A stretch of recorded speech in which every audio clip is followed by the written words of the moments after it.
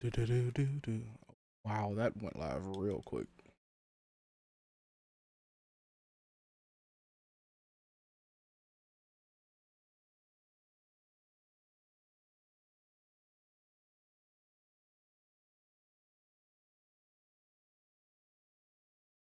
Quick refresh over here.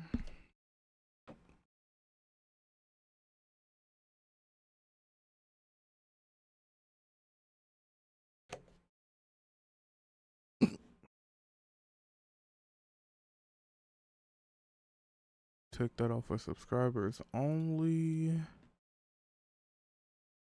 And then, bam, plus 5K bit rate.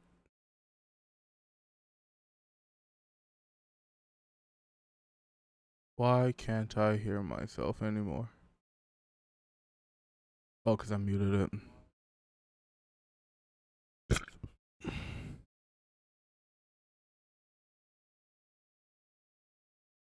That sounded kind of nasty coming through the microphone. The fuck?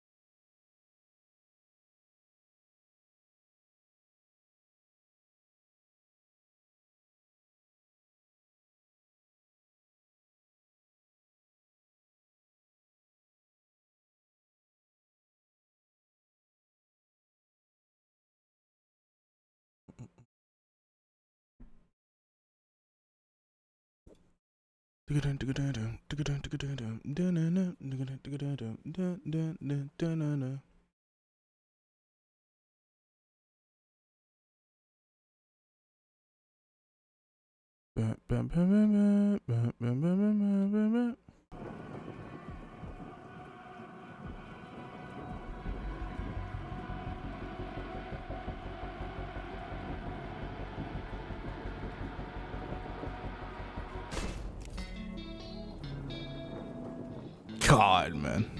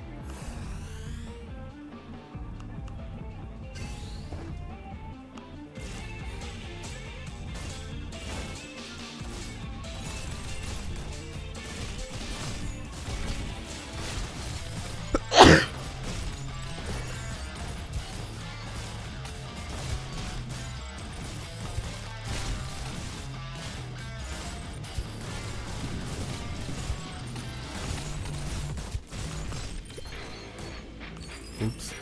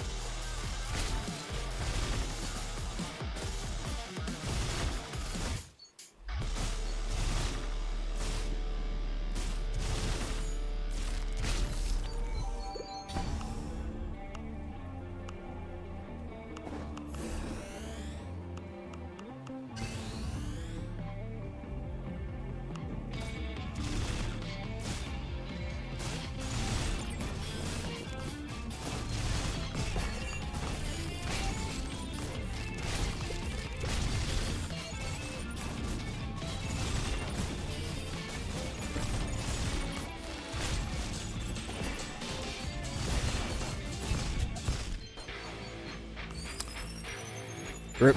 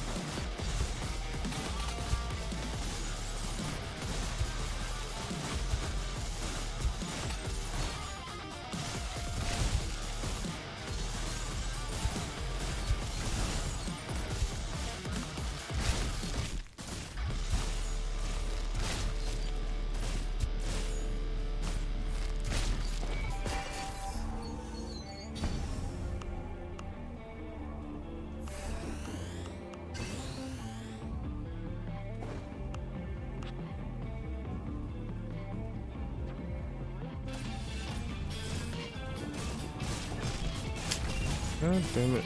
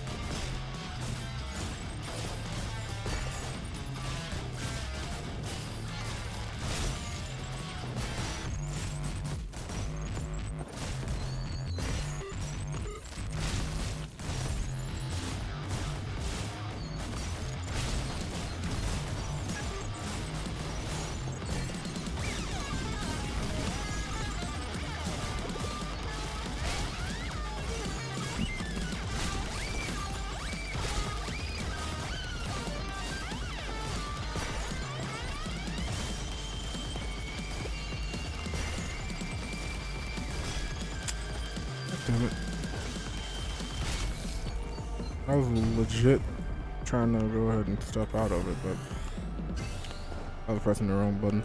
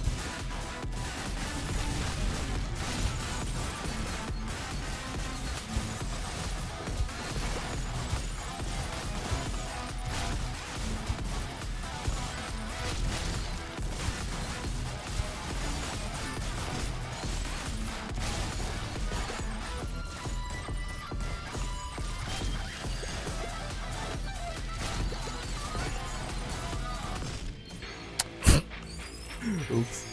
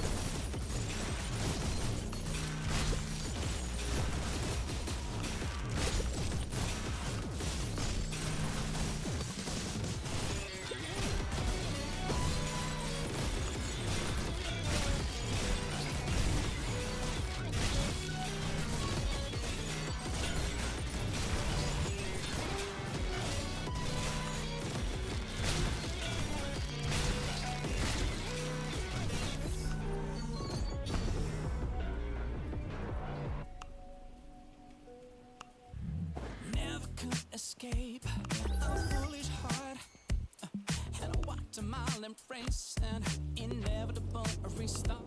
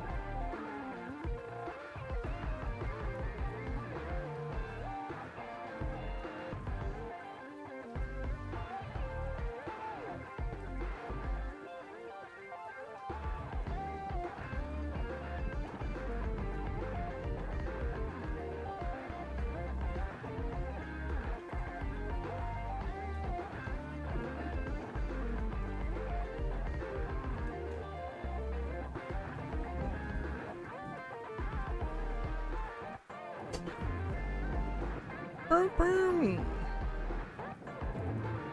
gonna try using my controller.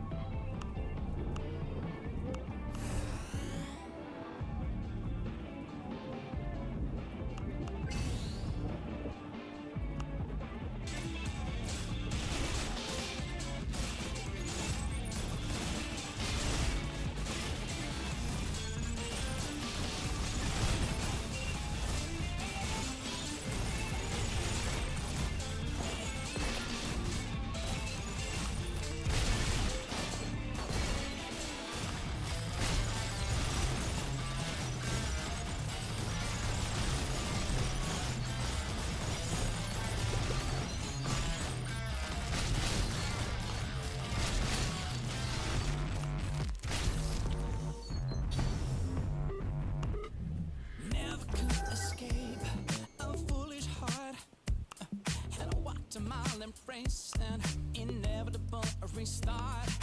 Call it hopeful thinking when I got instinctive feeling. Need for one who wants to play a part in the evolution. The world is missing all the carrots and the nurture buzz. Who understand the groove of space and time? And I think about our society for the superficiality. So I hope to God, I will hope to God. Could you be the one that I love forever?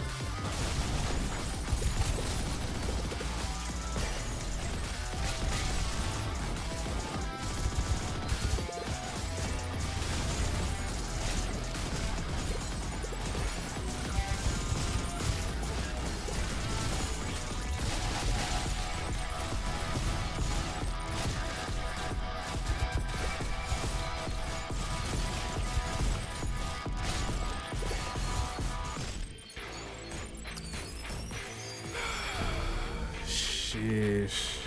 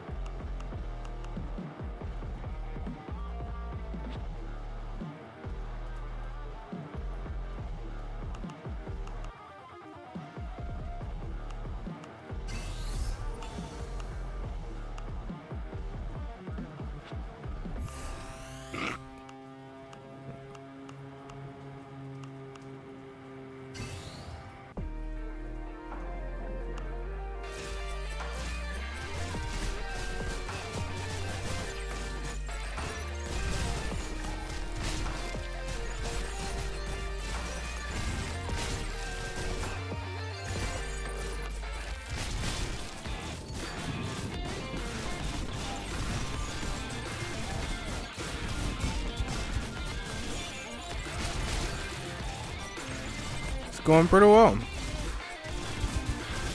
I'm just testing out how my controller feels. How you doing tonight?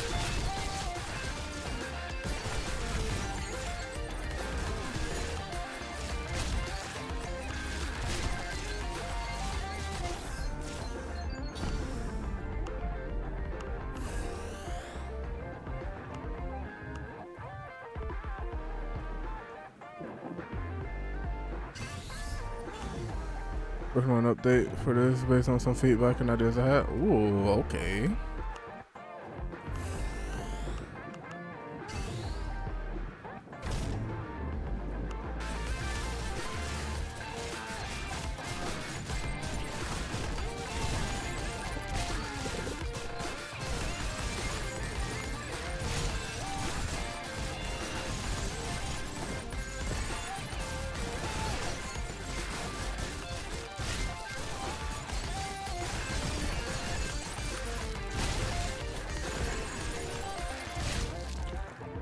Gonna add a few new level up upgrades into the pool as well. Oh god.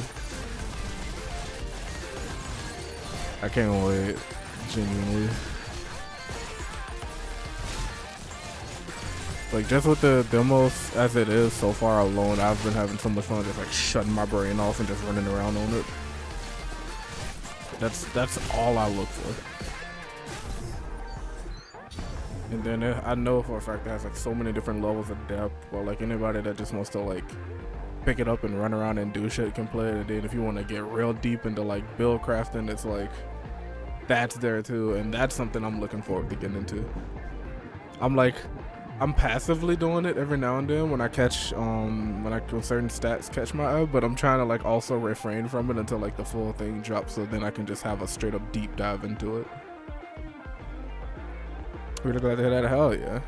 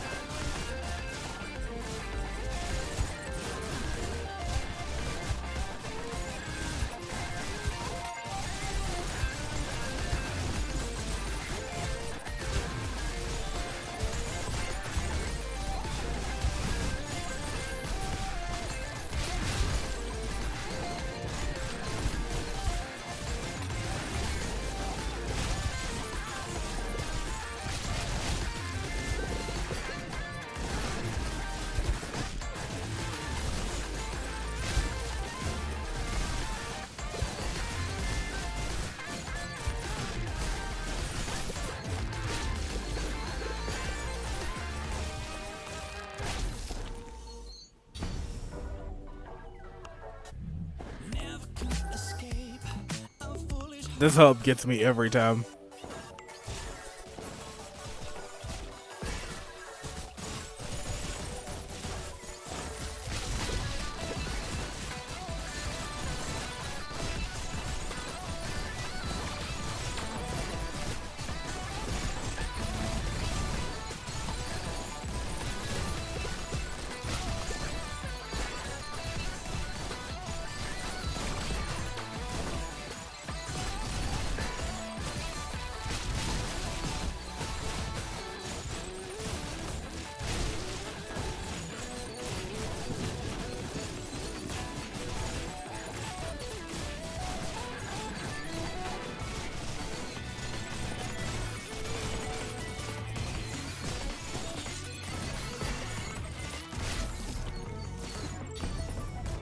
Could be making a bunch of NPCs that can show up in the hub over time, let you do various things.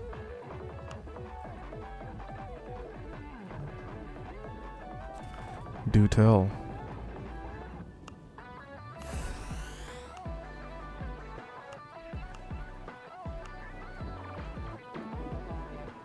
The description of Smoke Barrage, by the way.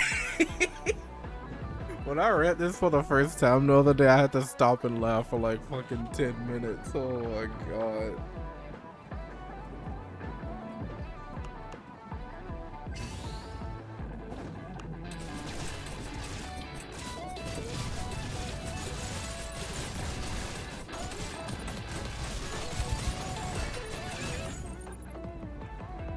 person will be Chris who can do stuff with your level up trees, like rerolling them or unlocking new perks and them stuff. Ooh. Mid-run pivot options, okay.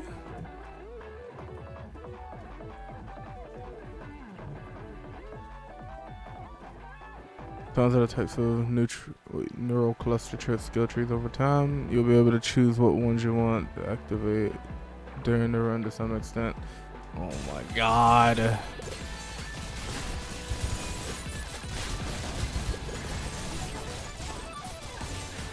The more you tell me, the more impatient I'm gonna get.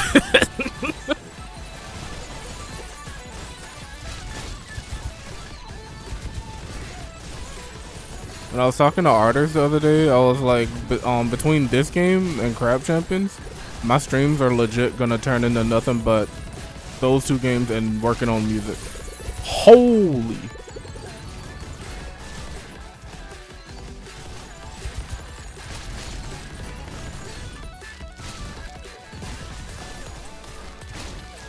Gonna keep updating the demo with stuff, so there'll usually be something new every day or two. Alright, I'm looking forward to that.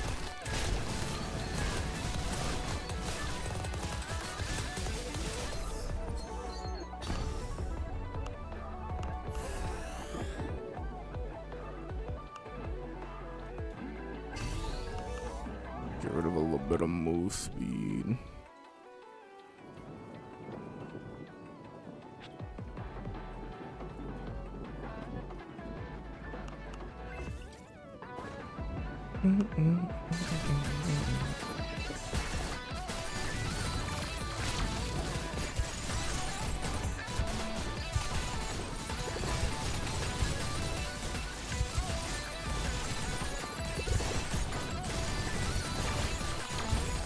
My brain keeps telling me dash is left trigger, but I know as soon as I rebind dash to left trigger, it's gonna go back to normal.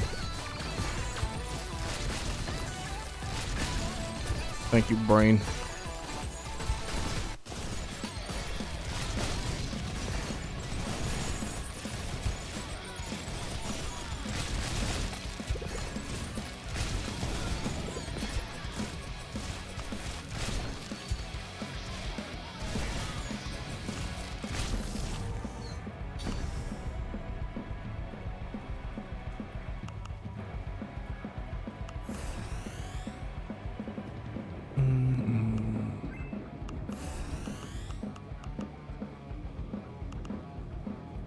Let's get some aerial effect. Ooh, like to see that. I'm just gonna go ahead and take this so I can get to the next one. I don't know how I didn't die. Well, there it is.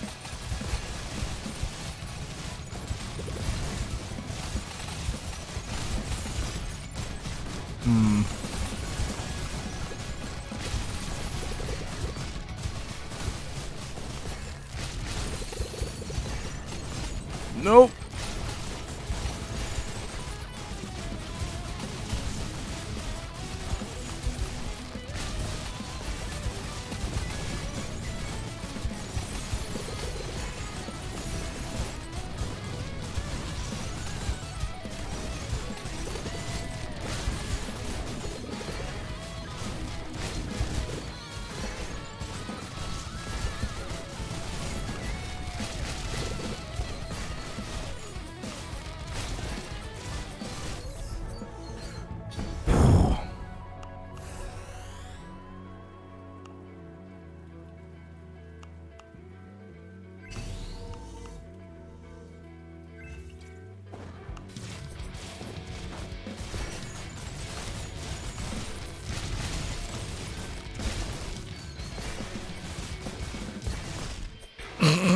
God damn it.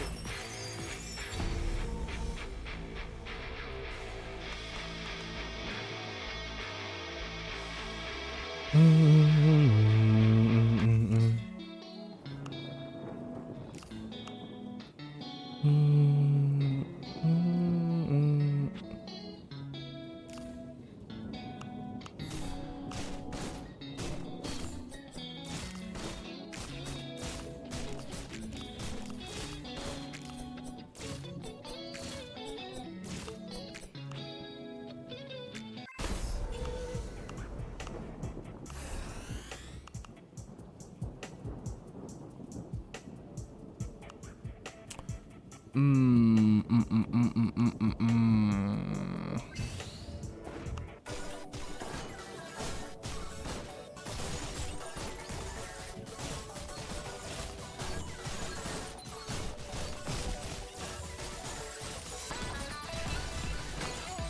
know what?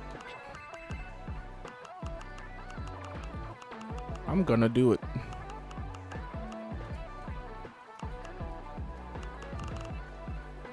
So if I put that on that, nah, I'm not gonna do it.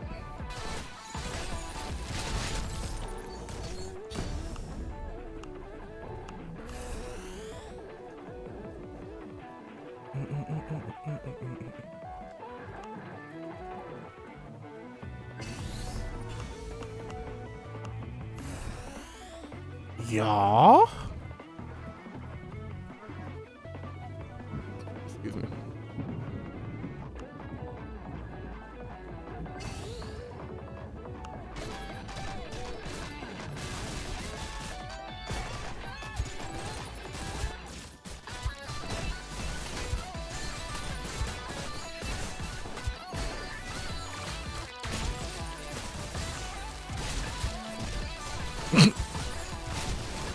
Running into projectiles since day one.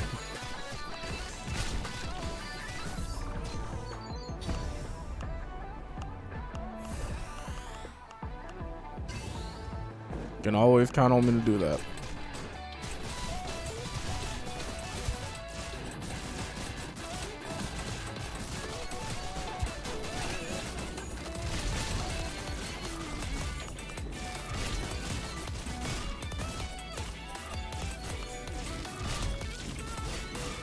I just really wanted to give that guy a hug.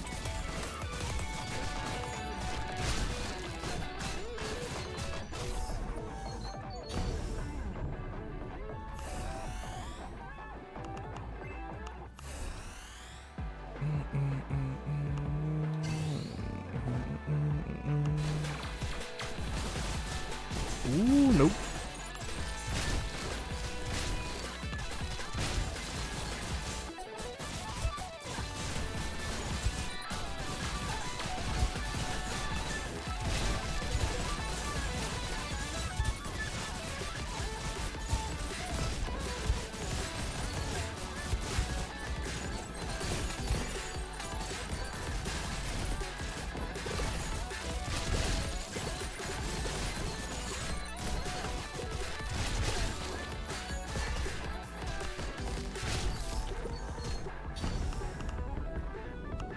Did not know I was on 3 HP that whole time.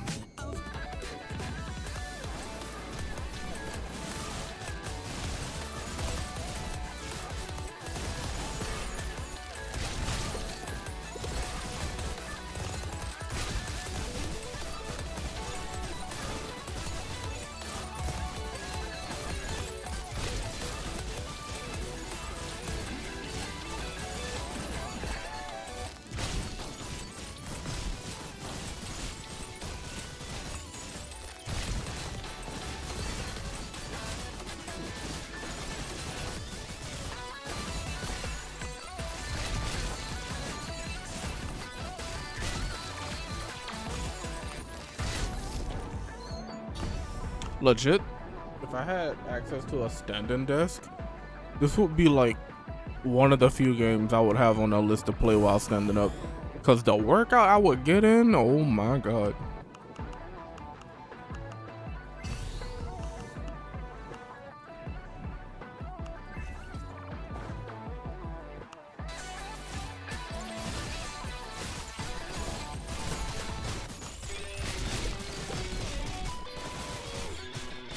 You're 10,000 steps in that. Wait, right?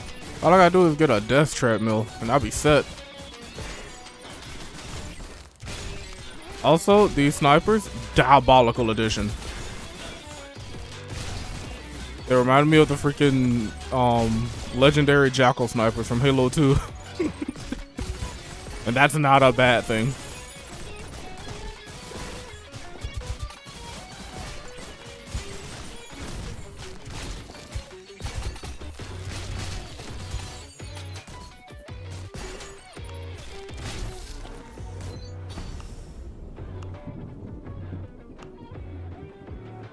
They do.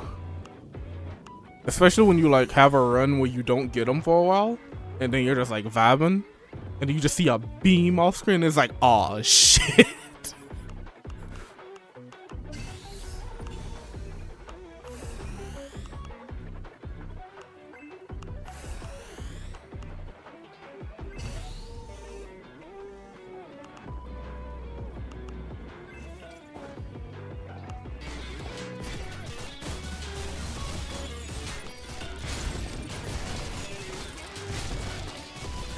A lot of times I'll read the description of what's gonna be in the next wave, and then immediately forget that I read it. And then sometimes I just straight up don't read it because I like to be surprised.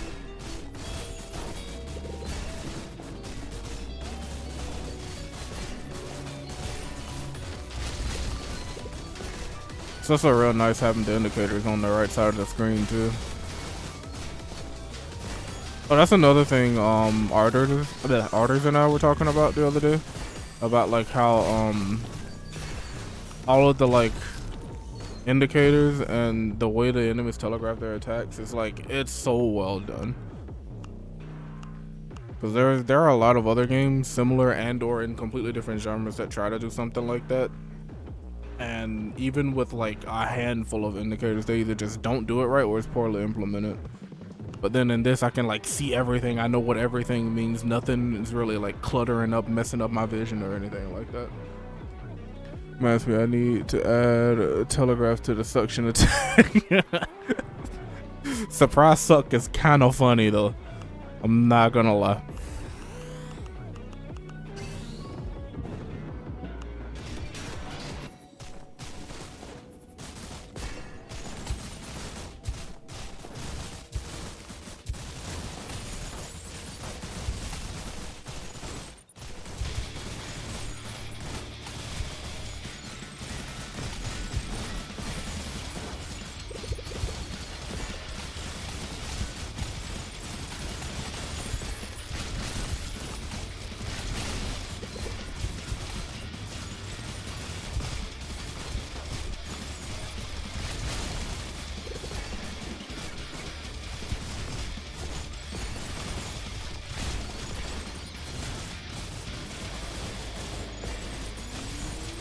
Gotta retrain my fingers on controller.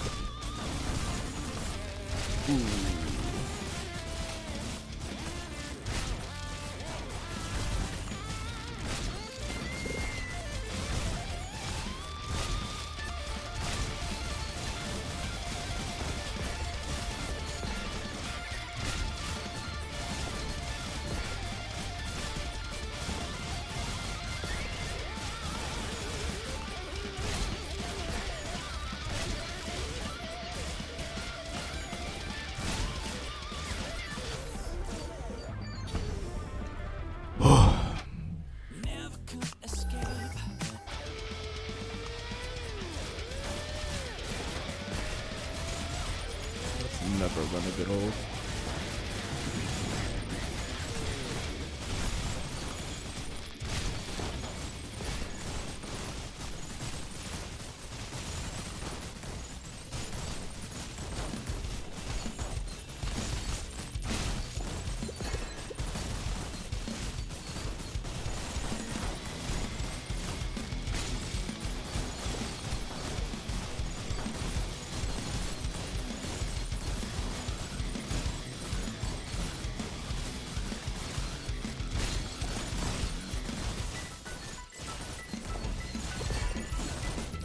Woo! God, I love that.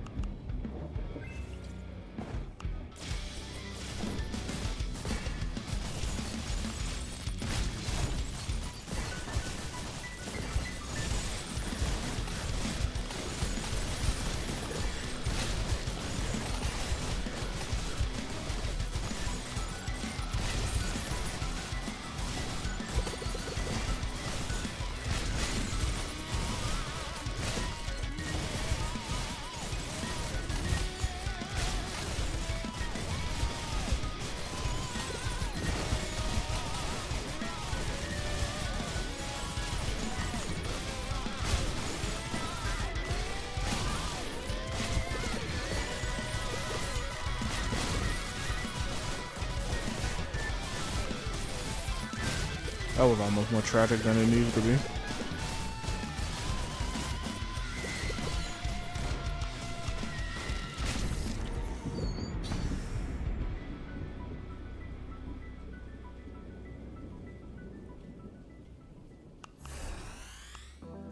Gimme. 20 damage and AoE.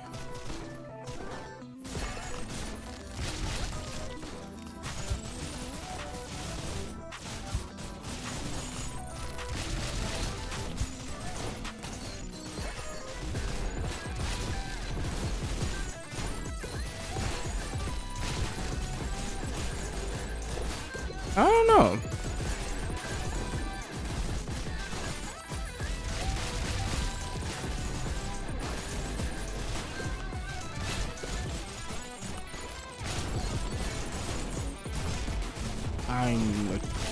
I'm sorry.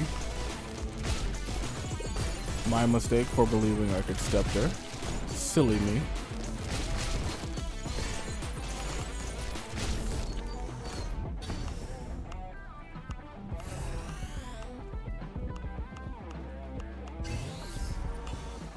Oh, yeah.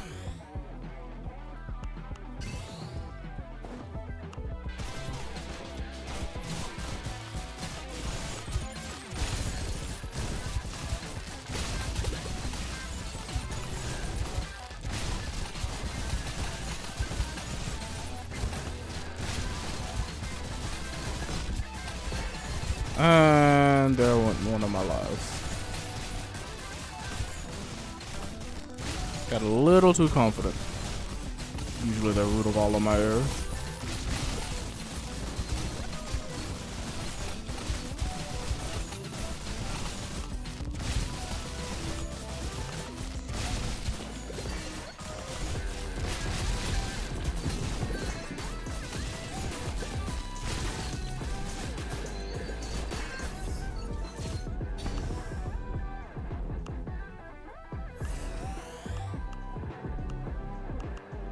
Get a little bit more damage.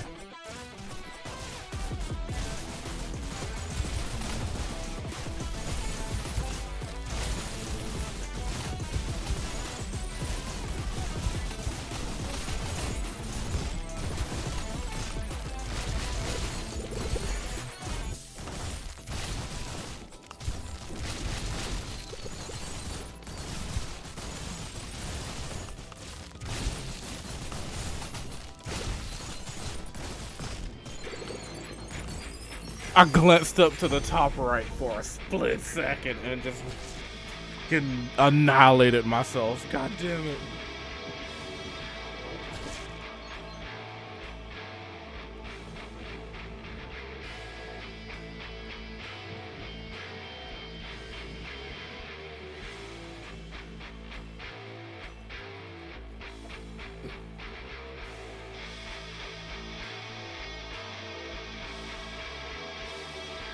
Yeah, that felt good.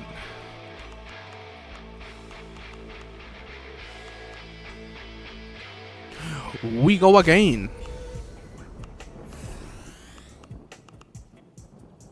Excuse me.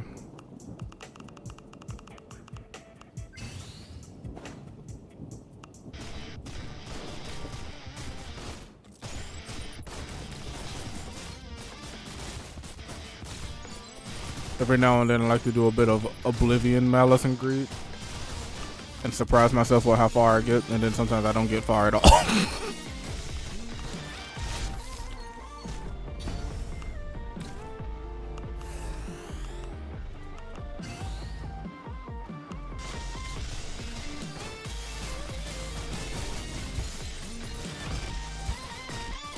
Okay, that's brutal.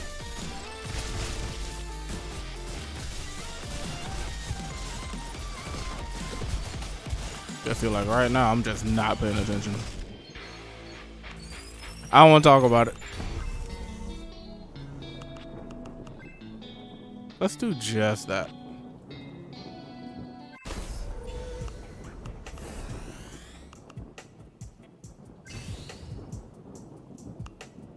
The way health work is changing the next update, which will make it a lot less likely to instantly die, but That make it overall much easier. Okay.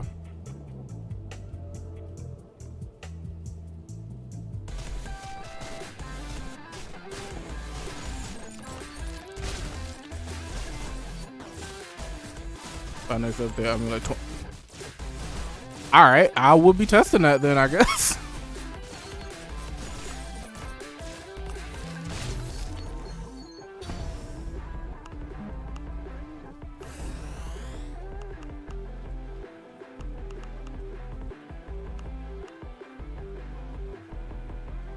Developer time means 60 minutes. Gotcha. 20 minutes, 60 business minutes.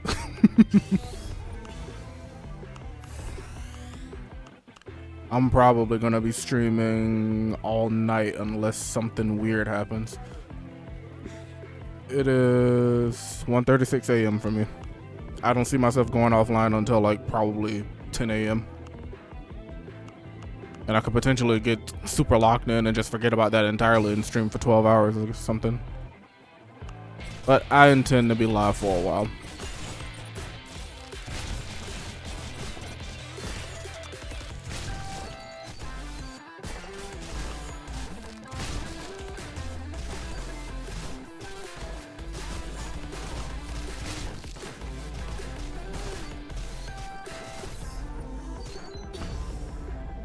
I was gonna go live last night, but that food hit the spot way too hard and I clocked out and didn't clock back in.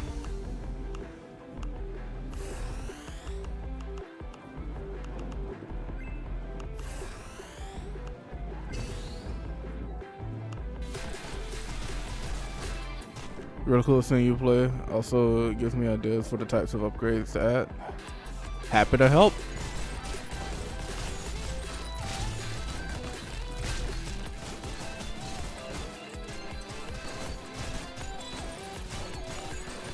Something I like to pride myself on in particular is being one of the I would say one of the few, but it's just because of being exposed to the internet for so long has made it seem like most people only min-max. But just in this context, I'll say I pride myself on being one of the few people that like aren't necessarily seeking meta all the time. So like I'll have my days where I want to see what everybody else is doing, but then majority of the time I'm like off meta, like atypical type builds, and then sometimes I just like pick shit just to pick shit and see how it interacts. So I was talking to a friend about this the other day. I miss the days when games were like things that people solved so hard, in a sense where like there was just like the mystery lasted like longer than it does now. And so to kind of preserve that for myself, I just like I could become more knowledgeable about a lot of mechanics and inner workings of most games that I like to play and stuff like that, but at the same time I like just coming across something that's extremely broken by accident, whether or not it's been known about for 7 years or something. Big goal of this game is I want players to not be forcing the min-max until they yes thank you.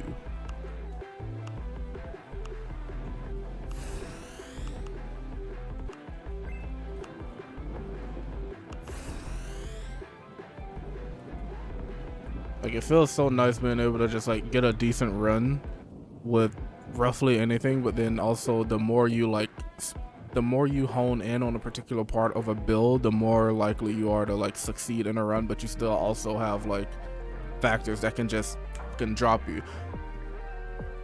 Risk of Rain. I always go back to Risk of Rain too, with like how they added the Void update.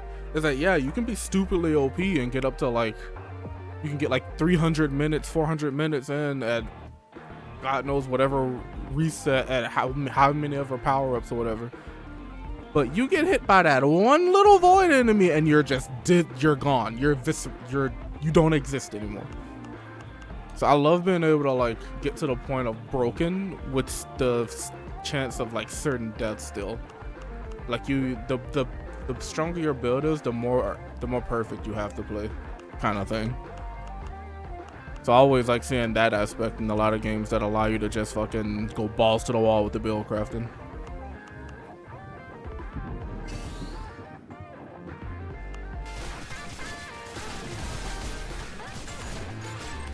And I like seeing that be implemented in different ways as well.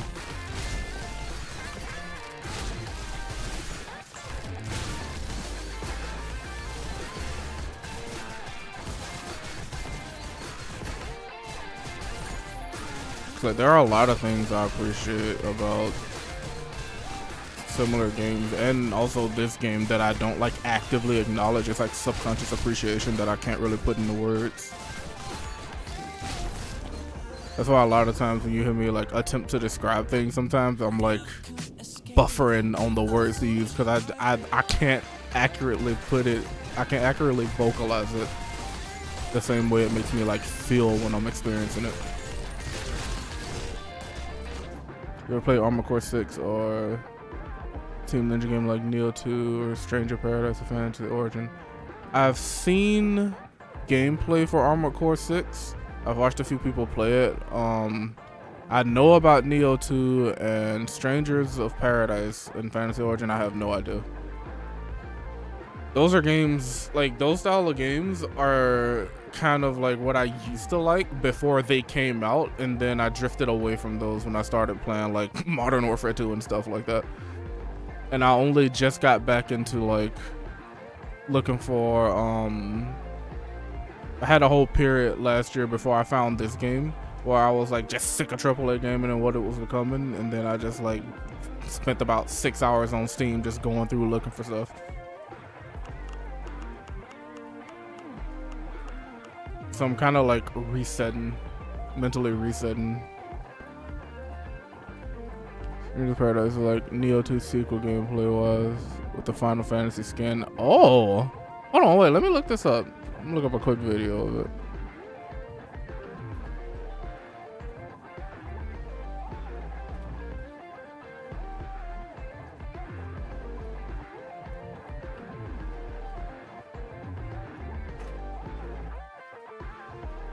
Games where they have super hardcore action game stuff like what this new version of Spellbook allows, but I always felt like their controls felt punishing until you master them. So what I wanted to try to capture was allowing that level of mastery but still having the controls feel smooth even when you're just starting. I'd say you're doing a damn good job so far.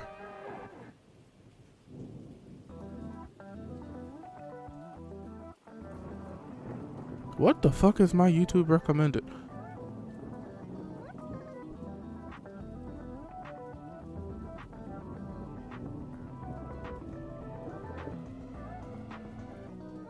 Oh.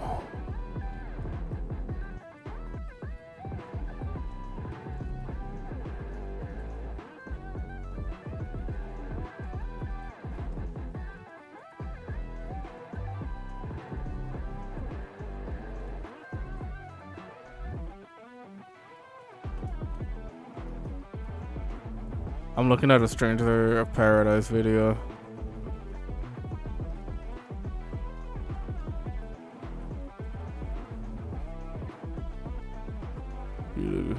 Go Dr. Spreadsheet PhD to really understand the best stuff in it. Yeah. Something that's got me excited, speaking of Spreadsheet, is also Path of Exile 2. How they've acknowledged the fact that that was the case with the first game, and they're gonna try to make that less of a case in the second game while also still having it be like really good. Path of Exile 2, I know. See the new interview today with Zig? No, I haven't. But I tell you what.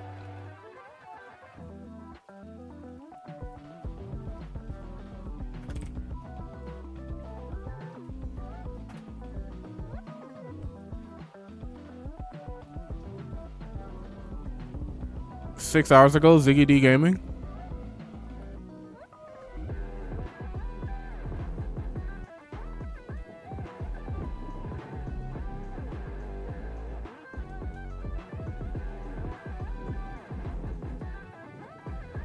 Do I have a...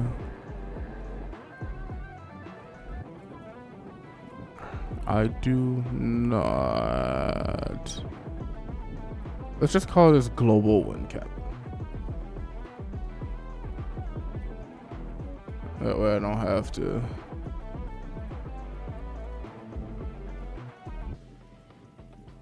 Because they're saying about making the campaign way better than PoE 1 sounds good. Oh my god, PoE 1 was already like pretty insane from what I've heard. Like I was about to get into PoE like relatively well sometime around last year or whatever, and then I started seeing stuff about this game and I was like, you know what, I'll wait.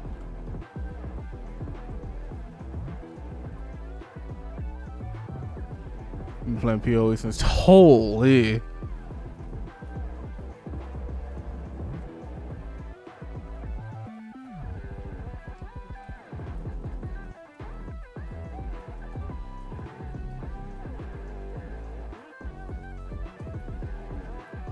So if I turn this on, entirely different game back then.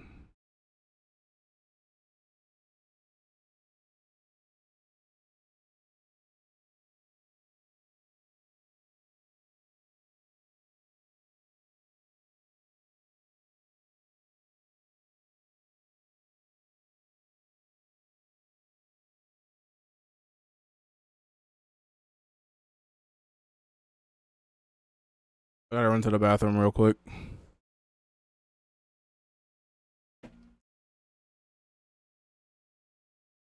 PoE 2 definitely seems like what PoE 1 always wanted to be, which is a lot different from where PoE 1 is today. I'll be right back. PoE 2 definitely seems like what PoE 1 always wanted to be, which is a lot different from where PoE 1 is today. I'll be right back.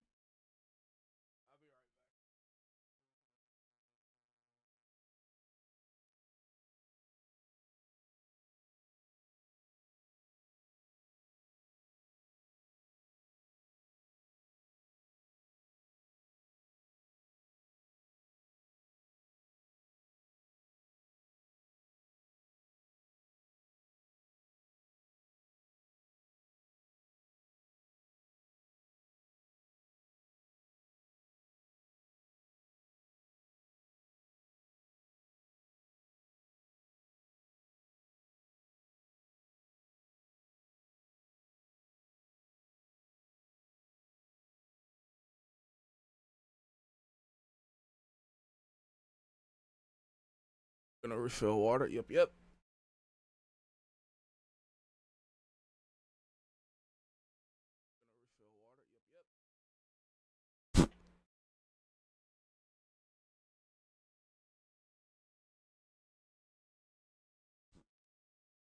I think I can put that there.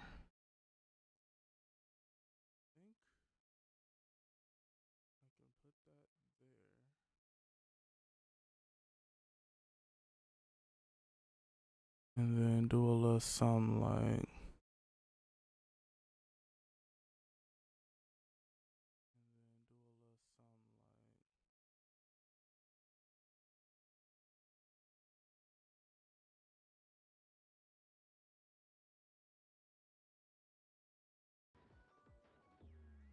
When you make a new archetype like that, it often comes with new mechanics and melee mechanics when you add them. Like, for example, when we added block, the way that worked, suddenly then require a bunch of monster work as well, because the monsters have to be able to deal with that. So they are hard to add. I'm ready for it. I need to check this, but my stream must have bugged. I am ready for. I'm expecting another, half. I am ready for. I'm expecting another, half dozen to dozen full reiterations on every single monster and boss. Redo every boss, please. Yep. When those other classes are ready for prime time, yes, it'll come with another set of boss challenges and things that we have to deal with that. But you really do need to do that to make the classes work. And look, this is even true for stuff that isn't melee, right? Like, when we did all that stuff for summoners, that was also like a whole boss rework. So almost any class you add, it's a whole boss rework again, because like if the class is unique enough to actually be different, then it implies that it's unique enough for it to be different with regard to what the boss has to do to respond to it as well.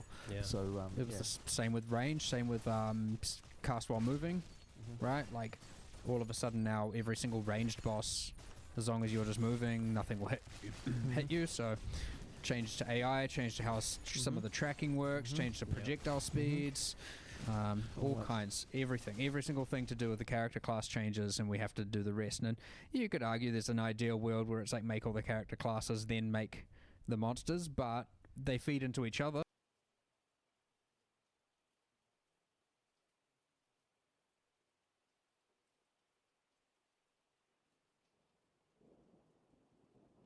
Did my internet just die? No, the video's just buffering.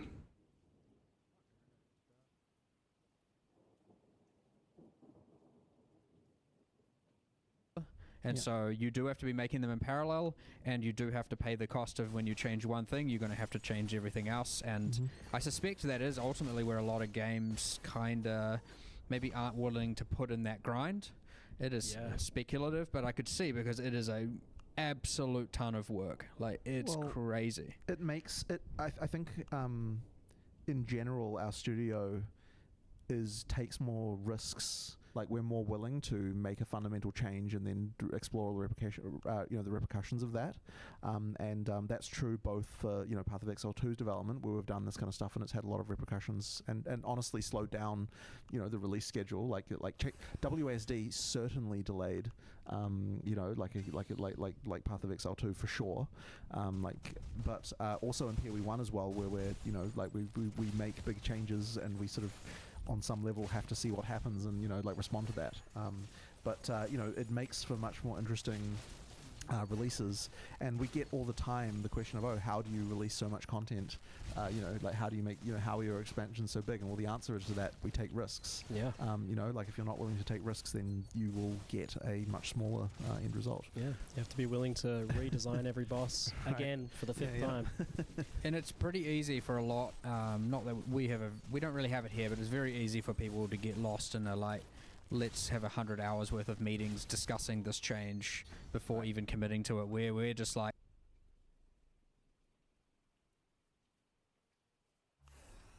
let's go, let's do it. Let's just Make a decision, not see what happens. See what happens. We can always revert it. There's been plenty of things as well that we've made changes to, and then we've changed back to how PoE1 did it. There's been all sorts of stuff like that as well. And it's funny as well. It's like you'll make a change that's to fix a problem that PoE1 had, and then you'll realize that the fuck did I take that? Causes are worse than the problems that PoE1's thing had, so we just change it back again. So that's happened more than a few times, but that's a learning experience as well. Of course, we have gone back to monsters giving flask charges, so that you do get flasks back. It's not as much as PoE1, but so reduced for regular monsters. Still does it. So the intention basically was that at some point we just said, okay, right, there's two ways we can go with this. We were like, okay, we could solve the flask problem by removing town portals. It might seem a bit weird, but it's like effectively we were saying we could go that way, where it's like you're actually expected to conserve your flasks and use them sparingly, and then but you can't go back to town. So, or rather, if you do go back to town, you can't go back to exactly where you came back from. Or we can just say, okay, because if we're not doing that, that means that we are effectively saying that you shouldn't have to run out of flasks during regular gameplay, because that is not a reason. It doesn't feel good to just go to town and come back again just for that. There's no advantage to that gameplay. Exactly. So effectively, we decided to go back to more what PoE1 had, where the expectation is that if your flasks are correctly sized for your character, and your skills are not outrageously costed and things like that, if you're playing normally, you shouldn't be running out of flasks generally, or at least it's very rare to do so. So generally speaking, with the balance we're trying to achieve is you don't have to go back to town just for flasks, except maybe once in a blue moon because of some special situation that might happen. So if you're obliterating your flasks, it's a sign that you're currently struggling. Something's going wrong. You need to evaluate. Exactly. There's one other pretty important axis there, which is that the number of checkpoints in an area is quite a lot higher than it used to be. So it was often that you'd enter the area, then there's one for the boss, and that's it. Now you're often probably getting 3, sometimes even more in an area, because it isn't really enjoyable. If maybe dying once and having to re-clear an area because you never got to the boss isn't too bad, but if you're the kind of player that dies a few times, it can get pretty taxing having to re-clear an entire area. We've made sure there's a lot more checkpoints going on, which obviously gives you back all your flask charges as well. which is helping definitely a lot. And generally speaking, there'll be about 3. And like, for example, if we've got any kind of like multi-story areas, there'll generally be a checkpoint between each story. If we've got any time there's some kind of like point of interest, we generally put a checkpoint there. Like if there's something to find or do there, like we're making sure that generally speaking, any kind of quest objective that you're doing through the area, there'll be a checkpoint before and after each boss fight and things like that. Like there's a lot more of that because death is supposed to be something that actually happens to you in PoE 2, and so therefore we need to make the penalty for that like very low, like very minimal, compared to what we did in the past. Yeah, we're gonna kill you, but we're gonna make it fun, not sure. like we need to get back in the action very quickly. A massive groan. Exactly. And I mean, the thing in the end as well that I think clinched it with the flasks is Chris said to me, the reason you should be going back to town is because you're excited to ID your items, not because you've run out of flask charges. Good. So, that was makes sense. That was the kind of moment of like, all right. You've got to try these things yeah. so that you can better understand what it is that makes it important. Well, talking on changes that you're experimenting with, you mentioned that you think that maybe leveling skills isn't what you should do normally, like through XP. Yes, so we've changed now the system. I'm actually really happy with this change. So there was always this thing in PoE 1 where the question would always come up, like why do I have to manually level my skills? And there were reasons for that, which obviously don't matter anymore. But effectively, the question we should have been asking was not so much like having to defend like why that was needed or talking about whether or not we need auto leveling, all that sort of stuff. What we should have been asking is, well, why, if leveling a skill, if this is being asked, that would imply that leveling a skill was not fun. And if leveling a skill isn't fun, what should we be doing to make leveling a skill fun? And then I asked myself, I went right back to D2 and I was like, well, why was getting a skill point in D2 like a good experience and feeling like that maddening, and there's the other skill point, I'm going to allocate it, like why was that fun? And the answer was simply that there was choice. So we realized that like getting skill levels. Yes, choice. Something that's dying rapidly in games nowadays. So that we already had the system of uncut skill gems, where when you find you don't just find a random skill gem, or even get offered them as quest rewards in the same way anymore. You have an uncut skill that lets you pick what skill you get, and so you've got a more traditional looking skill screen there, and. We already had an issue of like, well, what do I do with extra uncut skill gems once I've already got all the skills that I need? And why did I do that? It is actually making the change so that using an uncut skill gem in a given tier will level up an existing skill to that tier.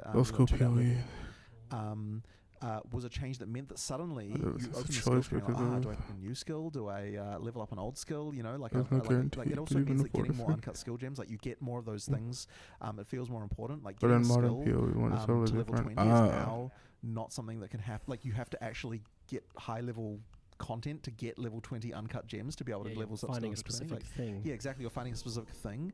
It's made the whole thing way more fun in my opinion. But the other thing it also does, which I think was not something I expected before we did it, but then I realized after we did it that it was cool, was that having you now have a situation where some skills are under-leveled and some skills can be over-leveled. And it's like you have to like think about, okay, like, what skill do I want to do this? Like, what skill can I kind of let lag behind a little bit, and what skill, and how long do I let it go before I need to catch this thing up? That. Due to the fact that certain combos and skills that damn it, I forgot the name of the skill again. The one. Why do I do things? Bone Shatter. Bone Shatter. Damn it. Because Bone Shatter does a lot of damage when you land it. You actually don't necessarily need to level that one up because you're already kind of overkilling stuff with it a lot of the time. So I can actually let that one languish. I actually want to be increasing, my double slam, and then now once Bone Shatter is like 3 levels out of date, you're like, man, now I need to level that up. So there's actually quite a lot of things, and so it actually made it much more interesting that leveling up process, and it actually allowed us also to change where the new skills were coming in a little bit because there was a lot more interest around which ones you're leveling up, and it even I think there was some interest around the support gems as well and how that interacts with the whole thing. So I'm very happy with this change, and to me it was like, it felt like we out of nowhere and very easily suddenly had a whole character progression system out of nowhere that we previously didn't have before somehow, and as soon as we did it, and they took it right back. It was just a great change. That was just like the game's now just 50% better. Yeah. Just out of nowhere. It was where did this even come from? We never even thought about changing, like how gems level up. And this is why it's Taken been for granted. so important to question all of the fundamentals. Right. Like, And it's funny because the actual work to do that change is like so minor, and yet like it just had such a You're big like, impact. oh yeah, I just got all this bonus game for free. Something like that. That cost me nothing to do. it did have one. It's not how much ramification work that you we have had to do account to for, do which the comes into thing. play with all the, like, It's random how much things of an you find throughout impact the it has world, after which the is that fact. because leveling up gems is then RNG based. You could get extremely unlucky. All of a sudden Painful gems are way lessons to learn. unlabeled, So that's where a lot of all those special features are giving Like hard-coded drops, hard-coded hard-coded skills, skills uncut level. gems. That Yeah. rare monster hiding in a house somewhere that will always give you an uncut gem. Exactly, Those exactly. are there Yeah. to ensure your baseline Exactly. with this skills system as well. Yeah. So The other cool thing is it can skip. So like if you fight, so let's say it is a very underleveled, and you've got a tier 4 skill, and you want to, you're at the point where you're finding say tier 8 skills. If you use a tier 8 gem, you can level it from 4 straight to 8. So it doesn't have to go 4, then to 5, then to 6, then to 7 get these every big time. power, satisfying power spikes. yeah, the funny thing about that is that initially when we were talking about this, there was the concern about it with the somber smithing stones or whatever from Elden Ring. Like that was like a whole thing where like sometimes you'd have annoying situations where you wouldn't have one of the ones in the progression up because of the fact you can skip all the way up. It actually means that it's fine. Like as soon as you find a high level one, you just go straight there. I can't go to level 10 because I don't have a level 7. Right, exactly. So you don't have that kind of problem. You just go straight up, and so that was really important to do correctly. It's been a really great change. Absolutely incredible change, like out of nowhere as well. There. Oh my god! Yeah, this you guys game. sound keen I shouldn't have dashed in. That's fair. Everything. I was like, holy. Yeah. I need to We run try it this back. out. Do you feel Same like it has build the if same possible, impact on support honestly. gems that's doing that too? Well, the thing with the support gems that so support gems don't have levels in PoE 2, so they don't do that. So the thing with the support gems, of course, is the way that we now have that recommendation system, and that I think has been a bit of a game changer. Oh yeah. So you have seen a bit of it, but you haven't had as much of it as you should have because now there's a lot more support gems working. There's a lot more. Nice. There was a pretty minimal number in the build that you were playing. The build we have now, And you're about to see me absolutely not utilize it to its full potential. The other interesting thing with the recommendation system as well that I didn't expect is that because we're forced to find 9 recommendations that are actually good for every skill, You have to make sure that we they're actually there. have to make sure that they exist, right? And so that means that Nice. that it's actually forced us to do a lot more innovation with regard to what support gems exist as well. And then that was another one of those ones which another change that was made, which is in the build that you're doing, is that you, and this is actually one that I think will probably sound controversial to PoE 1 players, but is actually really important, is the one support, you can only have one of each support gem type on your entire character. So if you have GMP, then GMP is going on one skill and it cannot go on any others. Now there's still LMP, of course, so you can still have 2 multiple projectiles things. And then of course there's all the other various things like pierce and chain and all those other things. So it's not like you don't have the ability to to multiply your projectiles in other ways. It's which skill you're making, the one that shoots lots of arrows. And that results in all sorts of interesting questions about, there's all sorts of build choices there. Like it actually opened up a huge amount of questions about, like what does this go on, what is it based on? That I think was a really huge change as You've well. got enough support gems now probably to mess around with an idea like this. But the funny thing as well about it was that before we did that change, we were actually having a hell of a time designing support gems for PoE 2. And the reason is because there are so many slots on your character for support gems to go on, so you've got so many skills, we had this philosophy is we don't just want you to take GMP and put it on everything. We don't just want you to take so every single support gem we were trying to say like, okay, how can we design this so you only put it on 1 or 2 skills? And it was actually handcuffing us. And in that first LA build you played, part of the reason why support gems felt so crappy was because all that design constraint was really preventing us from making the support gems interesting. Like you never felt like you put a support gem and felt more powerful. And the reason why is because the design was always like, oh, well, if we make a support gem that you just put it on and you get like 30% damage, then it means that you're just going to put it on every skill. Yeah. And so then at some point we were like, well, hang on, if our design goal is that you only use each support gem once per character, then why don't we just add that restriction as an actual just like hard-coded thing? And then all of a sudden we're like, well, shit, now support gems can just make your character 20-30% better. Not your character, but that skill 20-30% better. And we can also reintroduce a ton of PoE 1 supports that are like fan favorites again, and just like put them all in there, and they all just work again and under the system. We can have just like melee physical damage and stuff like that. It's like you only get to put it on one skill, so you have to pick like what is the one that's going to get that. And all of that stuff now becomes viable, and so it suddenly just opened up a huge amount of stuff, and even other stuff that we wouldn't have even been able to do in PoE 1 suddenly works as well. So it's suddenly opened up a huge amount of that stuff, and so we're having a lot of fun right now, designing a lot more supports. Trying to come up with things that will work for those really hard to support skills. That can be a thing as well. So that's been a huge amount of fun, and a lot more interesting design coming out too. Sounds like a good case for when limitation can actually make something more interesting. Absolutely, and once again, hard decision to make. We're so worried about having artificial restrictions, because like people hate artificial feeling restrictions. Yep. But in this case, it's one that has worked really well. Excellent. Again, 10 out of 10 change. 100%. Just made everything so much better.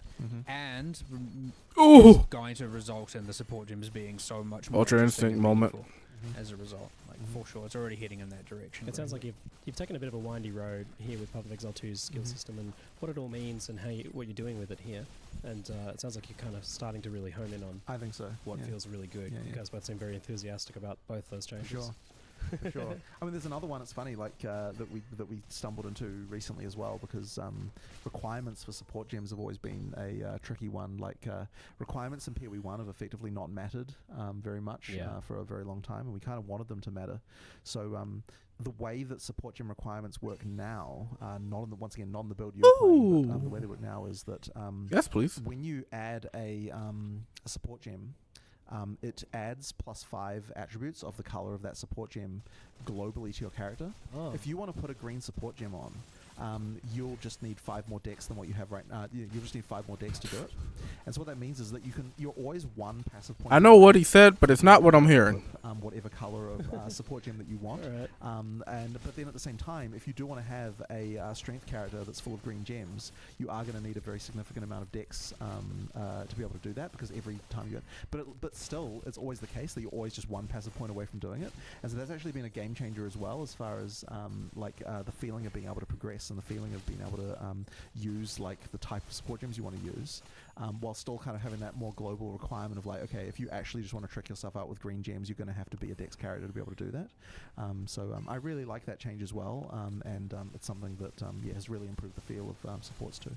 Yeah, so you feel like you've hit on something there that actually makes requirements do something Mother! interesting. Yeah, for sure. And with the changes to stats, Mother! like a trade-off is much more something you have to consider now as well. Like Absolutely. losing Absolutely. 5 strength is Yep. 15 life. Yep, absolutely. Attributes on gear become a lot better when all of a sudden your Yeah. 15 dexterity on your ring equals I can now use 3 more support gems.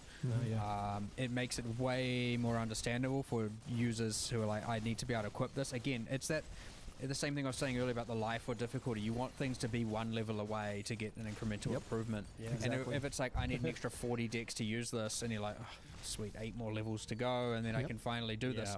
It's so demoralizing, and you don't feel excited about that thing anymore. And by the time you get there, you're not even like, feeling so satisfied. It sounds like that can make even small passives feel like they do something in that case as well when you're doing that. We've really tried to make the attributes now like solve your problems. So if you don't have enough mana, it's not like I have to travel. I don't have to wait 8 levels of traveling through the tree to get to some mana. It's like the next level I can get more impactful mana. The next level I can get more impactful life, like using strength and intelligence as those 2 things. It's very important you can immediately solve your problem, as opposed to like, I'm going to solve it in 8 levels, because which is again the PoE 1 situation where you can certainly be like, I need more life, and it isn't always available for you to just upgrade your gear immediately. That takes farming and time and whatnot. And so if you can't just immediately get more life, or more defense or more whatever, it can feel very, very bad, and it can actually cause people to lose interest and stop playing like quite quickly, because they feel like there's nothing they can do. And in addition to that, because now we have the ability to any attribute node can be strength, it means that anyone at any time can solve that kind of problem immediately. And the same is true of mana by getting intelligence, because we buffed that as well. I don't remember the number now, but effectively it's like these two problems are now solvable for you immediately. And then the same is true with accuracy. If you do, I mean, accuracy has been No, mother. That is much more for range. But if you do have an What? ability What? to Huh? lasers, you can immediately solve that I problem see. in your next level without having to travel somewhere else, like find it on Oh. a tree, all that stuff. And like these three things are three fundamental things that you need to be able to solve about your character at any time. And if you don't solve them right now, then it sucks. So that's what the attributes are good for that, and the new system the attributes is good for that. Just as a random QL feature that we did in advance. Oh, you that can run swap had them so without much having to potential. recycle all the way back there. Like you can swap which attribute they are. Nice. So that's actually really handy. It's actually really handy when you're reconfiguring what supports you're using to be able to change those out. Does that cost a very respec? easily. It costs a bit of gold, but the cost of it is cheaper than a respec Changing of a node. changing a node. So that means that It's a bit more flexible. That is. yeah. That's handy. Since the first time you played as well, I don't know if you noticed the item game was quite different than what we had on that first on that first LA demo we did. So you should have been getting a lot more items generally. A lot more opportunities, currency for sure. We made quite substantial changes. There's a lot more gold as well, which allows you to buy things from the vendor. We made things sell for more. We made prices cheaper. Like we did like a lot of things around, and the gold thing in particular was pretty good because. Gold is a good way for solving problems. To broaden the scope of this bit a little bit, some games have what you might call like smart drops and so on, where they like drop stuff for your character. But we've always been really against that because to us it feels really bad, the idea that if I'm playing this character, that means I can't find stuff for other characters. And also there's this kind of concept of the near miss of like, oh, a bow drop, but I'm not a bow user, and it's like either I can use that on a different character, or I'm like, I guess another thing will happen next time. But gold actually serves as effectively like smart drops in a way, because it allows you to buy what you want from the shop. So if we increase the proportion, we can effectively tweak the degree to which you can pick what your drops are versus not by changing the relative ratio of gold to regular drops in the economy. And effectively, we increased the ratio a little bit more towards gold than what we had initially in the first LA demo we did. And that has meant now that you can solve your problems more easily by buying things from the shop and this fix the issues that you have. That creates like a bit of a safety net, like a baseline for what you can expect players to have access to. That was absolutely They are cooking with this game. Like we're already a game that has a crazy degree between the bottom and the top as far as like player skill goes, and like all these other things, like just RNG even. So by having that gold safety net, it means that you can fix your own problems. It sort of brings up the minimum without increasing the maximum very much. Cooking, seasoning, and giving it a fix here. Hell yeah. Number of quest rewards as well. Certainly, it helps a lot. And then the other thing we did as well, which is a lot more subtle and players may not even notice, is that we have a lot of hard-coded drops through the campaign that you can just sort of find as you go through. So there's just all these little side things, like like specific chests that you'll find that will drop, like here's an extra place that drops an uncut support gem. There's a really subtle one in Red Veil, where we make sure that we drop the chests.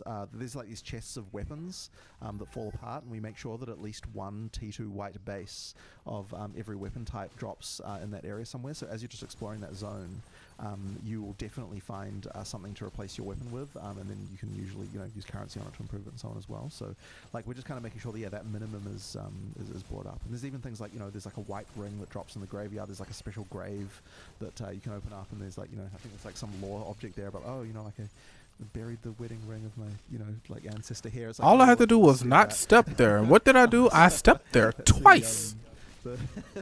Perfect. Great robing. Jewelry. Exactly.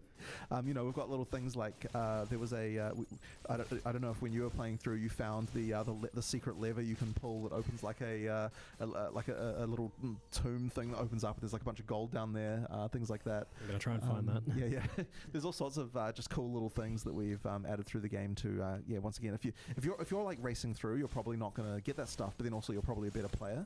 But if you're a player who is taking your time, you're going through, you're a first time player, you're going to find more of that stuff that kind of serves as almost a catch up mechanic to kind of give you the items you would need to be able to do a bit better. So the idea there is we give you a reward for exploration, and we expect newer players to be doing more of that exploration. Darth microtransaction is gonna we want it to be the case that lose his shit. If I just explore the area, I'm going to find some extra things that are going to help me to be able to progress with that. So not only have you got these big like flagship like zone bosses that drop like a specific permanent character buff, but now you've also got scattered throughout the zone hidden chests, little secret Easter eggs, even things you're hiding from each other, it seems, from what I'm hearing. Yeah, I know. There was that quest that Mark added that I came across something. I was like, what the hell? Like, where did this come from? I added a thing where some monsters, without spoiling it too much, but there's a kind of type of monster and they drop half an amulet, and then there's another type of monster later in the act that drops another half of a medallion, and then you can like if you put those two pieces in, you then get like a quest reward bonus where you get to pick either, representing one monster or the other, and then that's a permanent bonus for your character. But like when people first got it, they're like, what is this half medallion for? I just wasn't expecting to see something in my own game that I hadn't heard about before. Just a hidden quest you had no idea about. Exactly. It's fun. Yeah, They're fun. I mean, that was me testing the waters of like having something quite secret, and it's pretty rare, to drop things in an area that are used in another area. Like in PoE, that's like pretty. I mean, you have obviously the core campaign quest items that carry through. That's fine, but like kind of secondary random objects like that, it's very rare to see that. And so I kind of wanted to gauge people's reactions on like maybe we'll try adding some of that and kind of see how it feels. It adds a whole bunch of flavor and depth to the world in some regards. So I don't know. It seemed to have a pretty positive response so far, and I'm looking forward to adding more random stuff that Jonathan can find without knowing about it. The other one that I've been really enjoying is the specific rares that we've been putting in. So that's been a fun one. So in some cases, we had extra reskins of monsters lying around that we were like, hey, we could just like use this as an extra little rare encounter. We make them rare because they're not like unique now. The standard for what a unique bosses in PoE 2 is obviously like way more ridiculous than what it was in PoE 1. So like you'd have just like in PoE 1 you'd have a unique that was like, I don't know, what was that guy who was in the crossroads? Like I don't know. He's in Southern Forest now. He moved camps, but he's just like I can't remember, cut off the head staver or something, and he's like, just like I've got heavy strike. Yeah, like that's his whole thing. That was the standard of a unique in the campaign in PoE 1, and now it's like some giant multi-phase like crazy boss. But it's still fun to have those like sort of little encounters with like a specific guy, and so there's that one in the forest, which is that witch monster, and what we actually did for that one is we just took a monster that from Act 5, and we moved it early and then had it as a rare encounter, and that's like kind of a fun thing. There was like that there's like that little like treant summoning thing going on, and there's like a Stonehenge looking thing, and later in Act 1 you get a few like treant things that are summoning a big thing, and it's actually again just another later acts monster brought earlier with some recolor, like a slight adjustment to the skills. that like ghost guy and one of the crypts. It's just like there's like a rare chest, and there's just like a ghost in front of it. He's just hanging out, and when you run into the ghost, he kind of like does something, it releases a shockwave, and it revives a whole bunch of monsters around you, and like cool. Damn, this freaking chest was a trap. Once again, that was another thing I didn't know about until I ran into it. So that was a fun one.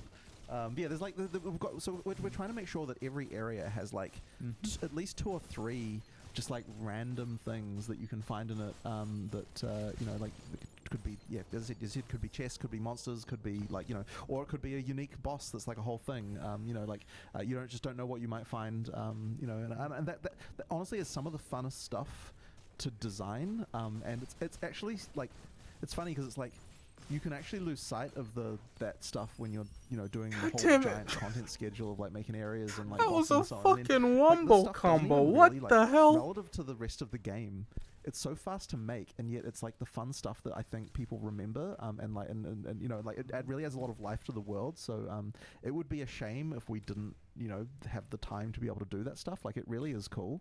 Look, there's this little secret entrance here, and what's that? It's partly kind of even what's happening with the campaign improvements in PoE 1. Yes. They're the same kind of drive or motivation for that. And that stuff, like it's interesting because it's actually hard to know like how that stuff is being received by the player base, because it's not often mentioned. It's not like a big PR value thing. Yeah, it's not like a title grabbing thing, but it is a thing that feels good and is exciting and makes things more interesting. Yeah, so sure. I mean, I think we add we're trying to add sort of 20 to 30 of those with each just little details like that with each thing.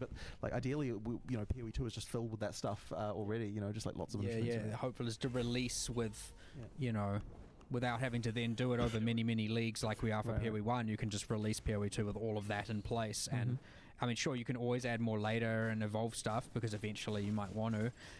More world building is always great, but at least there's enough there.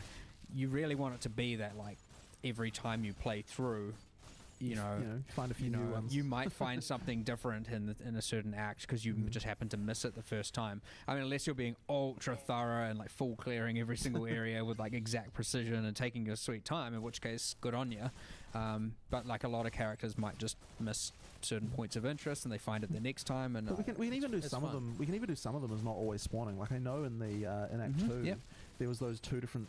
We've got a couple of different of those the crazy statue rooms. And there's different ones for that. So as long as you have the deterministic outcome, if there is one, the reward bound to both or to many, or there's some way to do that. Ideally you'd have it that you'd actually generate different ones as you play through as well. So improving. Don't mind if I do. Multiple campaign playthroughs here as well for different characters playing out differently, but even the same character playing out different.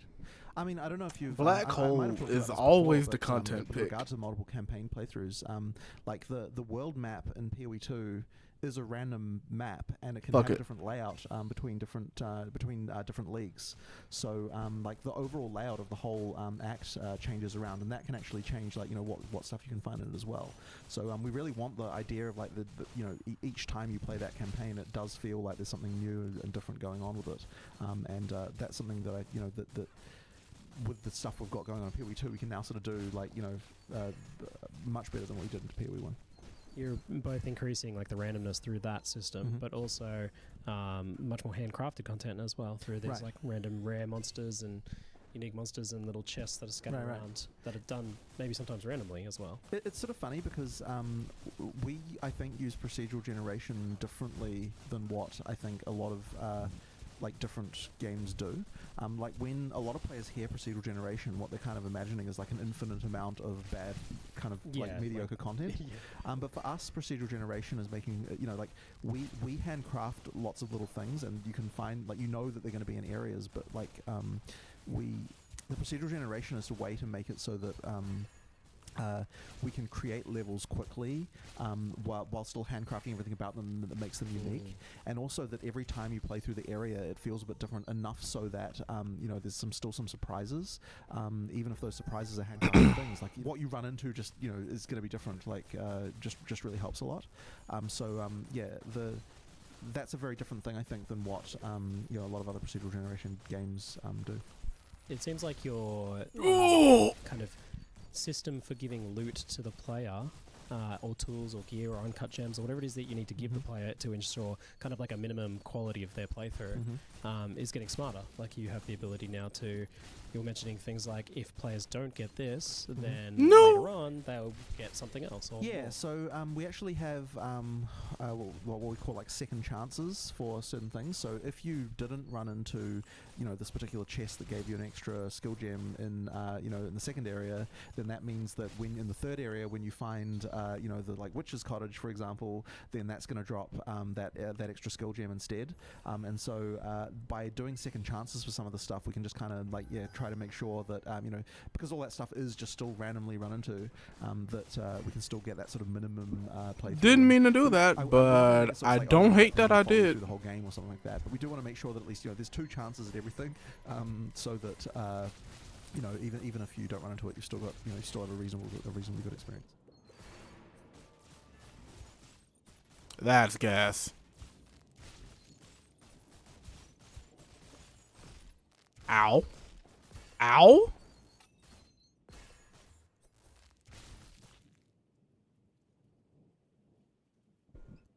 Oh man, I can't. Said it before and I'll say it again. Whenever your game comes out full, and that between this game in PoE 2 and like the handful of other games I like to throw my time at, if I don't have any other major responsibilities taken care of by the time they drop, those responsibilities might just be forgotten about. I'm talking full neglect.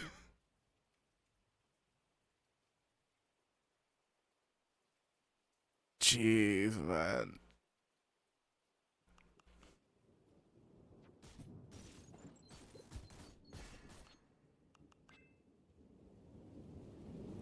Wait, what did I say? I can't remember what I put this game on. I think it was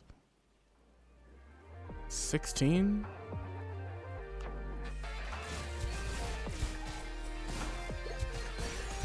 Woo!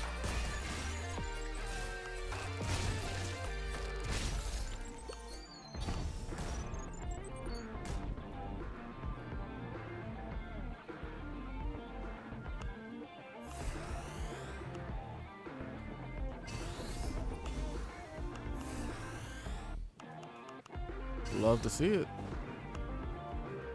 Gonna cook this game, so please.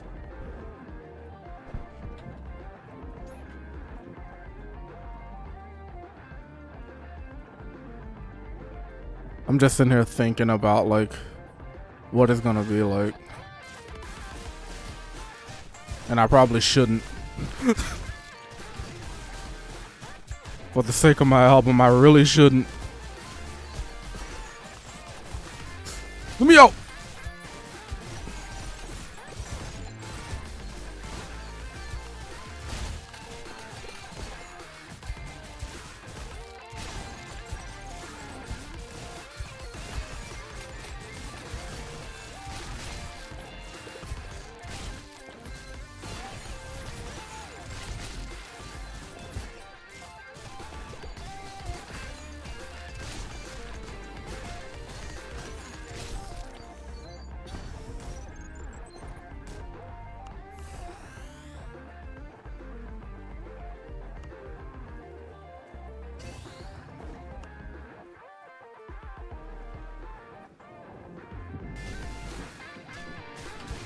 Woo! I was not ready.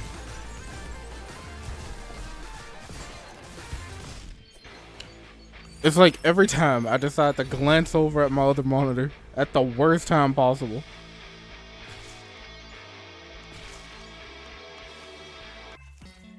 Alright.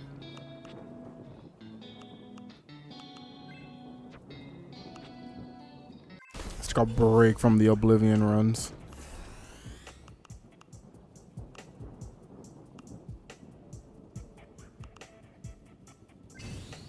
There's a particular thing I want to try to do.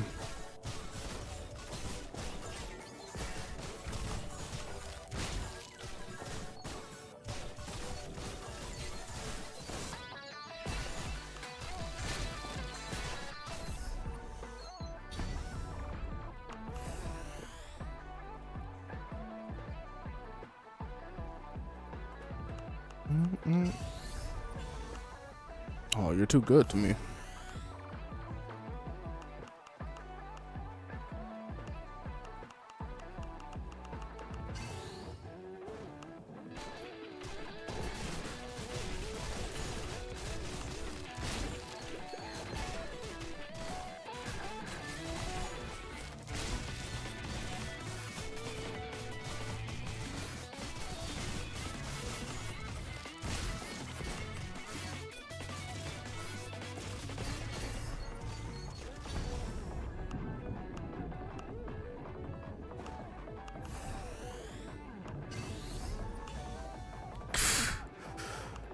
My luck.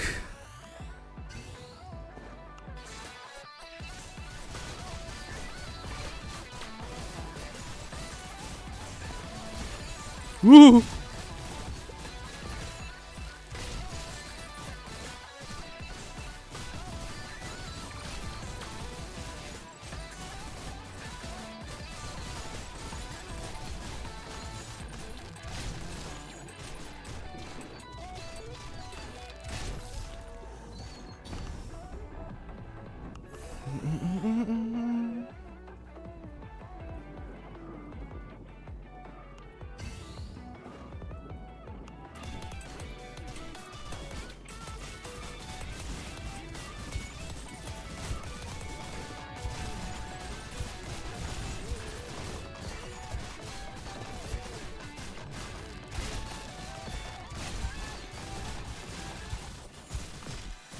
No.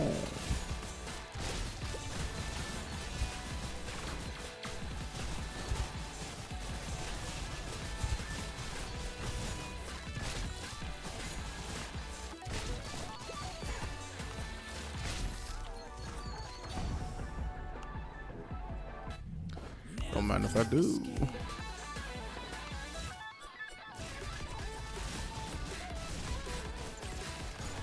That spawn.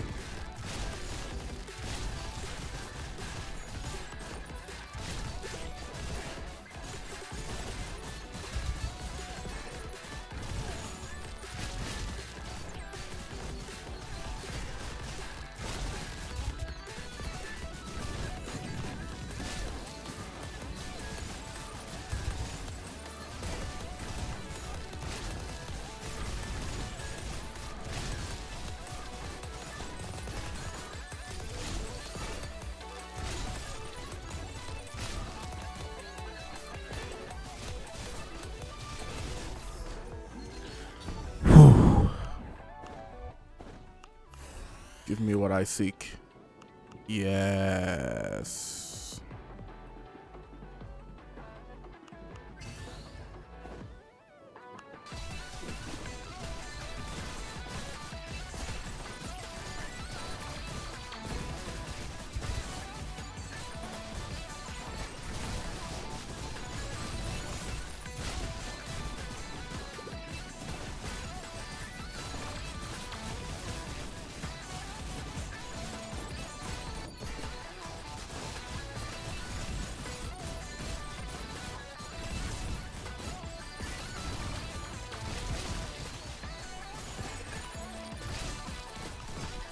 I wasn't touching it.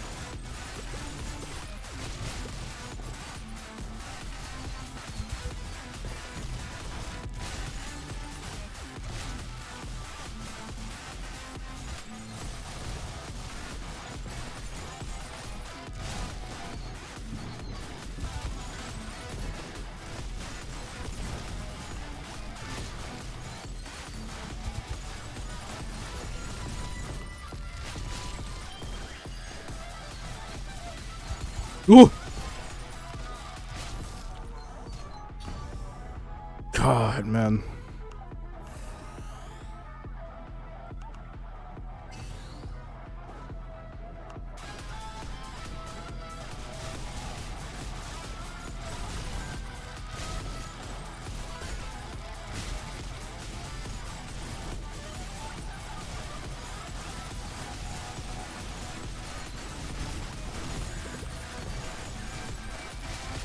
Gotta be quicker on the press with that.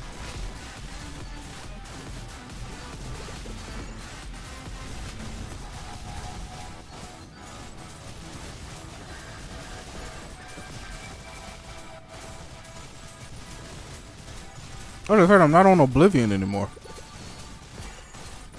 Tell you one thing. Forgetting that actually helped my, like, all of my decision making up until now. I was like, I done got hit multiple times now, and I still have a life and some health. Like, what is that? Oh, I turned it off.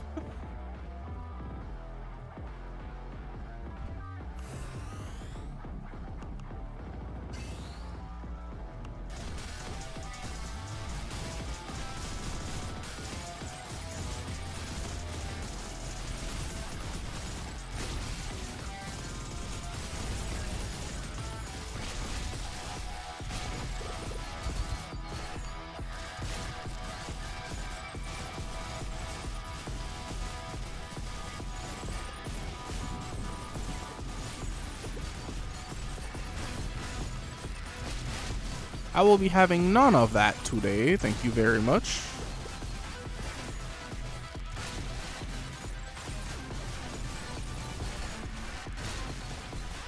God, I swear doing face tanking Oblivion runs is like resistance training.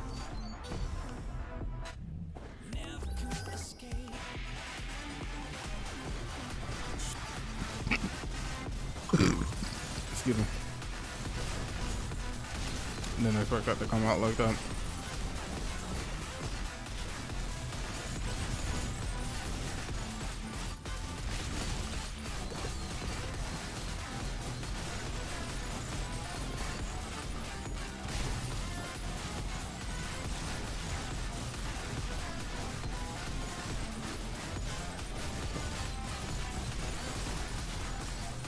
I am dancing for my life right now.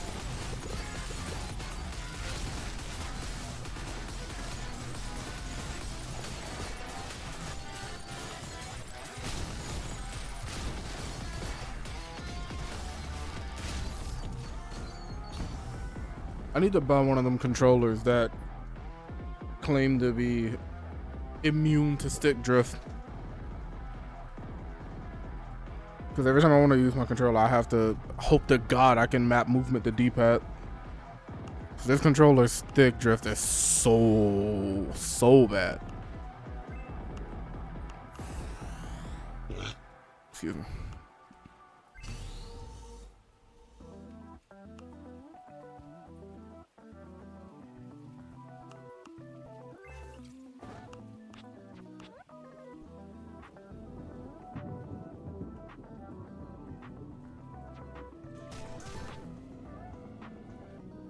I could add a dead zone option to help against stick drift. Ooh. That'd be nice.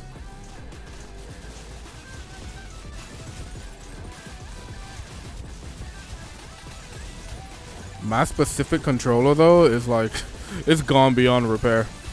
Like, I use this controller for a few hundred hours of Rocket League. So yeah. But in general, that would be really nice.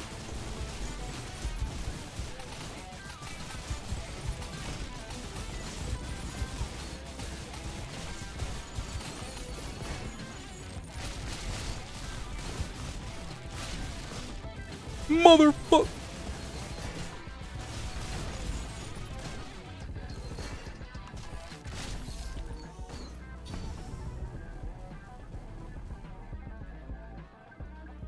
Like, I will pull up the input thing, but I can't remember like where it is right now. If I just tap this stick just slightly off axis, the input reads like full direction in whatever like the direction was that I tapped it. It's actually kind of funny.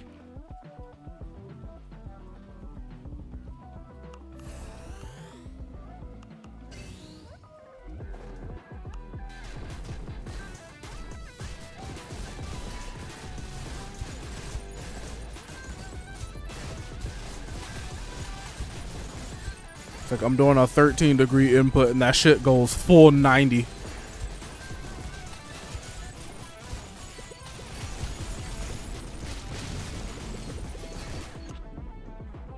Controllers spec against the dead zone. My controller has 100% dead zone immunity.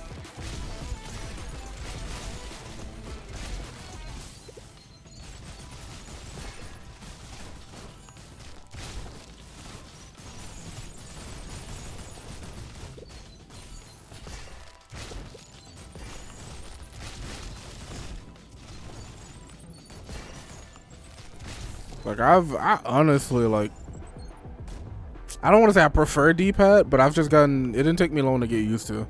Like when I started playing Tekken earlier this year, I switched from analog to D-pad because I was getting like random directional inputs that made me fuck my combos up, and then I eventually moved away from controller to just playing on keyboard, which was infinitely better for me.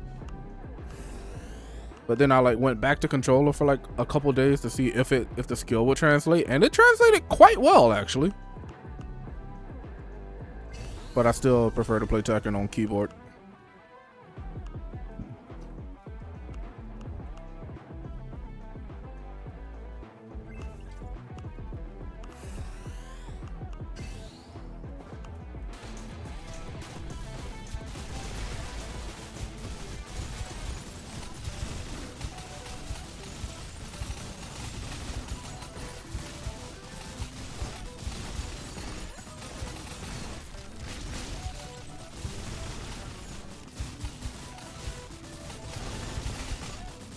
Oh my gosh.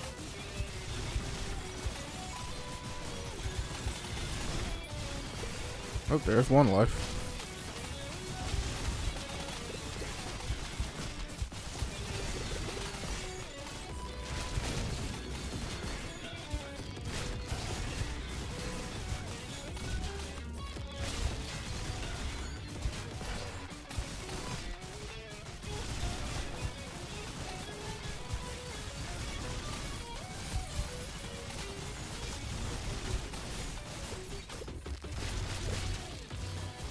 God, the amount of times I accidentally trigger a Devour Chain on like a beat drop or something in this game, it's so fucking funny.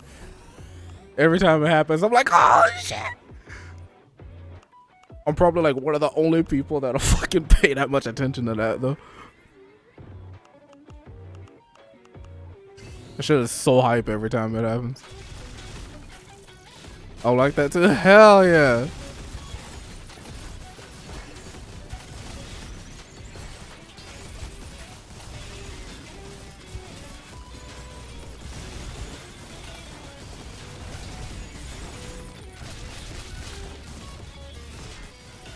Why? Again, I could walk literally anywhere and I chose there.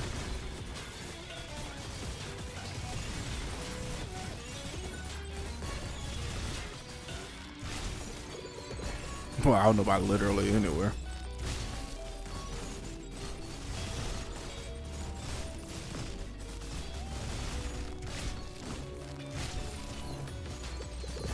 If I live this way and get to visit Mother, I'm gonna be so stoked. Oh my god, okay, lock in.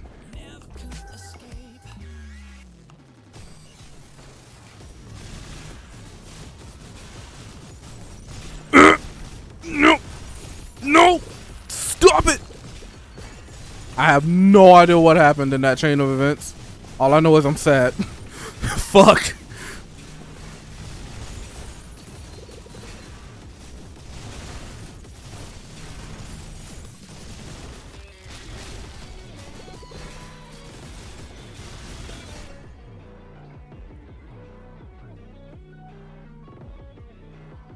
Fuck out of here.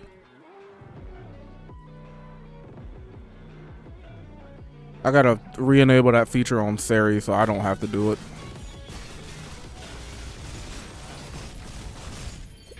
Bro, what? I was about to clear my PB. I had to pause to ban a fucking bot. And then I got the suck combo of a lifetime. Alright, hold on. I need to see what this command is to re-enable Sari bot to fucking auto ban those idiots.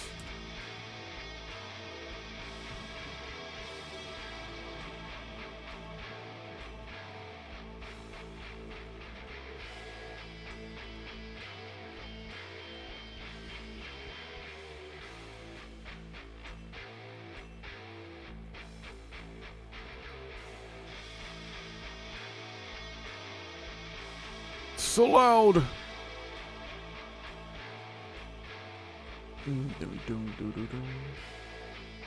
Wait.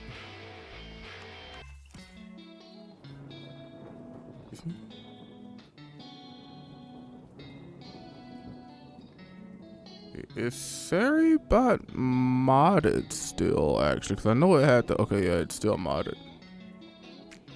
So what I need to do.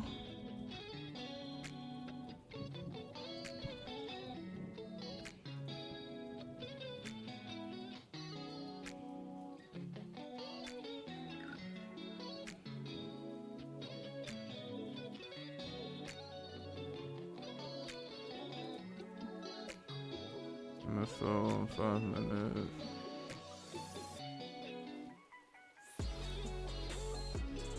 Let me see.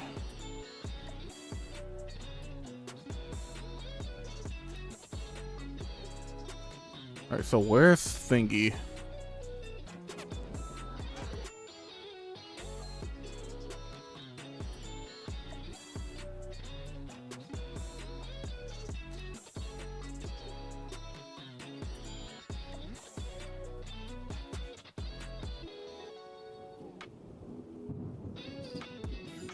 Probably this one.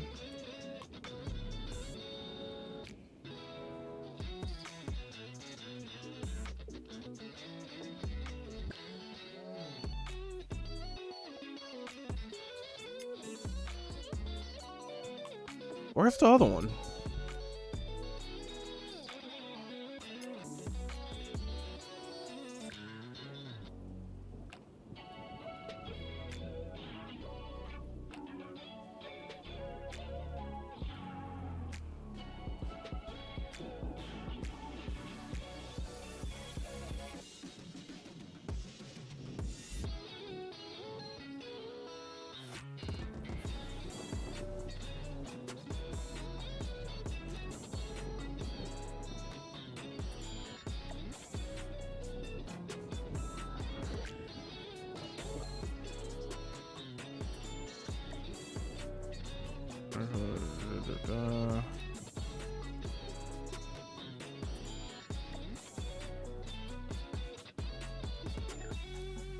Commands. I'm misreading something somewhere.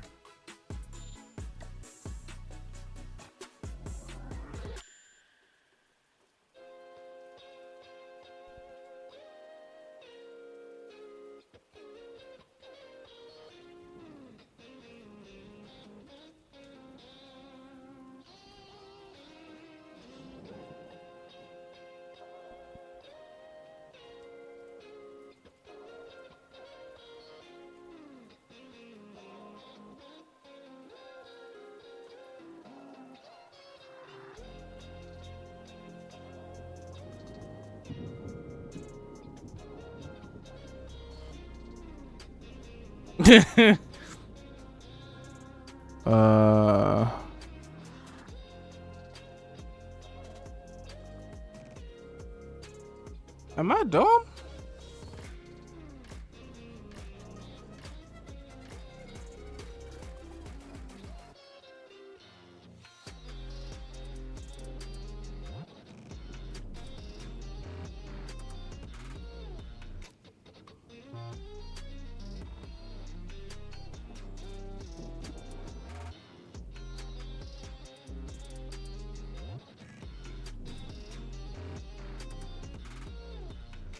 I'm gonna reauthorize it.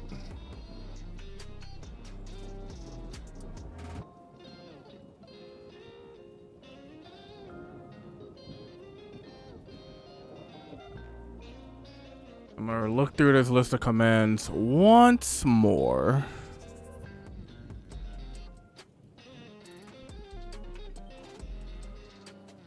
Okay, yeah.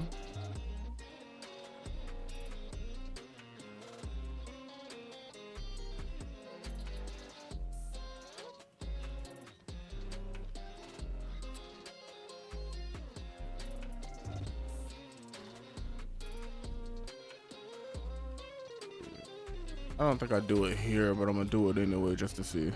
Okay, yeah, no.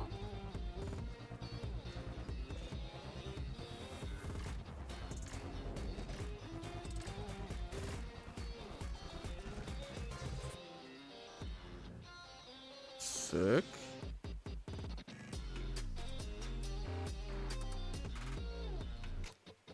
I'm pretty sure the add timer message is still on, question mark?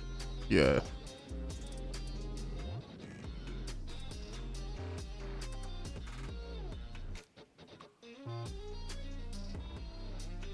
I can also just set it to follower only. I'll do that for now. 0 minute follower only. Boop.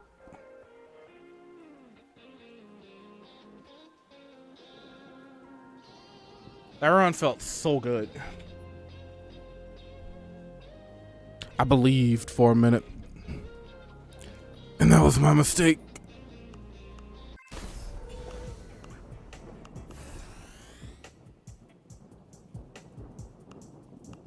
Everything is projectile range. I know what the game wants me to do, so I'm gonna do it.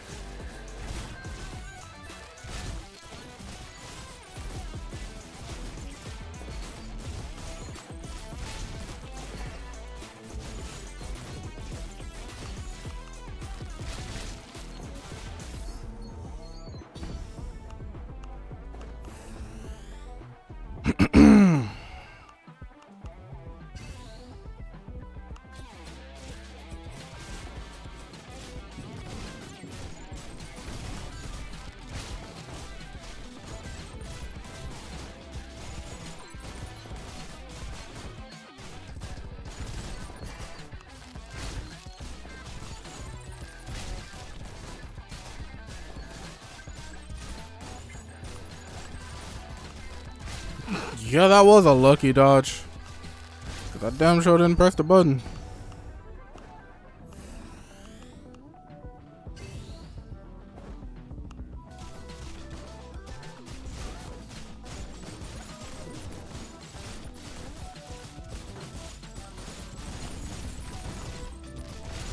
Damn, I ate shit for that.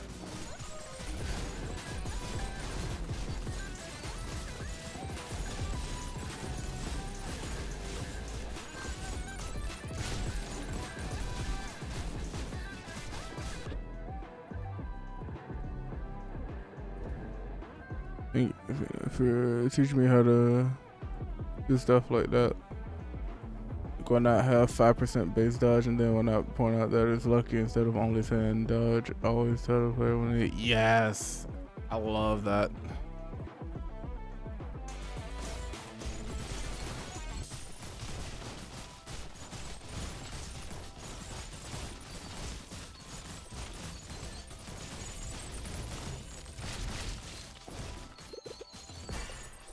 Oh, that was a waste. Sometimes I surprise myself when I do that. It's like, damn, I haven't pressed that button in a while. And I always do it when it's like one enemy left.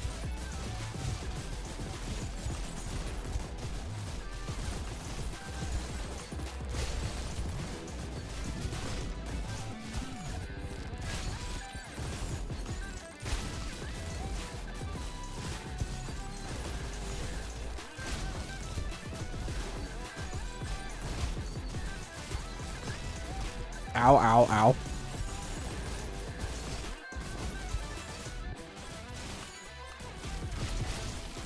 I'm in lax brain mode right now. After that last run.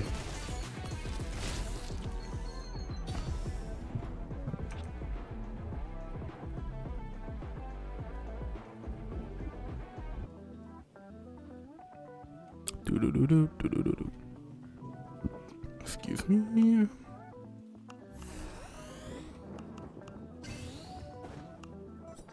Because you're worth it.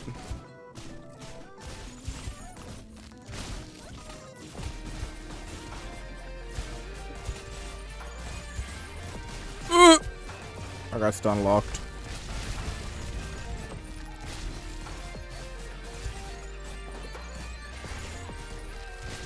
Shoot me, you won't.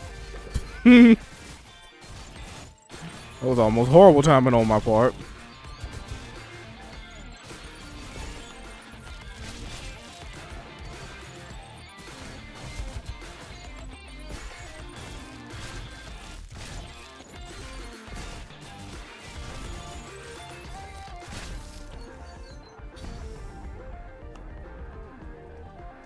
It'll be funny as fuck to have something like an intimidation stat where there's an X% chance when you're being aimed at by one of those snipers that they just decide to not shoot.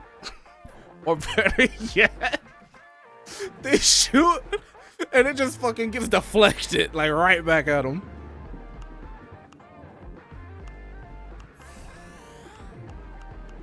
That'd be funny as fuck.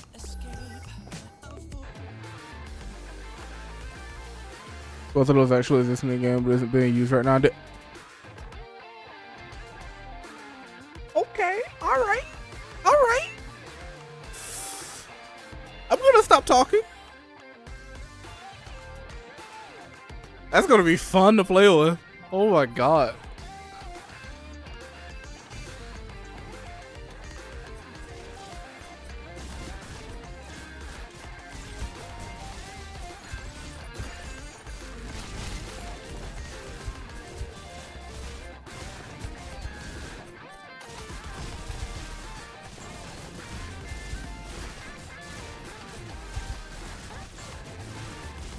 Even new cluster.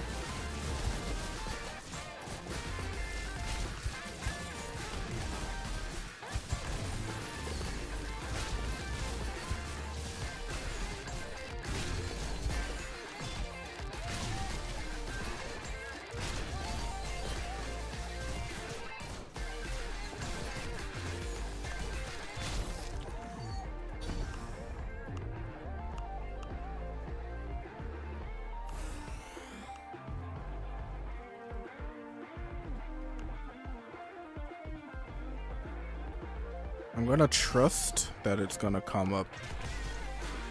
If it does, it'll be glorious. If it doesn't, it's still gonna be glorious. Because I am feeling particularly great about this attempt. Okay, I'm not gonna talk anymore.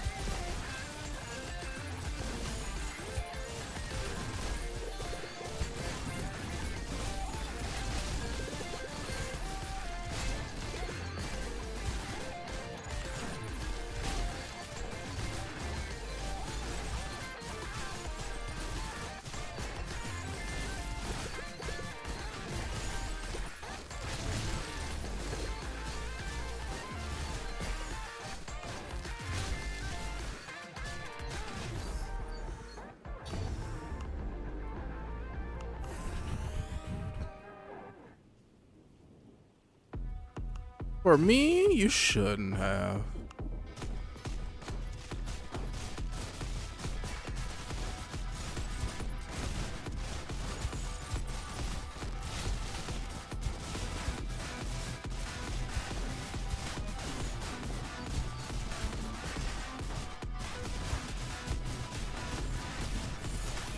Oh.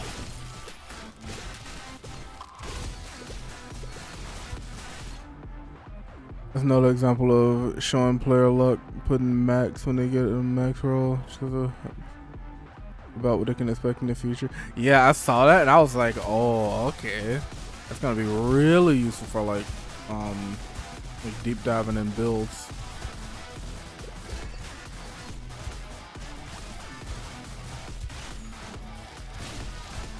It's always stuff like that. That's just, it goes such a long way.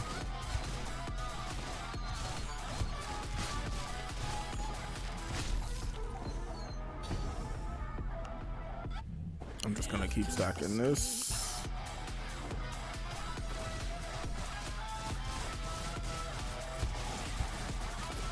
Oh no, the snipers are back.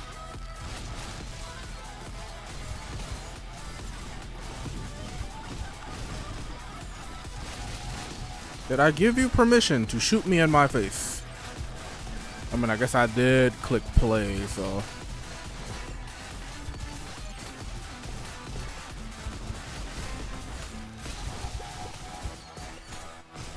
Ow.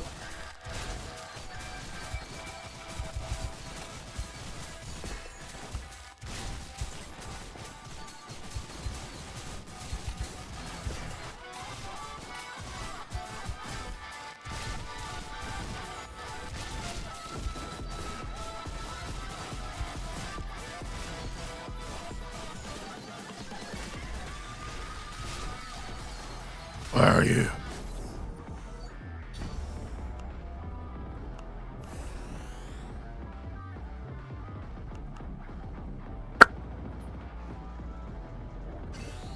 I'll be taking that.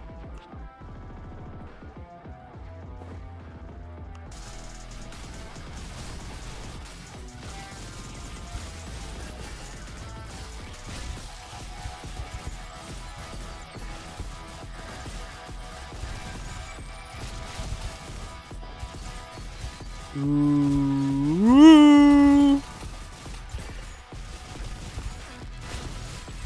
Oh. No.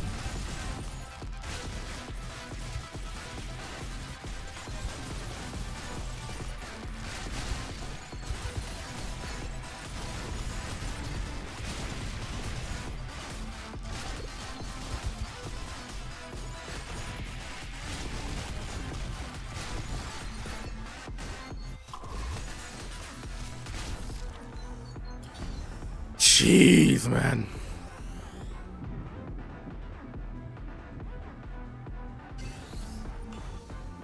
You love to see it.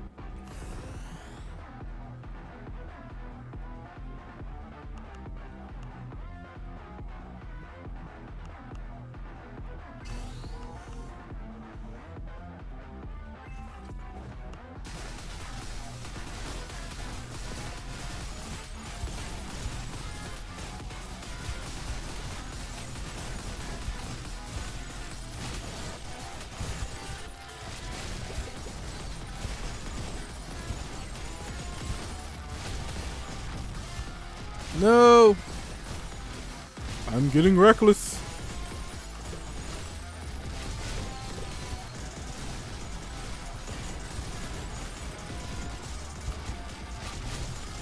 I need to remember that my movement speed is now 50% less than what it was.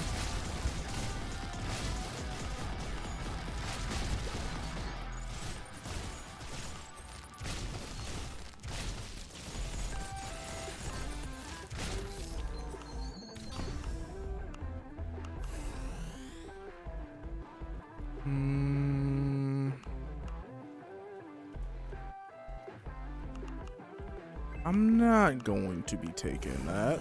Instead... Oh, yeah.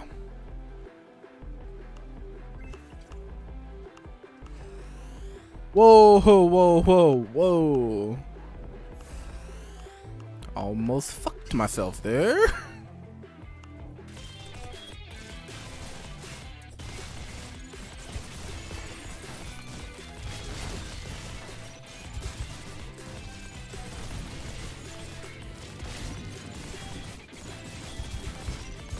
Oh, there was no way I was fucking... I picked the worst path in that situation. 3? Donc quoi?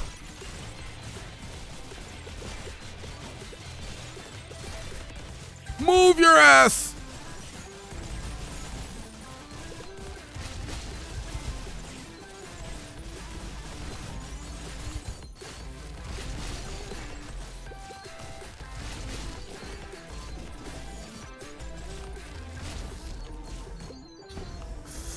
Jesus, man.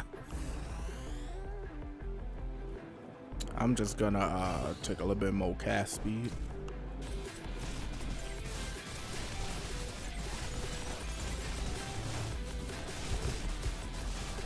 Oh!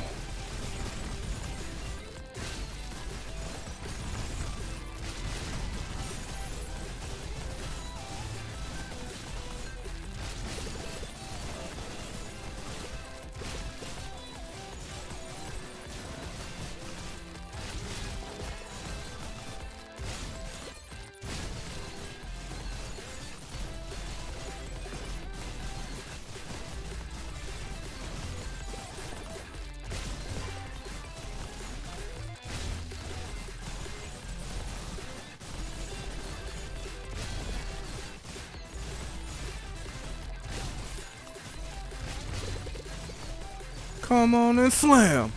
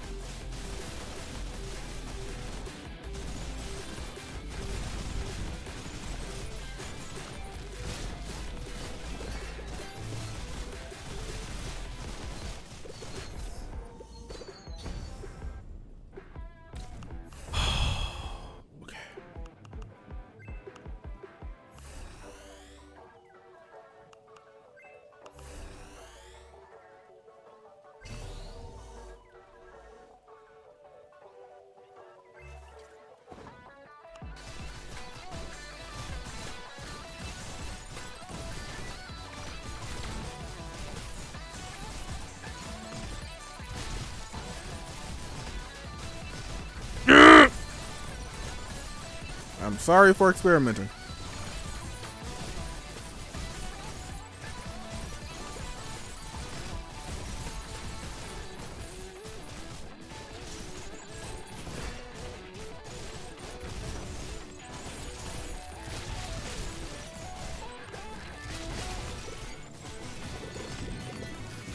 Shouldn't have done that, Josh. You shouldn't have done that.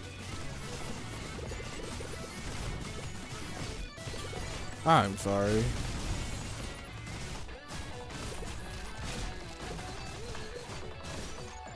Every single one of those mistakes could have been relatively easily avoided.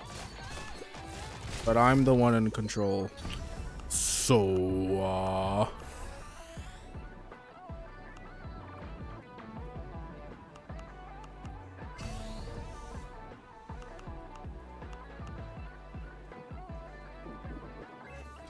let's get weird with it.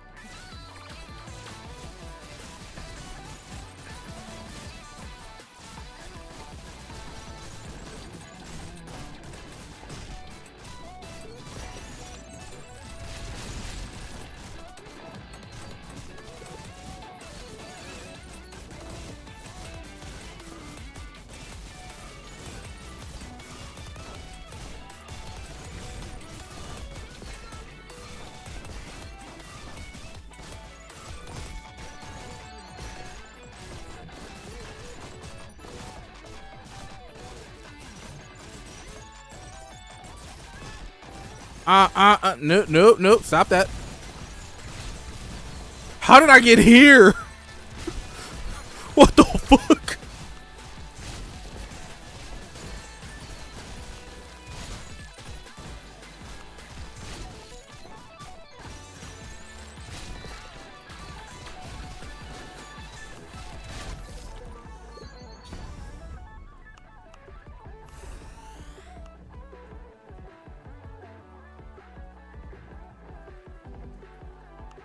I'm doing it.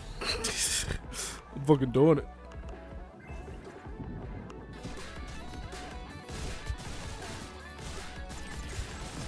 Okay.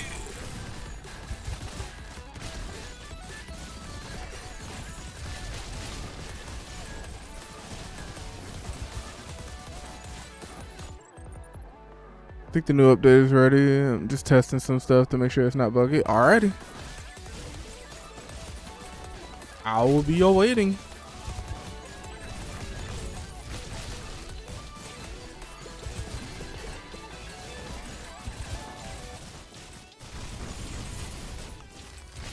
A lot of things just died, and I'm quite pleased with the. Oh! The fuck just happened to my PC?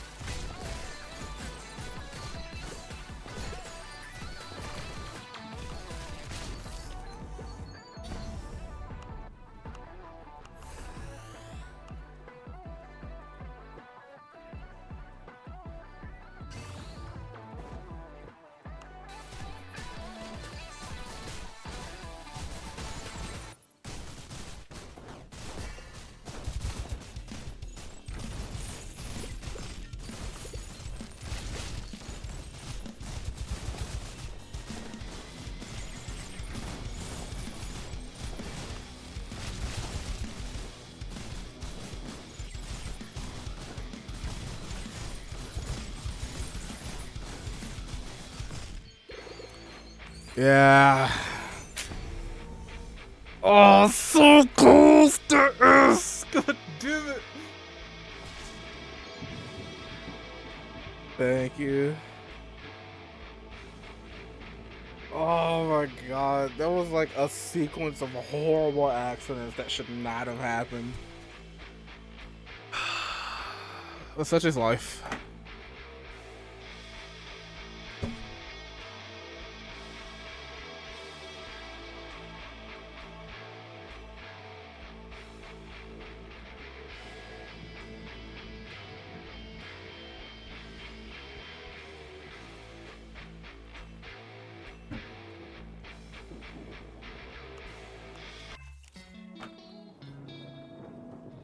Give me that sweet guitar.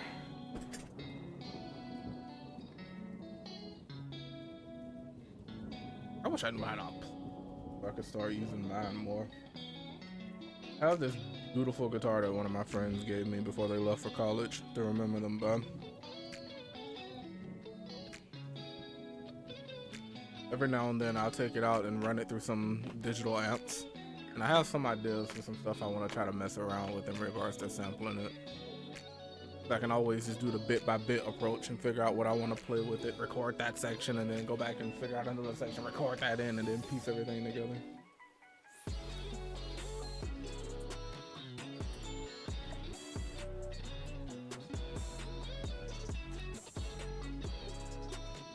A nice little break for right now.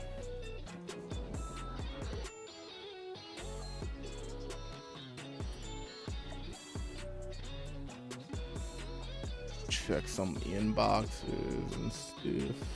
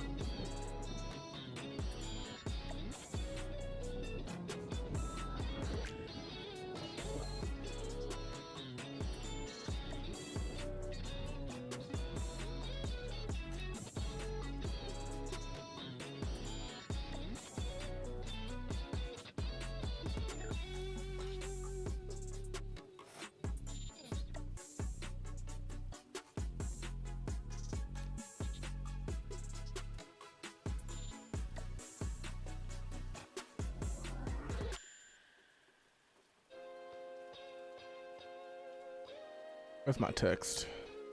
Oop.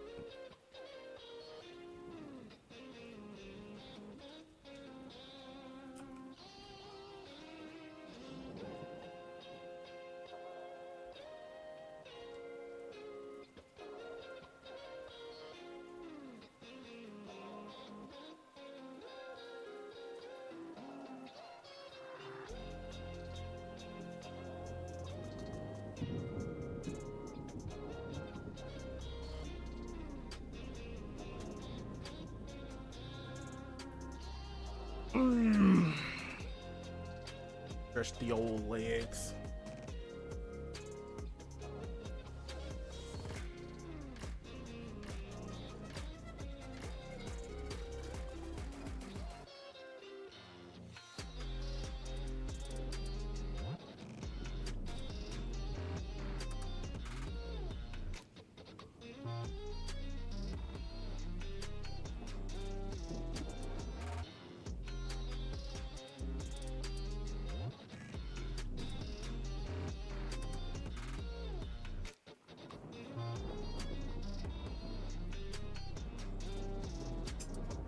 Three and a half hour stream. Have a lot longer to go.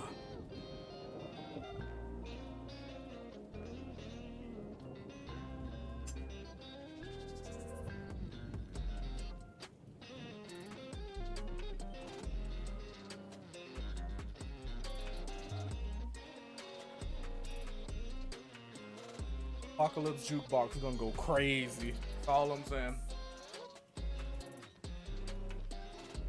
Honors at an angle.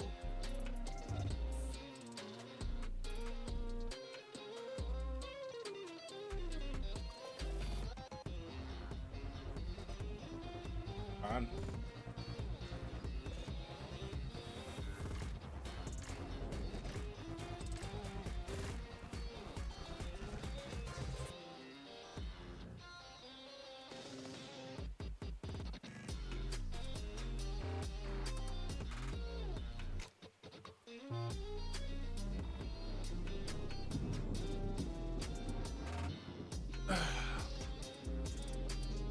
Go ahead, Ken. Should be up now. Restarting the scene to force it. Aight.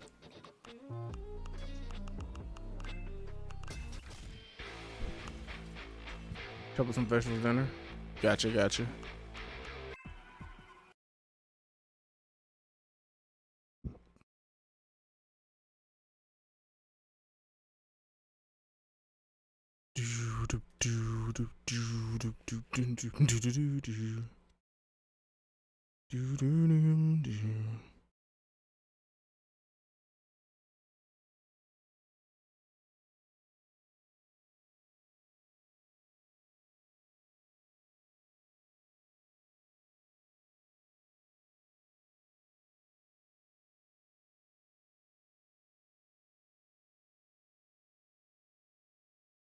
.4 MB.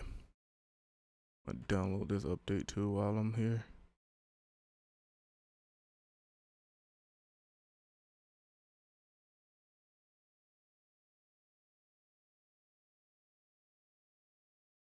Something I want to look at actually. If I go here.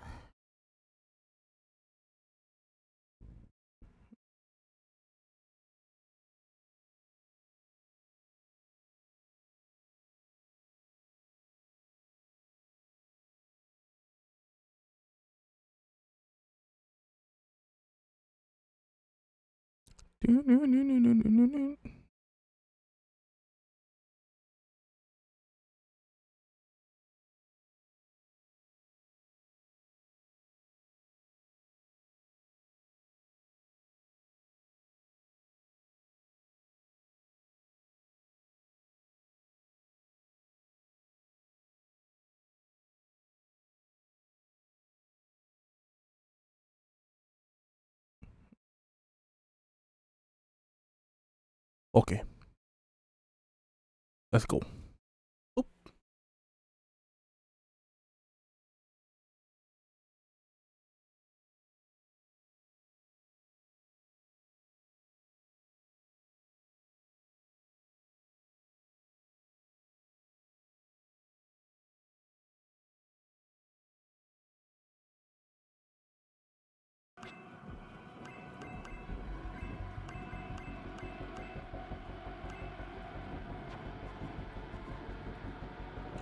Begin.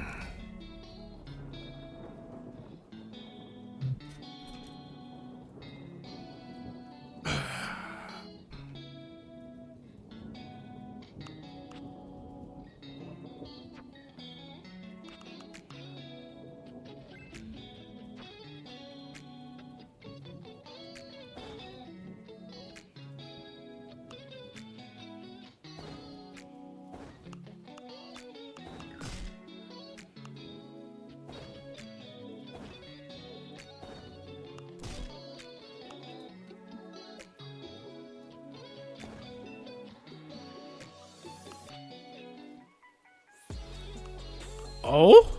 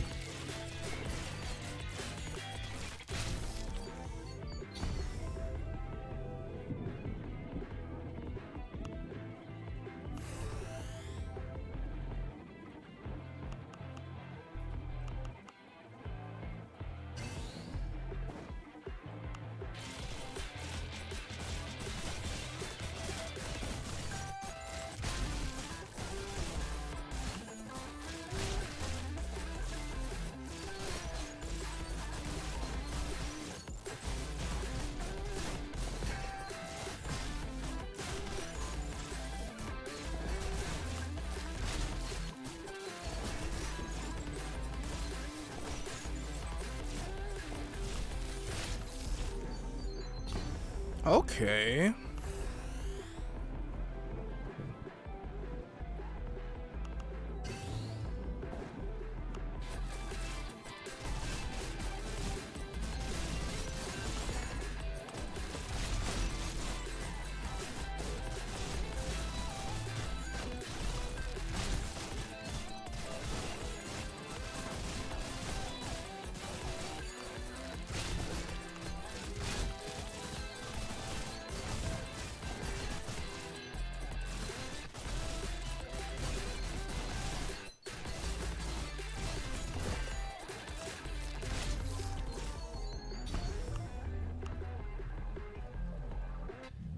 Never could escape a foolish heart, and I walked a mile embrace and inevitable.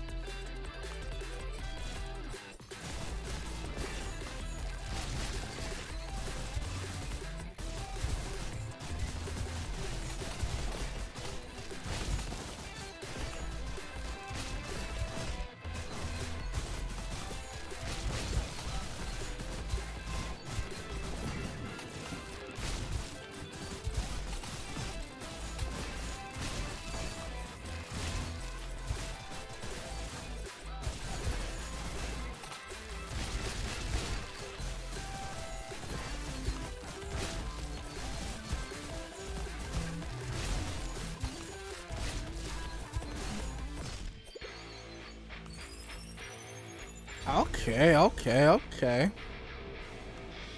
We go again.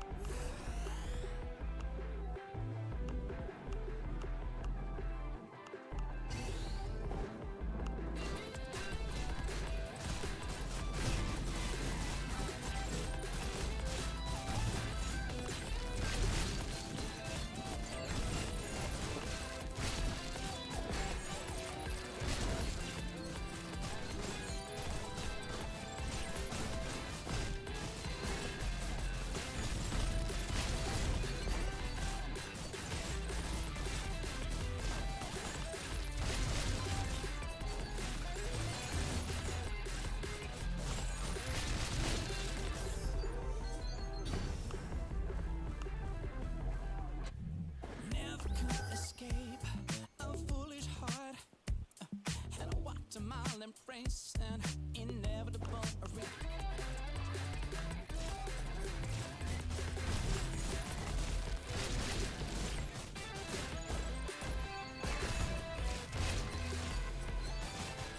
Welcome back.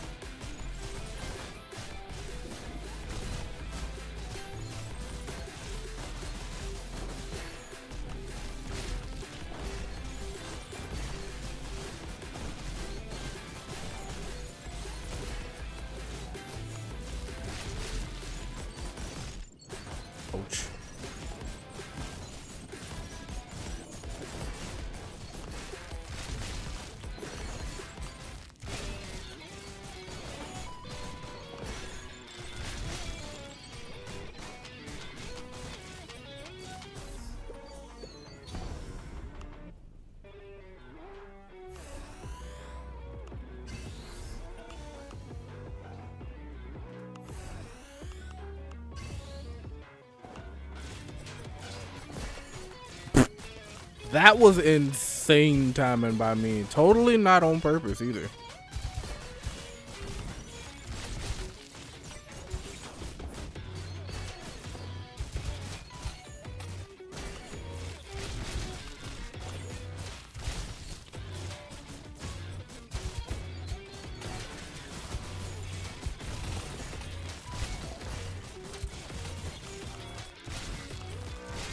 I had one chance to push the right sequence of buttons there, and thank God I did.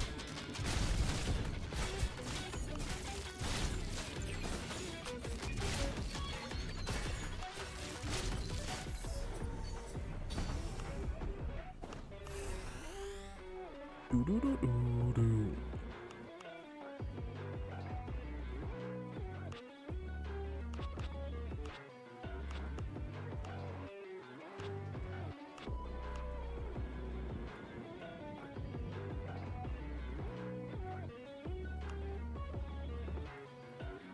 What the fuck that means?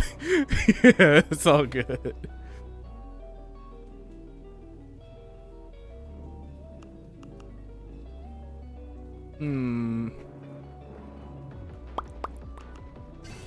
I got a spec Venom shield.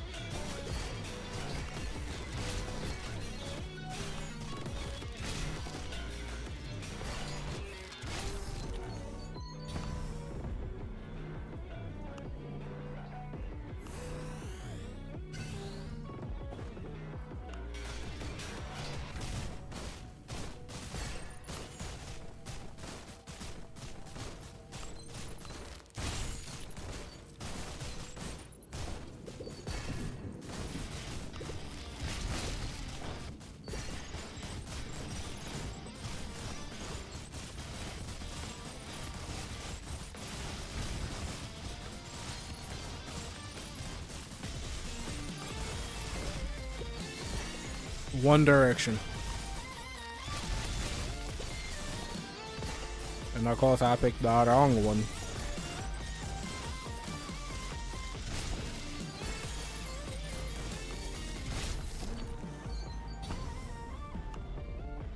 Don't mind if I do.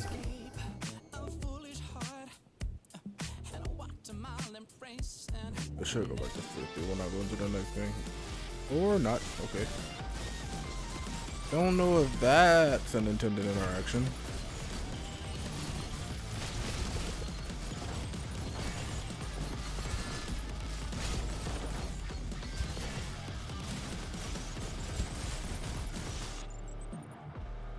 So after clearing the room, I was down to, what was it, 1 vitality and 25 health. And then I went into Mother, went in to interact with Mother. I went up 2 vitality and it stayed at 25, and then I went into started the next wave. It was still at 25, and now I just got hit again and the numbers disappeared. Now I'm dead.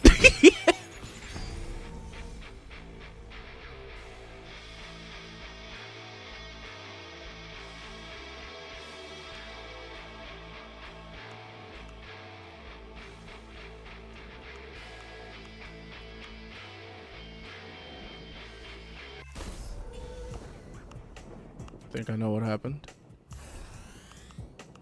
Ba, ba, ba, ba, ba, ba, ba, ba, ba.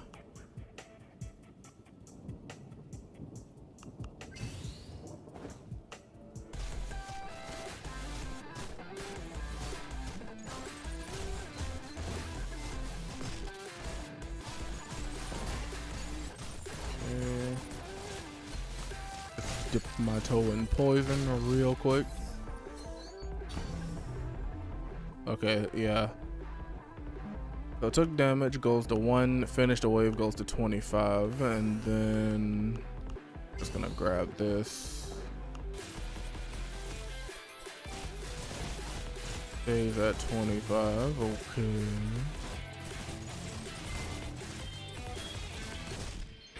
That I did not try to do that part of the experiment.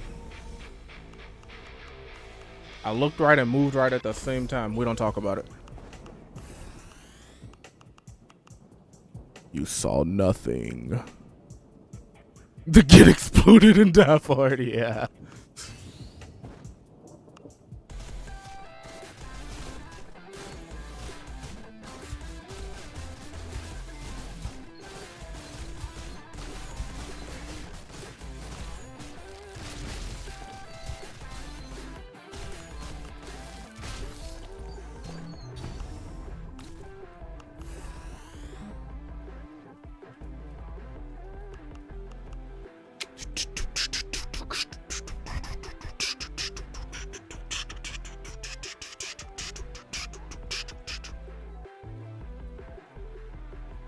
I'll grab it.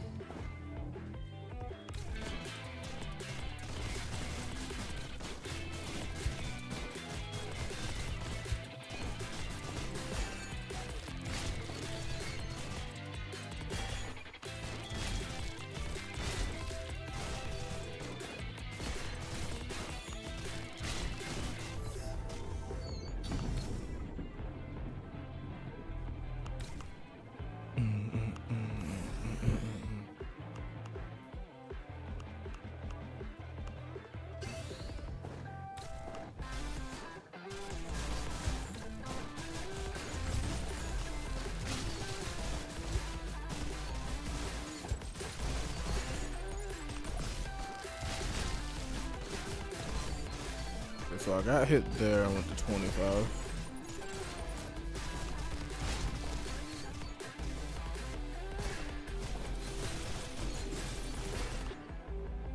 Oh, Mother's Hills and Furnace as well. Sick.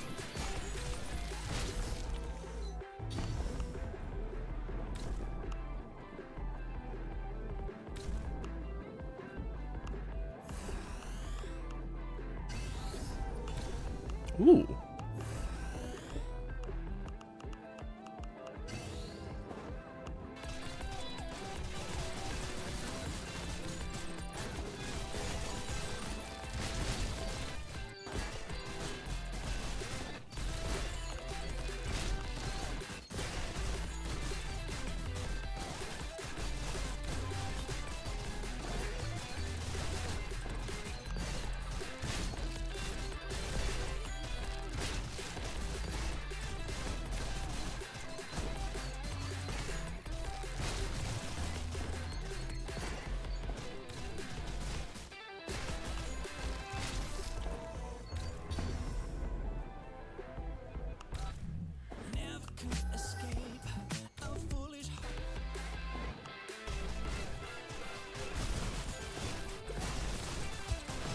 Ow.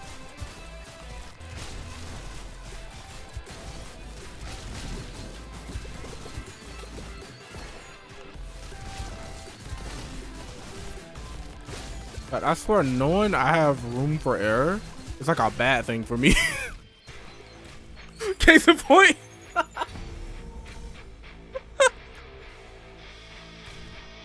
Oh god, that's so fucked.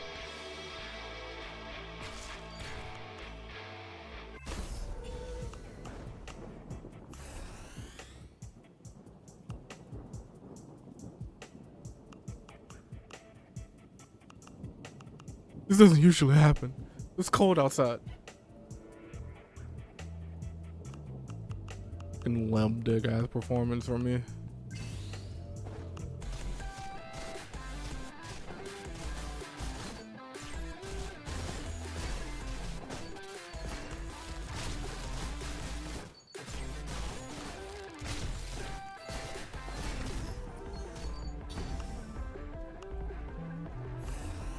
I'm just gonna W key this whole run. No mother stops. Let's see what happens.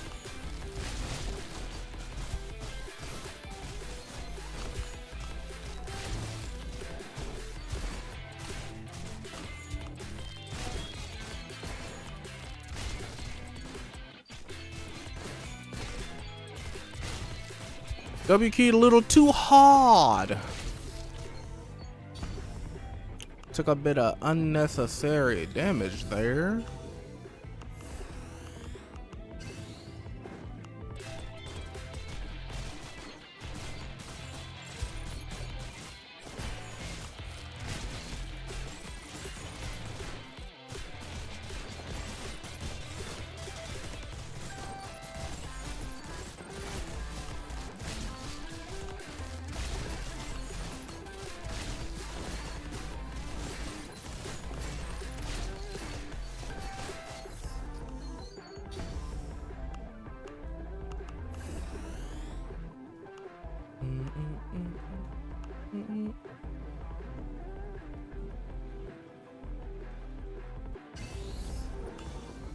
For me?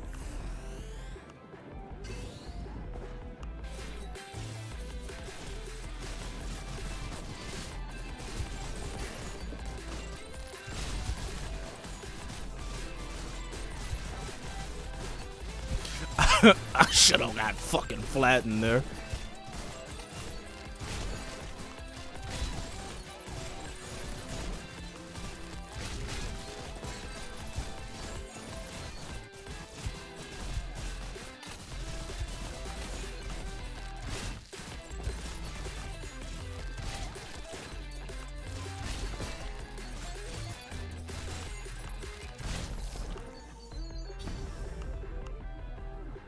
I said no mother stops.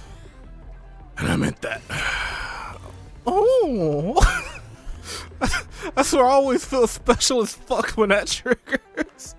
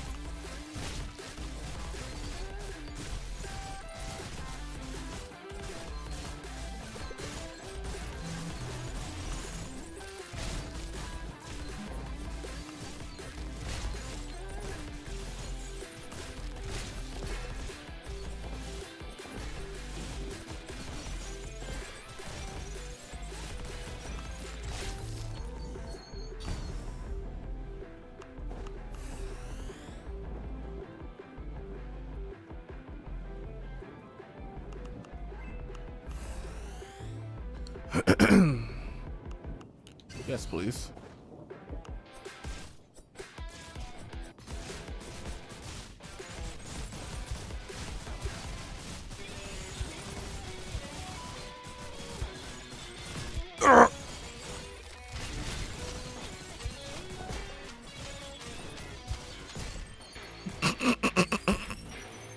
I will never get over dashing into those, and it just goes.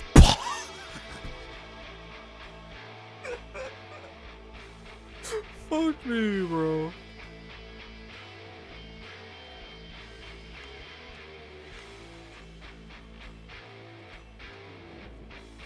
Hold on 1 second.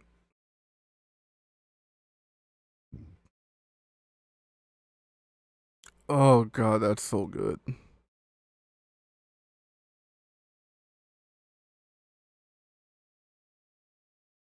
Oop.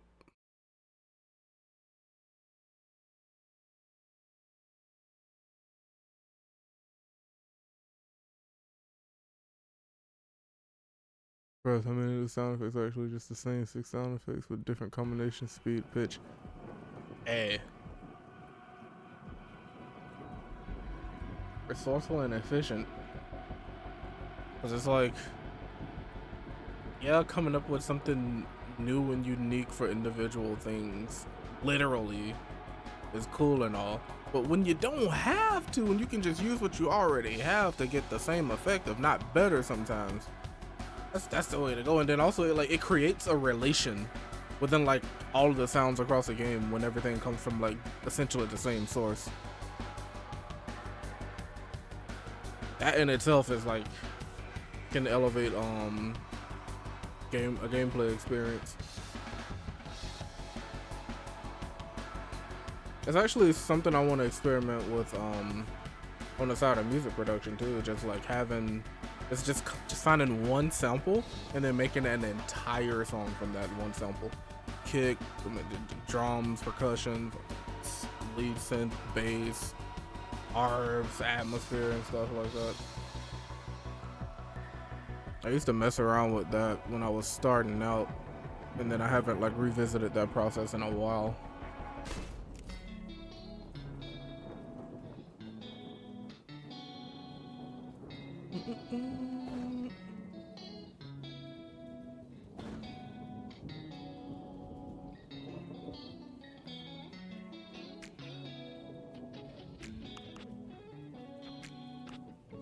Oh.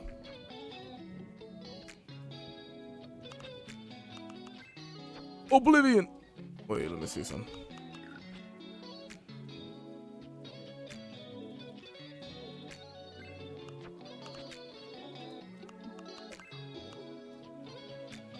Wonder what that is.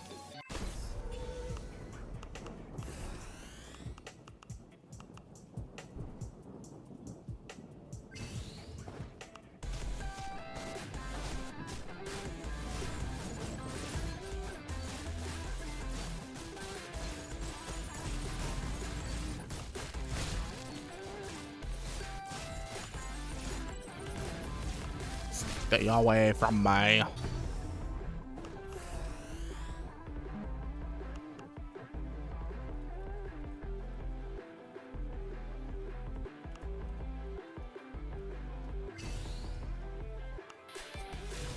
Life is like a box of chocolates.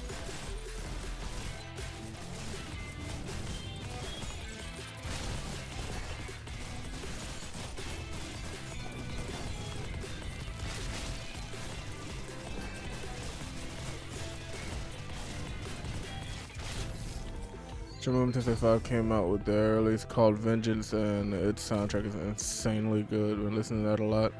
Gonna send you a playlist I made of some of the best stuff. You should check it all out sometime. 100%.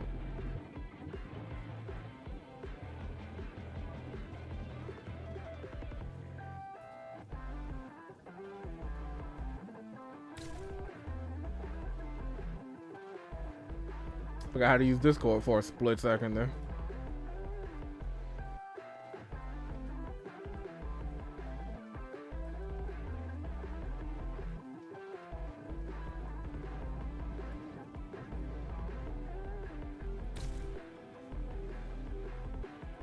Actually,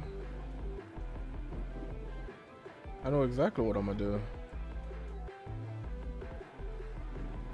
Give me a sec. I came prepared.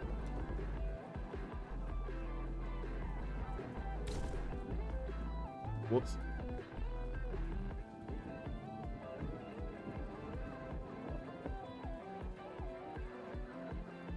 Hold thyself.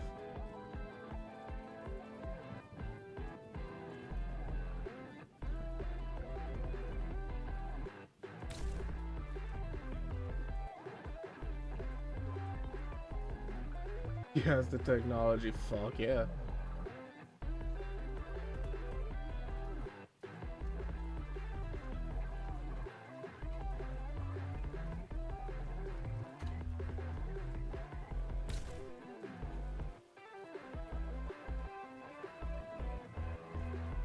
All I need to do, save this to my library,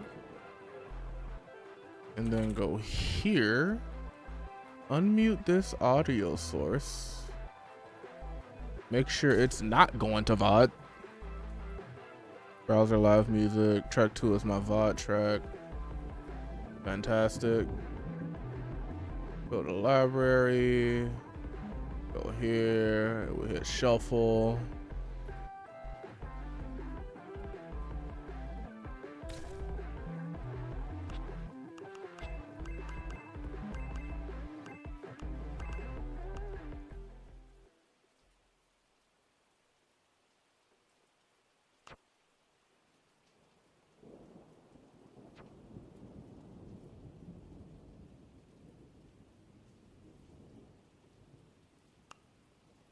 I'm going to be closely studying this while I play.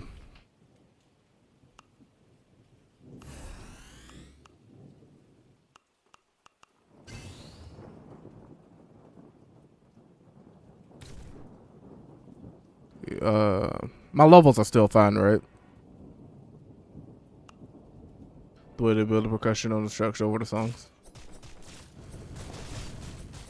Alright, cool. I was looking at one of the bars and it seemed like it was just a little bit close to my voice level. But you said it's fine, so we're good.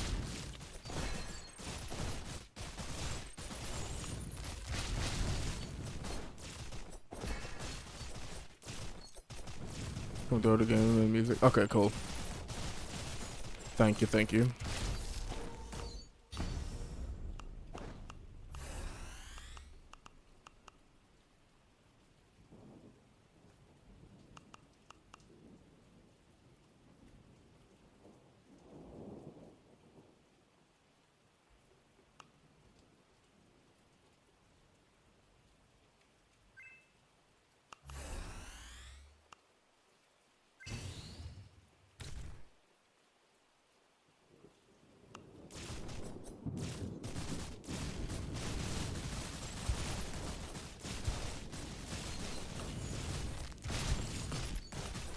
Ouch.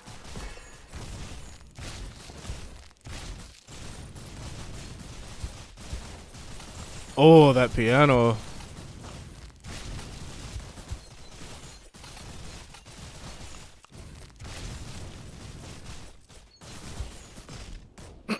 Right on the beat.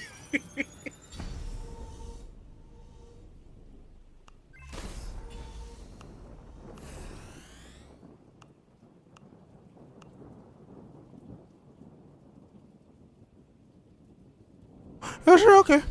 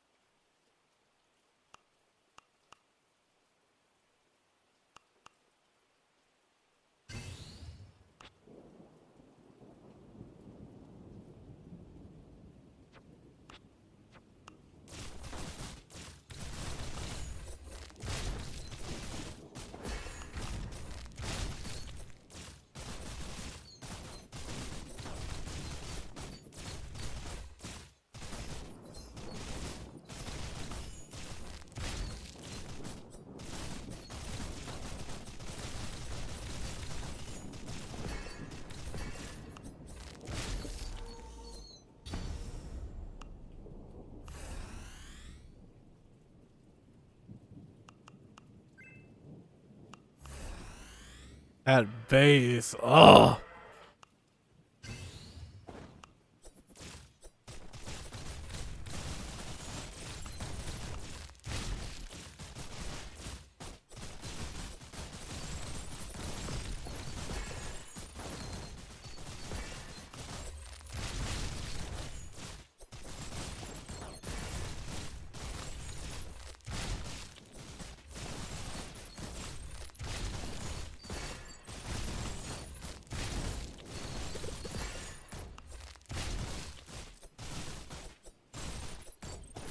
SMT always brings the base. Hell yeah, they do. Oh, roguelike gods. Can I get a mother part? Oh, thank you.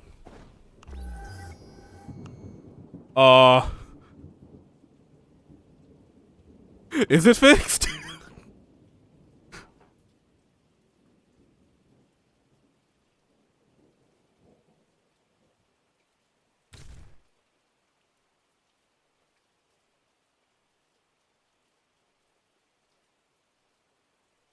I closed the game and it downloaded a 2.7 meg update. I'll restart again after this.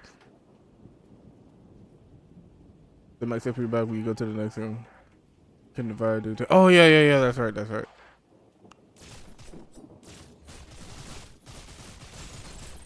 know, assuming I don't, hug an enemy like I tend to do. Yeah, there we go.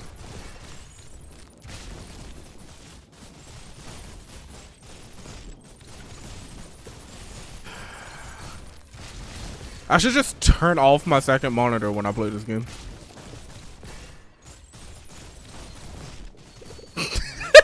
Every time I talk about it.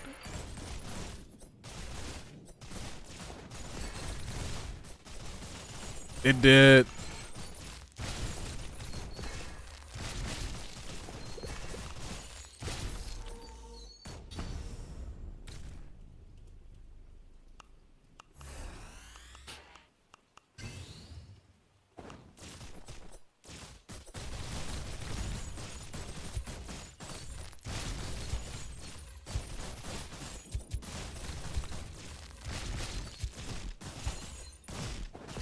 Man, come on. I just got my shield.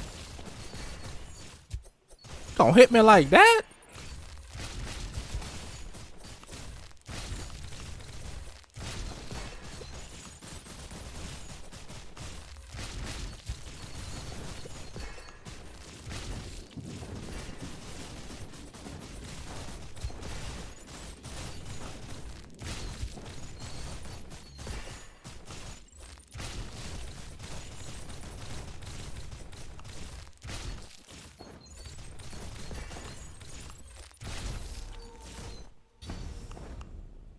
We live in.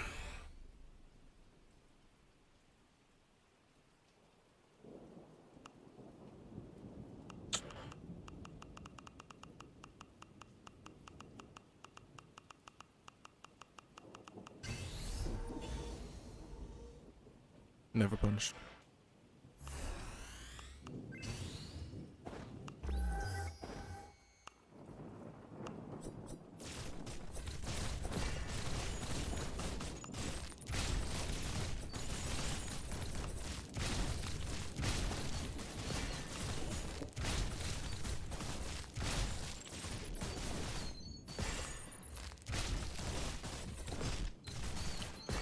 You know, Josh, one of these days you'll get it figured out. One of these days you'll learn to not walk into the thing that hurts you.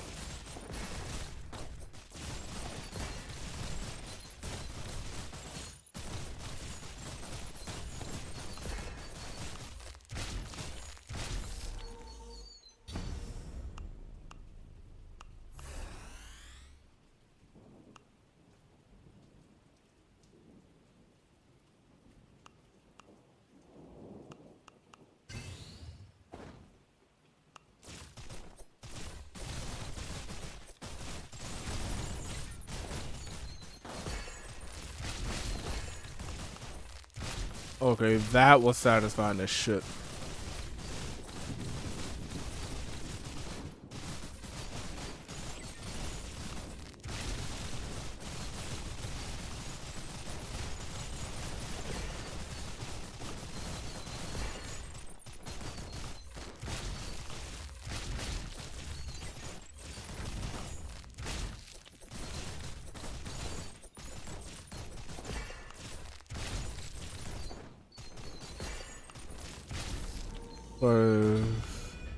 The boss system is for, it's just as strange as a song.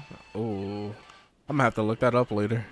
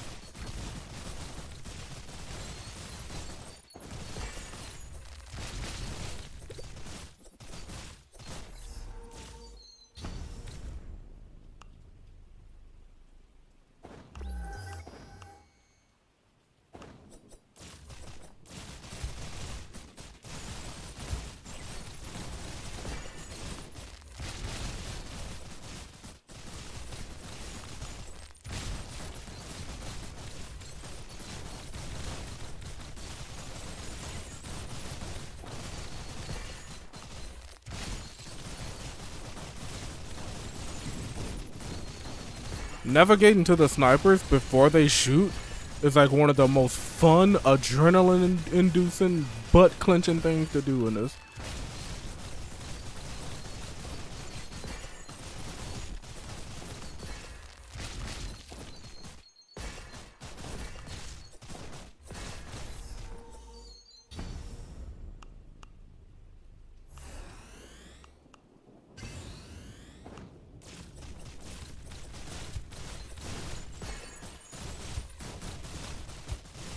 For a second, the rhythm of those attacks lined up perfectly with that rhythm, that bass rhythm.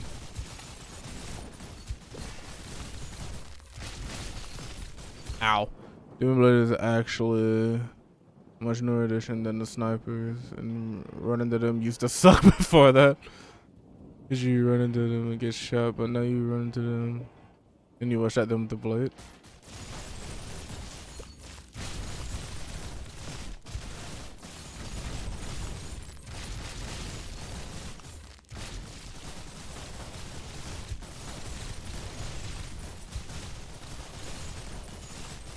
Attempt number 7 million at me attempting to re-lock in.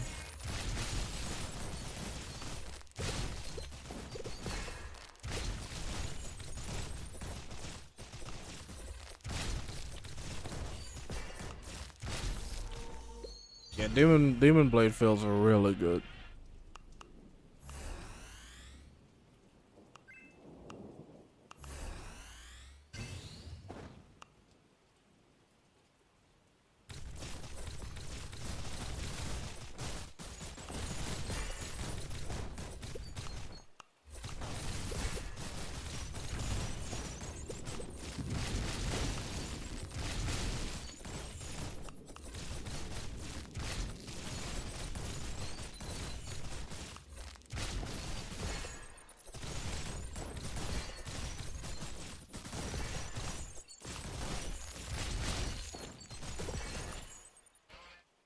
A stuttering center's happening right now.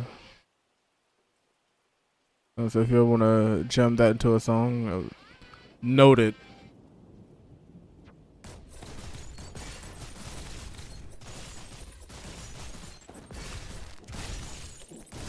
I'll definitely play around with that.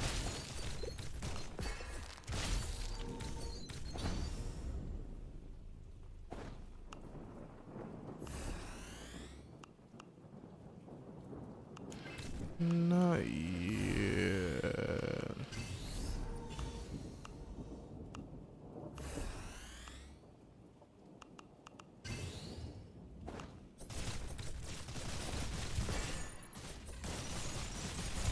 Like, I really want to level up my production in terms of like doing stuff for games.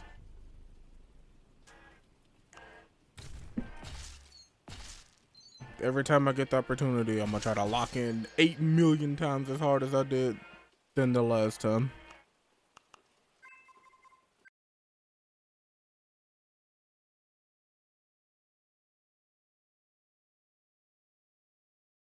Cause a lot of the stuff that I know, that I want to and need to do when it comes to doing stuff for OSTs is like, it goes directly against a lot of what I already know, which is the fun part, because it's like, that thing, that guideline I've been mentally passively following, break that, dude, fucking shatter that, go weird.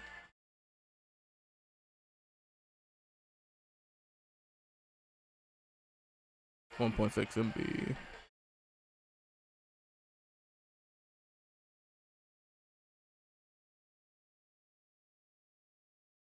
Love the weird stuff. Got you.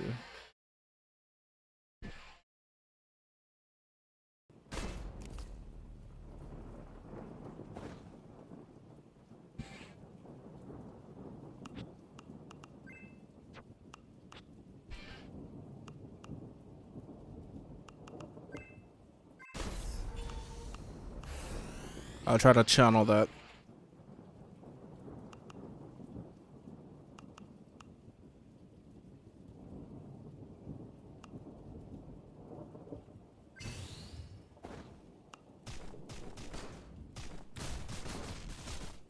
Nah, fuck that. I won't try to channel it. I will channel it.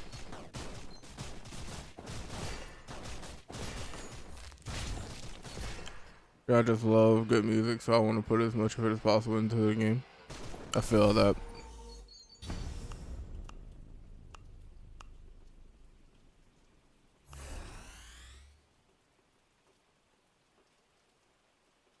Oh, my nose is itching.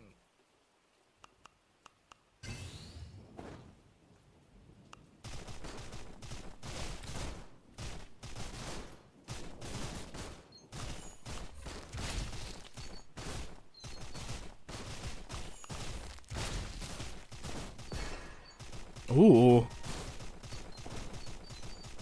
Ooh.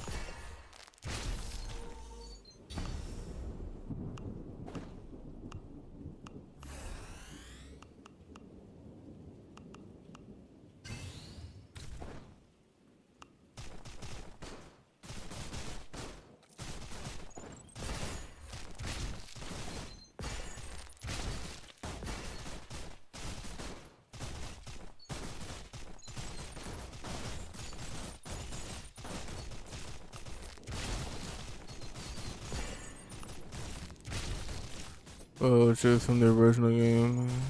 This one only has some from release. Hit me with it. They added 84 new Jesus.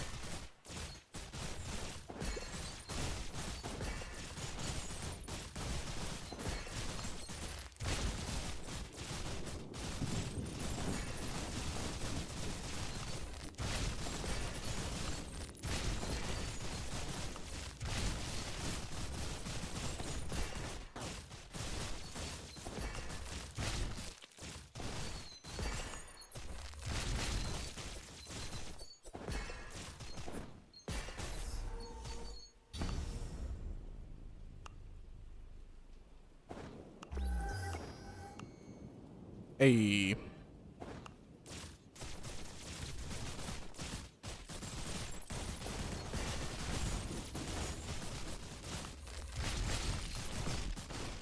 No.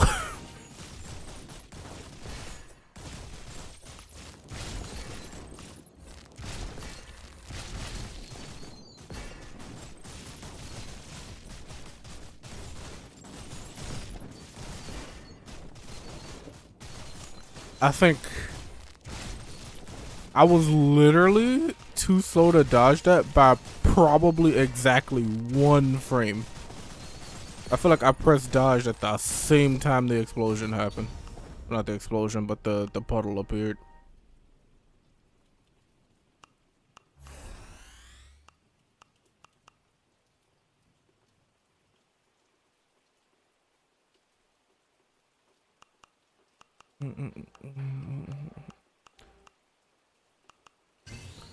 Gotta do better.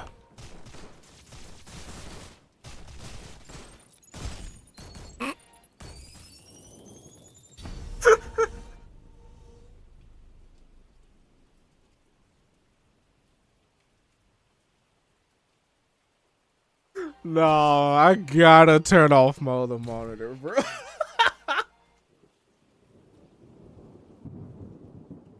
I am 1000% blaming that on the other screen.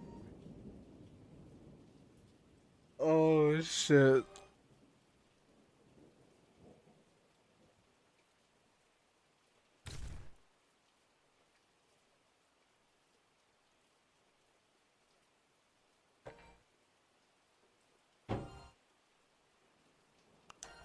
That didn't happen. Death? What death?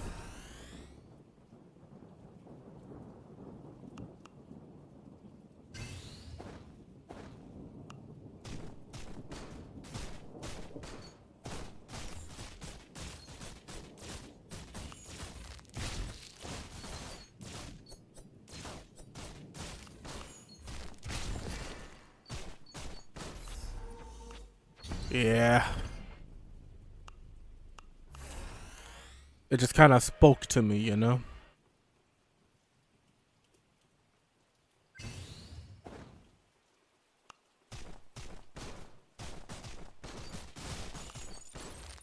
Stop it!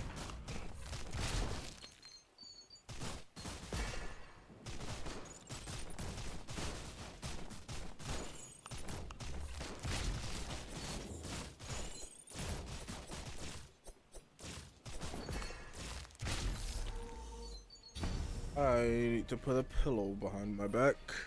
I'm sitting slightly away from my chair.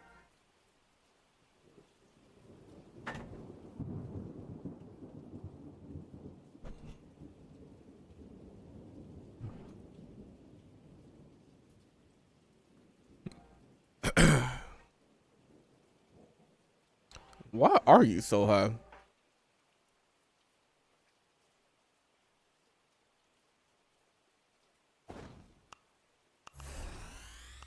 Song was a fucking vibe and a half.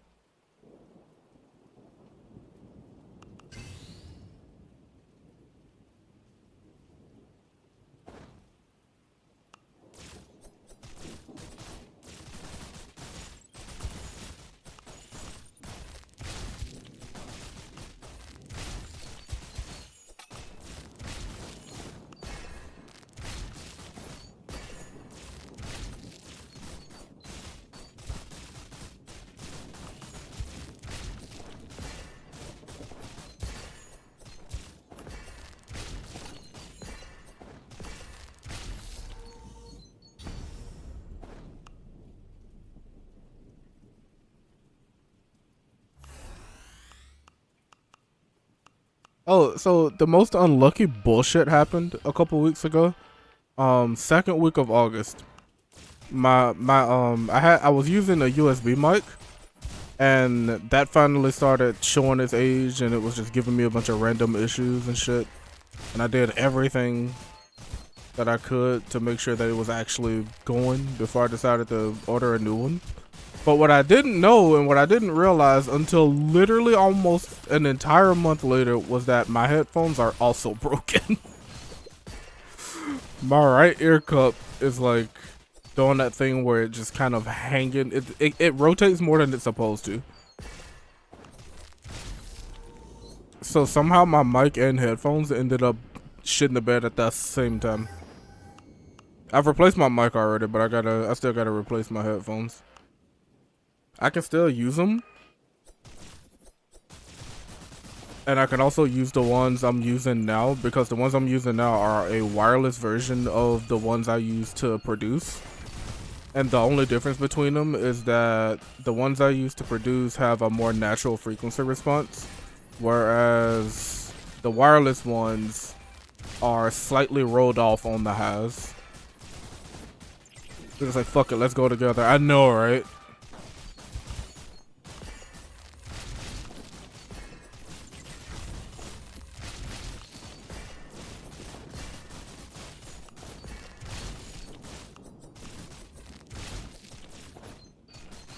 Like, looking back on that week was cursed as shit for me.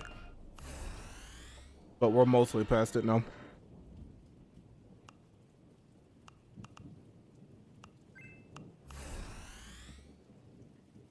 Oh, hello there.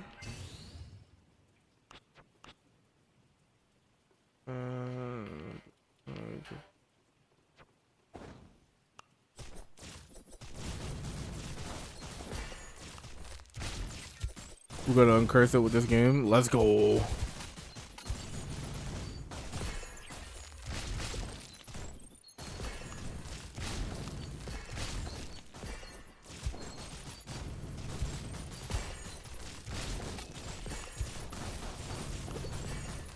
I'm gonna probably ow. I'm gonna probably replace the headphones. I'm gonna try to replace the headphones before the year is out. I don't necessarily need to right now, but I don't want to wait too long.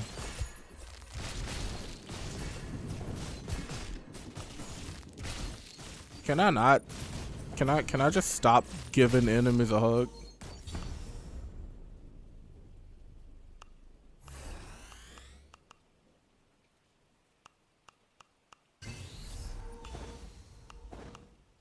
Okay.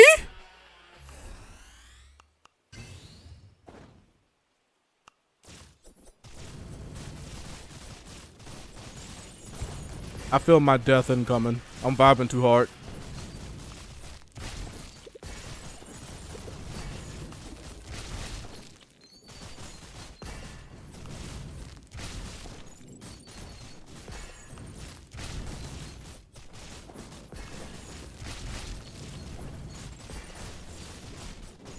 I'm alive?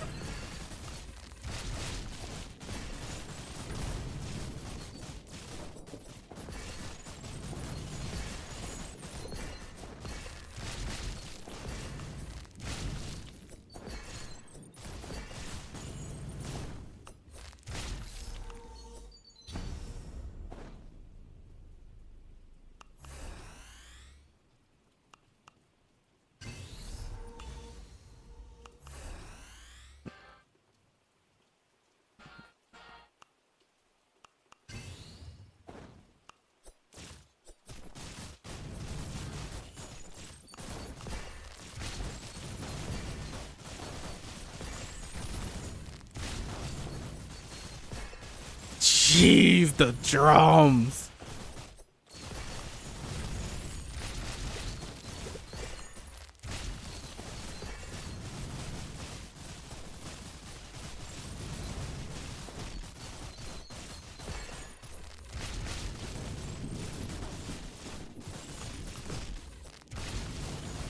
This section of the VOD is gonna be hilarious.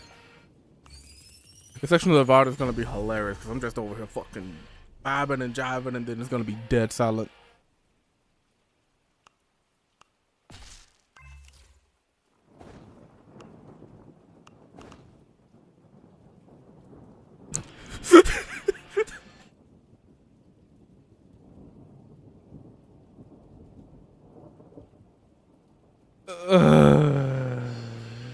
Yeah, what about it?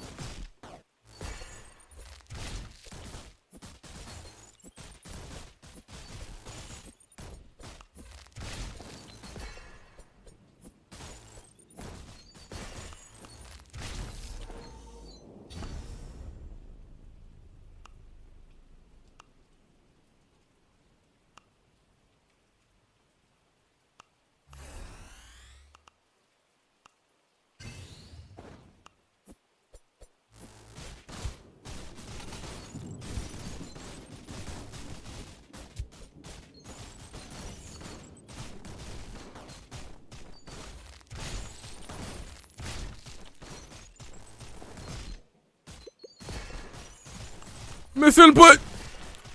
I live. Did I? I think I turned my compressor off. That probably peaked hard as shit.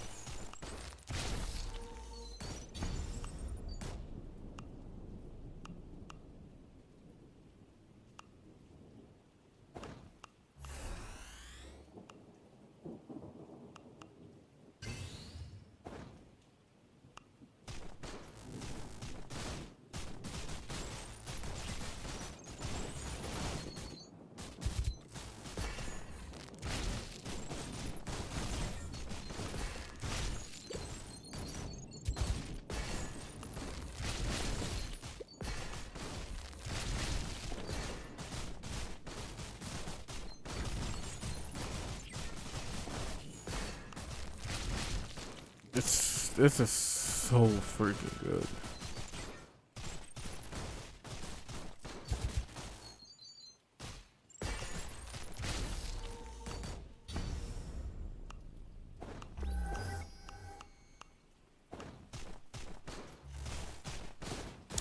I'm so happy that didn't damage me.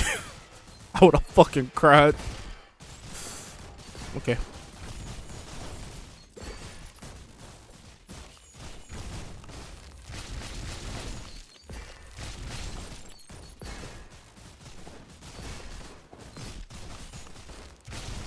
Gonna grab a drink. Alright. I'll be dead by the time you get back.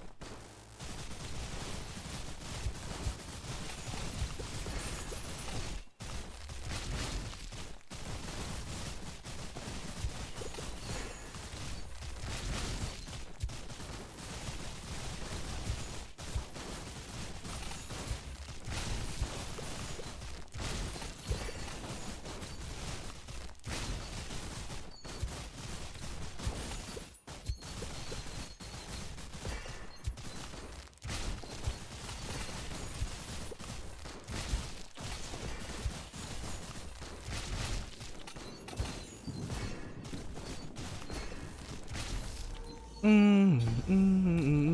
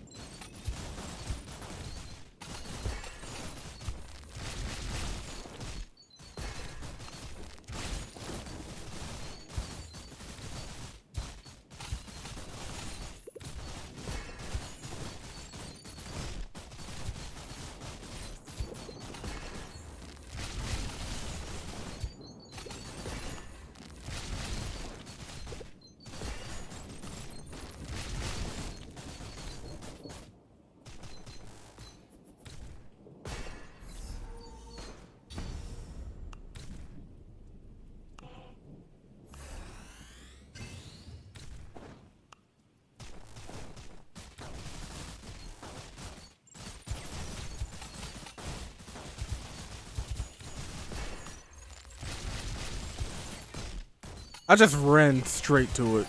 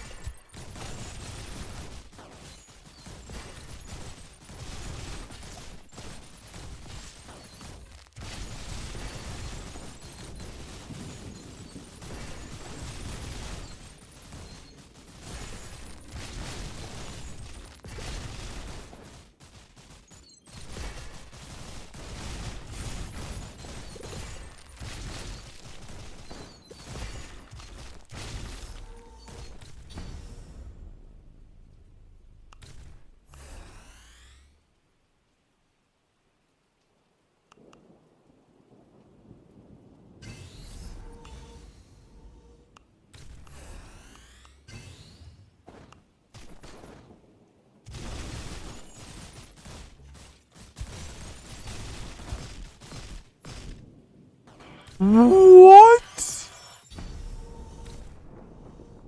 Unfortunate.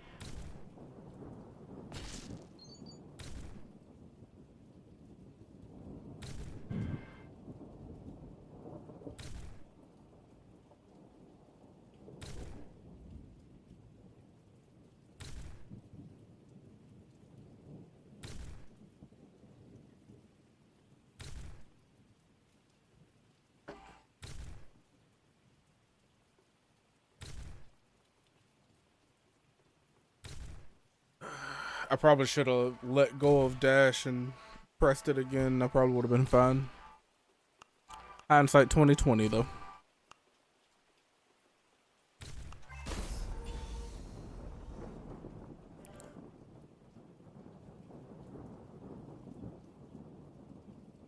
Hmm.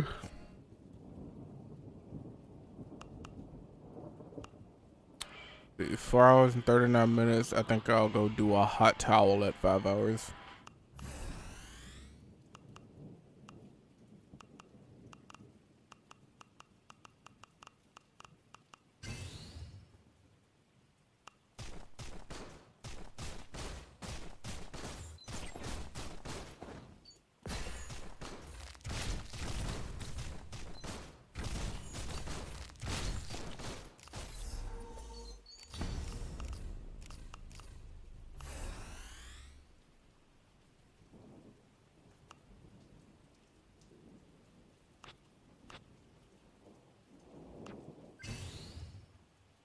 Not what I meant to grab. It's fine.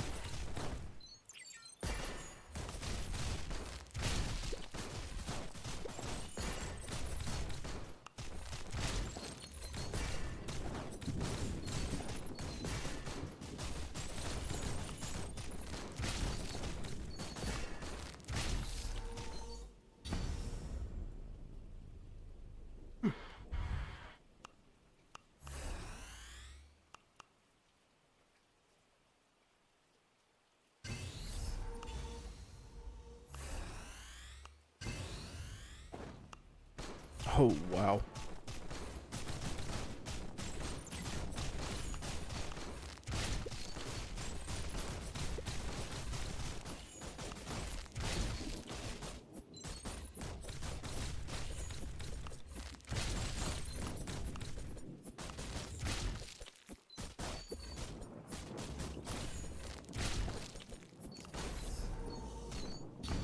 Skadoosh.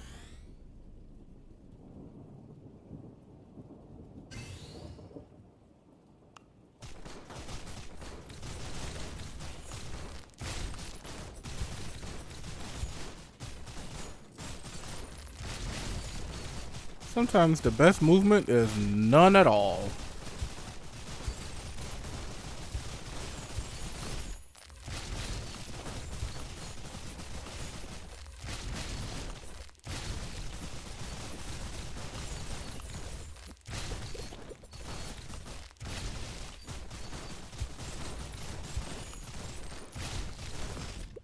Huh? Wait, what?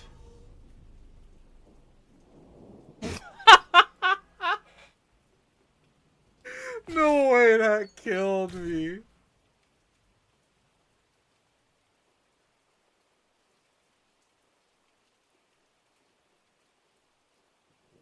I was standing on like the the tiniest edge of that explosion, I think it was. Fuck. It caught me off guard because I wasn't moving and I didn't die, but the moment I stepped off of it, like away from it, I just fell over. The most important pixel, honestly.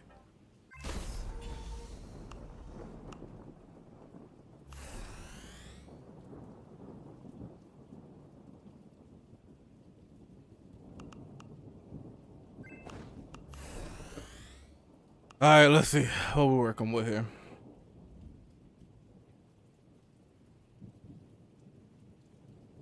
Yeah, sure.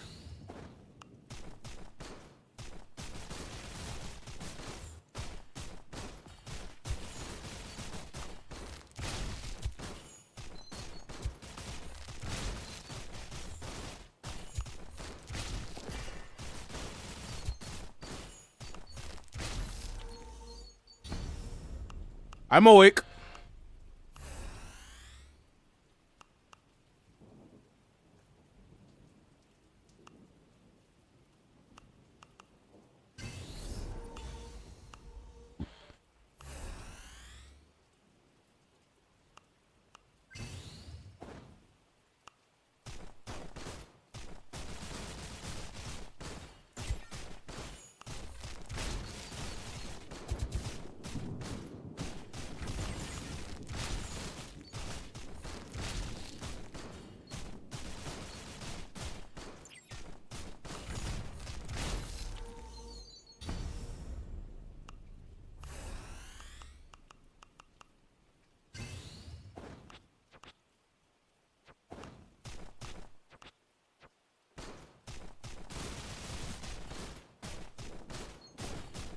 This is a normal battle theme.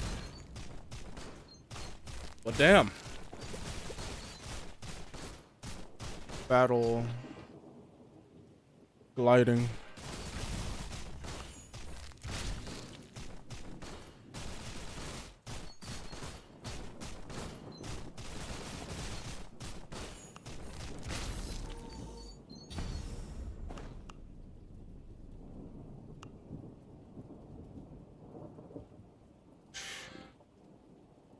One of my indirect goals is going to be to get as close to this quality and this style as possible, emulating it all via sense and such.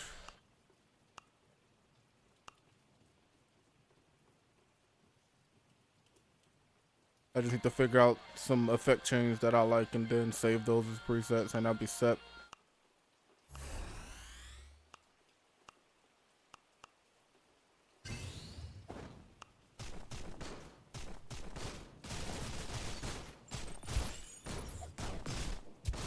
Bro.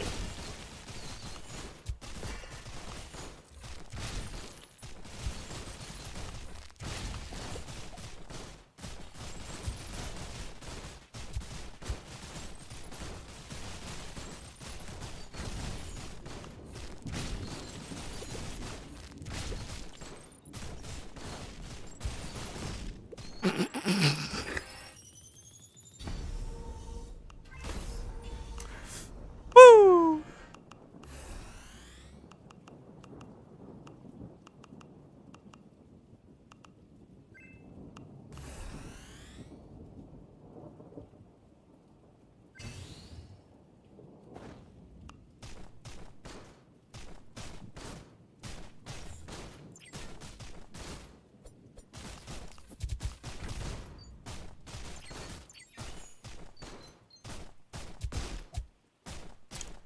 I forgot to press the dodge button. The nice thing about the new health system is I can bring back the crazy regen builds and stuff that scales on regen. True. That'll be interesting.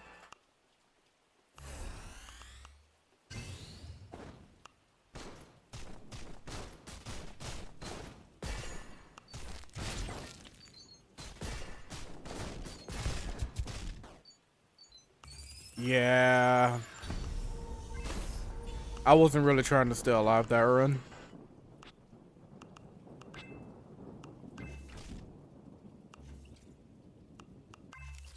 I wanted to go back to normal run for a little bit.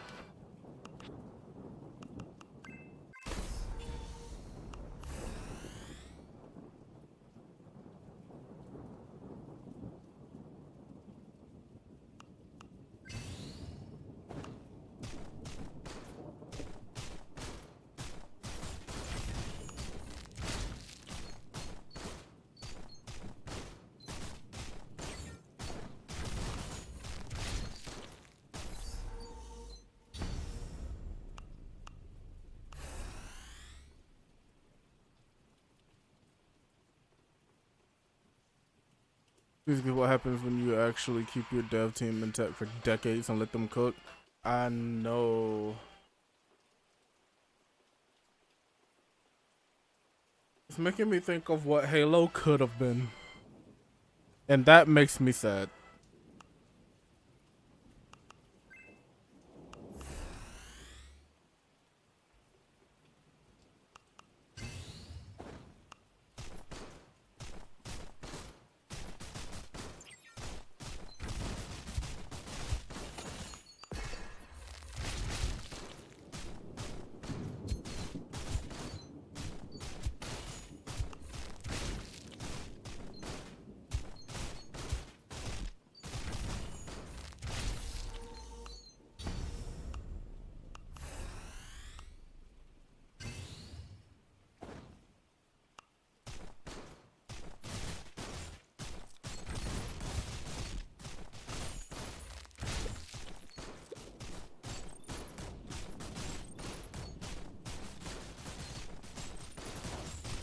god.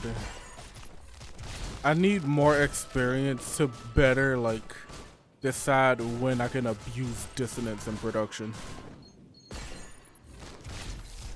Because this shit is... Ugh!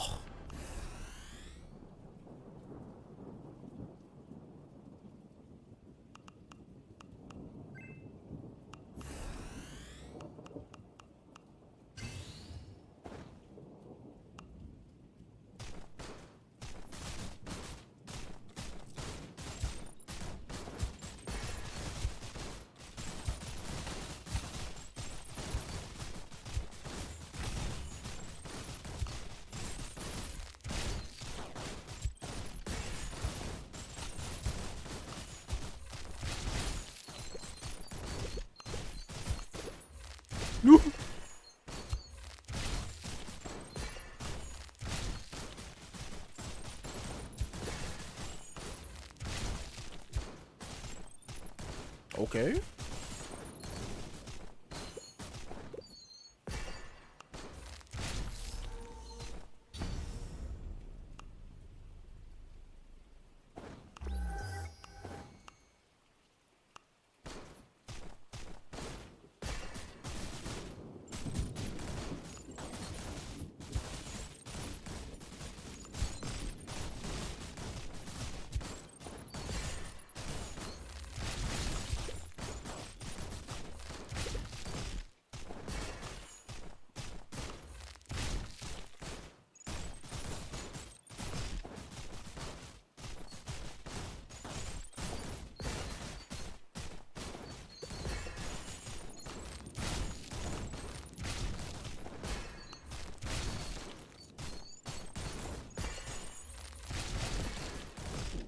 Ow.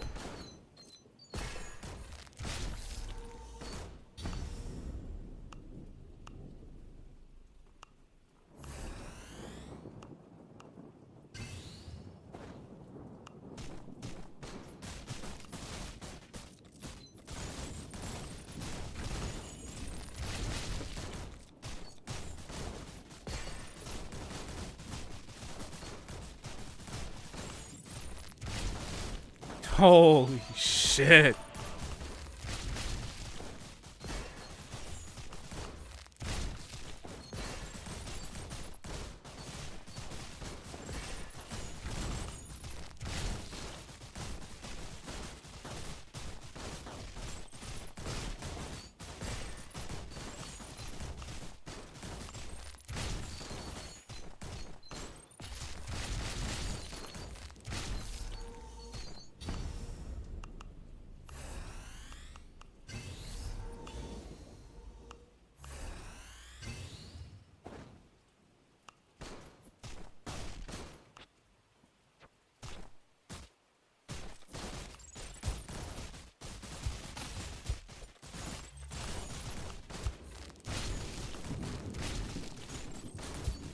The mixing on this is so good. What the fuck, bro?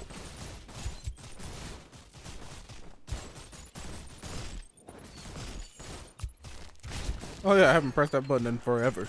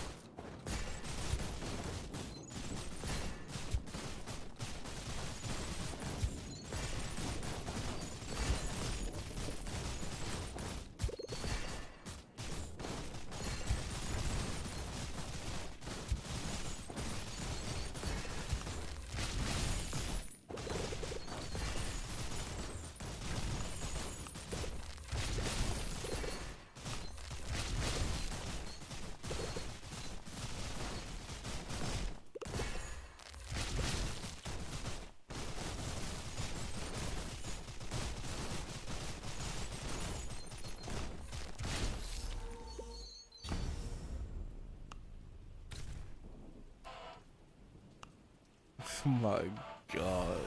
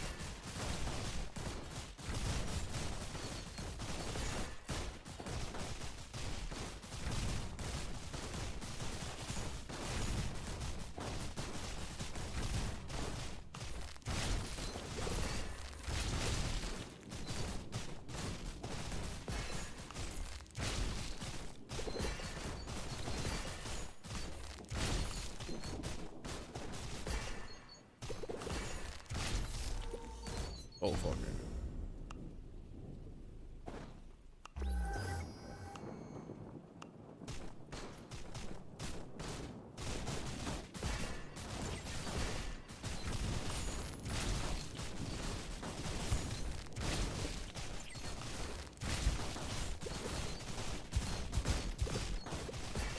Okay, yep, probably could have done with a dodge there. Threw away a life that I just got, yep.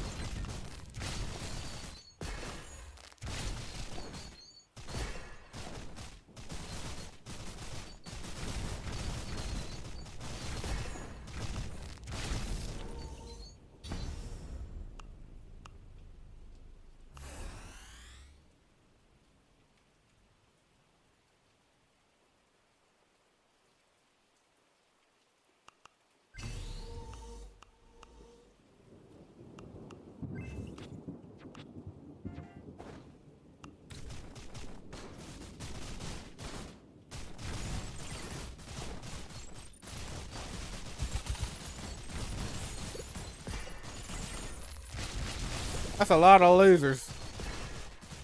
Not a fan.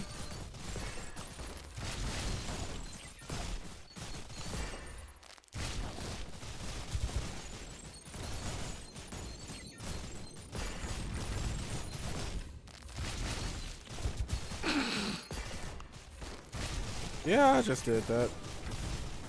Brain kind of shut off for a second, not gonna lie.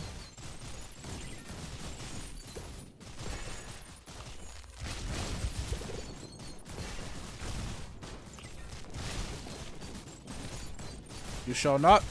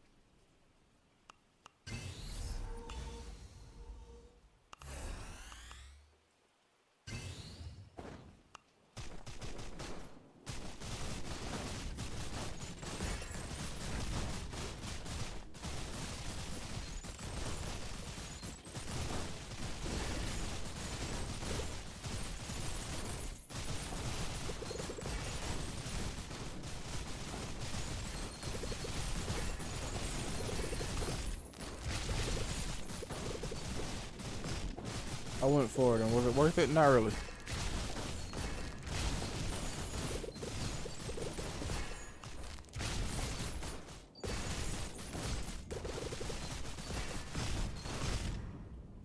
How am I there?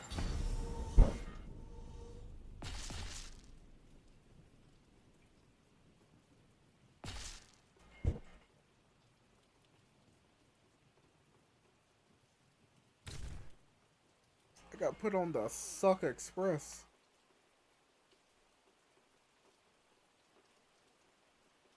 Alright. I've hit 5 hours. I'm gonna go wash my face.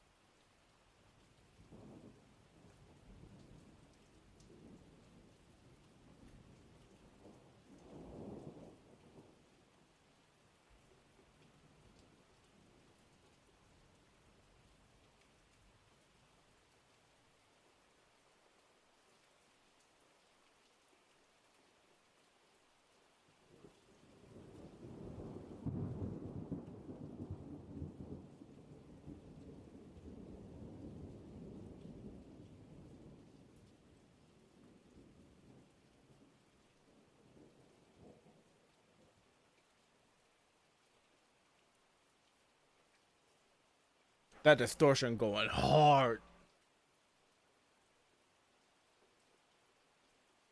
Oh, we gotta take a break. I try to remember to take them, but it's real hard when it comes to this. Because I get so locked in, I just forget about time.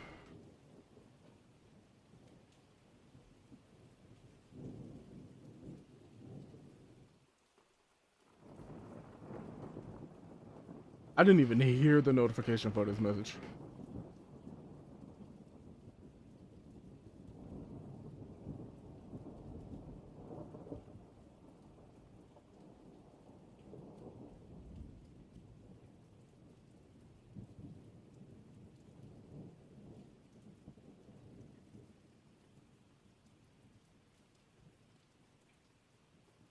Where's my mouse?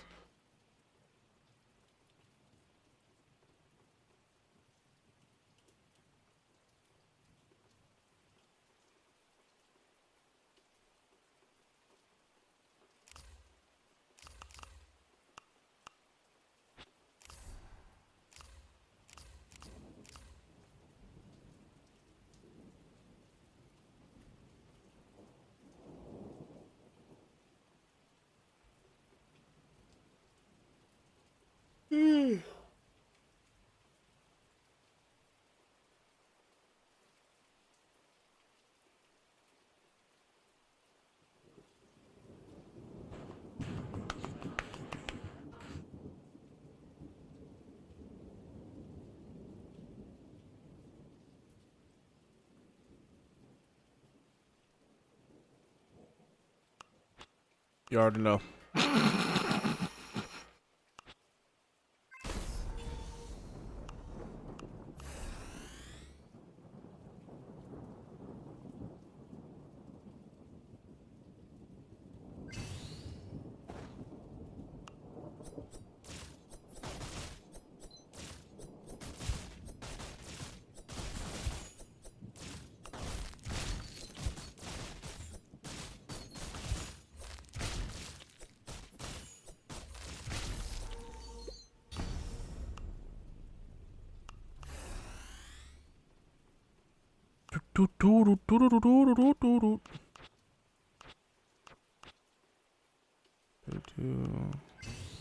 Oh, we keep it going.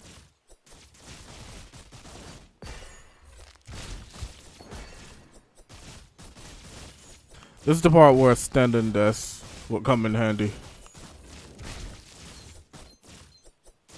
Actually, you know what?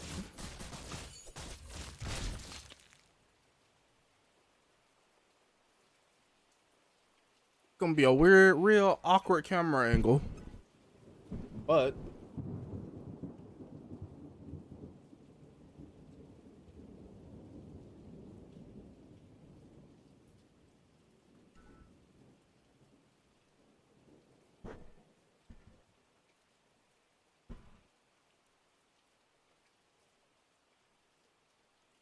let me see if I can do this.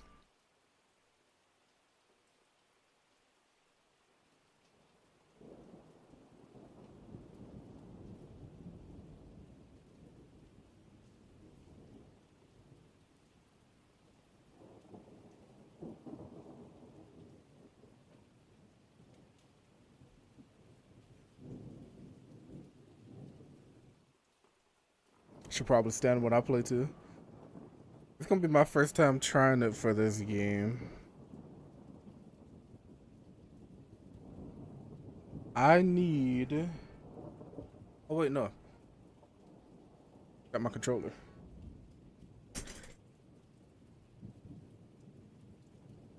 Okay, that freaked me out.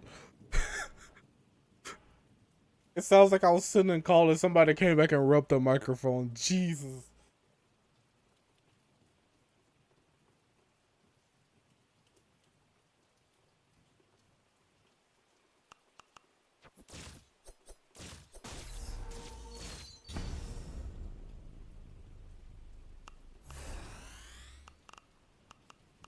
This is an experience.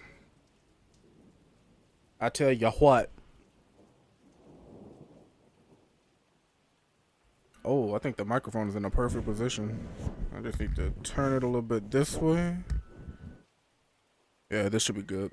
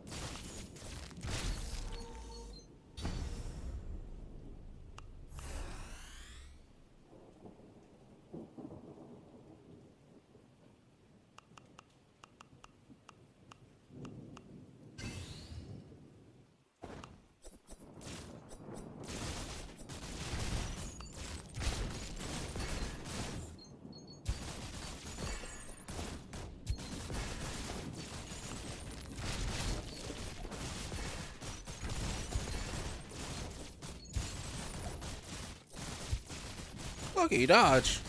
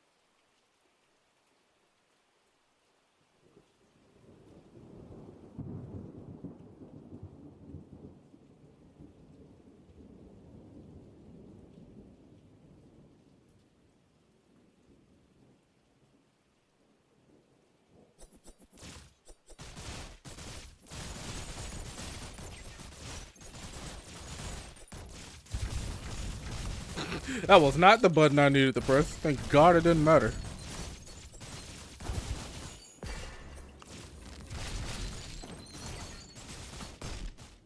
That mattered.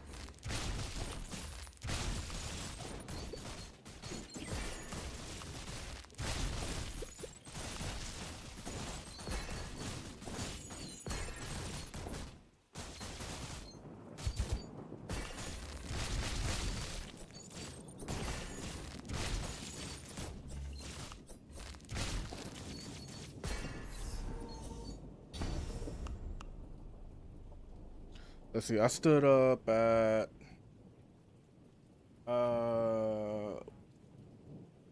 damn, I wish I saw what time it was. We could say I stood up at 5 o'clock. Could say that. Now we'll stand for at least an hour.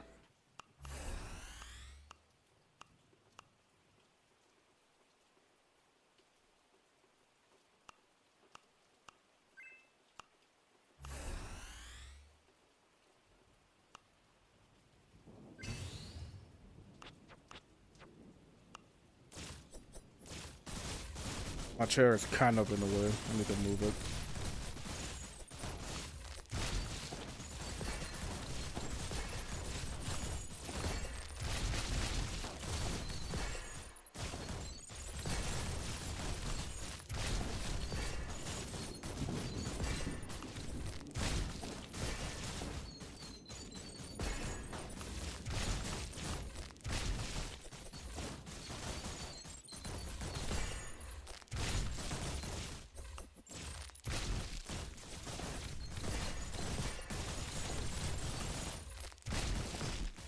Son of a...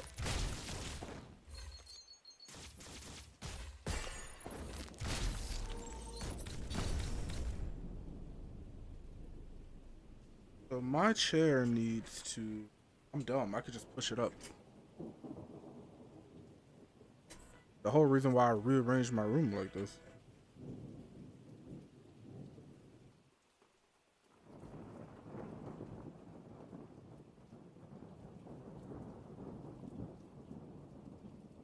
Yep.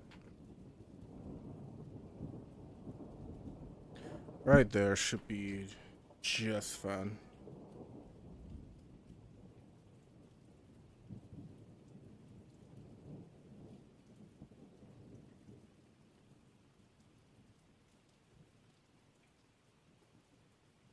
The crop I have on my camera really weird.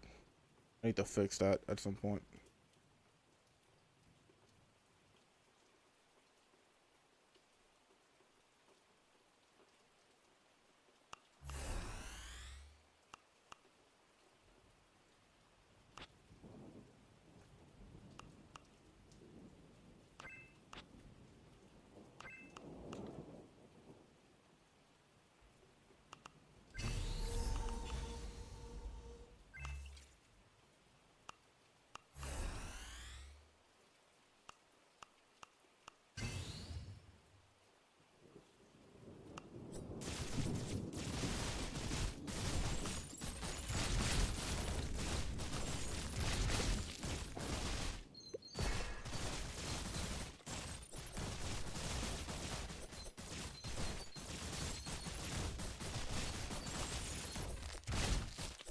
Guess I'm exercising while I do this. Why not?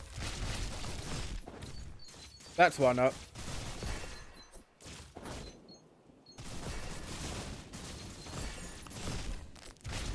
I didn't mean to stay there that long, man.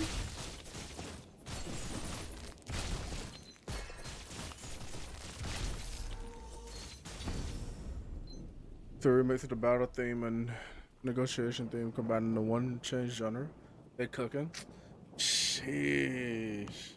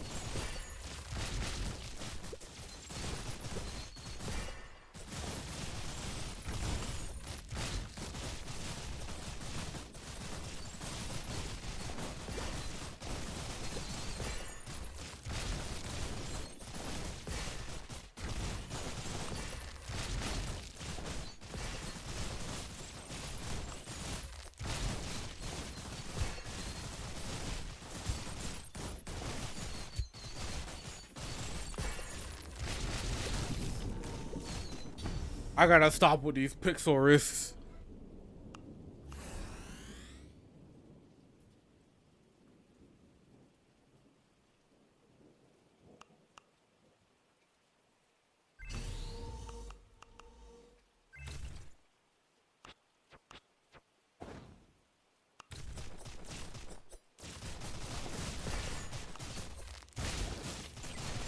Mama didn't raise no bitch though. That's why I'll never stop.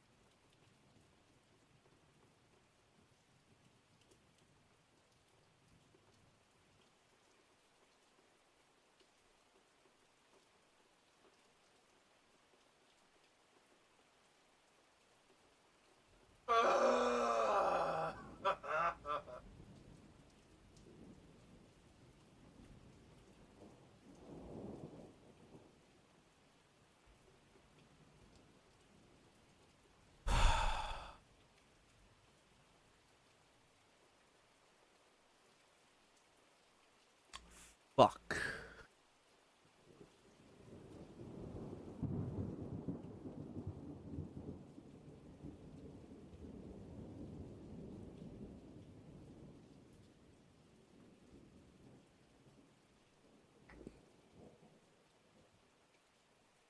Been literal fucking years since anything has jump scared me. And the first thing to do it,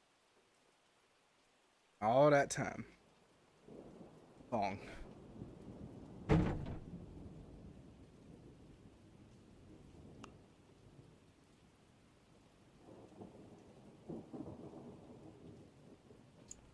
wanna fight something right now.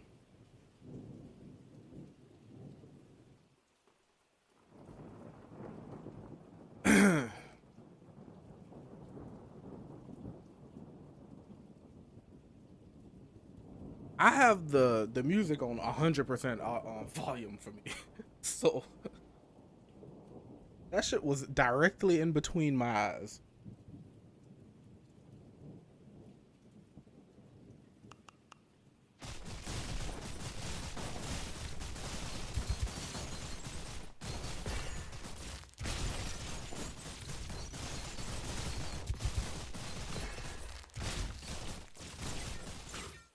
That's it. What did I do to deserve that 36 seconds?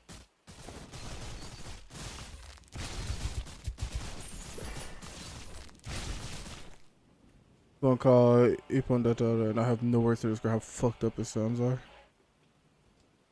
And they play at like infinite volume. Is it on this playlist?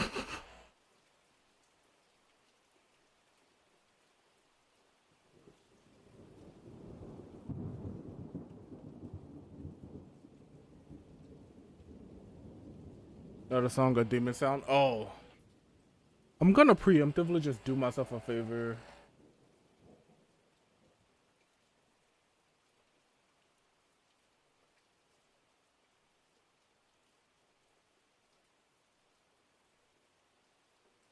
Should still be good for stream, but I turned it down by like 50% for myself.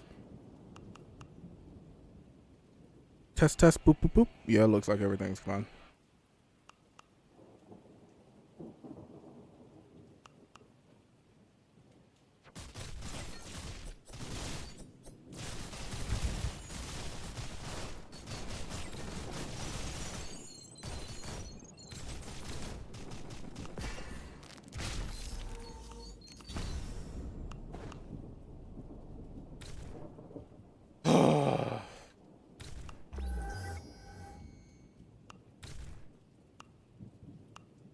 Let me in.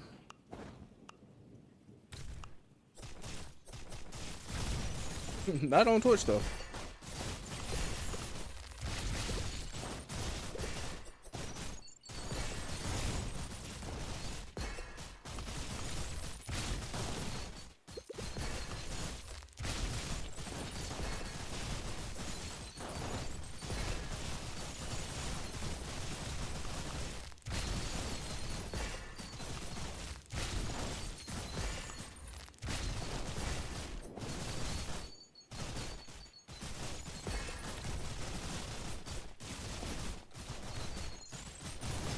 No.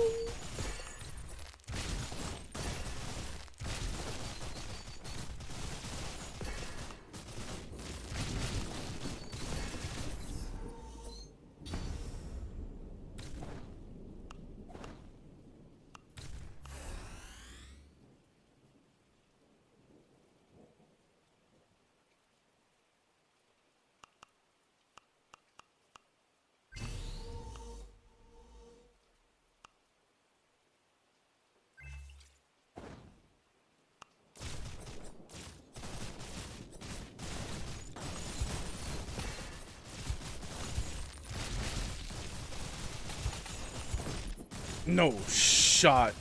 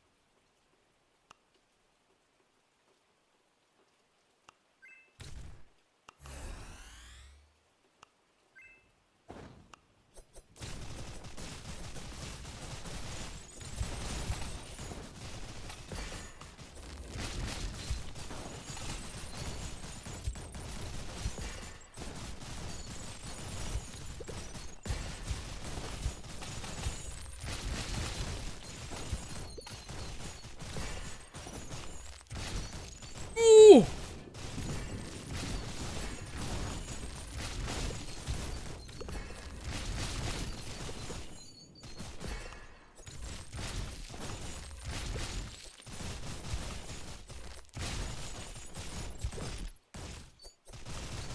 You know damn well.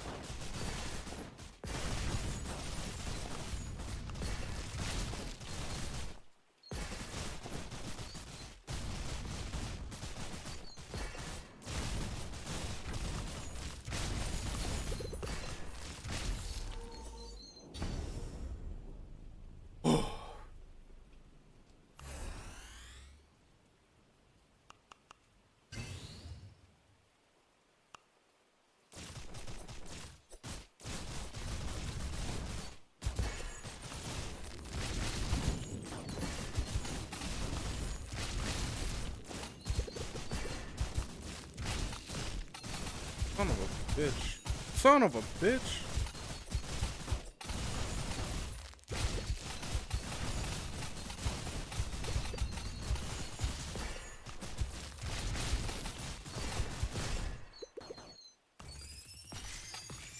I was starting to believe. I started paying too much attention to how things were going instead of just continuing to flow with it. Ah.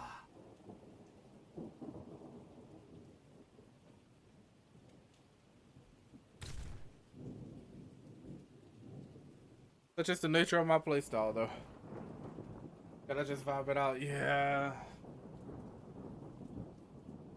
Yeah.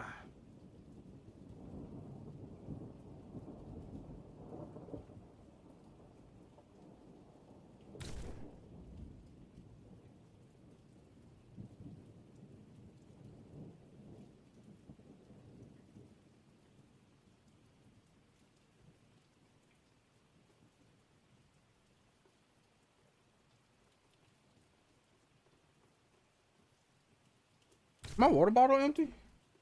Oh my god, it is. I'll be back.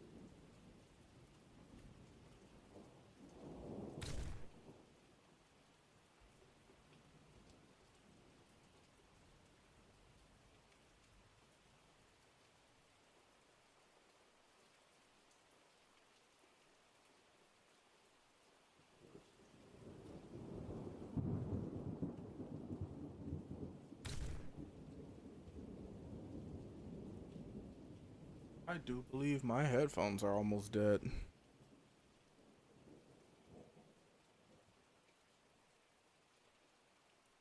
I gotta commit to this standing for an hour at least because I messed up my calorie deficit yesterday.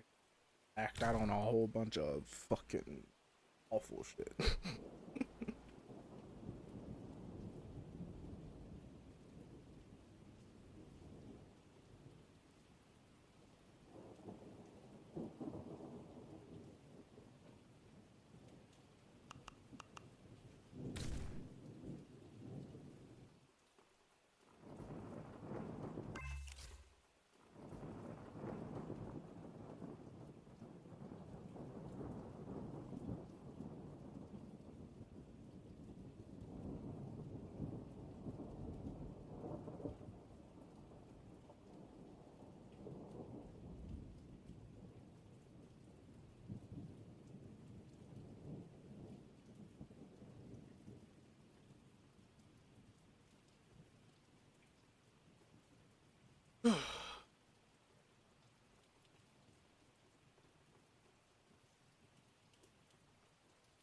Wish I had like softer floors. God, man.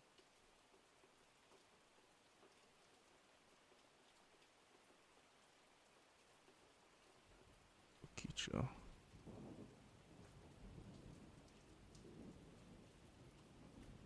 How you doing over there?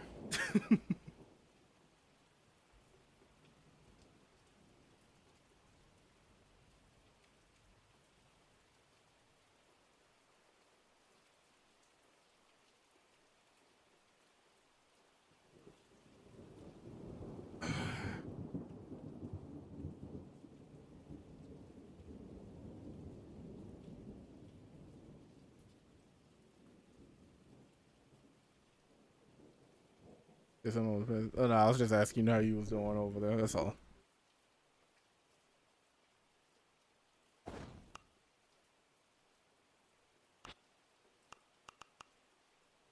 I'm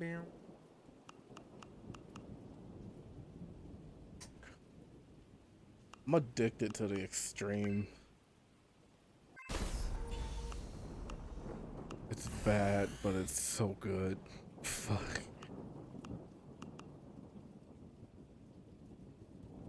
More update stuff made it so the health bar flashes when you refill on Devour now.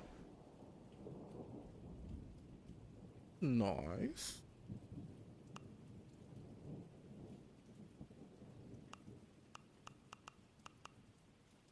Also fixing that influence thing. Oh. I see that and then I'm like, oh, and then I just completely forget about it.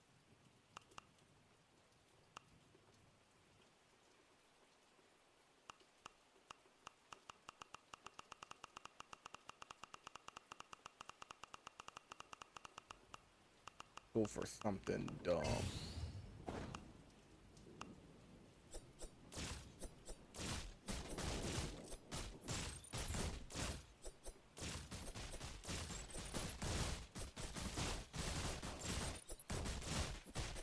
Because it's accident part of the left hand. Gotcha.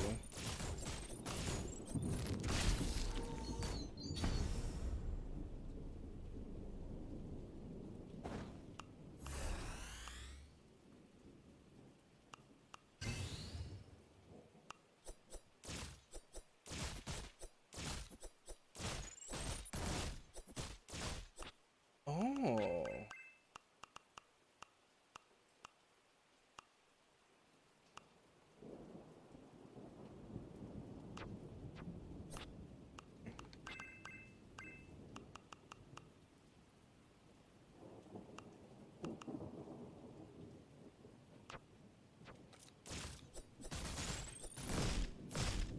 Fuck. Drag and drop it over the correct box in this. Yeah, that sounds like a really good.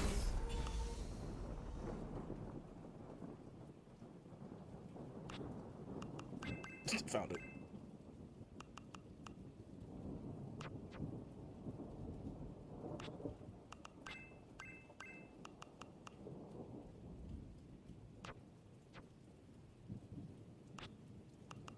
Ooh, so I can find if I. Yeah.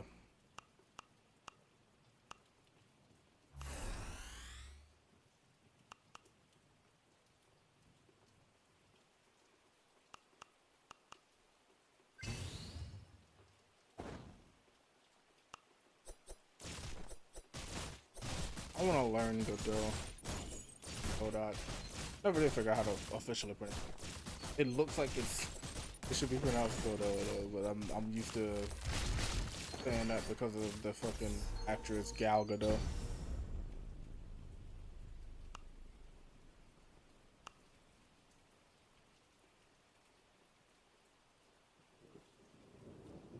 My bad. I forget this isn't my old mic. I was just talking about how I wanna I mess around in that software sometimes.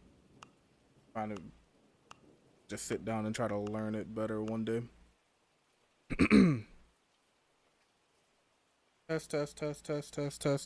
Yeah, damn. I gotta get used to using this microphone.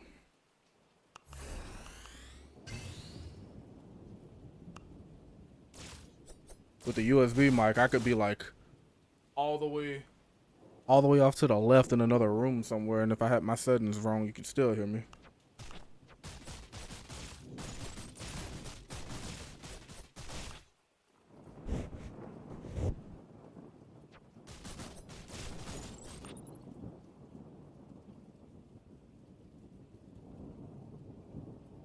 Back when I was a kid, I started out on RPG Maker 2003, messing around. Damn. Deep into this. Oh, sorry, I was off to the side again.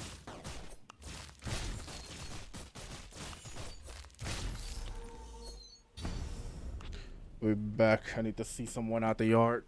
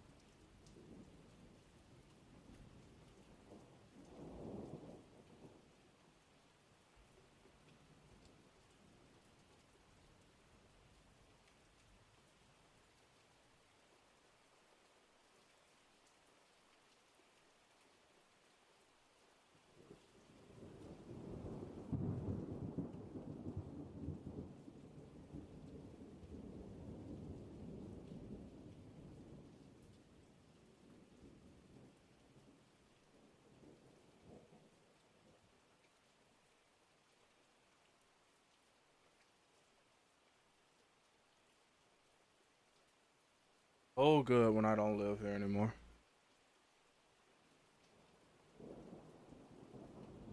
Spot with my friend.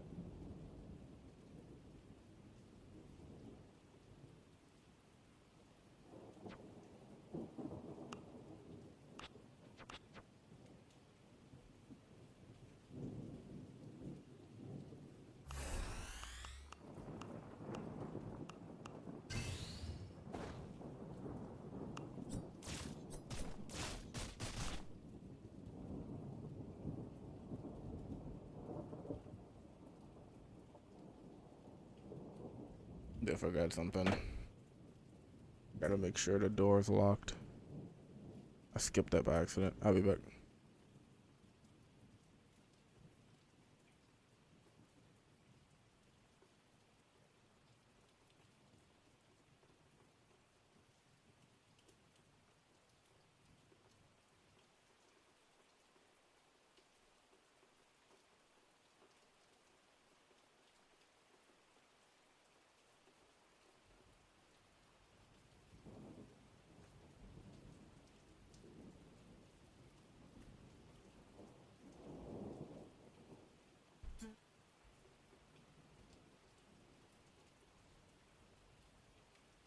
But it's fucking 5 a.m. So let's not do that.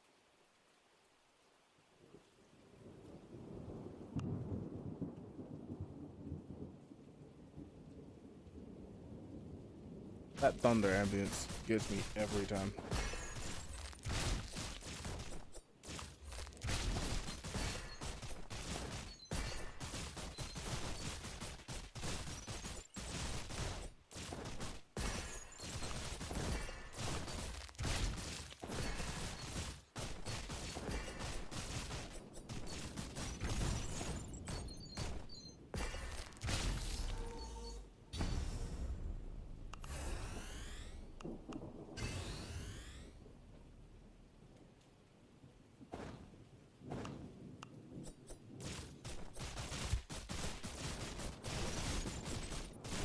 I've hit that point of the stream where I'm just more on autopilot than anything.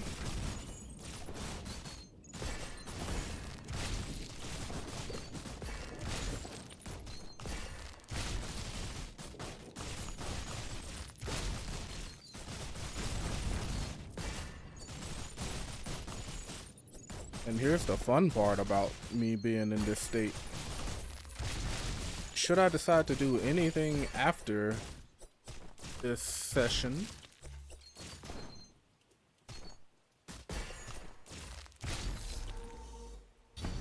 it could possibly result in a near 24-hour stream. Because usually once all I need to do is make it past like the 6 hour mark of a stream.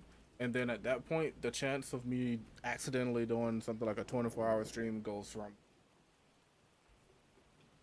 20-30% to like 80%. Depends on how I'm feeling.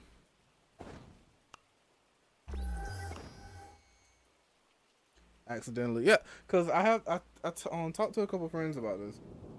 I've done multiple 24-hour streams by accident in the past, and my thing is like whenever I try to do them intentionally, it's harder for me to do because it's like I'm actively thinking about it. But then like when I'm just in my element, just vibing, doing whatever I would do, it just happens automatically. Because my whole thing with streaming is like I never go live with a plan. Well, almost never outside of music stuff. Whenever I'm streaming, it's literally just me being like, I'm doing this anyway, so I might as well stream it. And I solved a lot of my internet issues a couple weeks ago, so I'm trying to get back to just streaming regularly. And outside of worrying about mobile data usage, I have no reason to not stream regularly. I do that too, unless I specifically track the time. Yeah. So like, unless something happens, this stream is very likely gonna be at least 12 hours. Assuming nothing comes up. I'm gonna probably throw a few more hours at this. Then I'll take like a whole game break for a minute. Maybe like hop on Crab Champions for a while, run some hours on that, and then get right back on this.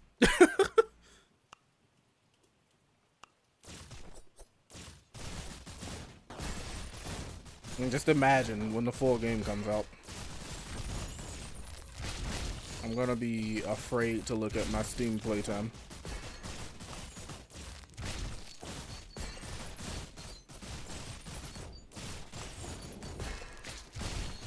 You've been in the Crab Champions? Oh my god, it's so good.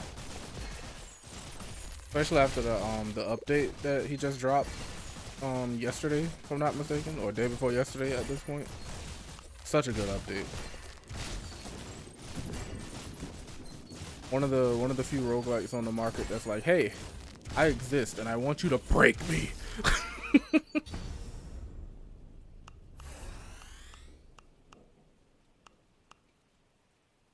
I think Spiffin Brit actually posted a video on it recently too. He did something that I've been putting off doing for a while. He just like tried his best to spec heavily into luck super early in the run, and his RNG was really good, and by like Island 20 or Island 25 or something, man's was like a single shot doing like several 100 million damage or some dumb shit like that. And I'm like, yeah, I gotta mess with that at some point this stream. There's gonna be a lot of failed. He also did it on normal mode, so I'm gonna try to make it happen on True Nightmare. I love doing True Nightmare runs on that game, cause it's brutal when you don't get good RNG, but when the stars align, you become so invested in a run so quick. I think my deepest True Nightmare run was a couple of updates ago. I got all the way to Island like 225, I want to say, and I literally only stopped because my PC was bugging out every time I shot once. So I was like, alright, I guess I'll call this run complete.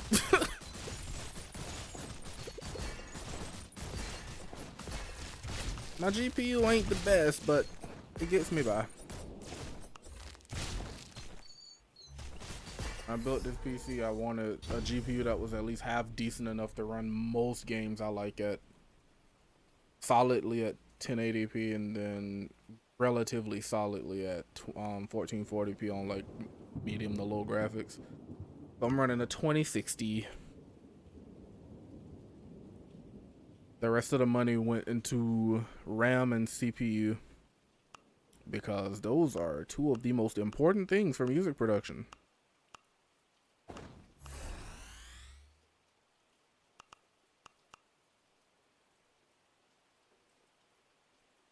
Had a 2060 for a long time. Good car. It's surprisingly solid.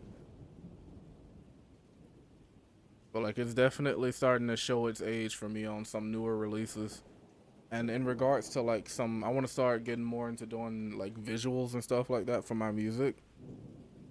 So I just need the natural progression of my computer upgrade as a GPU next.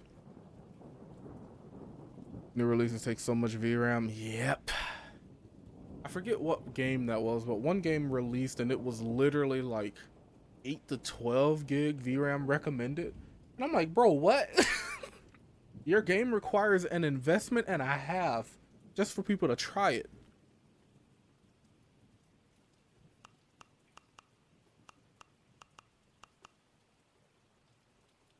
To be fair, the game was good. But fuck, man.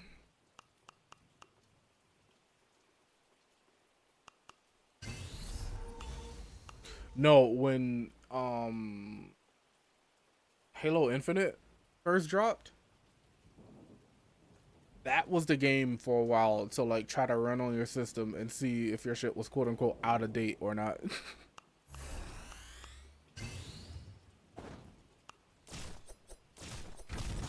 Because most people that tried to run Infinite and they didn't have like enough VRAM, the issues that game would give you if any part of your system was out of spec, it was really funny but really sad at the same time.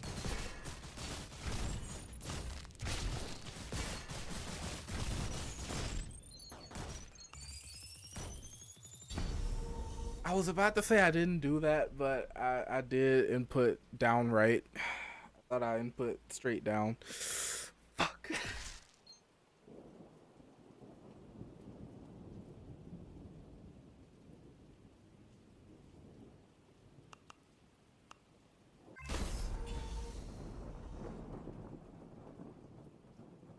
Dinner Party was the name of that one.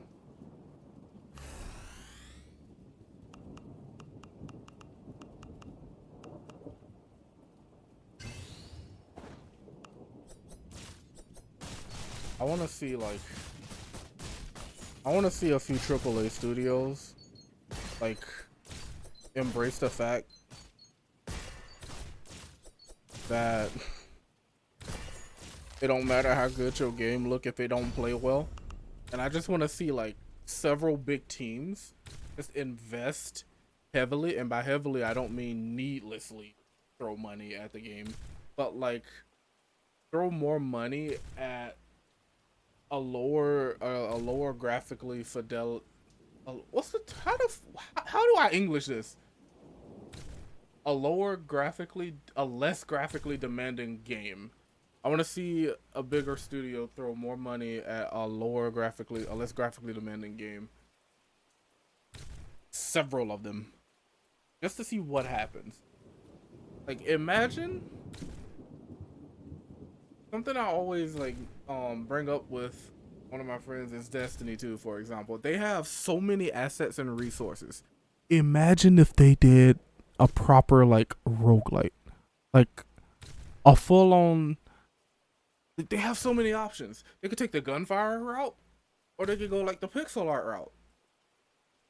Like, bro, fuck.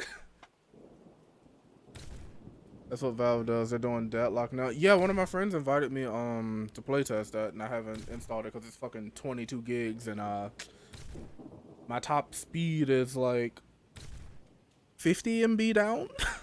So I've just been watching people play it.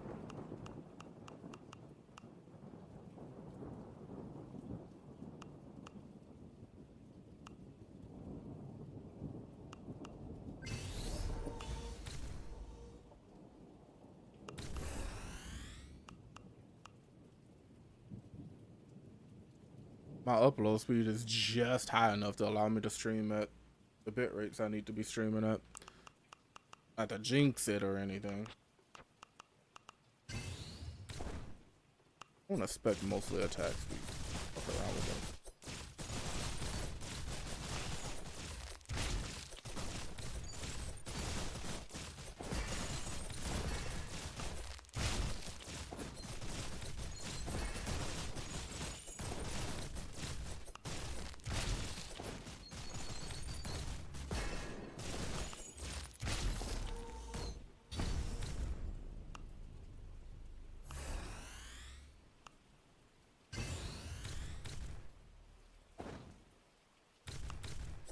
Whenever my dad gets in from work, I'm gonna have to tone down how loud I'm talking because he's gonna try to go to sleep. And the moment I'm slightly too loud, oh boy, I'm gonna hear about it.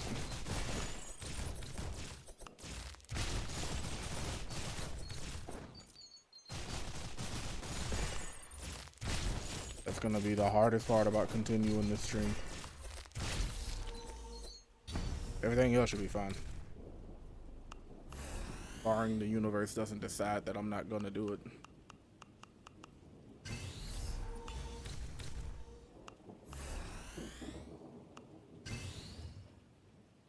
I need an IRL noise gate. I know.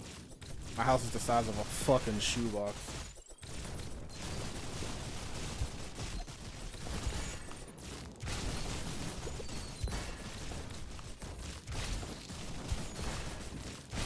Like, I tested something when I got this microphone set up because this is my first XLR mic. And I'm like, I've been long overdue to get one in the first place.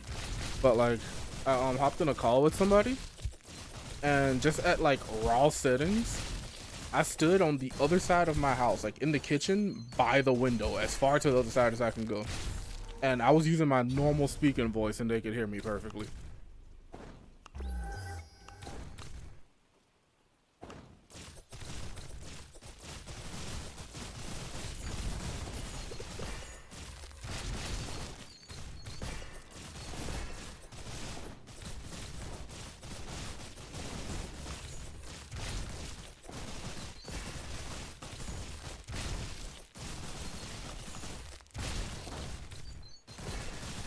I might go hard. I know, right?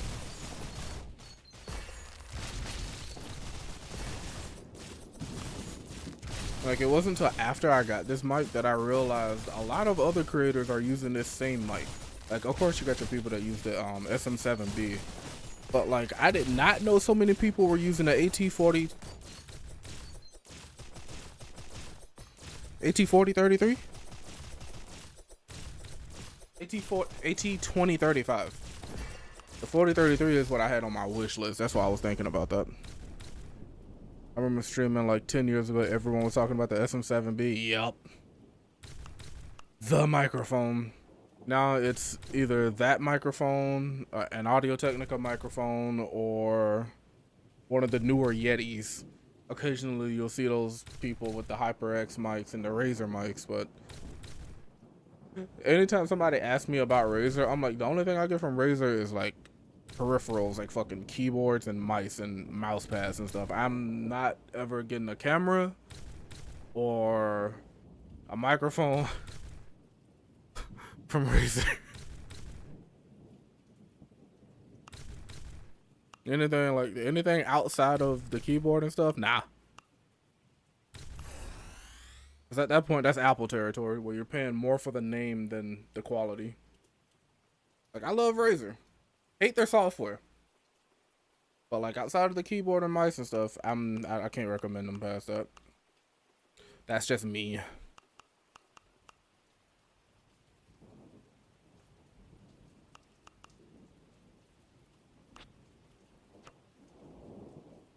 Fucking Synapse using 80% CPU while idle. Fuck that.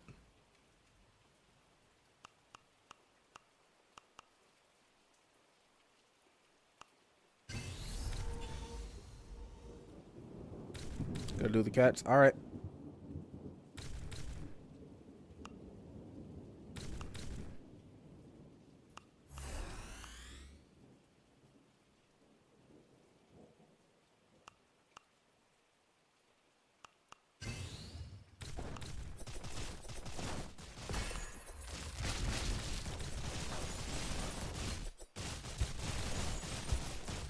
I guess a better way for me to word that would be like, I can recommend them, but only if the person is like a brand loyalty type of person. The only thing I outright hate about Razer is the song. This song will double your testosterone. Yeah, I'm standing up here just jittering listening to it.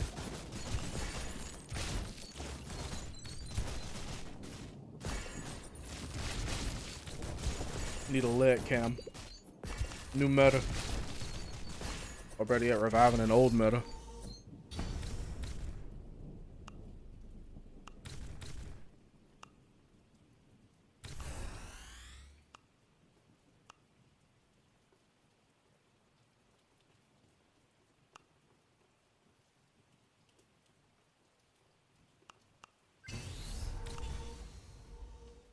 Holy shit, I've been getting super lucky.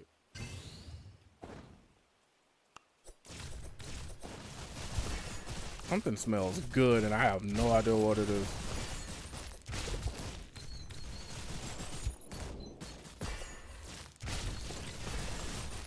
Which is kind of concerning considering that nothing was cooked.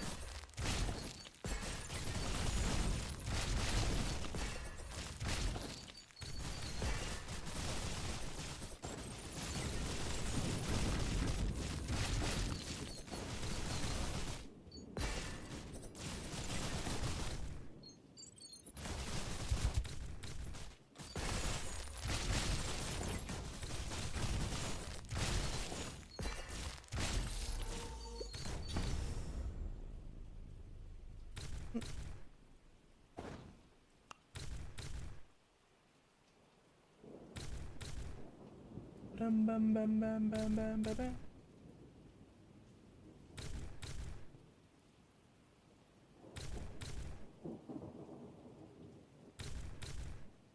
Look, did I get mentioned?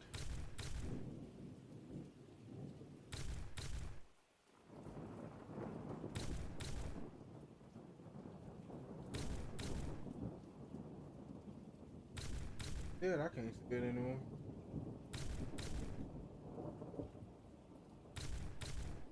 I thought it was an orange bar.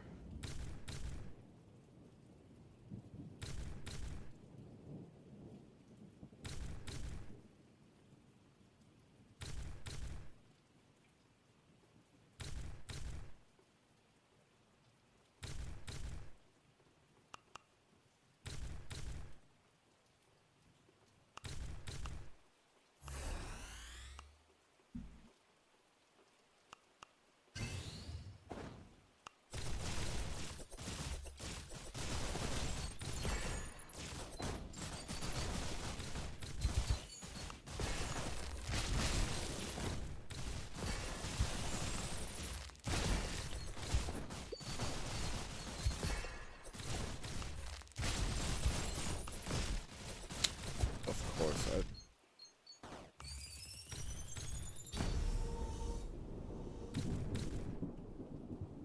I'm trash.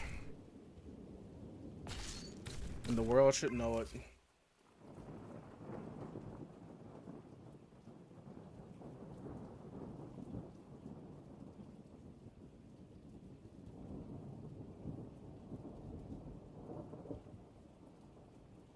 Two more minutes. Able to set, actually 6 more minutes and I'll be able to sit down. I just want to do another run. That's it.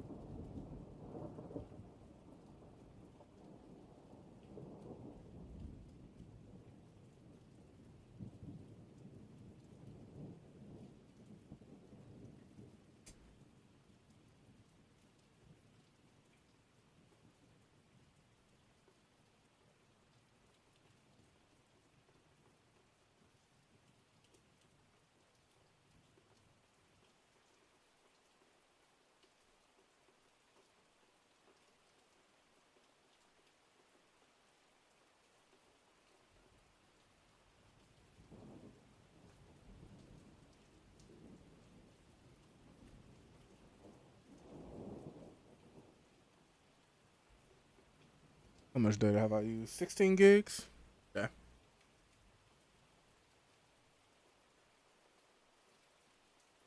Just waiting for 6 a.m. so I can sit down.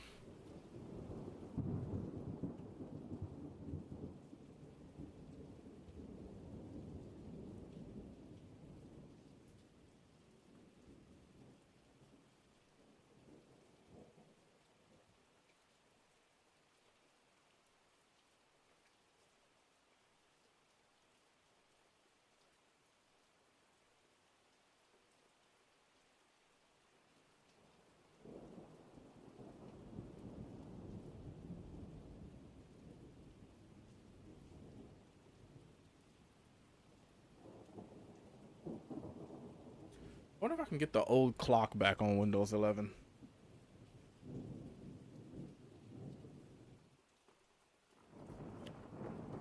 Why?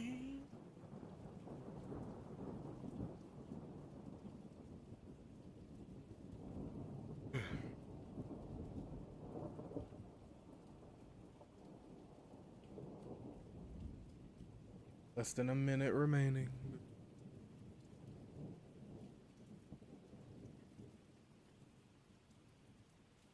Technically, I've been streaming for 11 hours already because I streamed for like just under 5 hours yesterday, and I ended because I needed to go chill for a minute.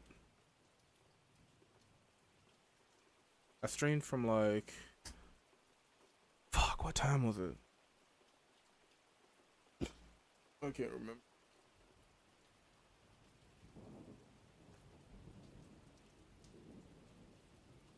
Boom, 6 a.m.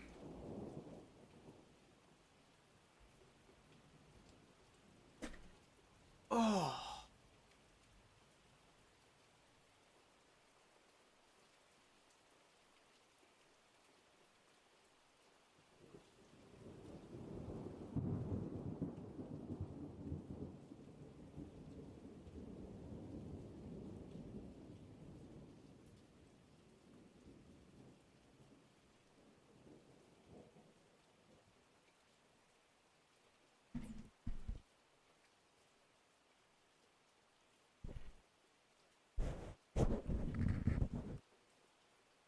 That's another reason why I like doing the stand for at least an hour thing.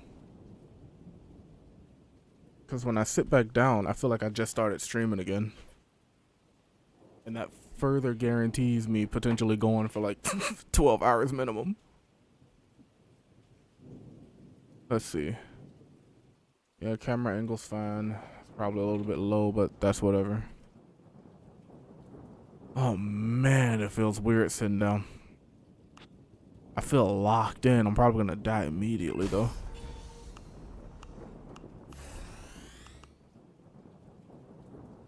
I'm gonna get real comfortable with this shit.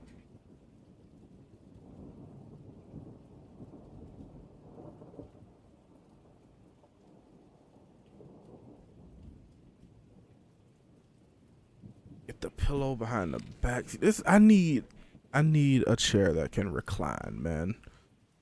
I'll be so set if I can get my hands on one of those. I wanna skip the foreplay and go straight for a Secret Labs chair, but that's $700.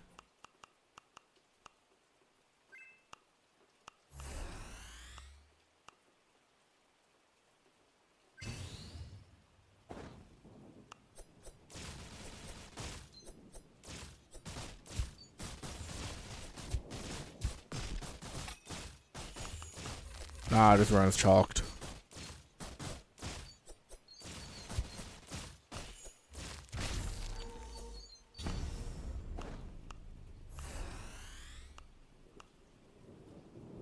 I'm low-key a fitness head, guru, addict, gym rat, whatever you want to call it.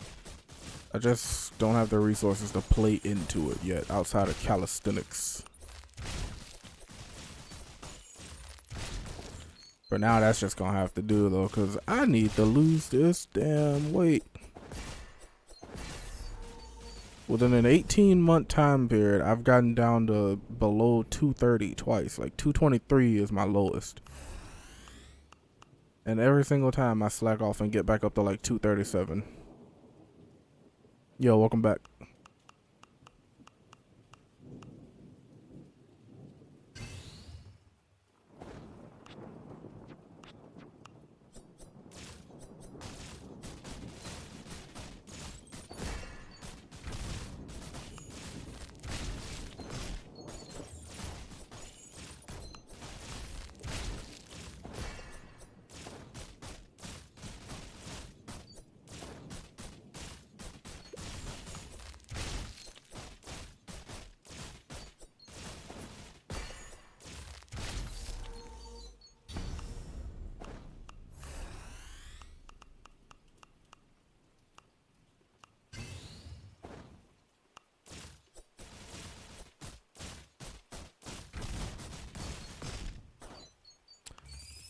How unfortunate.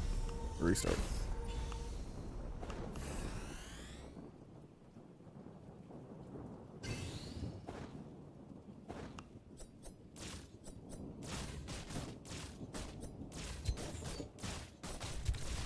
Ooh.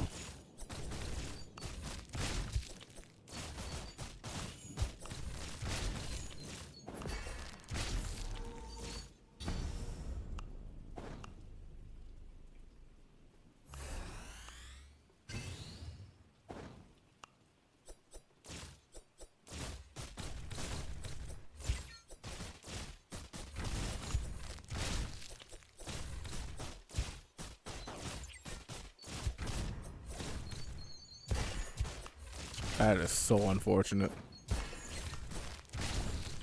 Leave it to me to land that timing.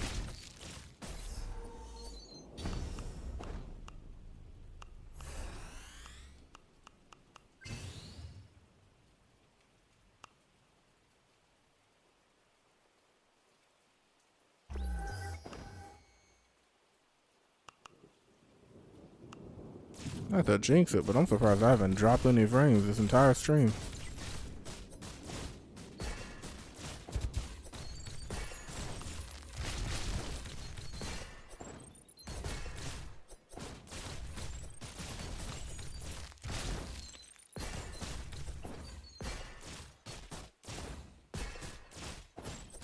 This might end up being the first VOD I ever pushed to the VOD channel that has less than 1% drop frames. You ain't seen that in a minute, especially streaming at max bitrate. Fuck. We take those. Yeah, we do.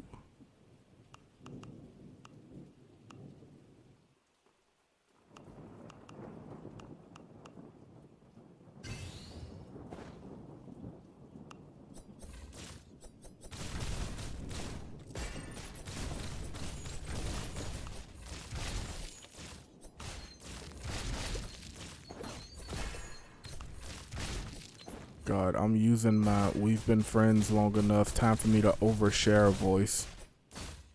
I gotta be careful.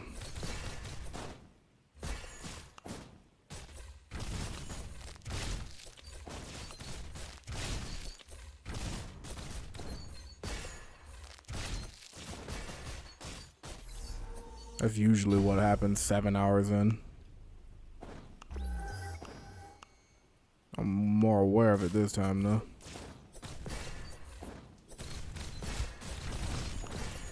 Ouch.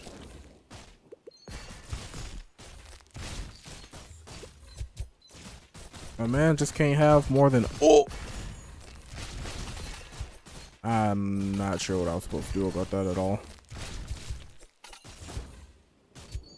Gonna be peaking at 20 hours.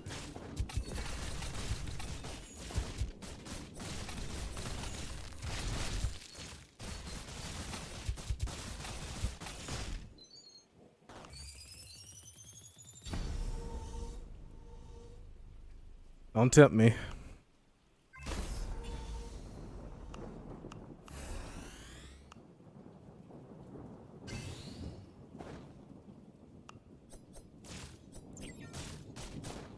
Sit here and play Bejeweled for the next 14 hours.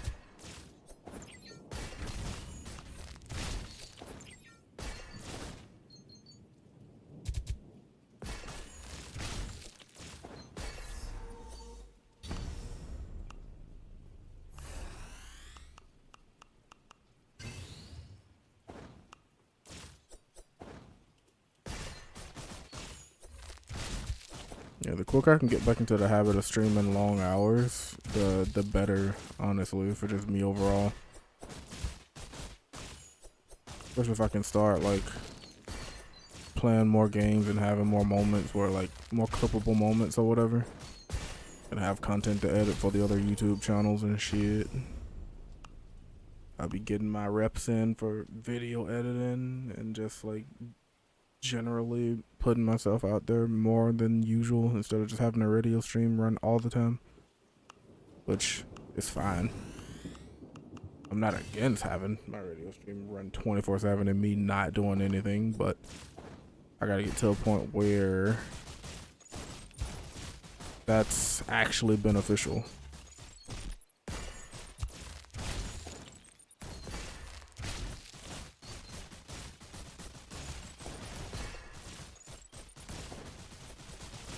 Like, if I can ever get to the point where I have an offline chat, I'll be feeling good about myself.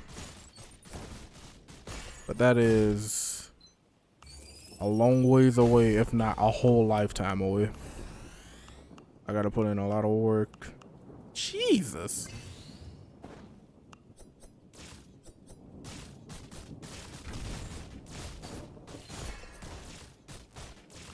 I keep working at it and eventually reaches a point where it all comes together.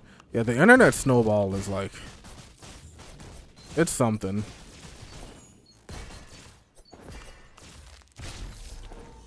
But that shit can come out of nowhere immediately or much later down the line, or it could just not happen at all, and it's just like, just gotta be ready to fucking ride it when it comes through.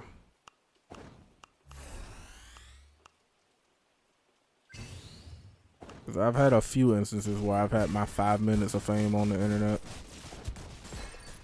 but each one to keep that momentum required me to ride a trend, and I'm not necessarily a trend rider. But I've had a few moments where I'm like, you know, maybe I just need to throw my morals out the window for like a year.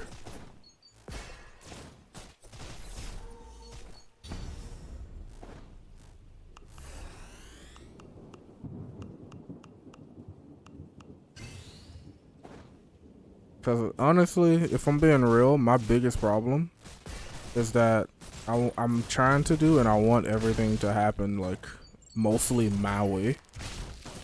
But that's just not how it's gonna go. It can go like that, but it's extremely unlikely to.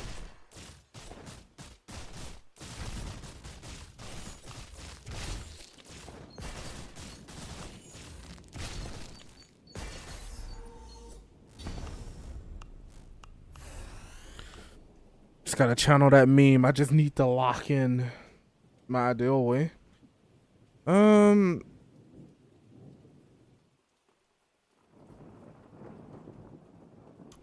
So my ideal way is influenced by something dumb that happened, because to this very day, my most popular song, quote unquote, is one that is probably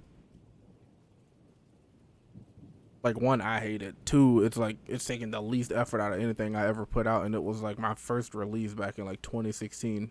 Well, not first. It was like my second or third release back in 2016. It was like an experiment, and I say that influenced my ideal way because it's like, it's very real. I can get to a point where I just like can consistently just release stuff, and then it'll flow to the right people, and then those people will tell more people and stuff like that, and then maybe I'll have more people that aren't allergic to sharing stuff. I feel like Twitter, for example, I feel like more and more people are allergic to the repost button. People always like stuff, but you never see them repost it. That is along the same line as likes and stuff. So I would just like my stuff to spread more organically than it currently does. But again, that's also like a two-way street. Like, I have to put in a considerable amount of work on my part. It's a bit of making my own luck and also making sure I'm not trying to just do nothing and expect everything to work out.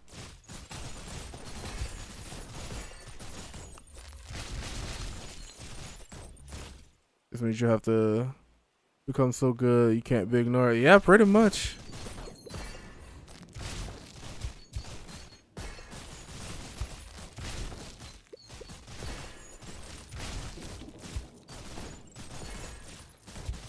That's why I'm kind of looking forward to finishing this album, because the way I'm gonna roll it out, it's gonna be probably more than, it's gonna be broken up into like 4 or 5 parts.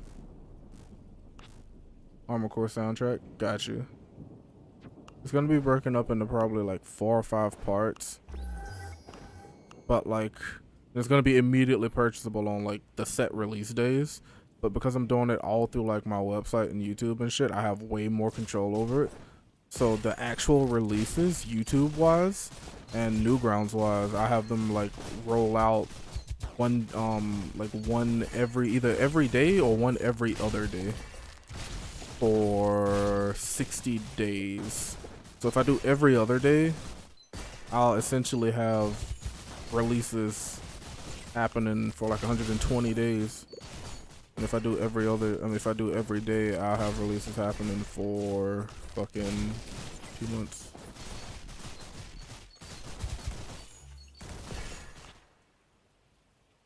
Oh yeah, this is the Armor Core track. Contact with You Extended. Sounds sick. Yeah. Cause I can't remember if you were here when I talked about the project, but it's essentially just me, cause I've changed my process a lot with how I produce. But before I want to go ahead with making new stuff, I'm still probably gonna make some new stuff in between these, cause like Winds of Change is new. I did Winds of Change in like a Saturday. Like I started it randomly in a stream and then finished it the next morning, and was like, okay, cool, I'll put this out. And outside of that though, the album, it's just me trying to finish all of my old whips and get them out so I can focus more on newer stuff. And it's also meant to help me practice not overthinking. So a lot of the tracks are probably going to be anywhere from like, I'm trying not to get so caught up on duration and stuff. So a lot of tracks are going to be anywhere from like 1:30 or less to probably like 3-4 minutes. I want to get back to doing more longer tracks too. Because at some point I subconsciously stopped doing tracks longer than 4 minutes. Like a lot of my tracks ended up being around 3 minutes and 20 some seconds. Now a lot of the ones on the album are also around that point, but that's just coincidence.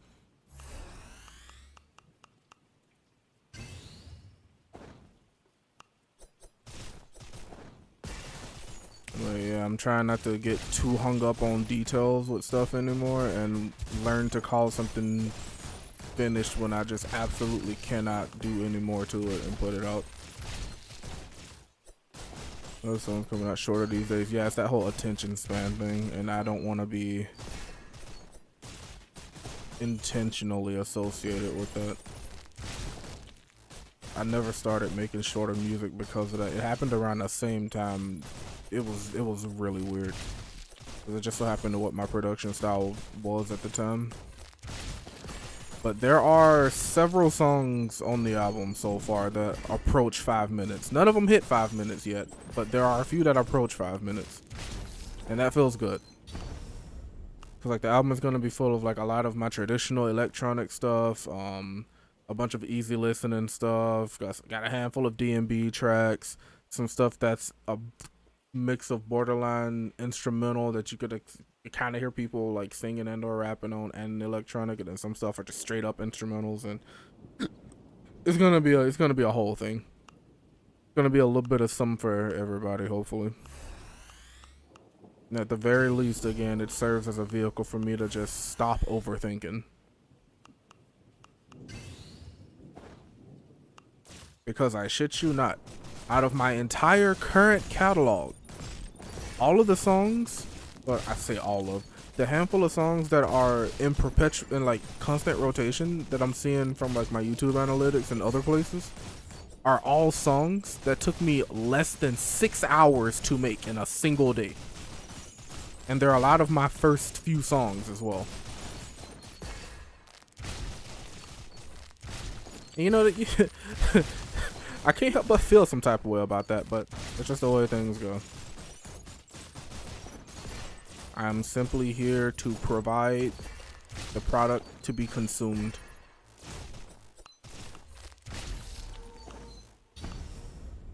And enjoy the process while I'm doing it.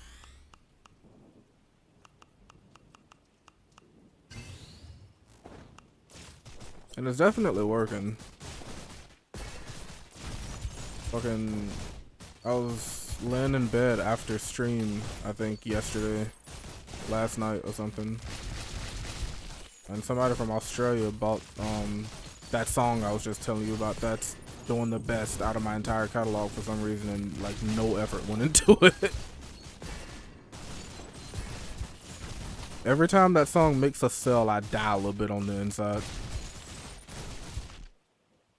Upside is that you only need one thing to really hit, and it can cover the time to make a bunch of stuff that doesn't hit. Yeah, that trickle down effect. That's always the exciting part about whenever I have something start randomly doing well. It's like, oh, are they gonna go through the catalog?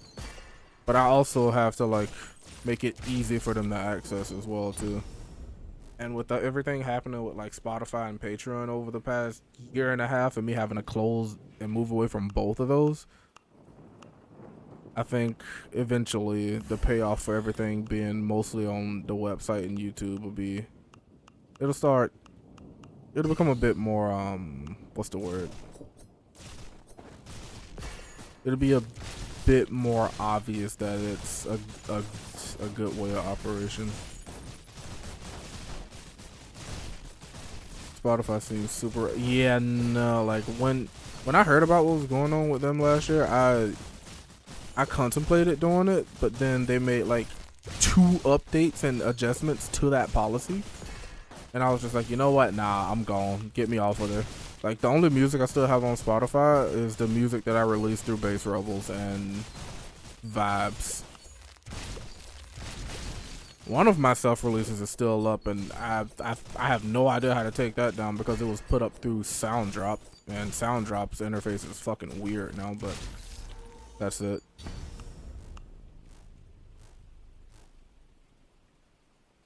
They're like, yeah, if we determine that 93% or some shit of your streams are botted, then we can remove your song. But yet, when you report to them that your song is put on a botted playlist, they say they can't do anything about it. They can't remove the song, while simultaneously actively removing people's music that don't deserve to have their shit removed because they've been falsely flagged for botted engagement. It's like, I'd rather not deal with it. I would sign in and show you, but I cleared my cache the other day, and I need to verify my login through my phone, and I'm using my SIM card in a different device right now, so I can't really do that. But one of my songs on the label last year ended up in a botted playlist, and it got like 20-30 some thousand odd streams in like a couple of hours, and then just fell off. You can see it in the analytics how it's just a big spike, and then it just dies and no more activity. And I report that because you could get your shit like removed permanently for that type of stuff, and they're like, yeah, no, we can't do anything about that. Like, what?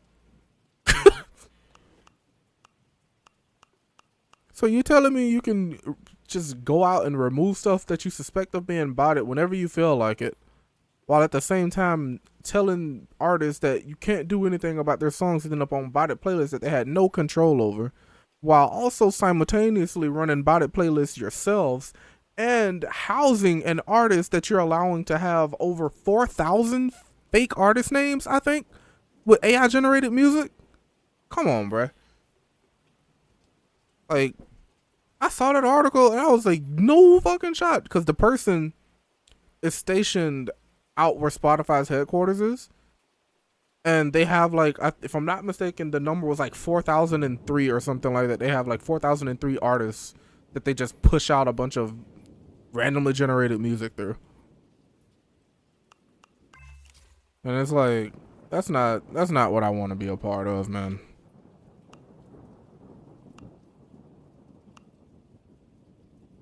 And as funny as it is, sad as it is, on the financial side of it, I've already made more money from just operating purely from my website than I have off of like all of my time pushing shit through DistroKid and the label.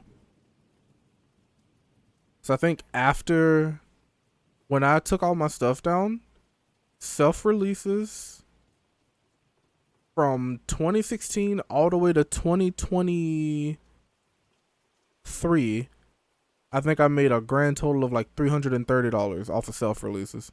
And from the label, I'm pretty sure it's somewhere in the neighborhood of like a couple hundred. So I think earnings from all of my music, self-release and label releases, is less than $700 total.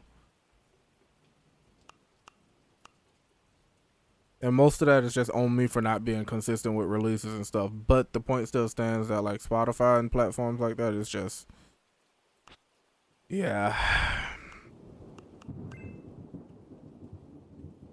Meanwhile, I can run a bunch of ads on Twitch and do some good promotion on my website and make more money in 1 month than I made in 6 years releasing my music everywhere else.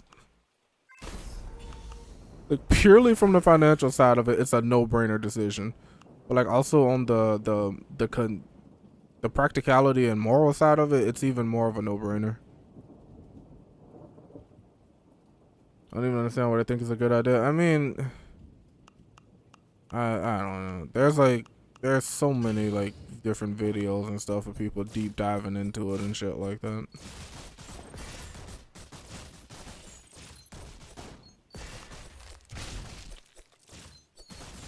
Something that I like Curtis King is the person that I found out through about most of this through, and I like what he started doing with his music. He'll make a snippet of it and he'll release all the snippets on Spotify, because he's like, if they want to pay us a fraction of a penny, then I'll give them a fraction of a song. So he does promo releases where it's just mostly snippets of all his music that he does, and after the first minute and 30 seconds of the snippet, he's like, if you want to hear the rest of the song, go to my website at da da da da. And I'm like, I'm so tempted to do that as well, but that's too much. That's too much energy I gotta reinvest into finding a service to put shit up through Spotify again.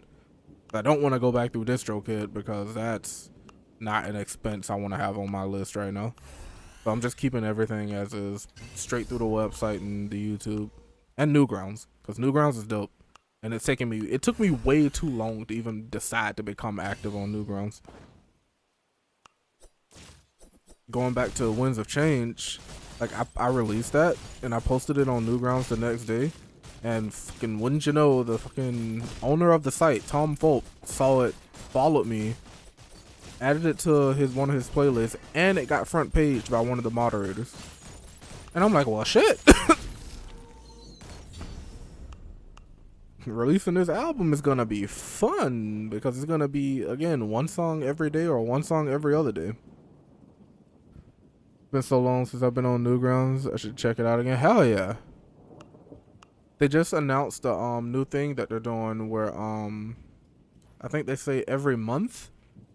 I like take all of this with a grain of salt, you have to look at it yourself, but I think this is something like every month they're gonna have a thing where they it's gonna be like a vote that happens, and there's gonna be the content categories like video, game, music, art, and stuff like that. The winner of each category is gonna get like a cash prize or whatever, and then they also opened up the option for people to like donate to the pool that gets given to the winners. It's like really cool.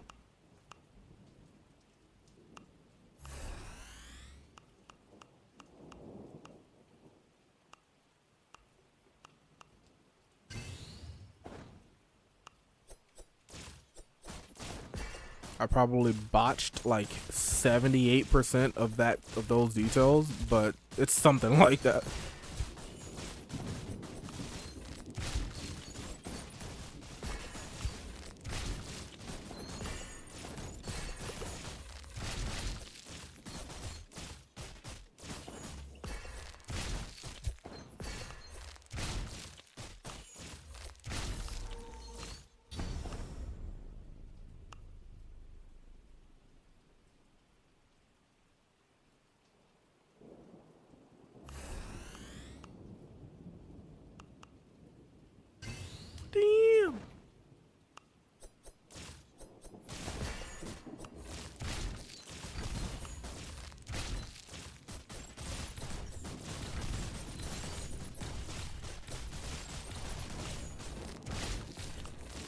Newgrounds is like one of the few remaining platforms where you interact with real humans.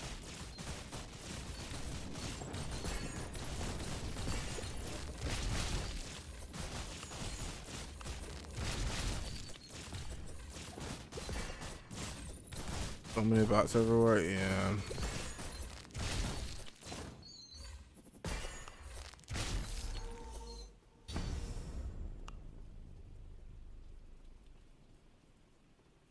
It's funny. One of my favorite things about Newgrounds, and it might just be my internet. I don't know if it's like a thing with the site or not.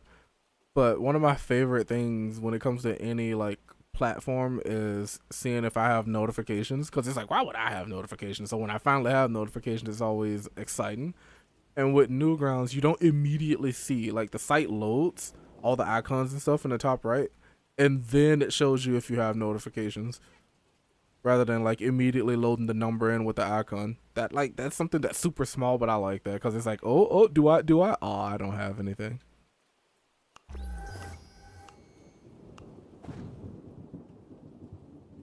What in the fuck?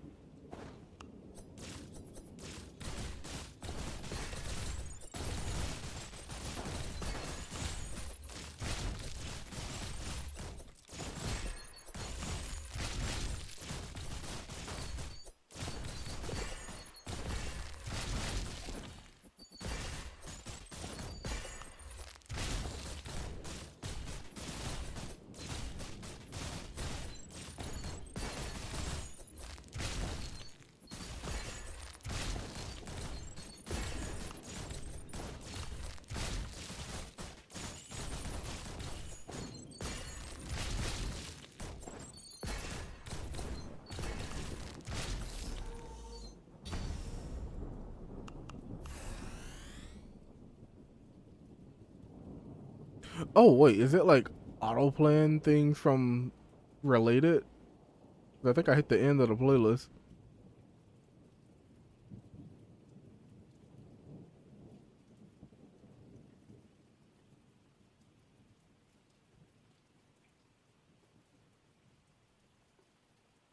I was just fucking vibing over here. Wait, what is this notification?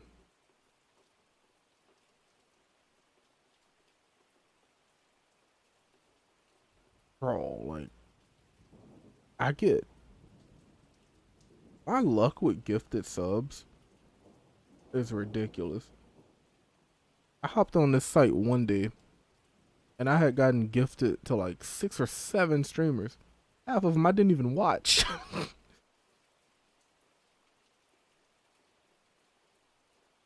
Fuck, what was I about to do? Oh, yeah, that's right.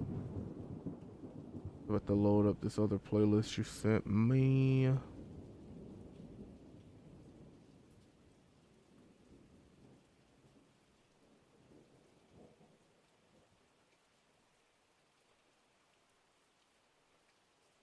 Refresh.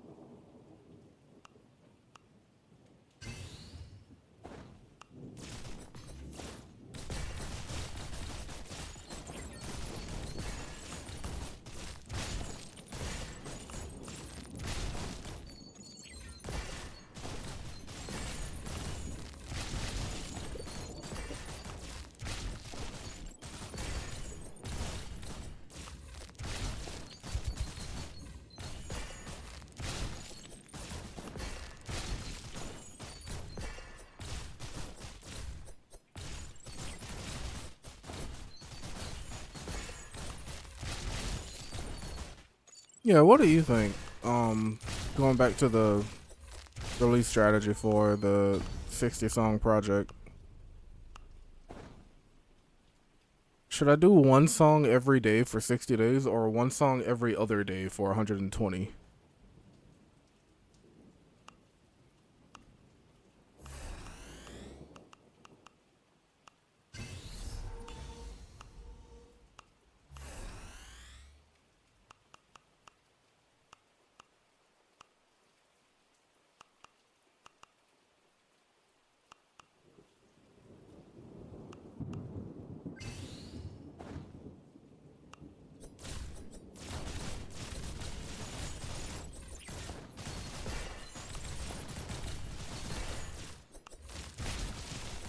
Because me, I do every other day just so I have time to make all the posts and whatever without having to push super hard.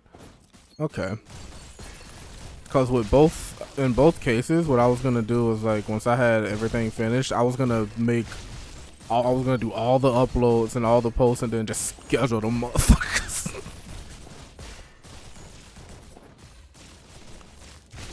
But going the 120 day route, that'll give me like a quarter of a year worth of content, which is what I was starting to lean more and more toward the more I thought about it. So appreciate your input.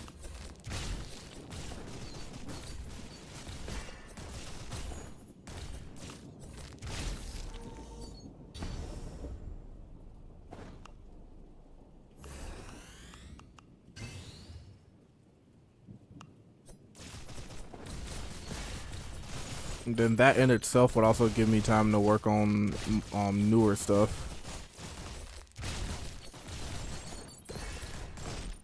Oh, fuck.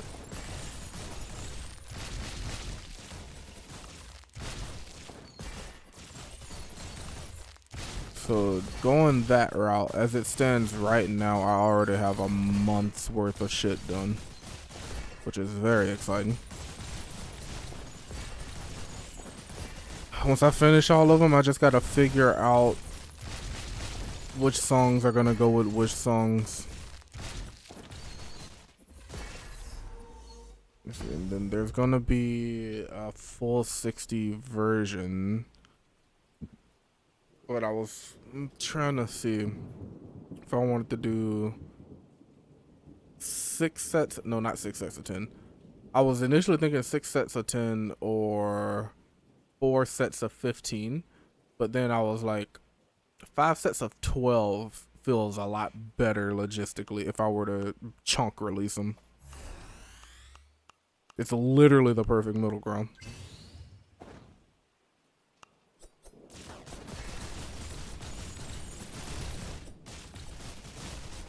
But I'll figure out all of those details once I have the whole thing done. I'm gonna be not actively, I'm gonna be like eager to see the analytics. Like even if the whole thing in total gets less than 100 interactions, I'm gonna be real interested to see which songs get the most interactions.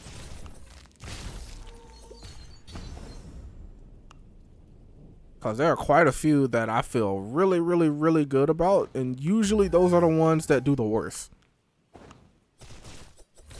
So this is gonna be like an experiment in so many different ways. It's always gonna be the one you least expect. Yep.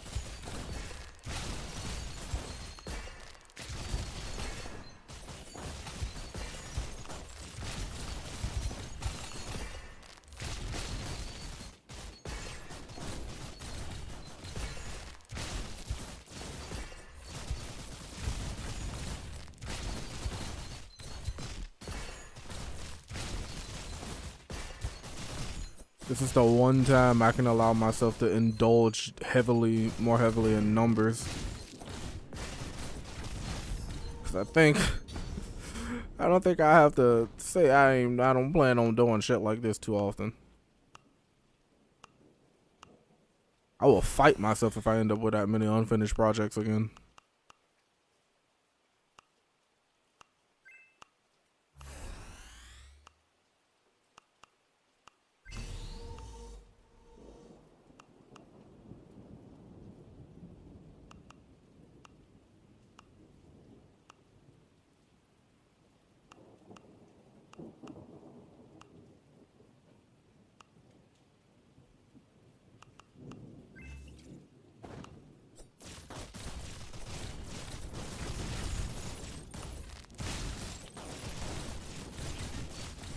I was watching one of those meme videos the other day about what your DAW says about you.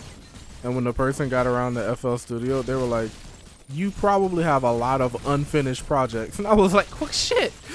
Why was that the first thing you said?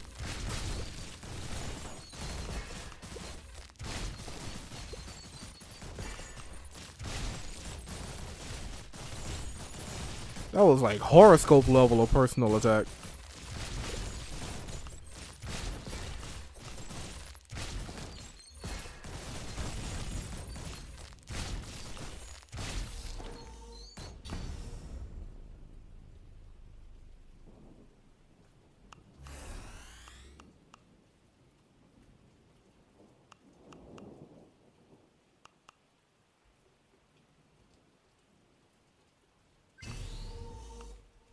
Ooh, I clicked it. The highest amount you've ever had? So this project is actually the highest amount because when I started it, I knew for a fact I didn't want all the songs to be included. But when I first started this, it was around 400.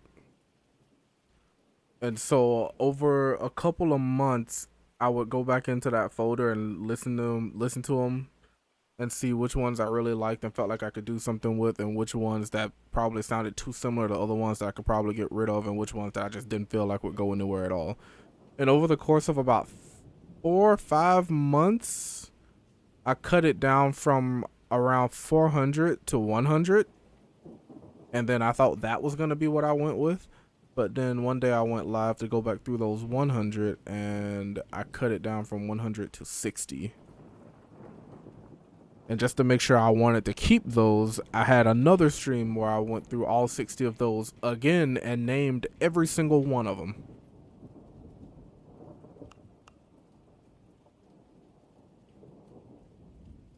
So my highest amount that I can remember is probably between 400 and 500 unfinished projects. Now, if we go back a couple of years to the time my hard drive crashed when I was in the middle of a remix competition, probably 600 or 700. But at that time, my skill level was around the point where out of those 600 or 700, probably only 30 of them were actually good ideas. That's pretty huge. Yeah, like, my idea of taking a break from working on music is working on more music. Just a different project.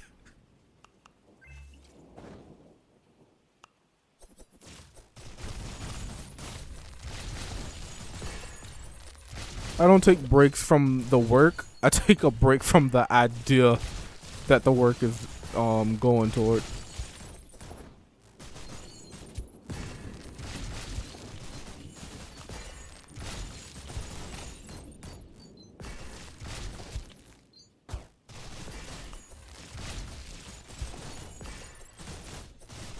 It's like the whole process of making music for me is just something like, unless I burn myself out, is not something I can ever really rationalize taking a quote unquote break from. It doesn't sound like a real concept. Especially ever since I like solved my burnout problem 2 years ago. Wait, no, 3 years ago. That was 2021. I disappeared from the face of the internet for like an entire year. I didn't release anything. Game dev is like that for me, yeah.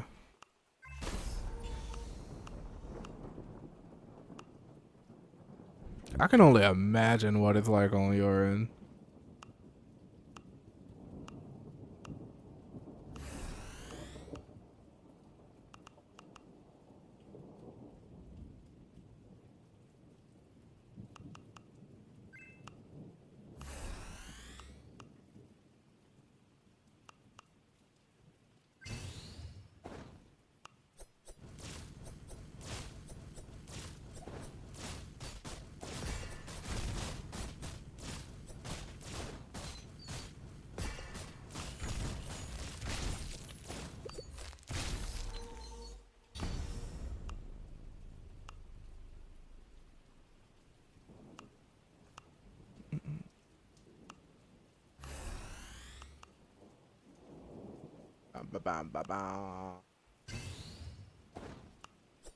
I need to take off Oblivion for a little while.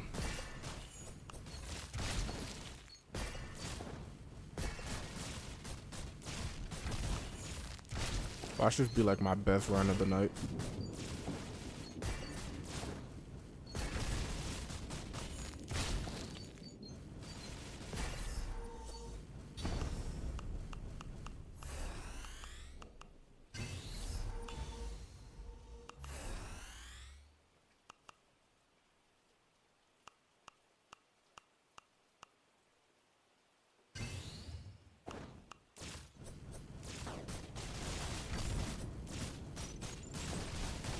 think my best run of the night was like 4 hours ago.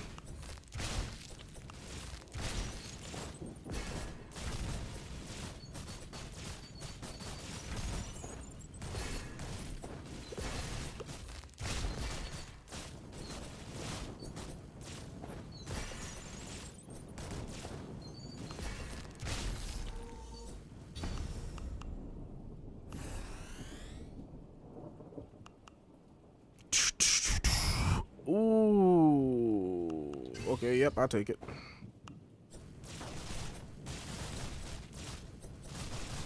Where am I?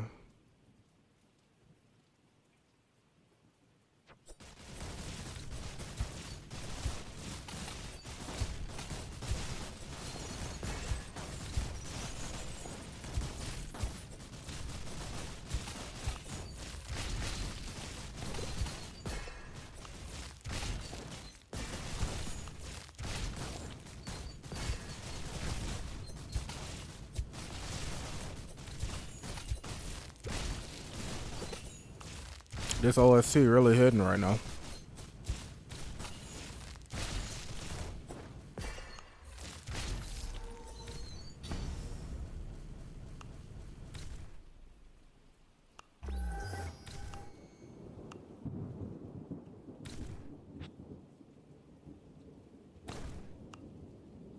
Grab food. All right.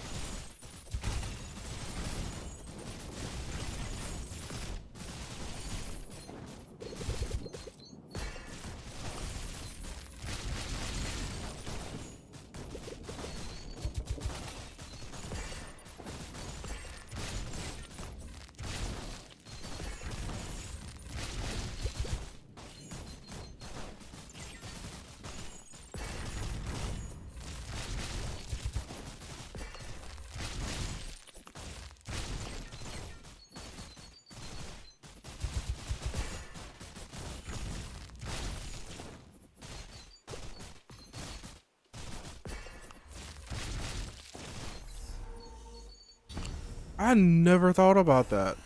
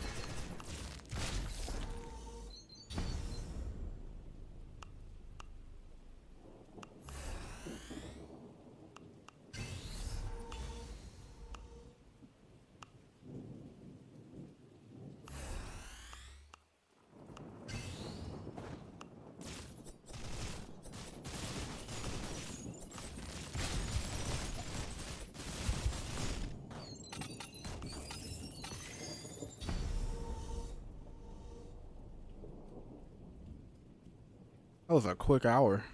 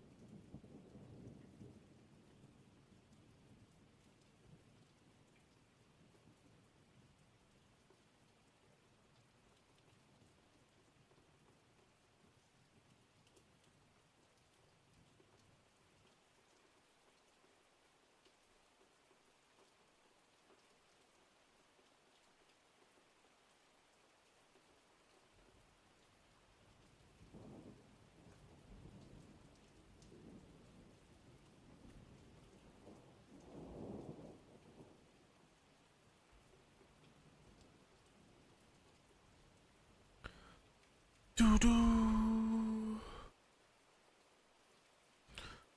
is that message still on my channel or is that just a bug?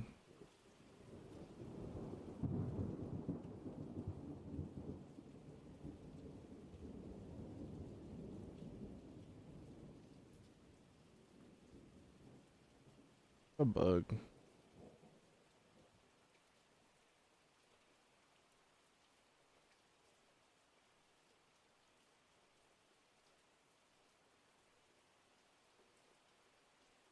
Yeah, it's bug.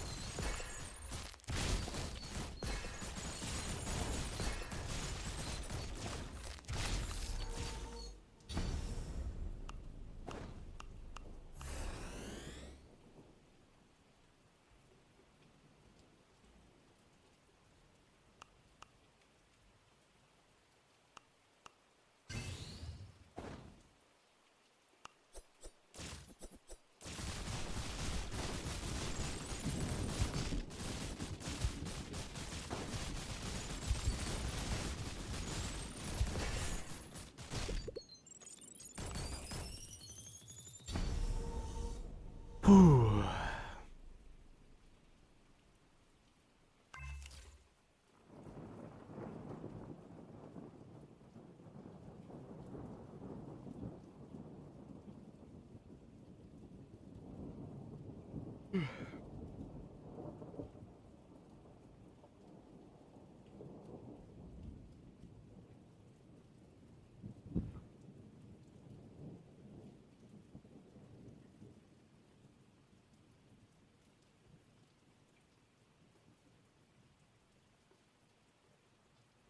think now is a good time to switch to Crab Champion.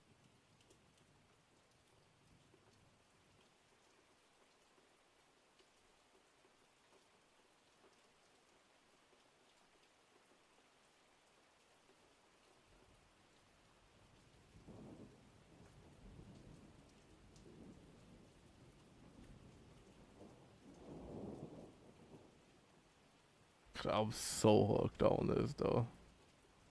One more run.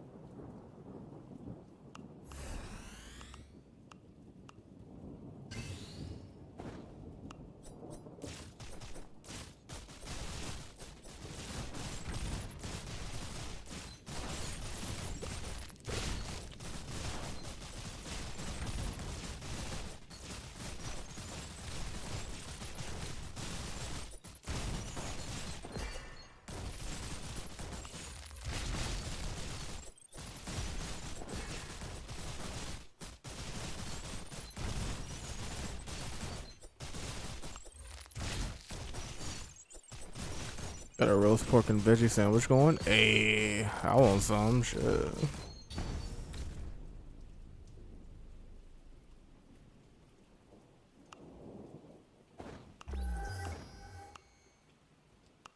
I was about to switch to Crab Champions, but then I was like, oh, one more run.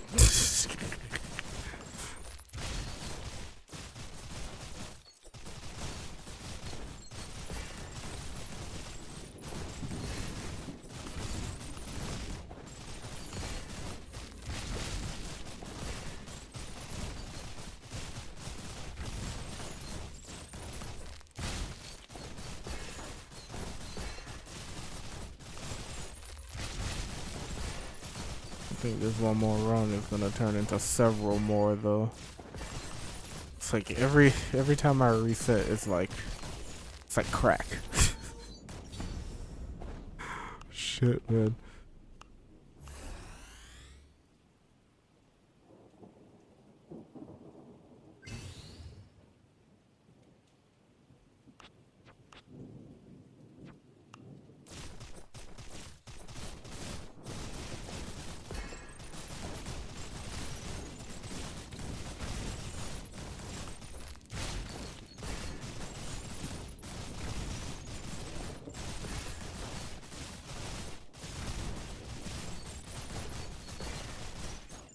When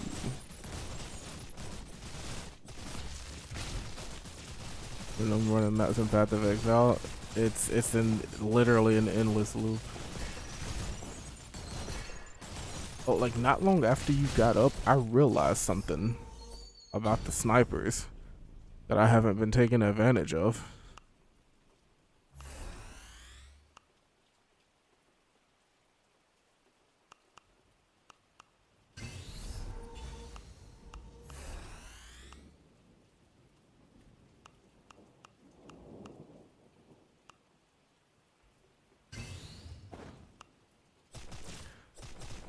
Somehow, my smartass completely forgot about the friendly fire mechanic. And in situations where they spawn on either side, I can just make them shoot each other consistently.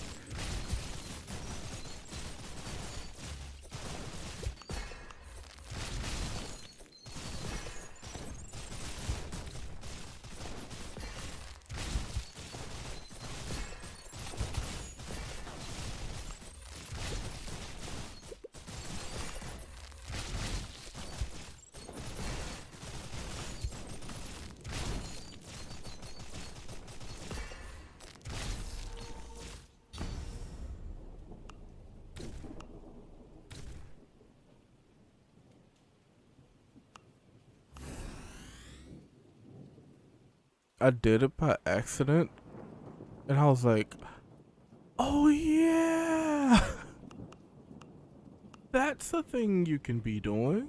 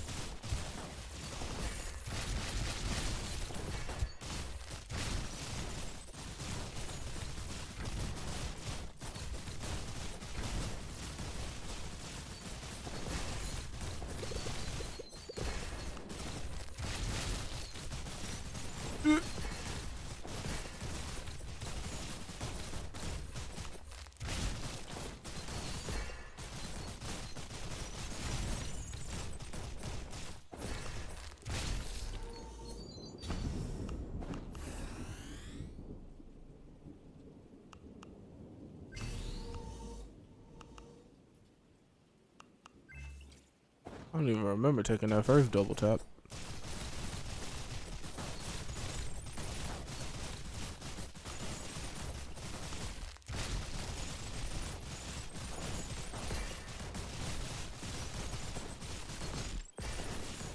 Did I really drift back into the circle after I clearly escaped it?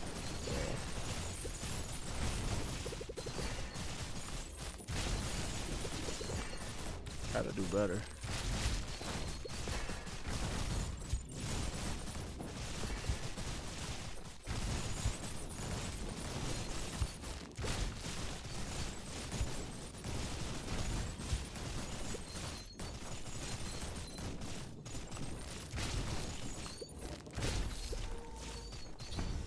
Thick.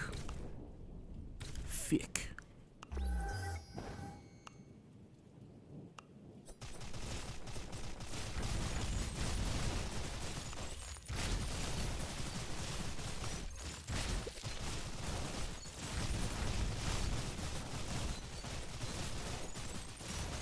Ooh.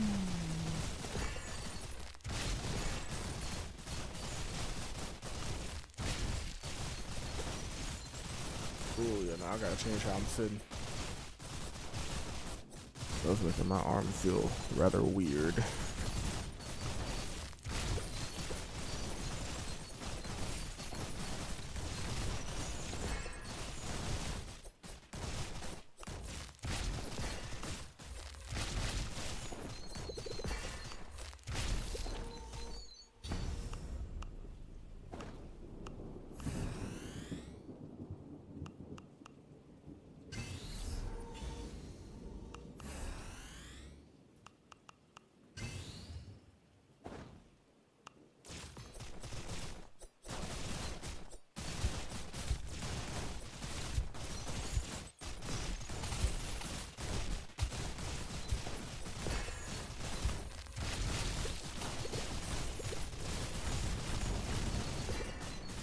These motherfuckers always show up when I'm feeling myself.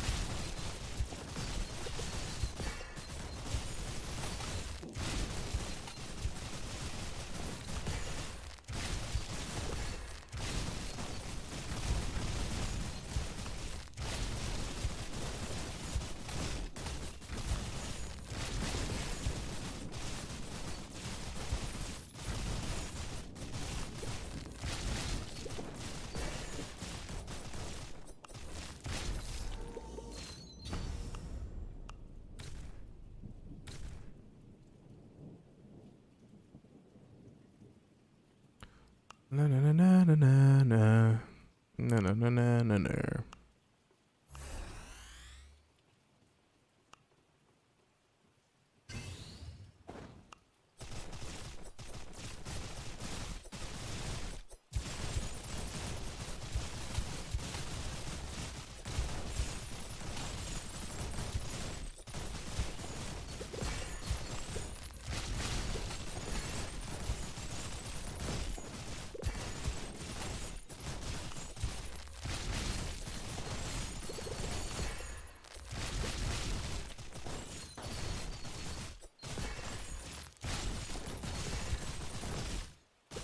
Aww.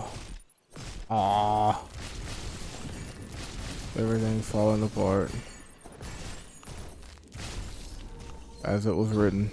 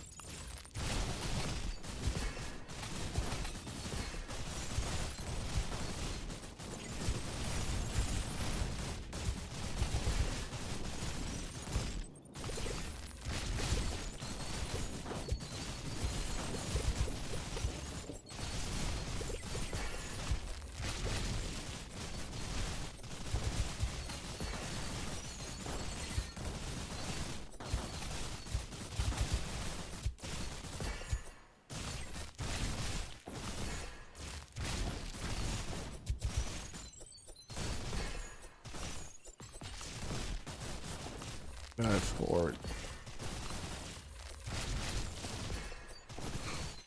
My headphones just gave me the low battery notification.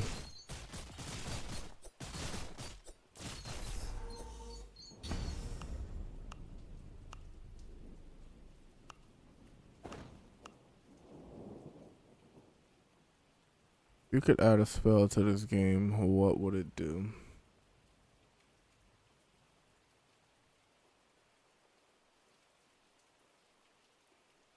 I immediately smiled because my brain went to something music related.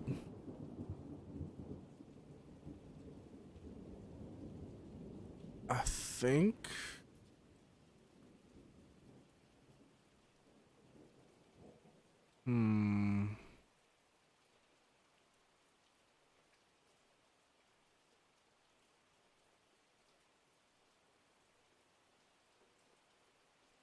probably my immediate thoughts is like some type of flute that does some sort of AoE.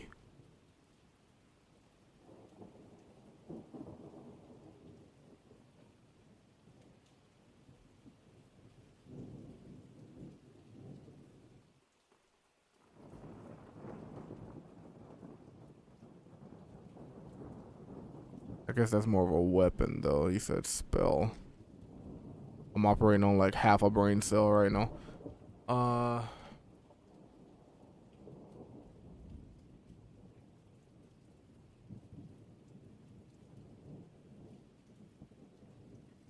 But it could be a spell still. Okay, okay. The doors are open.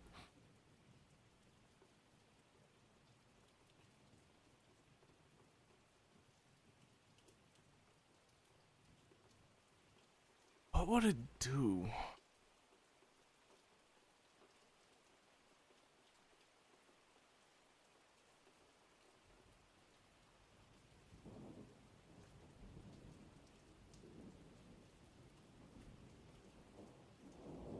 AoE that does exactly what?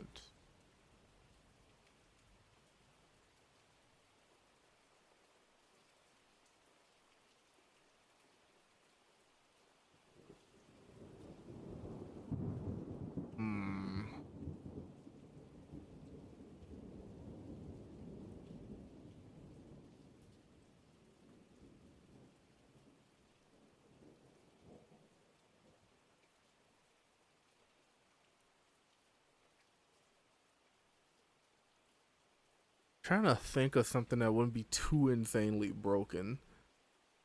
Again, immediate thought line was something along the lines of the AoE causes enemies within a certain range to, it's like a chance to de-aggro for X amount of time, and or a chance for them to redirect their attacks at the other enemies instead of you. And it doesn't necessarily do full damage. It does, like, I don't know, 50-75% of what it would have done to you or something. That's what my brain's sitting at right now.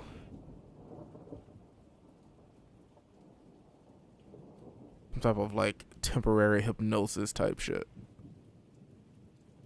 Yeah, mind control flute.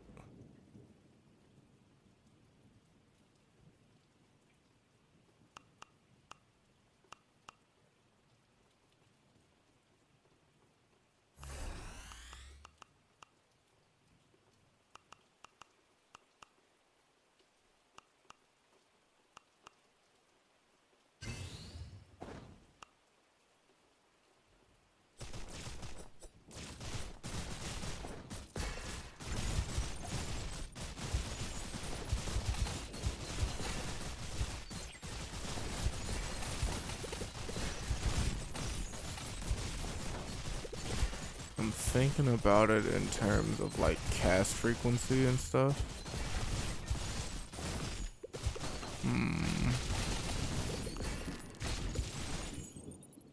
Name it dominating blow, like the PoE skill that converts enemies, but now it's a pun because it's a flute. I love that.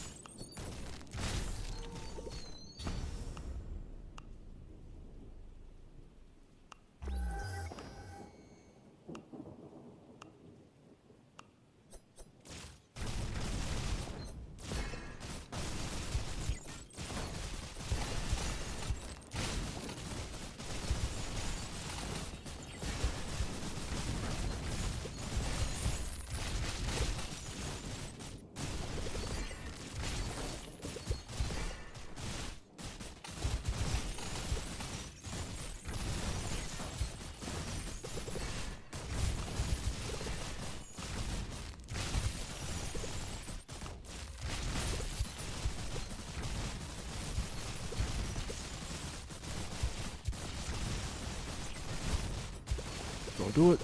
Don't you do it. How did I not take any damage?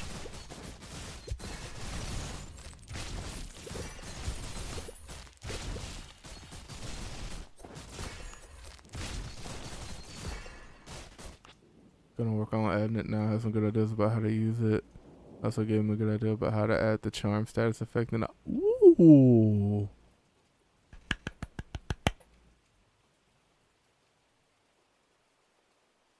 I'm currently vibrating with excitement.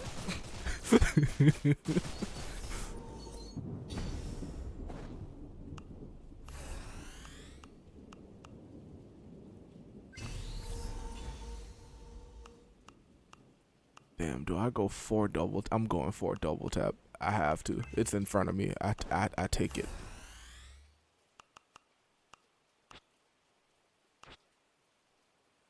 On second thought, I've been waiting for this to show up. Fuck it, dude.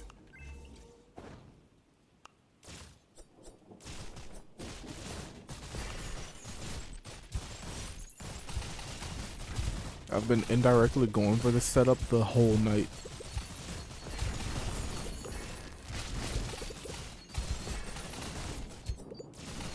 The true Giga Chat theme. Gimme Fiend. Ooh.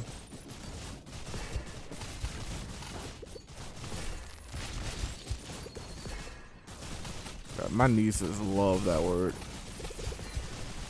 Giga Chat. Protagonist from SMT3.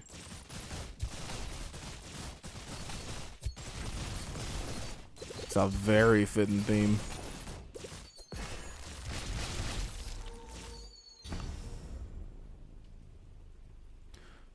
The thing where another game's protagonist will come and annihilate you as a super boss. Oh, I love that.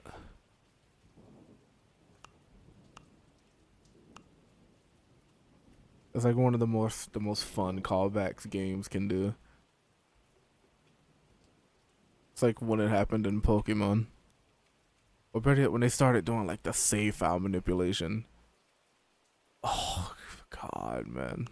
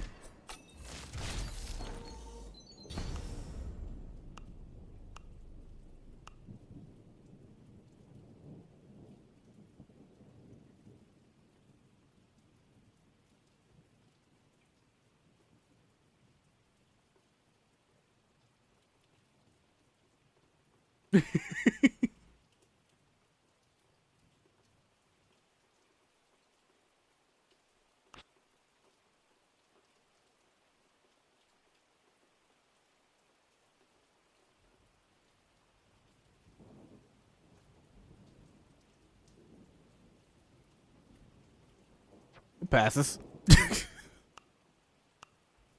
I see no issues.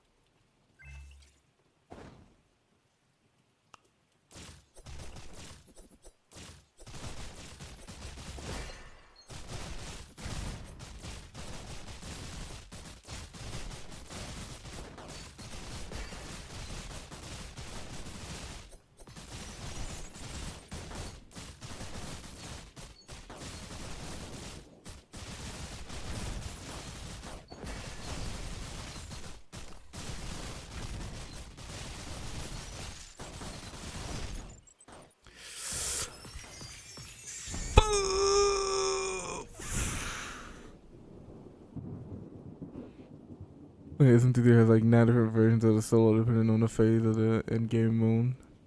Depending on the phase of the. That's so cool.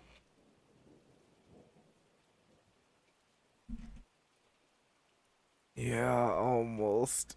Oh, I couldn't hack it.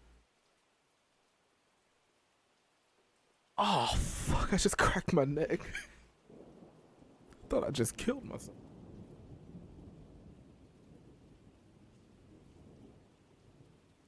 I gotta close my door. Some socks on, it's getting cold in here.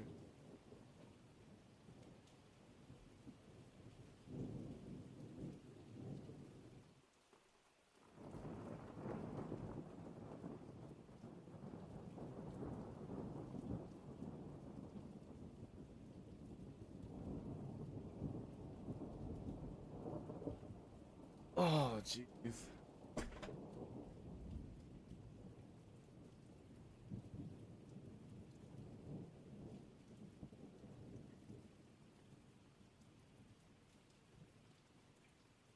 A house?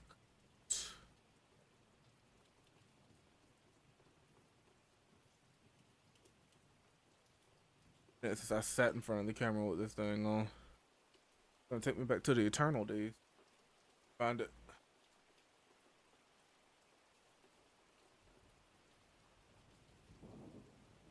Saw me sitting on stream. That house coat. Oh, I was farming at Riven.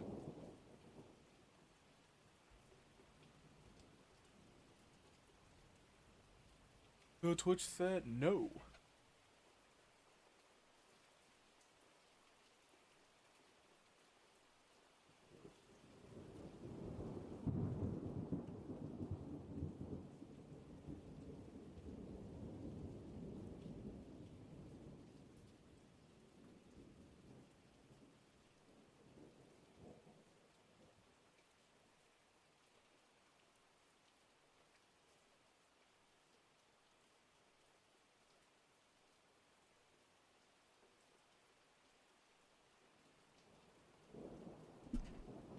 This flu spell is gonna turn out really cool. Oh my god, I'm so excited to see it.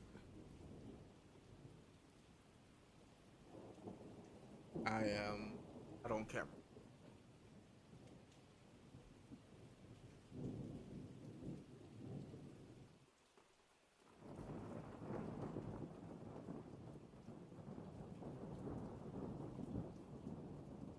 Dangerous.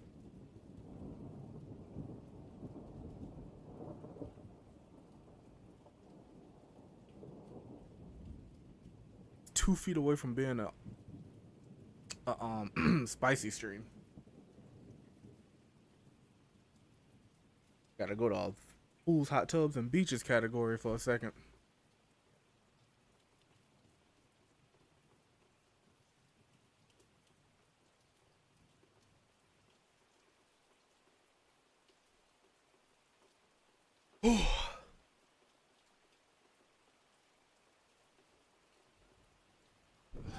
I'm so excited to see how it turns out, man. Fuck.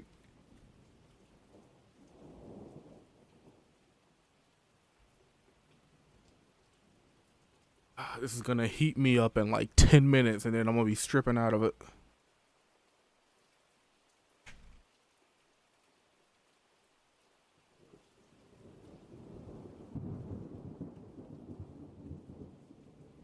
Whew. Feel like a new man. We go again. Shit. I have a problem.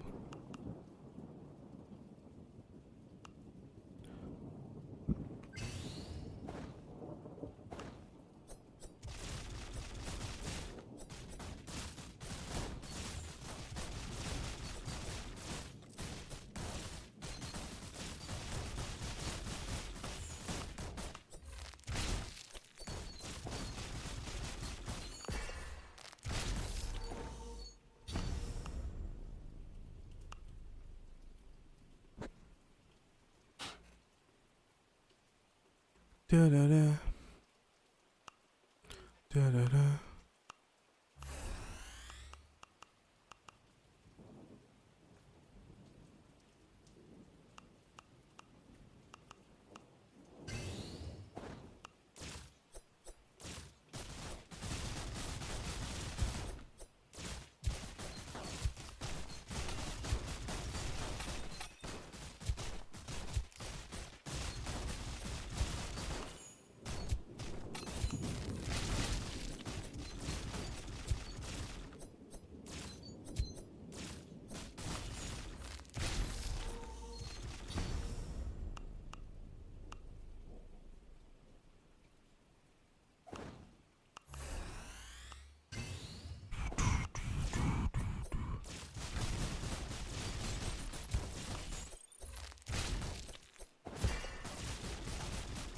I can only imagine what my experience on this game is gonna be like when I start being a bit more intentional with the builds.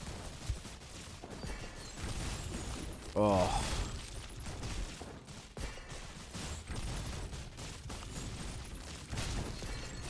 I see many a 12-hour streams in my future.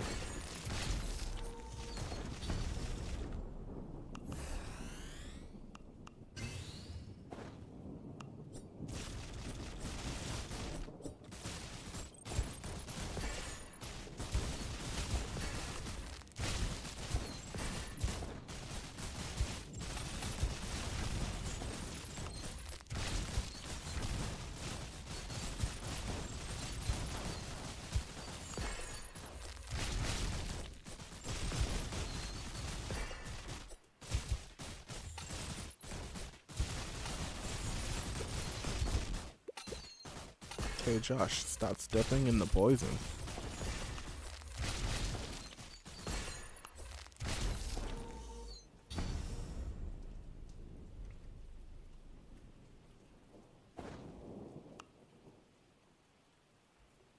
The fun part is that there's a layer on top of everything else that recontextualizes the entire combat system when you realize how to do it.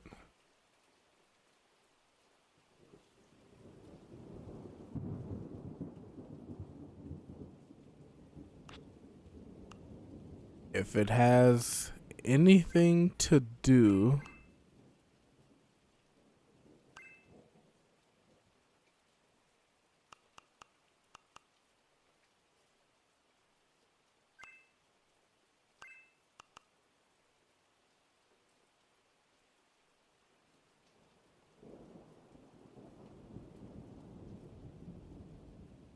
I could be way off base as well.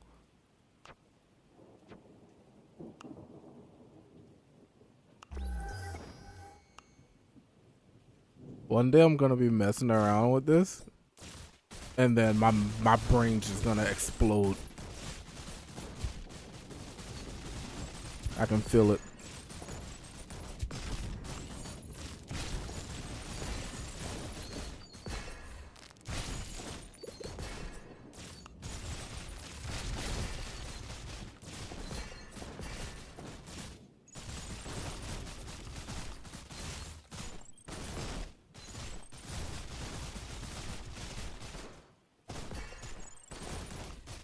What the?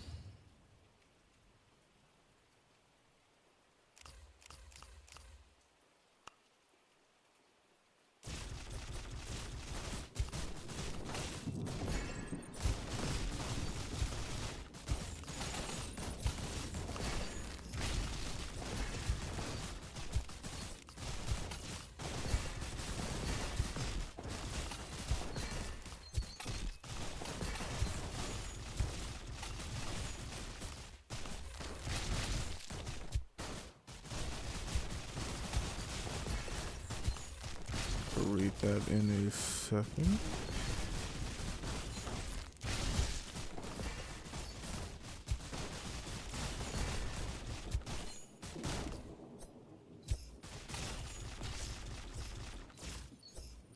What is song in Spellbook called Torn to Shreds has a quick reference to this song in it? Oh, I'm about to look at that.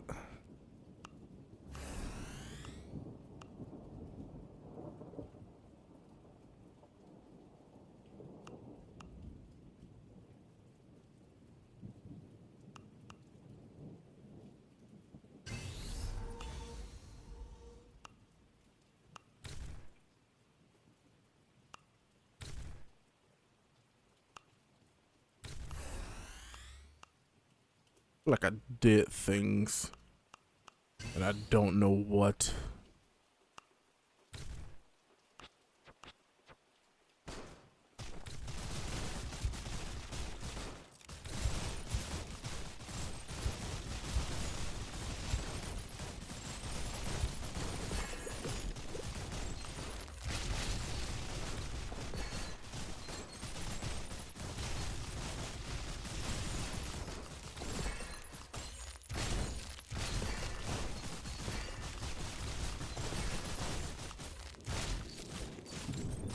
the best soundtrack of all time, with Vengeance close behind.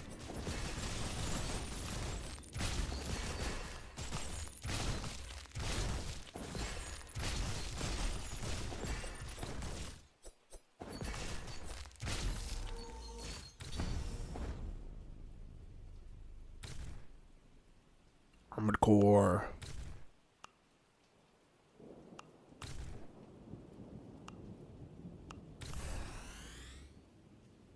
It might be. Yeah, I hit the bottom, and now it's just autoplaying. RNG'd into the SMT4. And then there was one other playlist you sent me.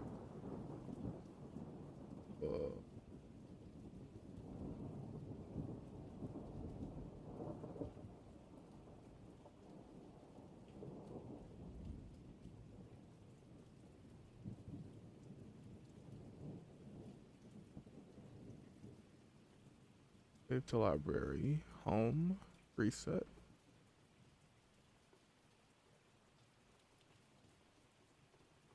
Where'd it go?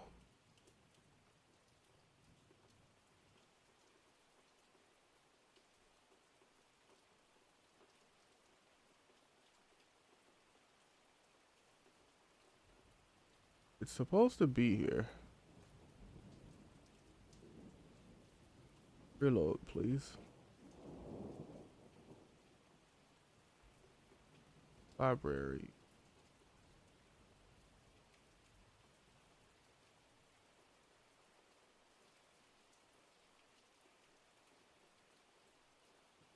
Yeah.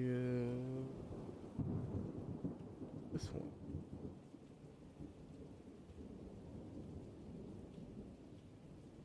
What happened to the playlist link? Because I'm stupid.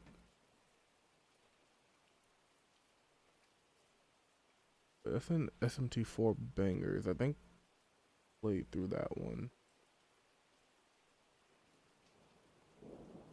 Or did I? No, I didn't I?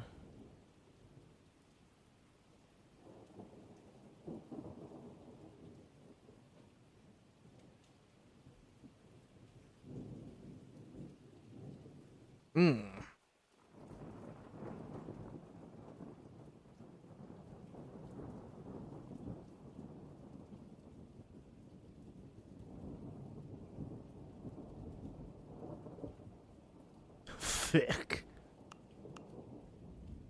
Thick with a PH.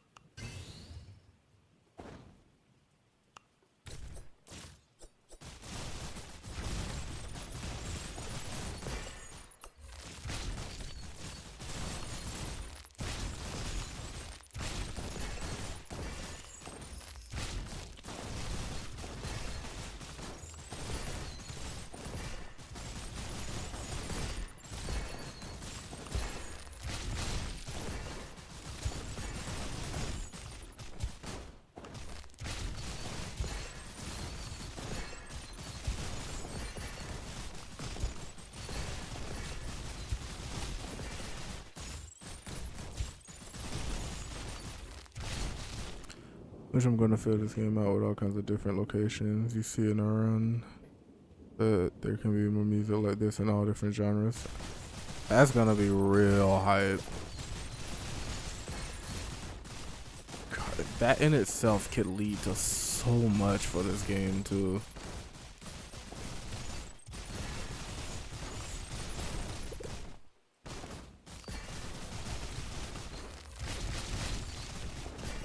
Oh my god. Like my brain's melting just trying to wrap my head around the possibilities.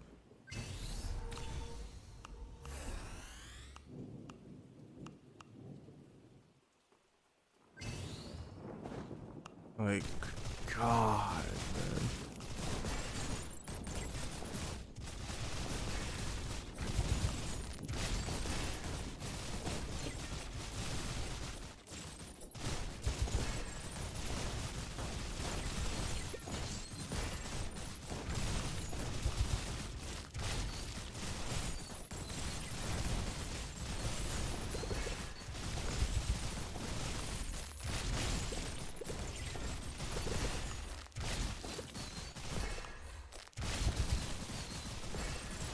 I almost walked right back in front of it. Though Spellbook was not a game I really enjoyed playing, but I love playing this one, so I'm going to Omega Cook it. Oh man, that's you've locked in on that feeling, huh?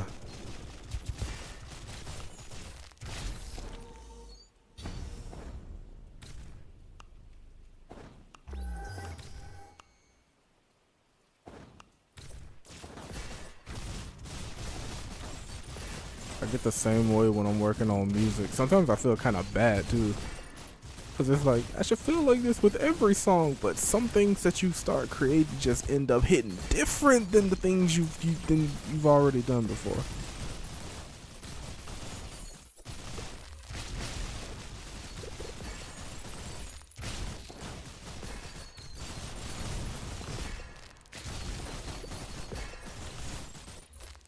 Those past projects have to exist in order to make the progress toward the newer projects.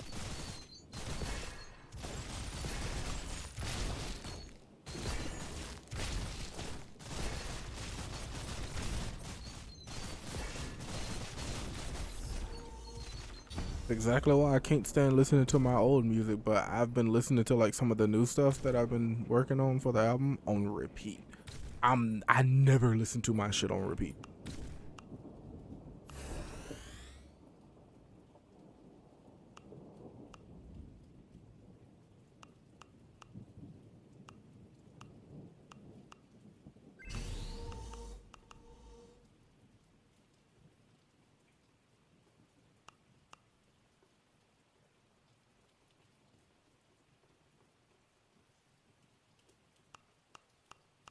Personal projects anyway.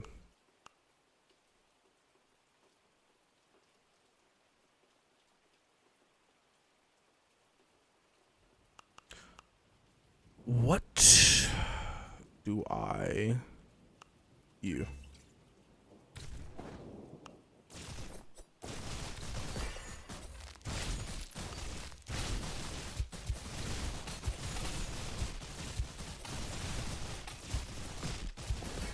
Okay, yeah, I deserve that.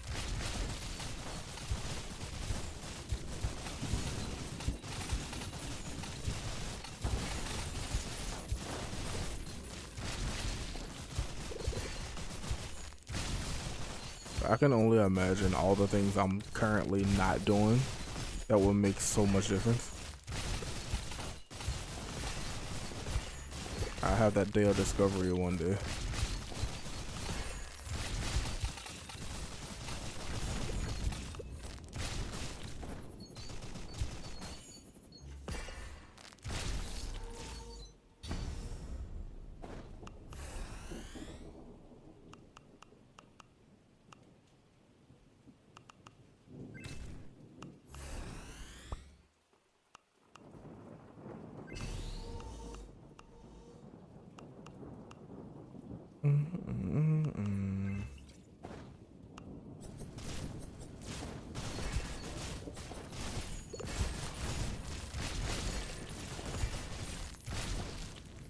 God, that makes my heart rate shoot up when I get called in a suck.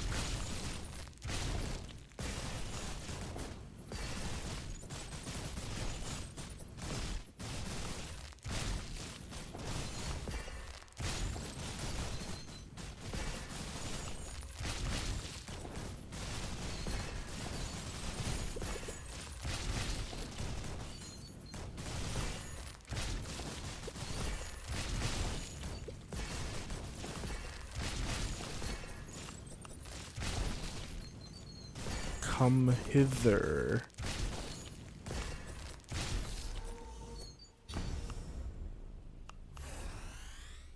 Bring thine arse. Oh God, I cannot see where this is going again.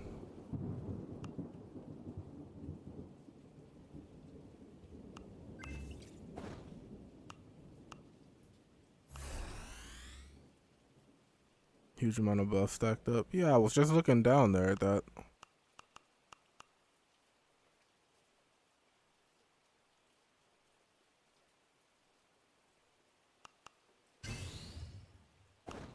I totally know what I'm doing.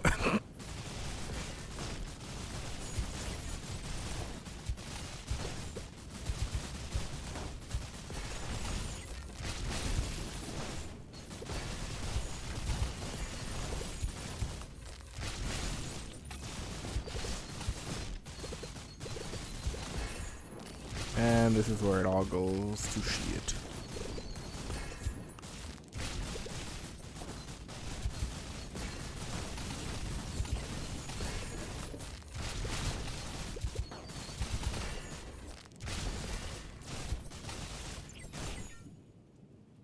On the bottom left is how you know the game was inspired by the Japanese games.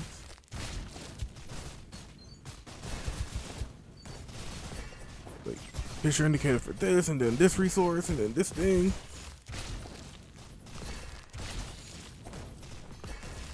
Part of the charm for me.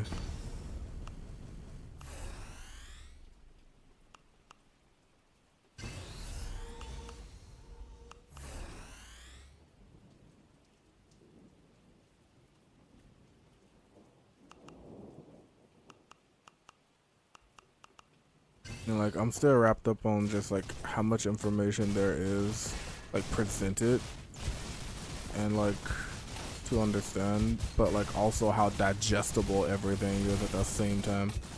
Like, again, nothing feels particularly overwhelming at all. Even when you like just don't read shit and you just jump right in, it just feels good.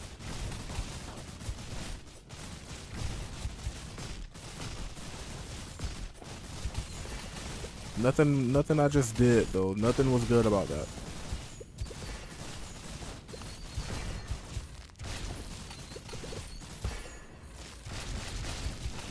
I need that like Men in Black thing to like flash your memory. You saw none of that.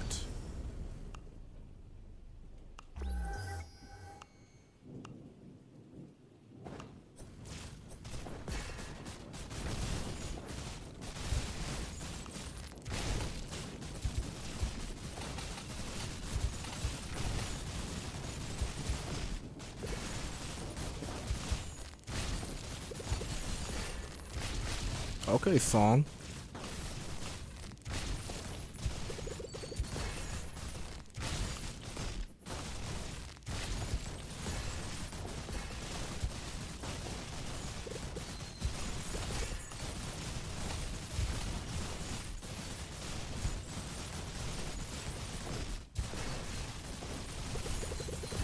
I need you dead. Thank you.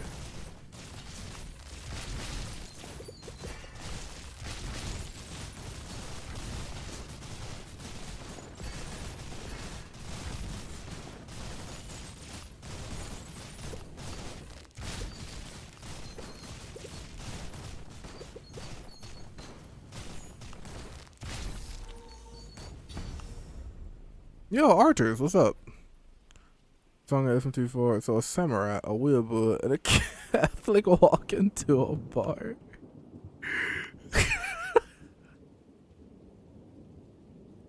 Peak media.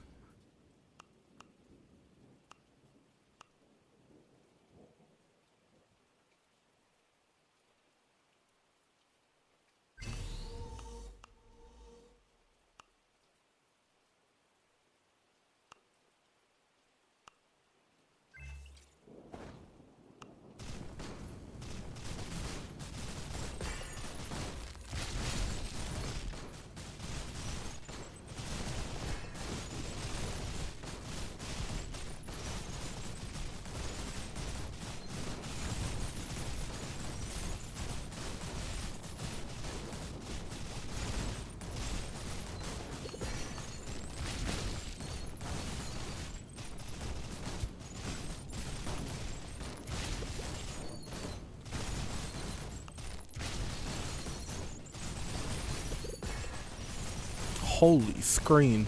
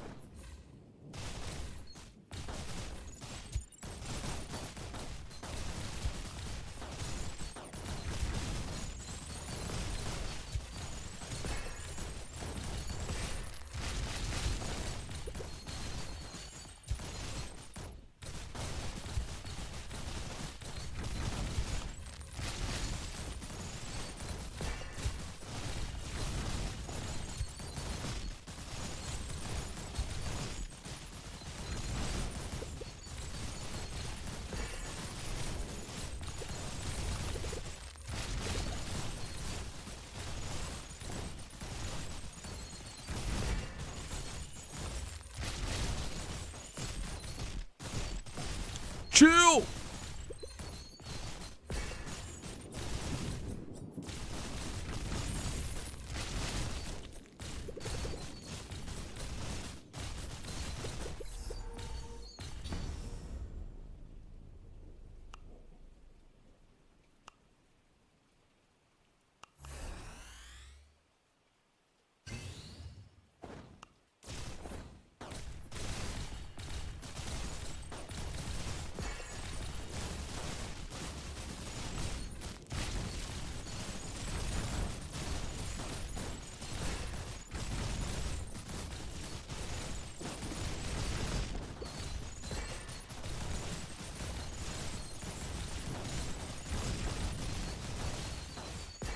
Damn it.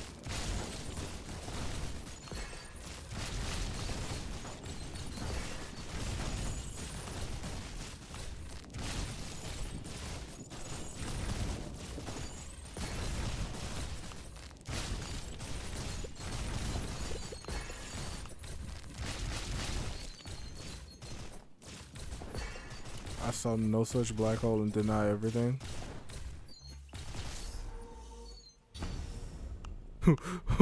Wait, what? Did I miss something?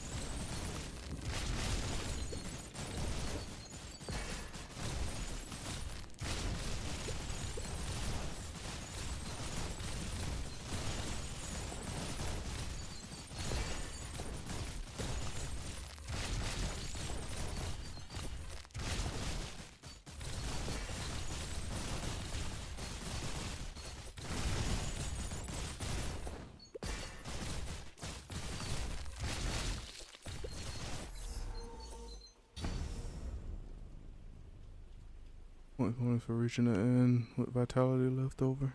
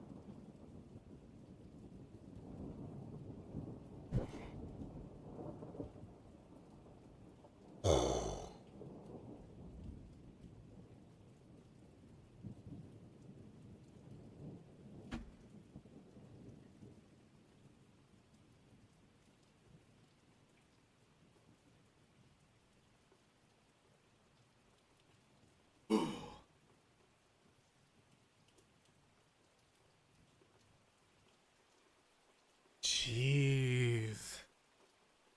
Thanks, y'all. Thanks.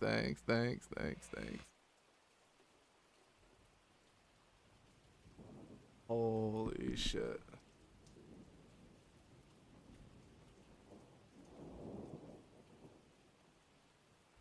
It only took me like 900 attempts. Of course, my first completion is on Malice and Greed, too.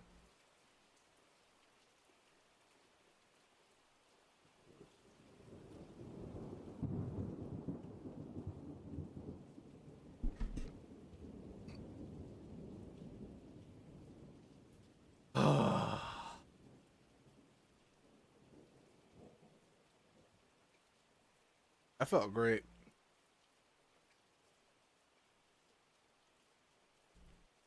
Almost never win because I killed myself playing too aggressively. That's literally every single run I do.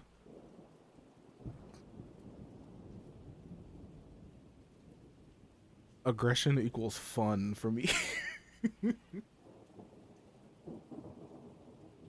Because it's like, oh, worst case scenario, I keep dying and never experience the game. Oh no, I have to play the game longer. Oh no, I won't be able to immediately experience everything the game has to offer because I'm not playing optimally. Oh no.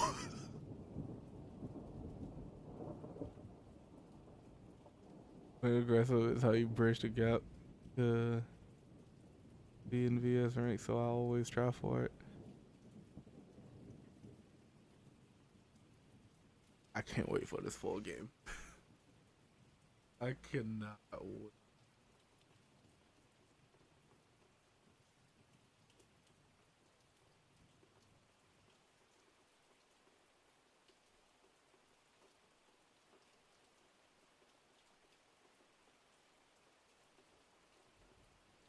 I wonder how I had all of those buffs at that one point though, because I glanced down and saw that several times and was like, "What the fuck?" And then I got hit like 2 times and lost all of them.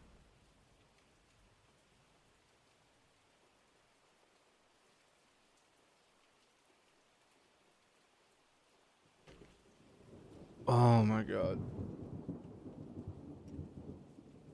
Actually, what point in the VOD is this? 8 hours, 19 minutes. Gotta make a note of that. So I'm gonna cut that out as its own thing, I guess. It's gonna be weird with no music though. 8, 19, 00. SB, DS, AD, MHG. The buff the enemy spawning is random, so sometimes you just get a ton of them to steal in a row. Makes sense.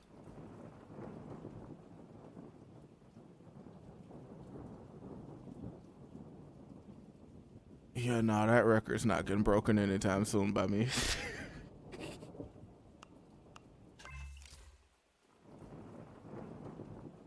Oh, man.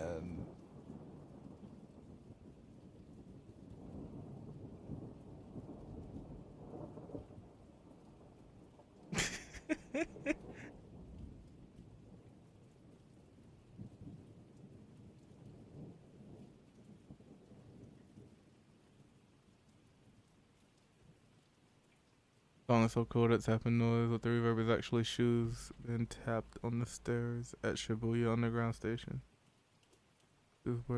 I love it when music does that. That's so cool. I feel like I've said that so many times tonight. I've hit that point in the stream where my vocabulary has shrank by like 80%.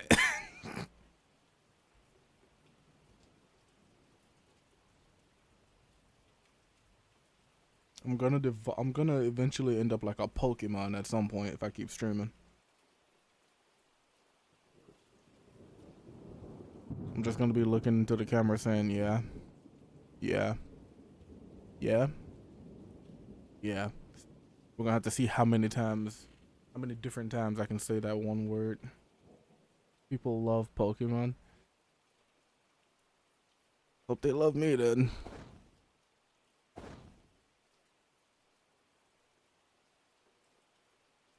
Yeah, nah, I need a semi-extended break after that. I gotta let that sink in.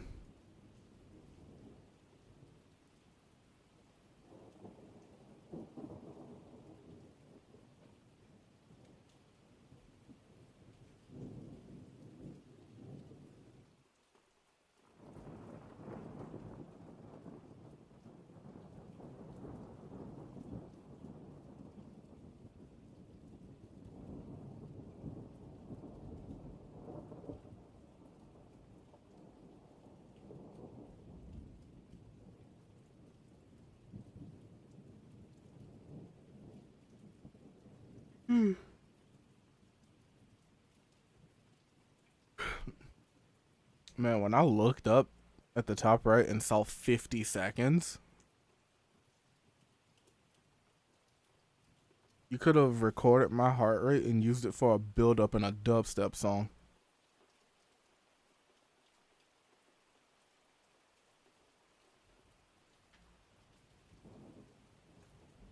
Ooh, crap. Hate that feeling.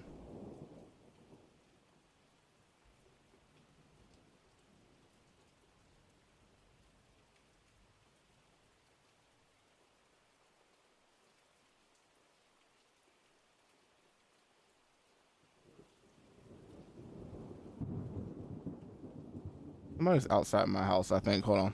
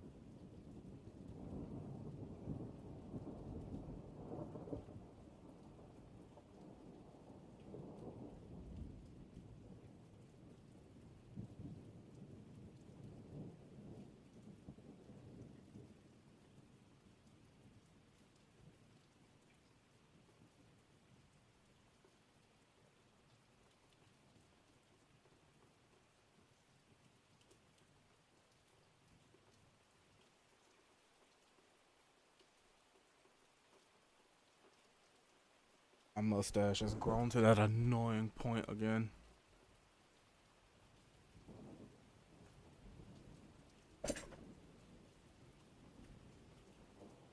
Having your first chest cramp thinking it's a heart attack. Like, what do you mean other things than your leg can cramp for real? I think my first chest cramp happened when I was laying down. I'll never forget it.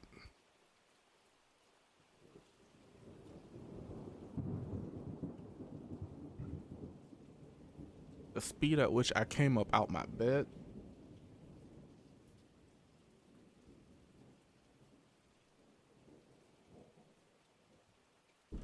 Yeah, I will be speaking a bit quieter.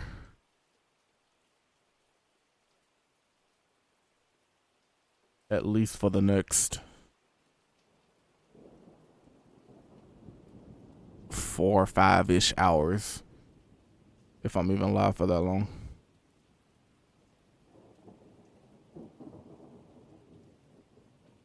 God, man. To run again or not to run again? That is the important question right now.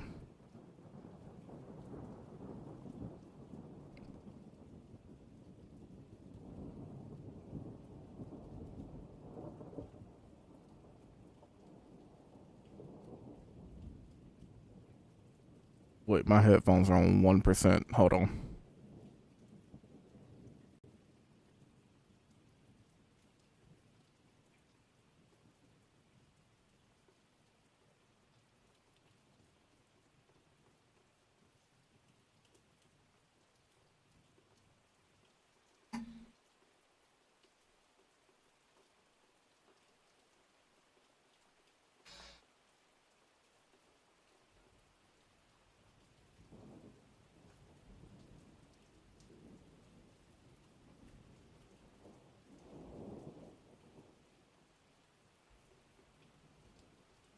These headphones are so loose, man.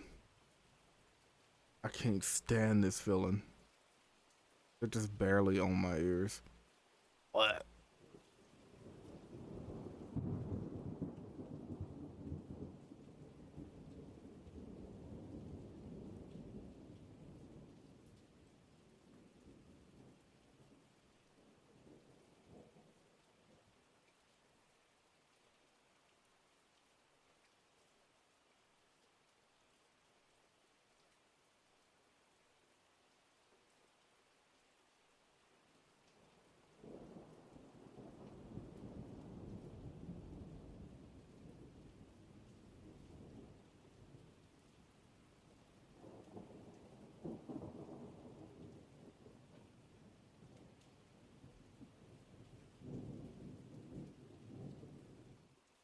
When Zendra was like, I should add bonus points for making it to the end with vitality left. Like, after I read that message and immediately lost a vitality, I thought I was going down. I thought I was going down.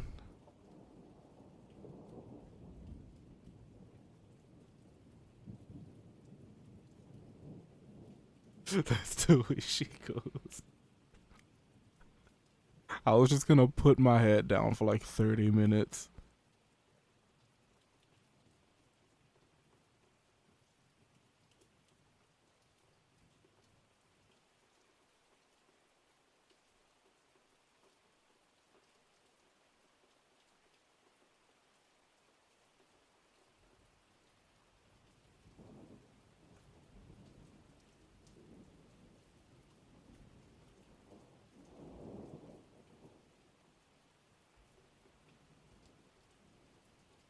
These headphones feel disgusting.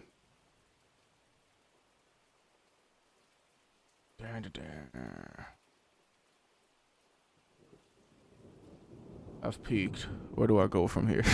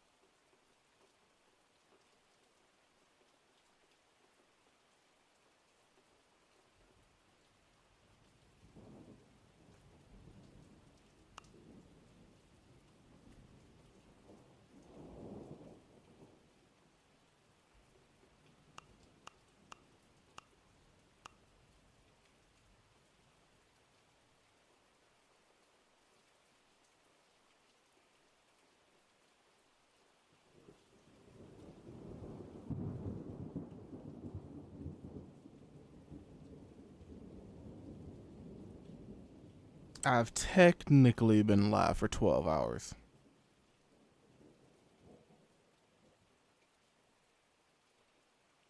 13, actually.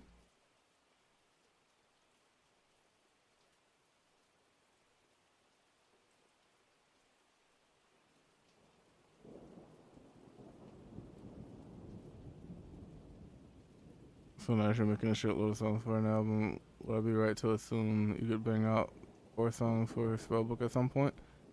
Just let me know the details. Because I'm not in any particular rush to get my album done. I can put it on hold.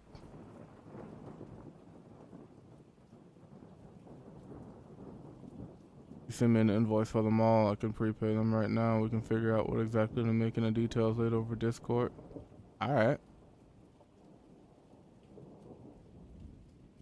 Give me a second.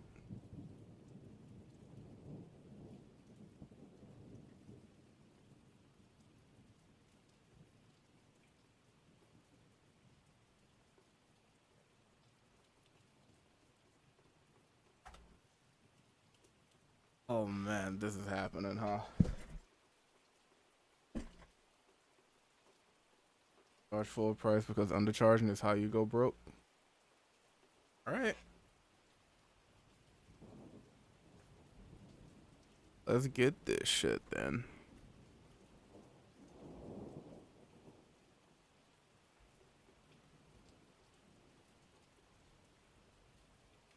I want to do it through...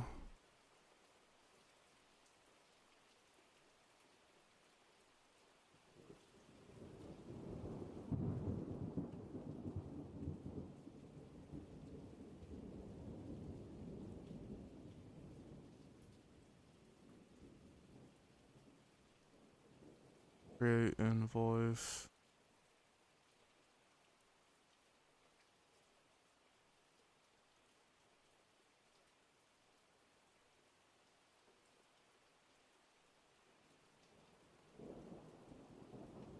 Gotta grab your email from the last time.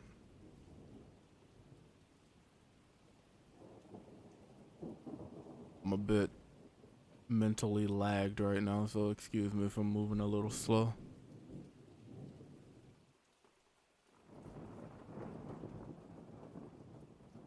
Thank you. Make sure I got all my window captures turned off because that would fucking suck.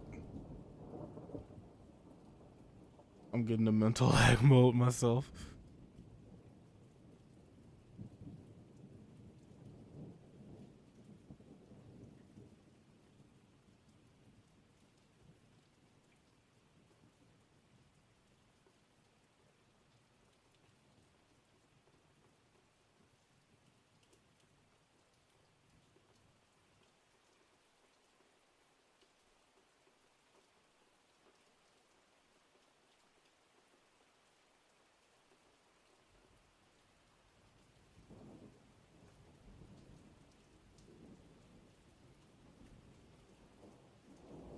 Single one time.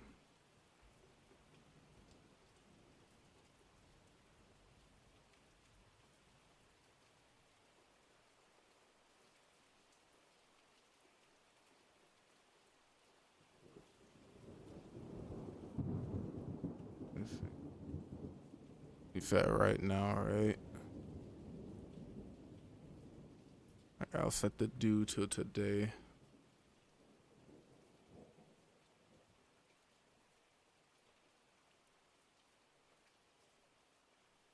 Put link online. So game devs of colors, a festival happening soon on simulators. Once I was thinking it would be cool to post an announcement with you as like a featured black artist spotlight to go along with the festival if you enter it. Ooh, I'm down. Love to be a part of that.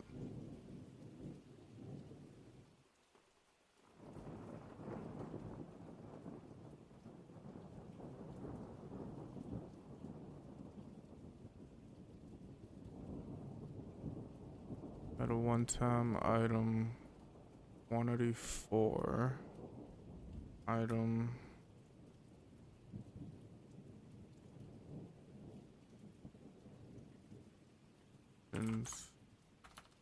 original song.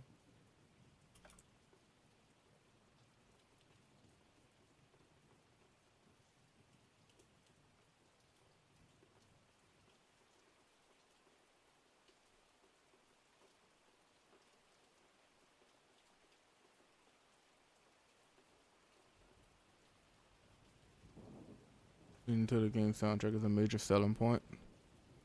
I would do any and everything in my power to help you do that as effectively as possible.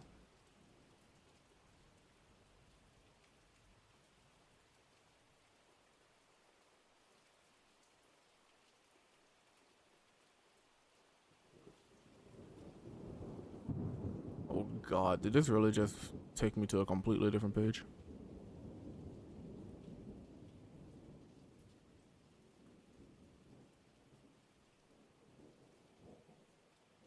Oh, wait, I actually have to read this.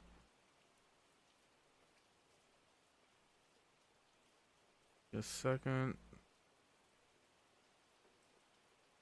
Yeah, that's correct. Yeah, that's correct.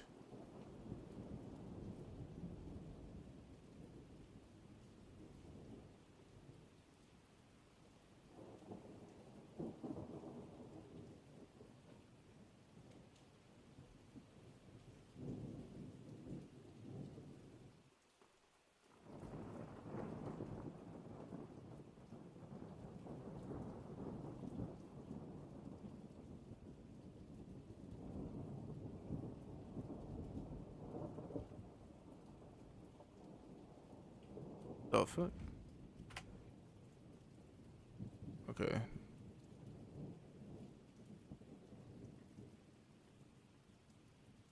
And then that.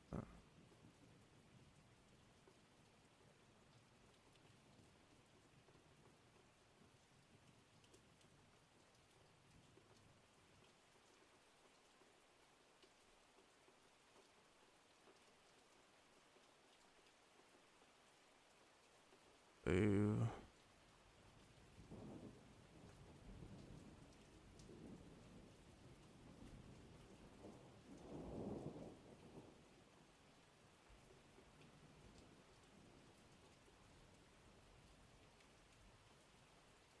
Make sure everything's right.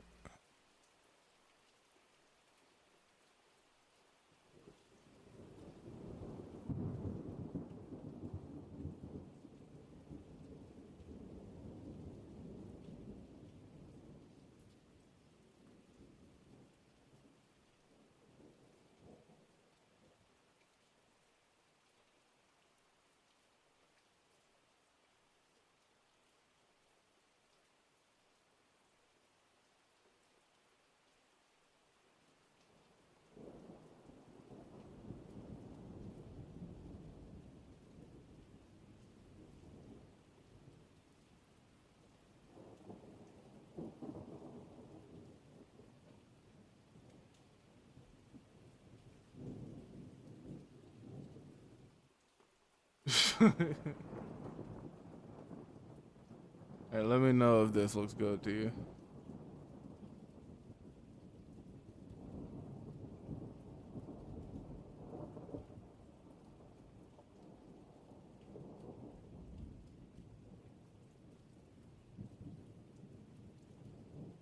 All right. But to just double check the information, and then I'm gonna send the invoice.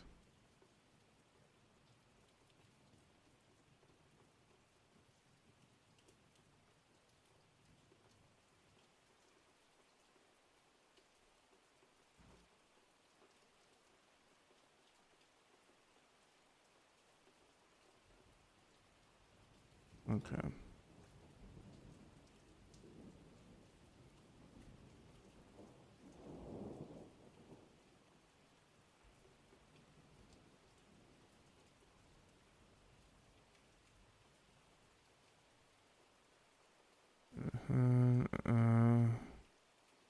Page.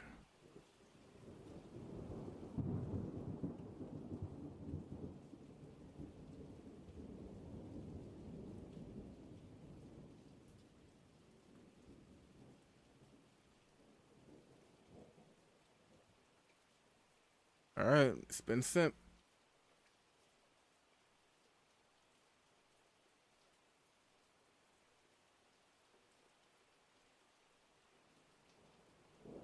Honestly, the only thing I'm worried about is Stripe being weird.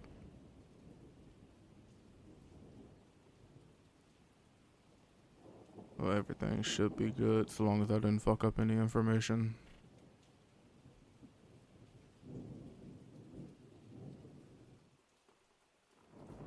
Yeah.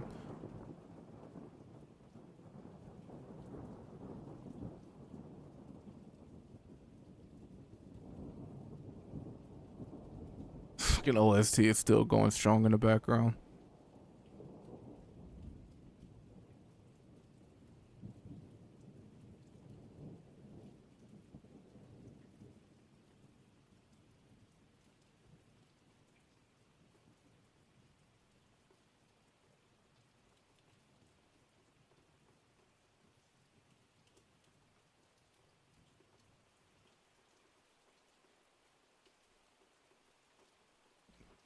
Almost put it in my. Oh, don't do that. Don't do that.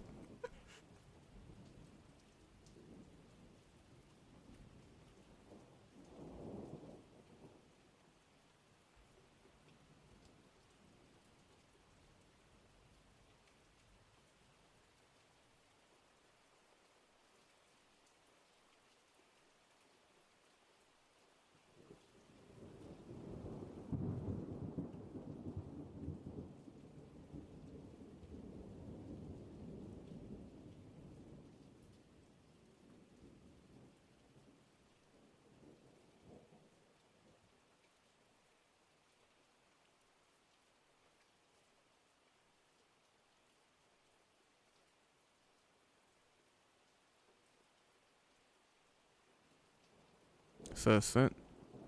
Alright, give me a second.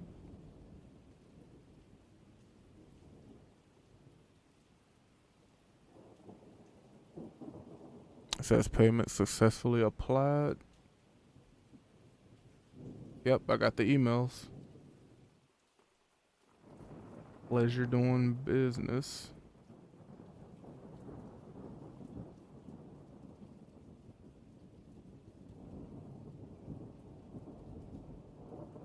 Just check these extra pages it wants me to look at.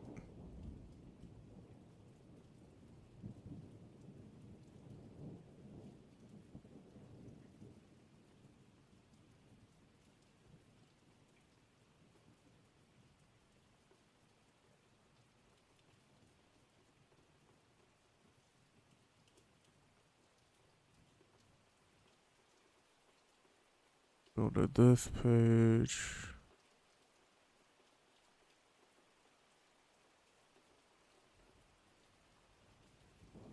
Yep, it's showing up in my pending balance. It looks like everything is good.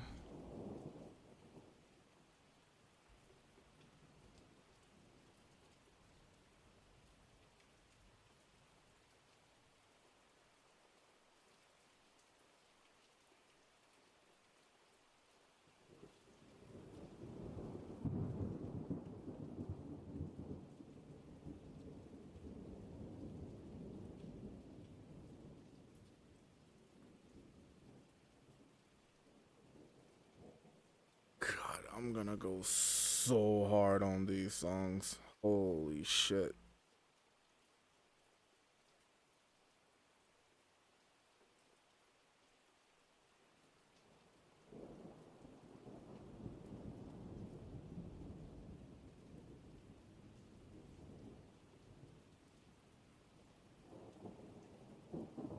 Excited for him. You and me both. Like, whenever I come up with... So, let me give you an example real quick. The other morning, I woke up from a dream with just like this random melody in my head that was like inspired, like heavily inspired by Spirited Away. And like, without even giving myself time to wake up and start processing that I'm alive, I jumped in FL and immediately got the MIDI down for the piano. I get exponentially more excited to work on things for other people, in the sense that, like, especially since you have like a music background, so like talking to you about details and what I need to do and pay attention to, and like feelings I need to try to nail and things I can mess with and stuff like that. I love that exchange, and it just makes me like lock in harder.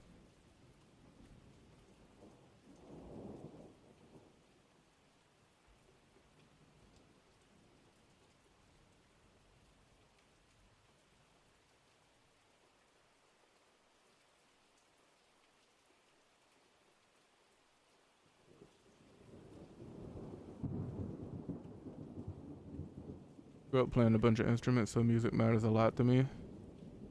I feel you there. I feel you there.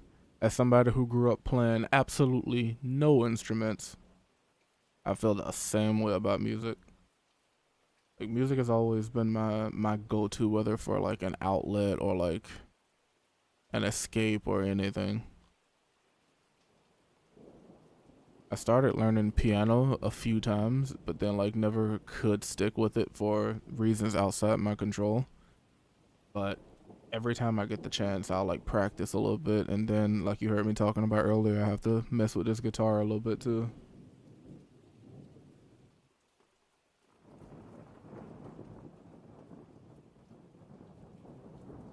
Use computers and to make an insane amount of stuff now. I love it. Yeah, I like the thing I'm trending toward with not necessarily my new style, but what I want to start doing more in newer music is just like that marriage of um authentic organic instruments with like synths and stuff.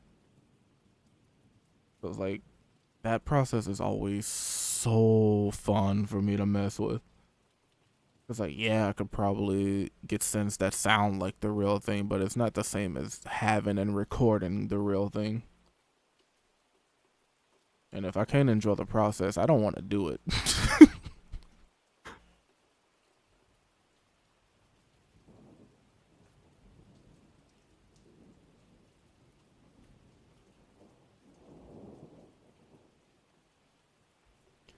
One thing I like about this soundtrack is how they mix synth guitars with real guitars. Oh, yeah. Most people that mix synth and natural instruments will mix different instrument types, but this game doesn't only just do that. I keep hearing the thunder ambience, and I have to like check outside my window to make sure we good over here.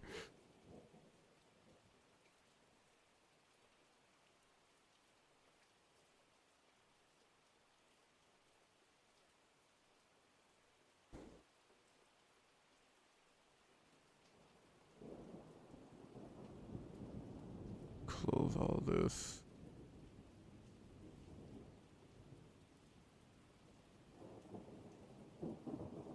That was confusing.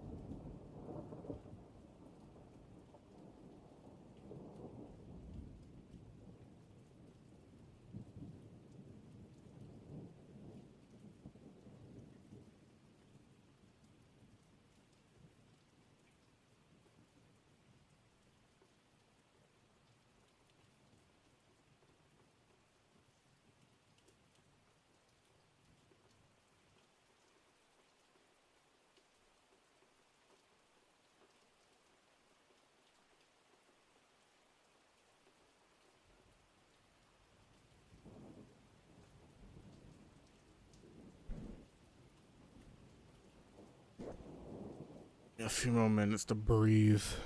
And I'll figure out what I'm about to do now.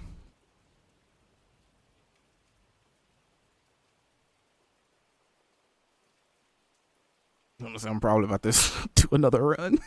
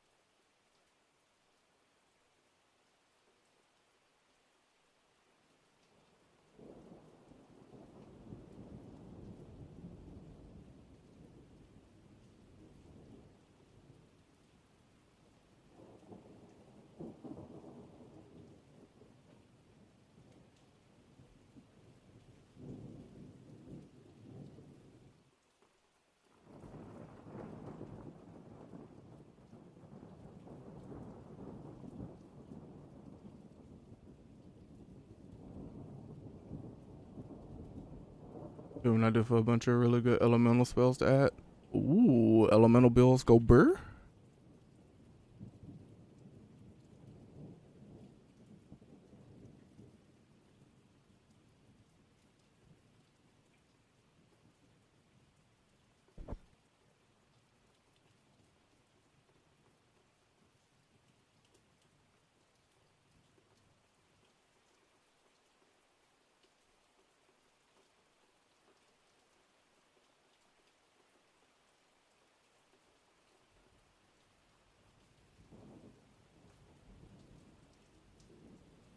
Elemental spells in this.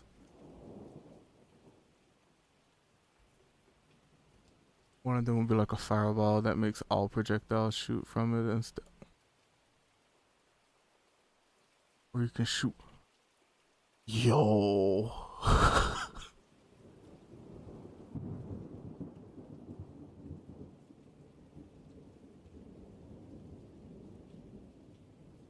One of them will be like a fireball that makes all fire projectiles shoot from it.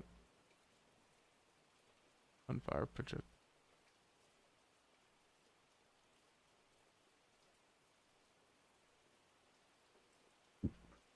I can see some crazy stuff happening with that.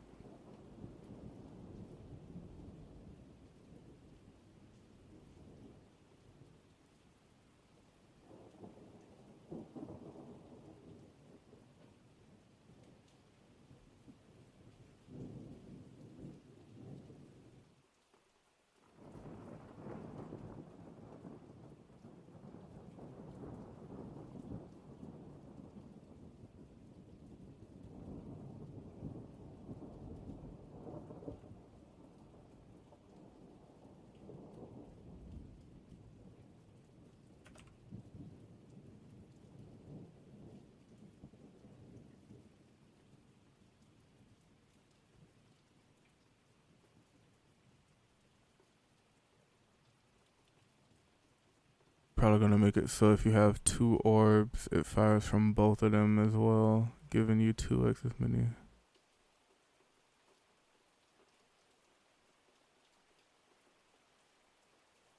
The orb itself takes up a spell slot.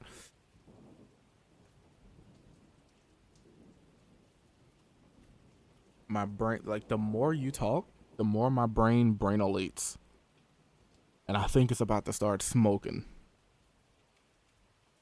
I gotta get back in a run. I'm fiending right now.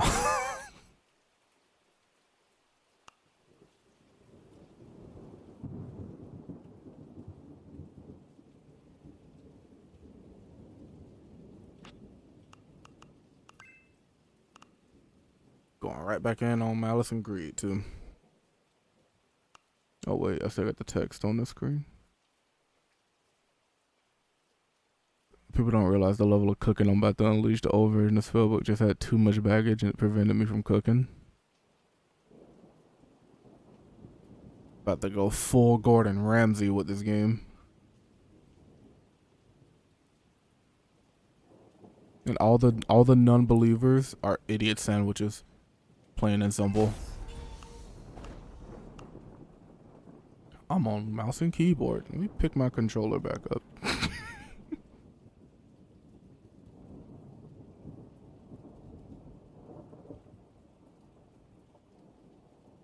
Leave it after looking at Critical Mix. Intermediate modification and literally cooked it for 10 years and every time I see anybody talking about Critical Mixes, it's always just the highest of praises. And like, as somebody that has never touched a single Kingdom Hearts game, I'm upset that I haven't checked it out yet.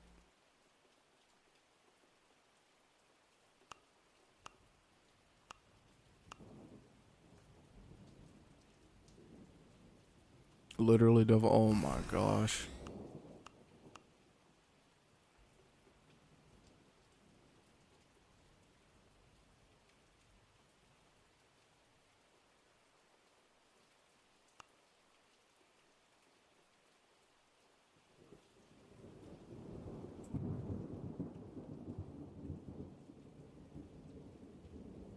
That storm ambience is, I can honestly just like sit here and listen to that for the rest of the night, the rest of the day.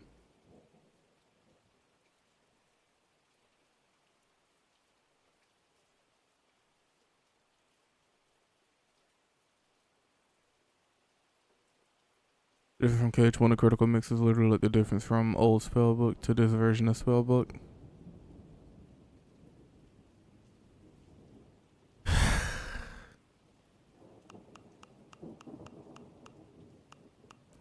Critical Mix is how I learned the program. Oh my God. I don't think I could be more ready.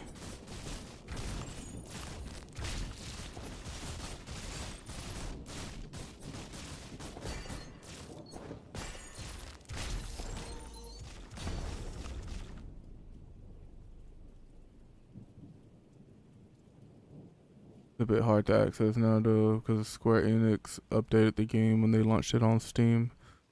They have the your voice 4.0. That must be a process.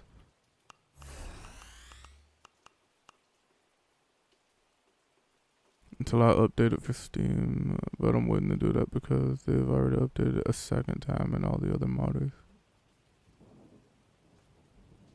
Their mod's broken a second time.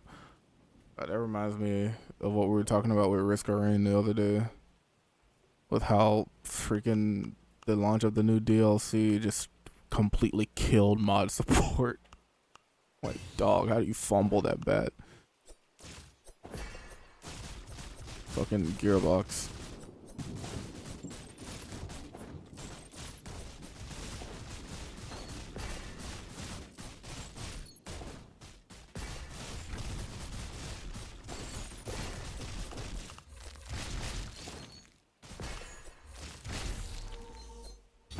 Kind of asked who the AI upscaled all the textures and some of them. Oh, not AI upscaling. That shit like can smear so hard on certain textures.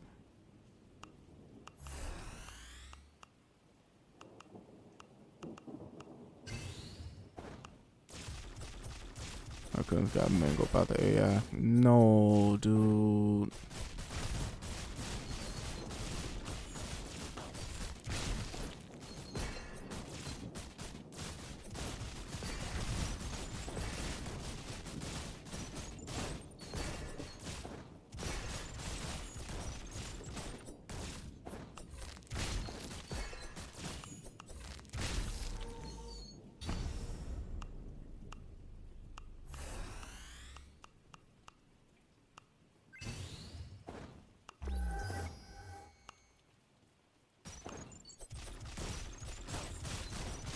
That was weird.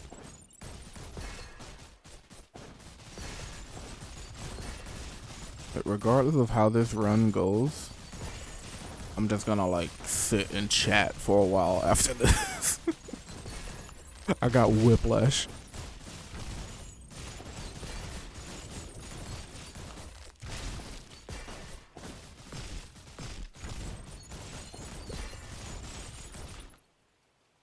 There's no need to upscale. People do not give a shit. The game's a little blurry. It's the art direction that does it. People, they don't understand, man. There's a reason why people are still playing like Pokemon Gold and Silver.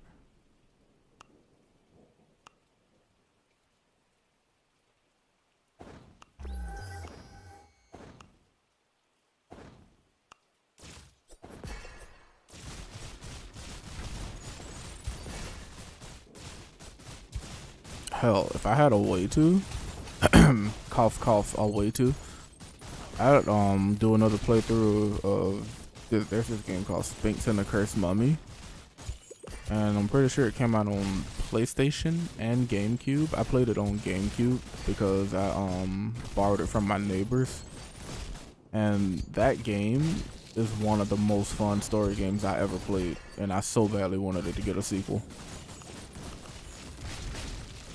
Put a demo of that game on a demo disc. Like, I didn't think I was gonna like it until I started playing it, and I was like, yo, give me more of this.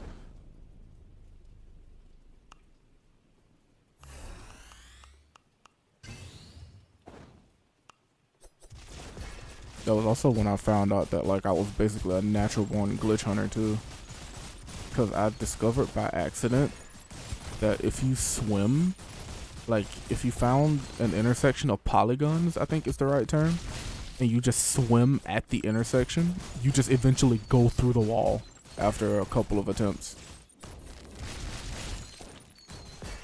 And you can do that in like multiple spots in the game, wherever there was water or wherever you could swim and there was like an intersection of walls.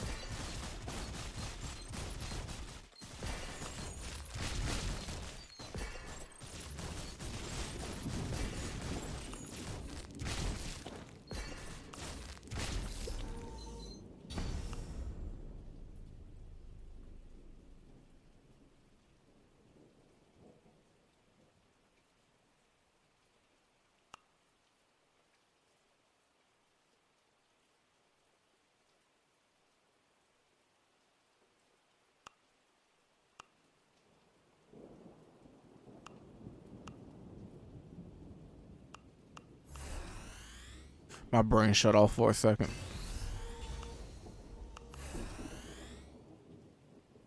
Have you ended up out of bounds in this game at all yet? I have not.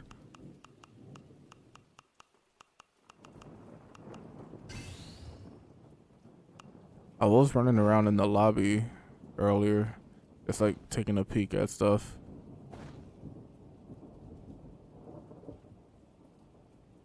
But like just from past experience, I feel like I would have to do some convoluted stuff to break out of the boundaries. I haven't had it happen to me, but it can happen to enemies, which means in theory it should be possible to happen to the player too. I wonder what condition it happened to the enemy under.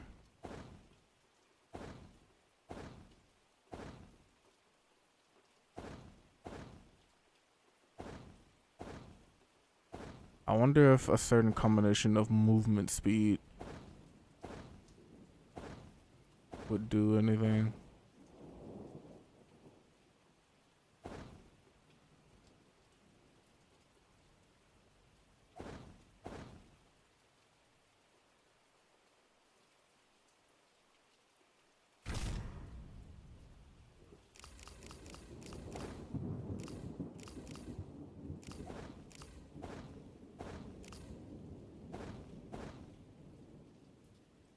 Sometimes if you notice, you get warped around a bit when an enemy dies, it because the crystal's pushing. That's why that happens. Yeah, like it happens to me mostly when I kill like a big group of enemies. That's when I notice it the most.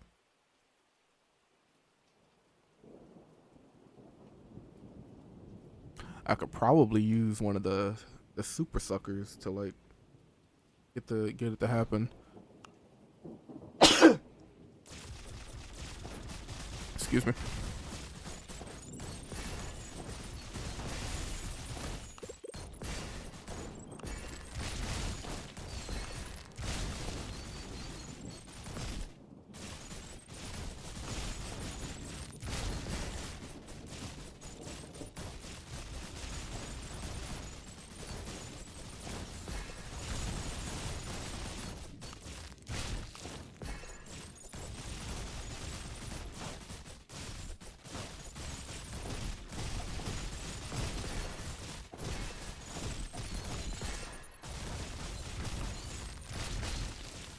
Okay, the crystal.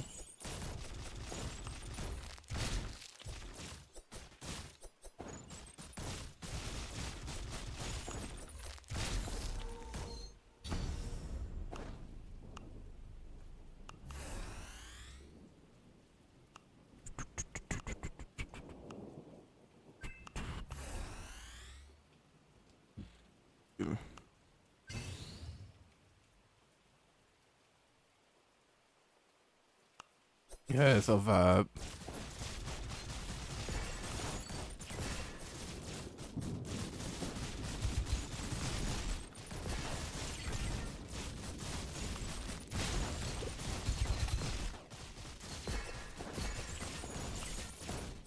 I did it! I did it!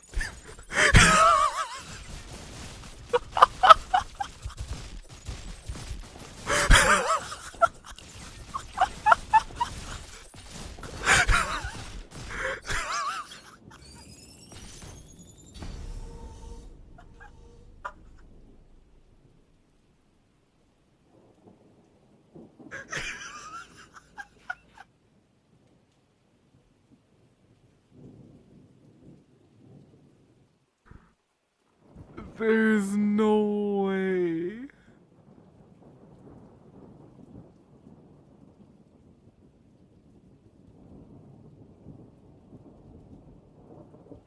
Bro.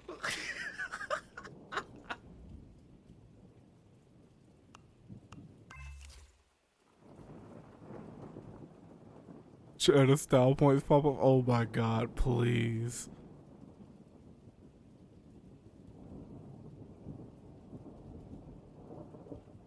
Like, how did ...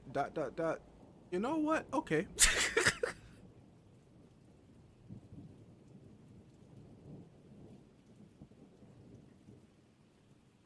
God, what did I even do? 'Cause all I really did was dash at the crystal after it popped up.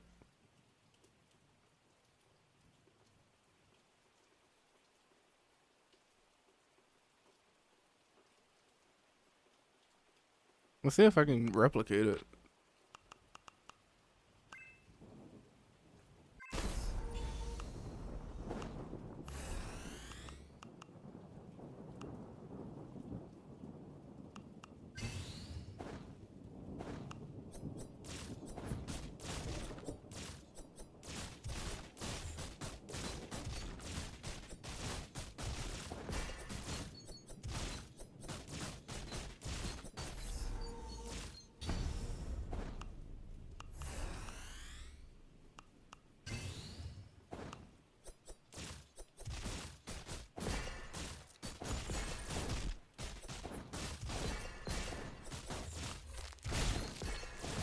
You're probably not up there.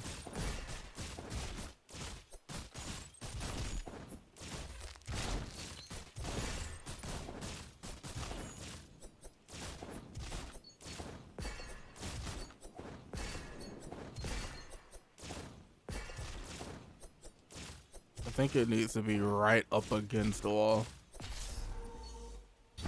I make an entire secret area where you exit by getting out of bounds.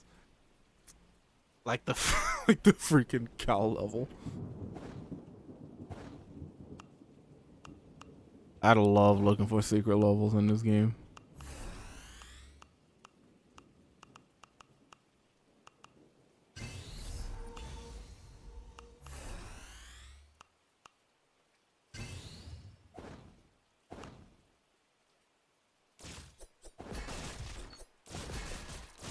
Like, sometimes a portal appears that you walk through, it teleports you back in bounds, but for X amount of time, stages, waves, all of your effects are like 2.5x or something.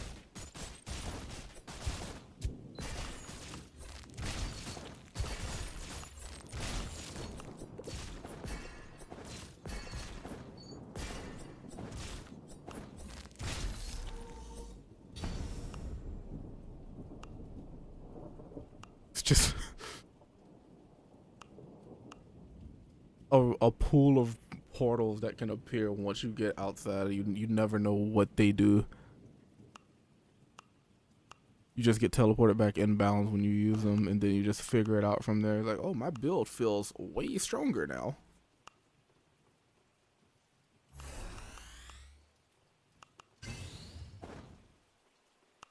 I wonder if it's... Oh, perfect.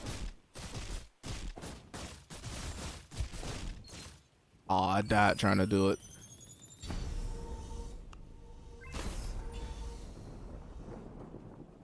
People will lose their mind when they discover stuff like that in Time Splicer.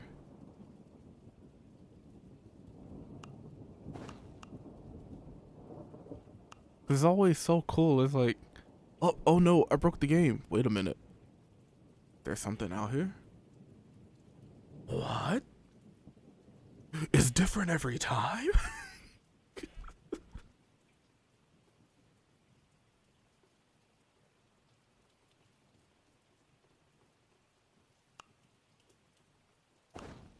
Like, at this point, people are just kind of used to, it's like, oh, you boundary broke. That's not supposed to happen. That's going to get patched out. But then when it's actually like played into and there's some like utility for it, memorable. Just pure, straight memorable.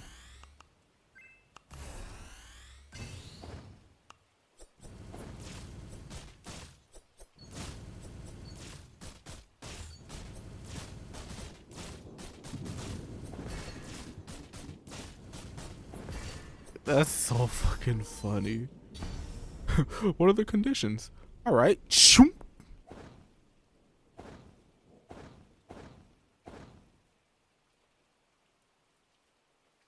The moment they patched in the critical mixes, insanely busted intentional boundary breaking stuff. Added double jump into the game with no double. Wait. Into a game with no double jump and made. Refresh the jump if you hit an enemy. Wall jump as long as you have a surface to connect with. Get out of bounds by going above the top of the map. That made me think of the one in the Zelda game, Breath of the Wild, if I'm not mistaken. We can do like the bomb glitch and just fly across the map. Though I'm pretty sure that one was not intentional. Warp enemies to you by using a new resource to add so you can teleport bosses out of. That's hilarious.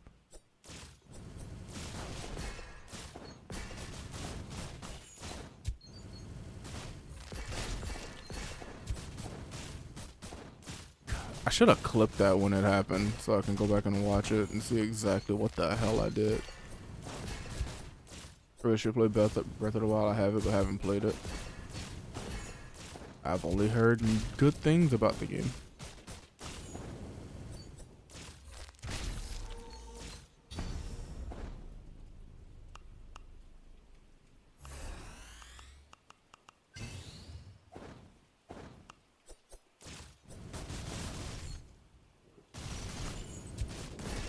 Come on. Okay. Not there. I feel like I got it in one of the hardest spots.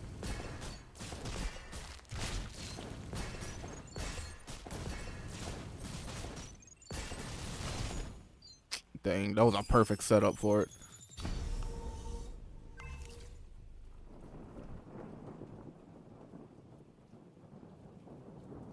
I wanna go back through the VOD. I need to see what the hell I did.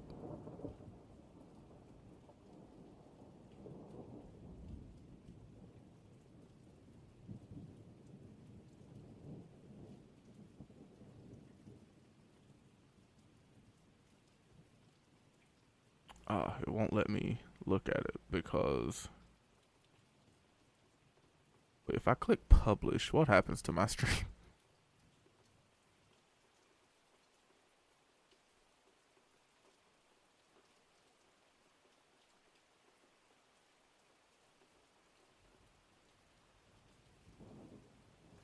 Add a grab warp to this game. Oh. Motherfuckers about to be out here making combo videos like it's Tekken.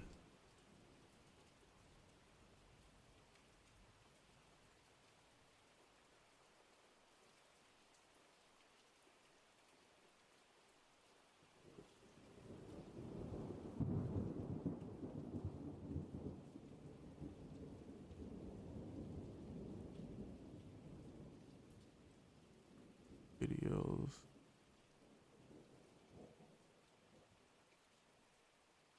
Past broadcasts. So because I have my VOD set to not immediately publish, I can't look at my VOD right now. Which kinda blows.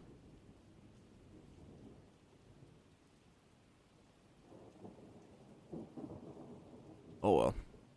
I'll get to look at it after stream. I'm gonna give one more go at making it happen again.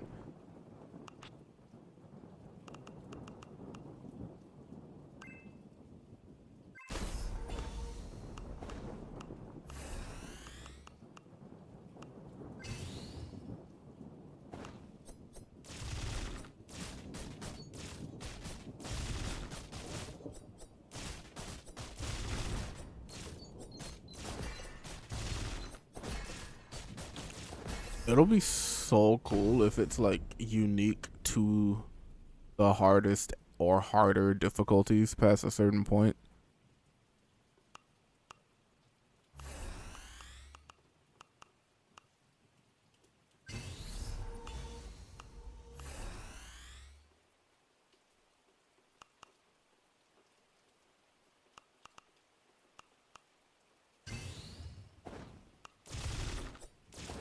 Okay.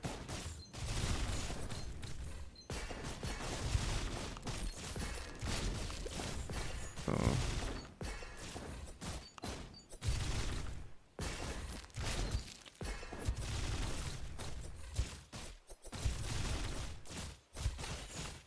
how do I smell popcorn?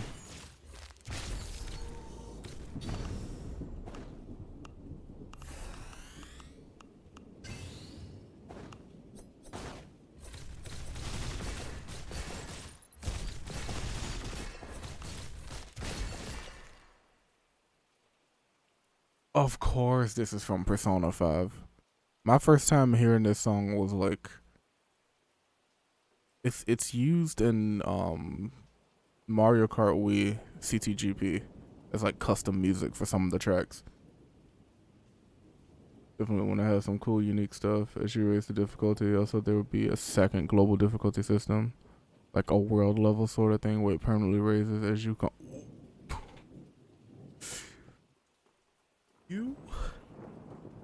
You.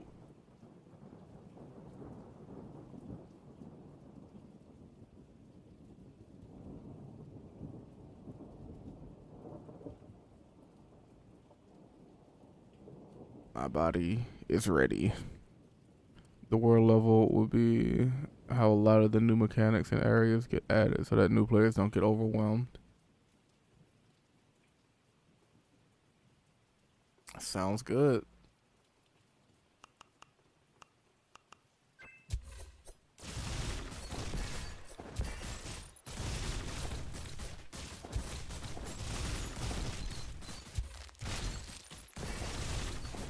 Come on.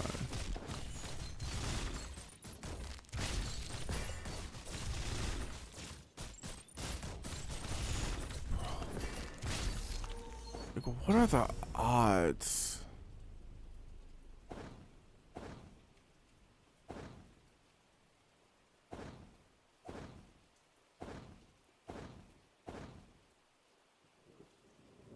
The crystal was like right here.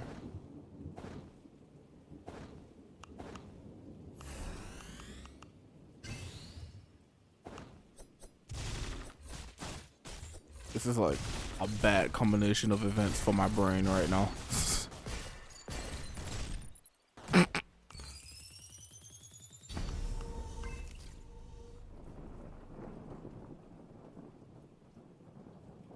Okay.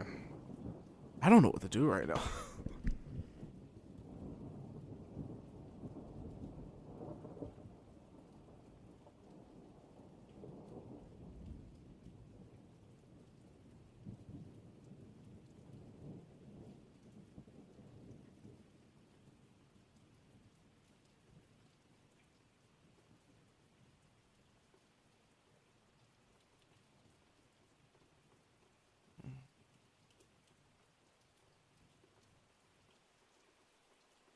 Oh man.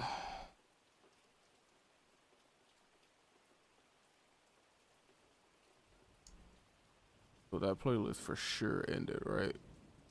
Yeah, it did.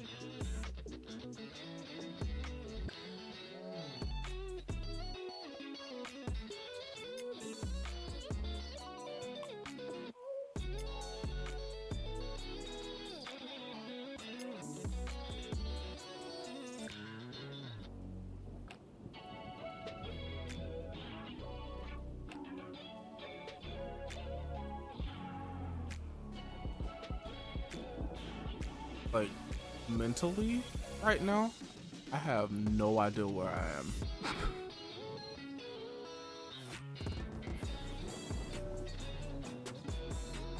Cause I'm like, in the back of my mind right now, I got a little ping pong session going on with all the references from the SMT soundtracks, and then in front of that, I have all of the information about this game that's yet to be experienced, and then in front of that, I'm like, I can't wait to get in the FL studio and work on this shit.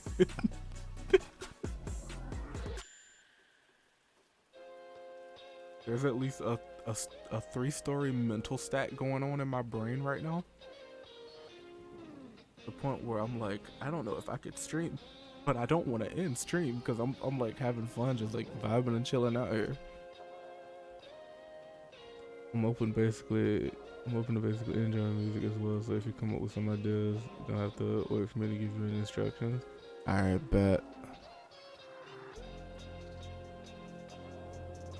Like literally the first thing on my list to do after I end this stream, whenever that might be, is one, I'm gonna flip a coin. Not a literal one, but I'm gonna flip a coin. And depending on the results of that coin, I'm either gonna go straight into FL after I end stream to mess around with some ideas, because sleep deprived me is like one of the best creative states I could be in. Or I might just immediately crash and go to sleep and then figure out everything after I wake up.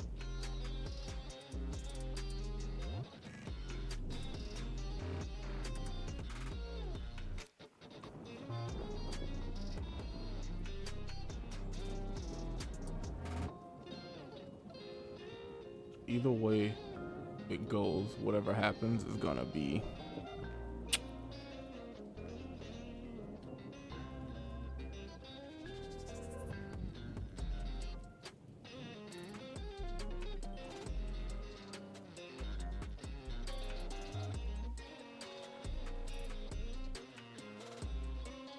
also, my house is like kind of active right now.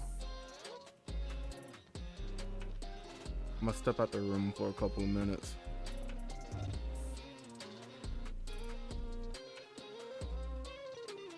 But after I handle whatever it is this shit wants me to do.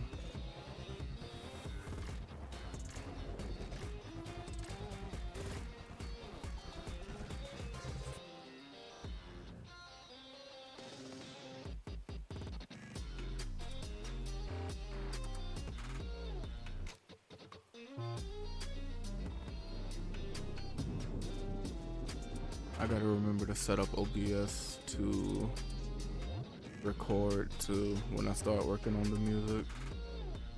I always love like recording the process and then looking back at where it was and how it ended up and stuff.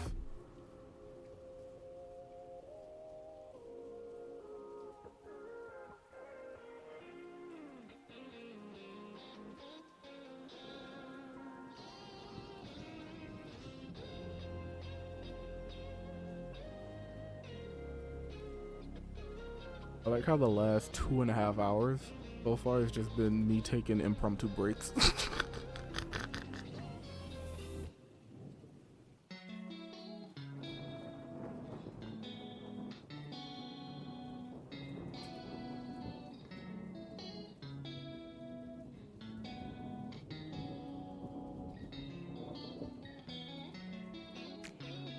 There's some people I've wanted to work with, but they never look back on their own work and end up stalling out as a result, and so it's a shame because you can tell they're skilled and creative, but they just stay stuck. Yeah.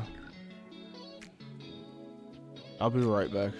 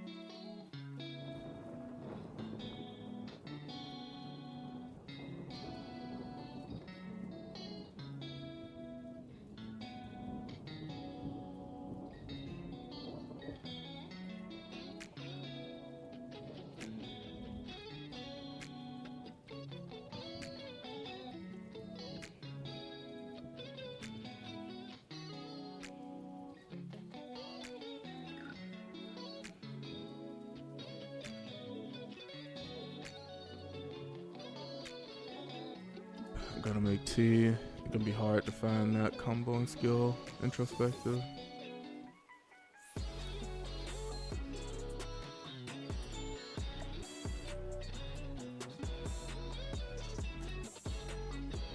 Hell, sometimes I look back on a project that I'm working on and I'm like, actually it was better at this point, and then I revert that shit real quick.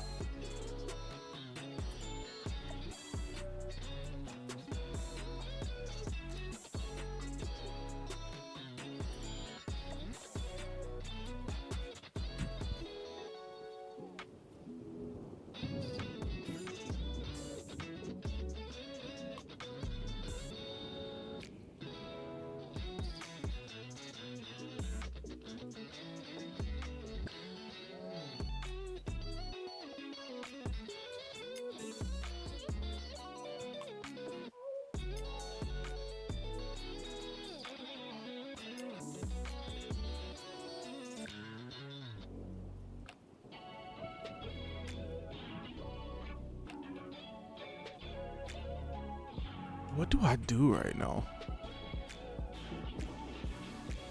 I feel like I'm in a happy limbo. That's a sentence I've never thought I would ever hear come out of my mouth.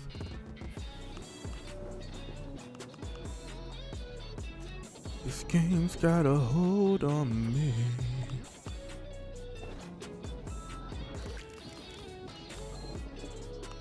I'm just gonna do more runs. Fuck it.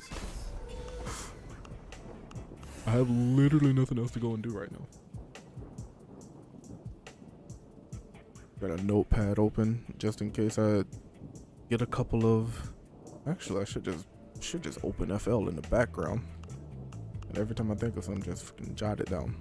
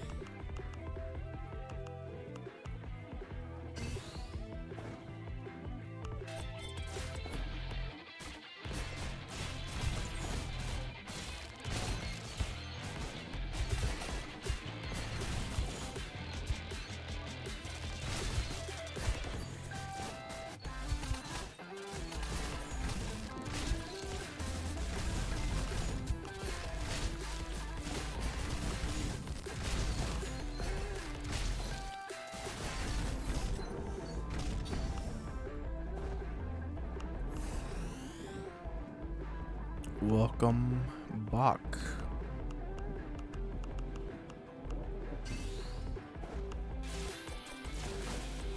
Learn a word for the Bejeweled announcer. Welcome back.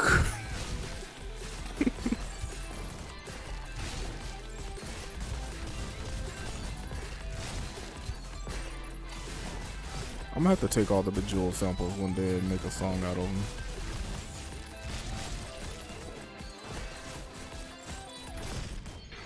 Ouch. I pressed a button and exploded.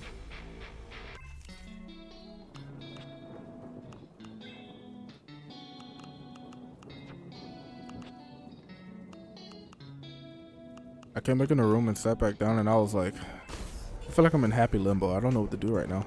And then immediately started up another Malice and Greed run. I don't have a problem, you have a problem.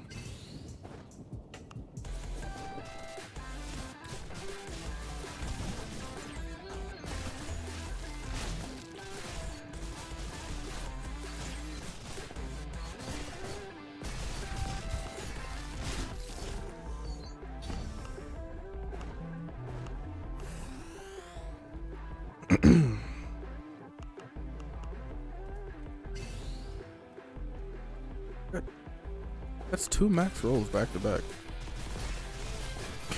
Do I hear 3?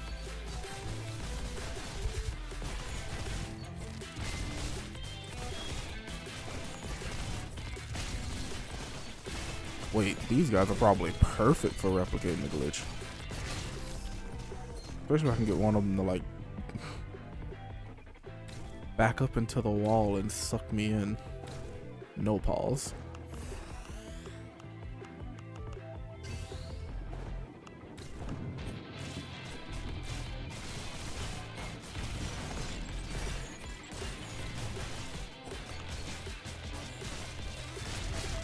I muted my, yeah I did. Camera's on too.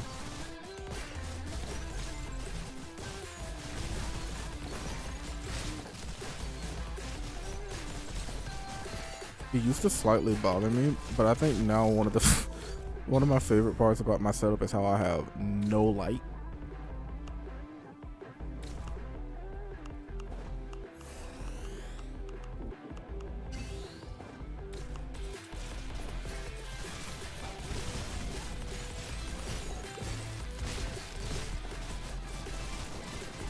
I like the dark vibe. It's super cozy. It's too fucking hot to have streamer lights anyway.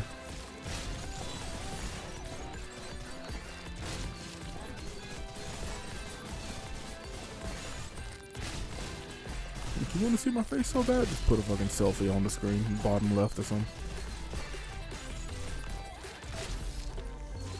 I am in my element right now.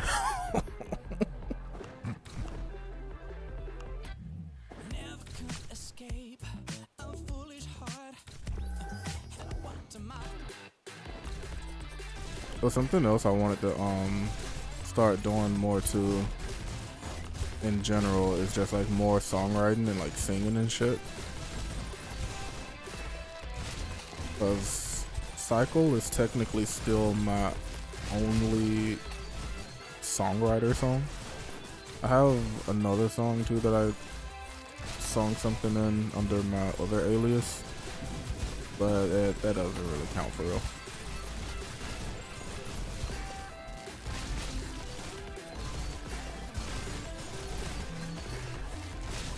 But I took choir for all of my life up until like the end of middle school.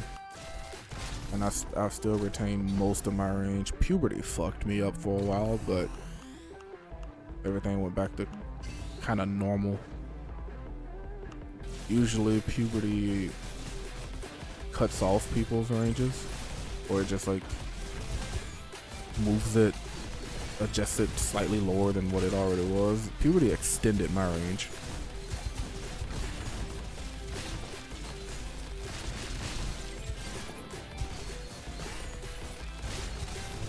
I used to write a bit of music, but I haven't in like almost 15 years now. But I'm pretty sure my first ever hobby that I had that I was sure was a hobby was like writing poems. This was like before I really recognized and understood how much I was into music. I would always love to like write poems and like read it's like whatever I could get my hands on, honestly. And that was mostly because growing up really didn't, and still kind of don't, have access to like a lot of the things most people would assume you'd have access to, or it's normal to have access to at this point in time. Or again, situations beyond, reasons beyond my control. But case in point being not really living a similar life to my peers for so long caused me to develop differently in a good way, I feel like.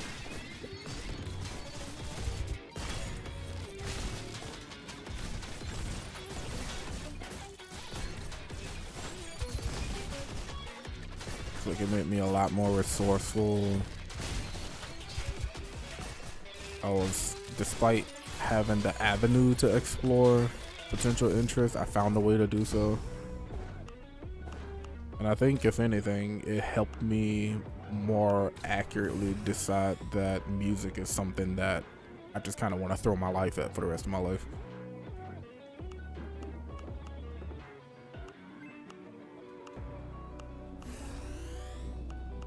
Like, ever since I watched that first Call of Duty montage and heard my first bit of EDM, or actually straight up dubstep, I was like, you mean to tell me not only can I learn how to make cool edits like this where the gunshots go with the beat, but I could also potentially even make the music? This was 8th grade, I want to say. Then fast forward to fucking 11th grade, I started dabbling with FL.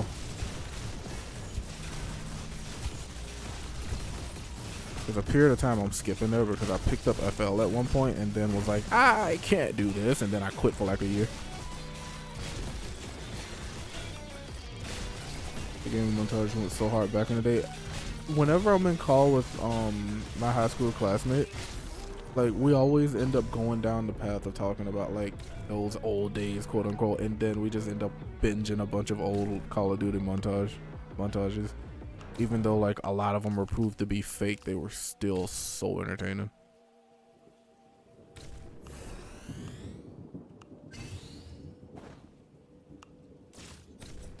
Like, those montages are the reason I went as hard into the things I do now.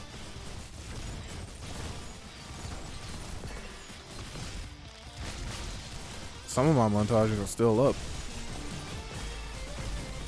Then that Copa thing happened, and some other copyright stuff that made me delete all of my, or 90% of my montages off of my gaming channel I had at the time.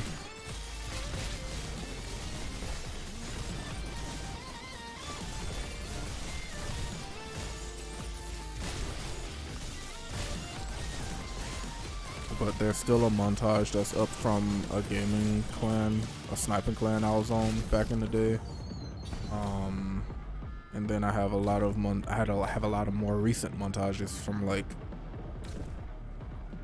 Cold War and fucking MW Roman numeral 2 and shit. Never could escape a foolish heart.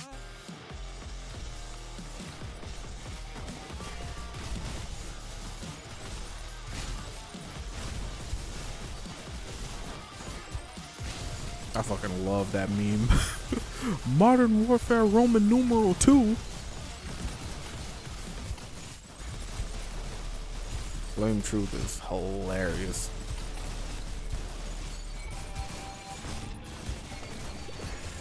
But yeah, no, I could sit here and talk and go all day about those days.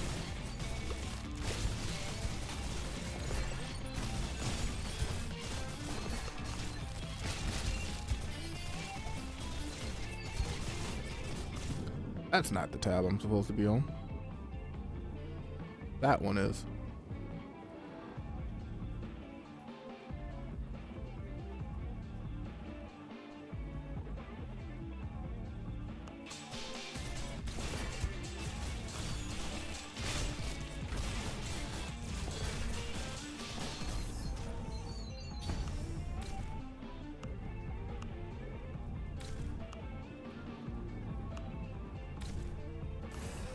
What are the chances?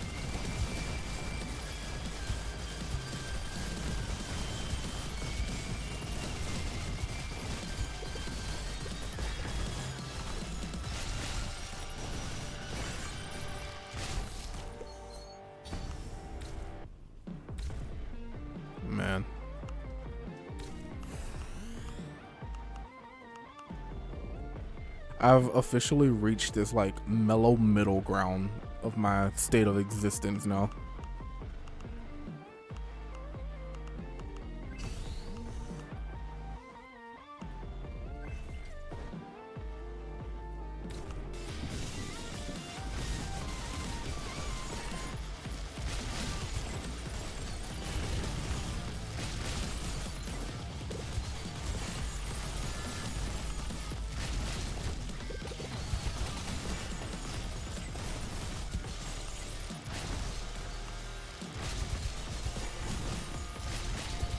Oh, I probably could have did it there. Could have did it, could have done it. No middle ground sounds pretty solid to me. So it's all gonna come rushing back sooner or later. Everything's just kind of setting in now. That, and I'm also like hyper paranoid about speaking too loud.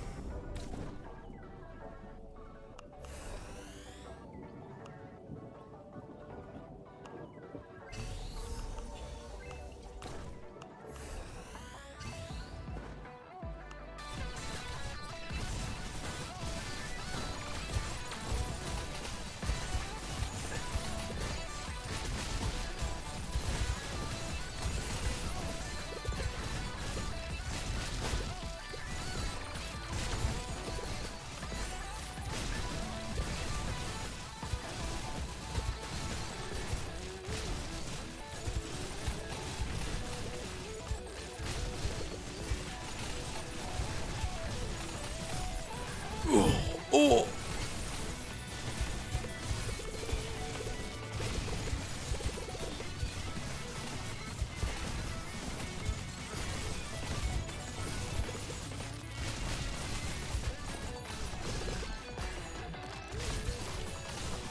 My hands are in such an uncomfortable position right now, but I'm just kind of rocking with it.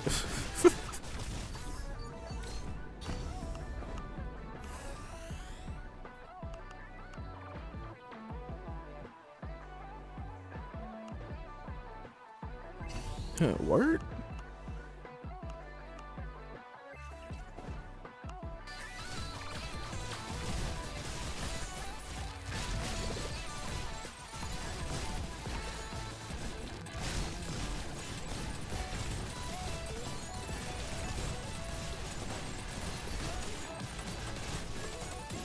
We just had a garbage truck drive by our house and it sounded like somebody was driving through the house. The hell, man?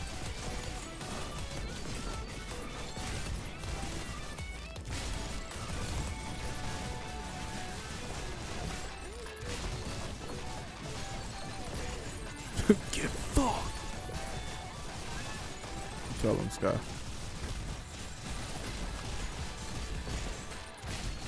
Oh, I tried to do it. I went for broke. Get it?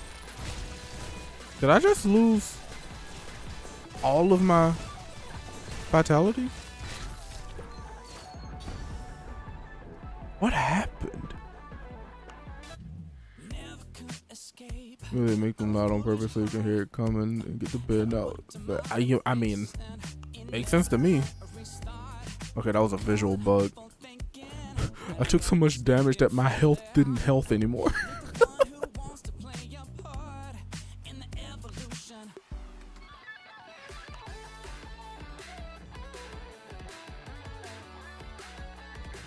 Max HP decay bar. Okay.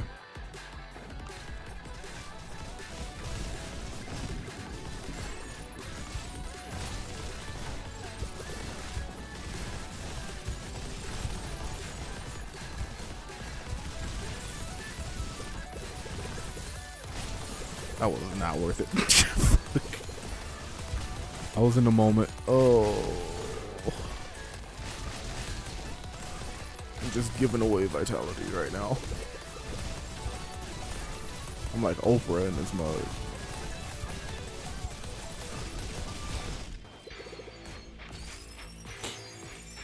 I don't care. I got my dub. I got my dub. I don't care.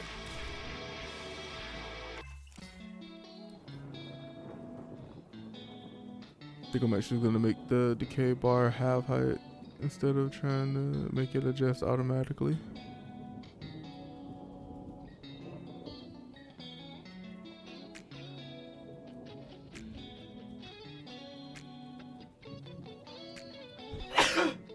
Oh.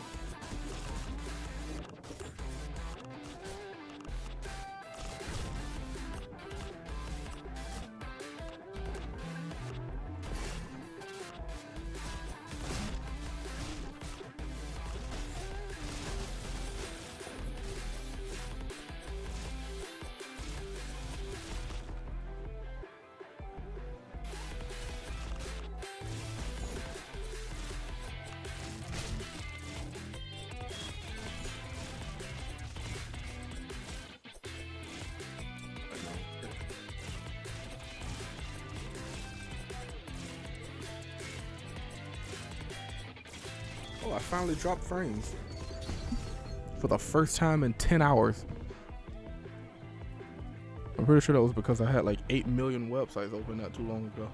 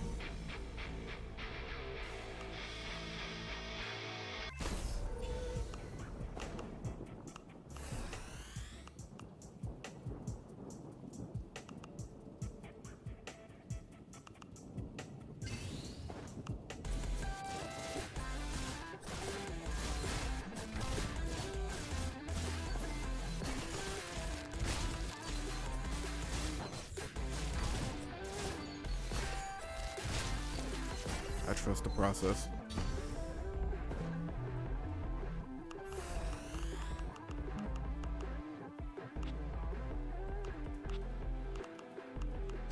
I got a feeling I'm gonna see that shield soon.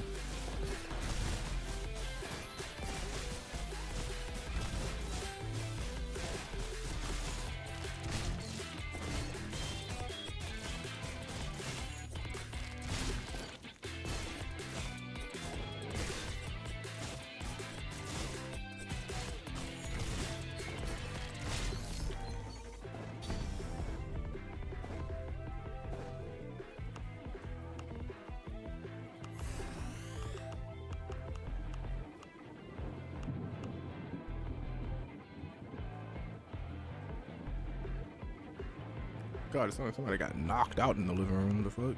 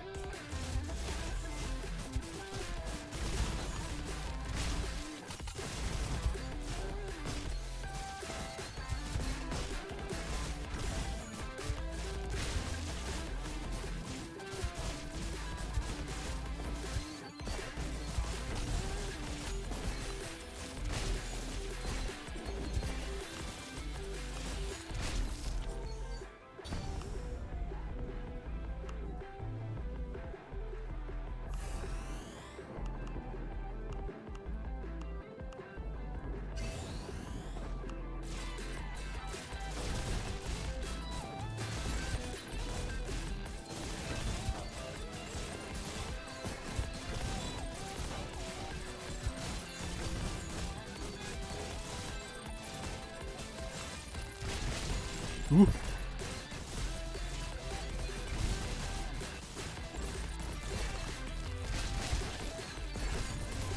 Nah, my second monitor is a certified op.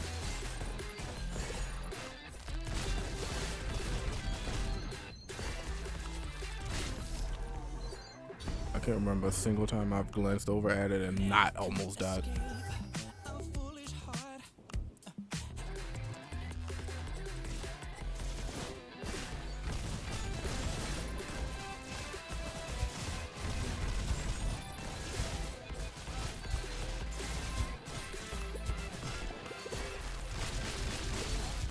Chill, motherfucker.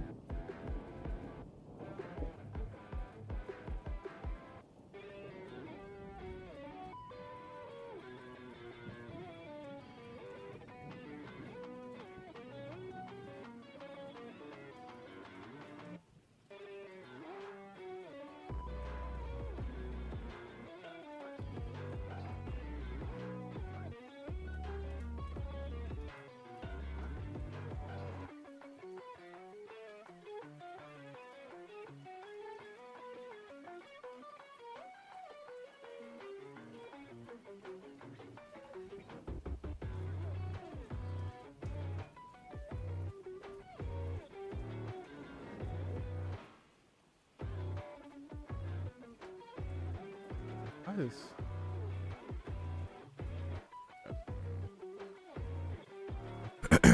Lock in.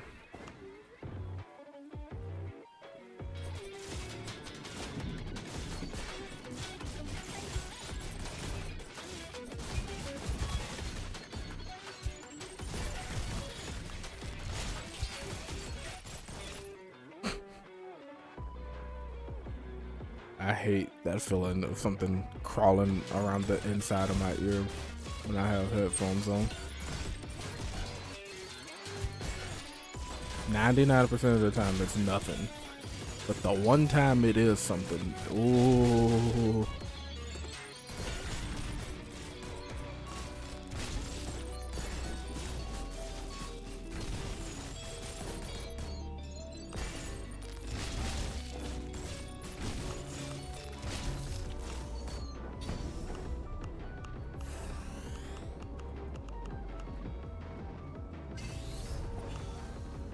Ooh.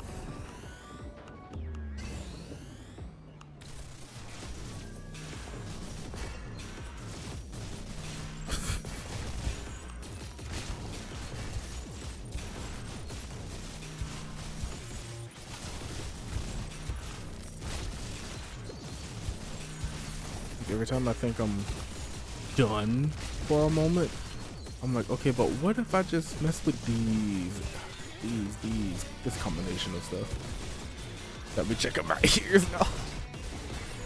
It is a good habit to have.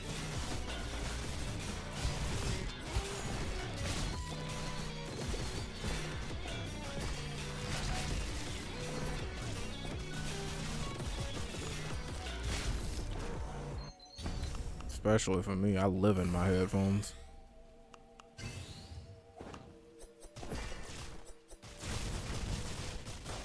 I've been in the vicinity of someone who has had something crawl in their ears before.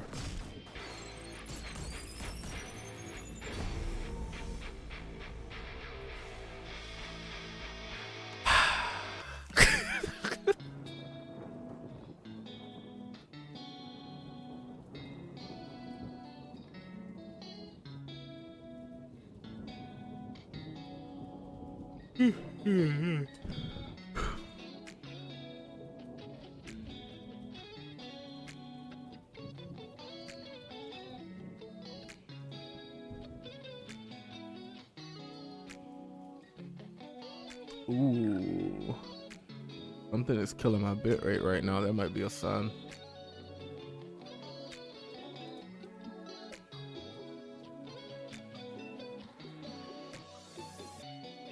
Yeah, I'm dropping like 40, 50 frames at a time right now.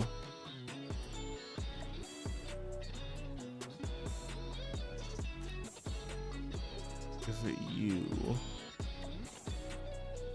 Is something updating in the background?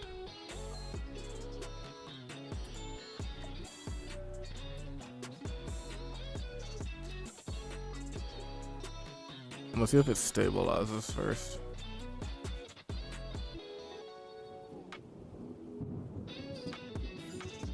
I think I'm ready to get rested and get to work. I could totally go for like fucking 16 hours. Holy shit.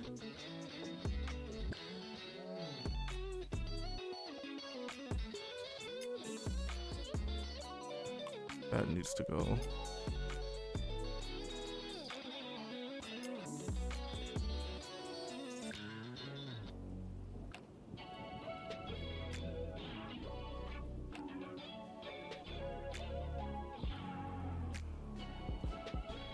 Okay, yeah, hold up. I'm gonna adjust my bitrate so the stream can properly catch up.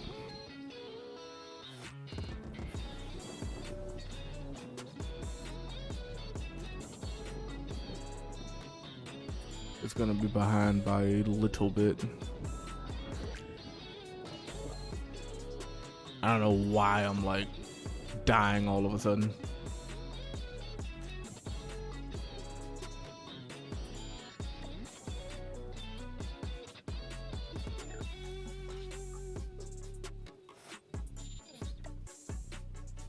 Test, test, 1, 2, test, test.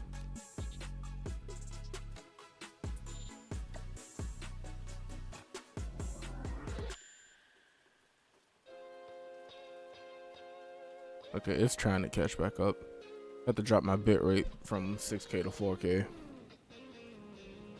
Cause I think I hit my bandwidth cap for the time being.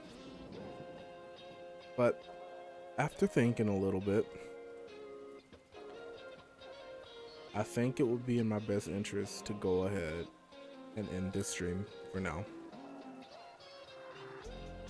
I'm gonna get breakfast, and then I'm either gonna get straight to work on some ideas, or I'm gonna go to sleep and then work on them when I wake up. I'm drawing the line right here, right now. I will not go for another run, as bad as I want to.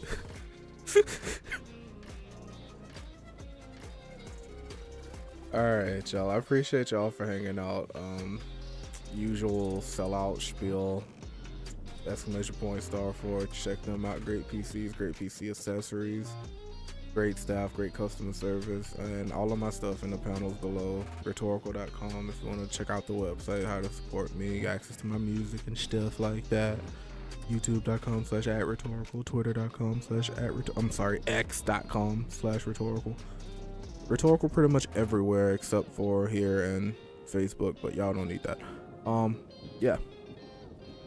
I will see you all in the next stream, whenever that's going to be. And as usual, radio stream will go live as soon as I end this stream. And yeah, it's been real, y'all. Take care.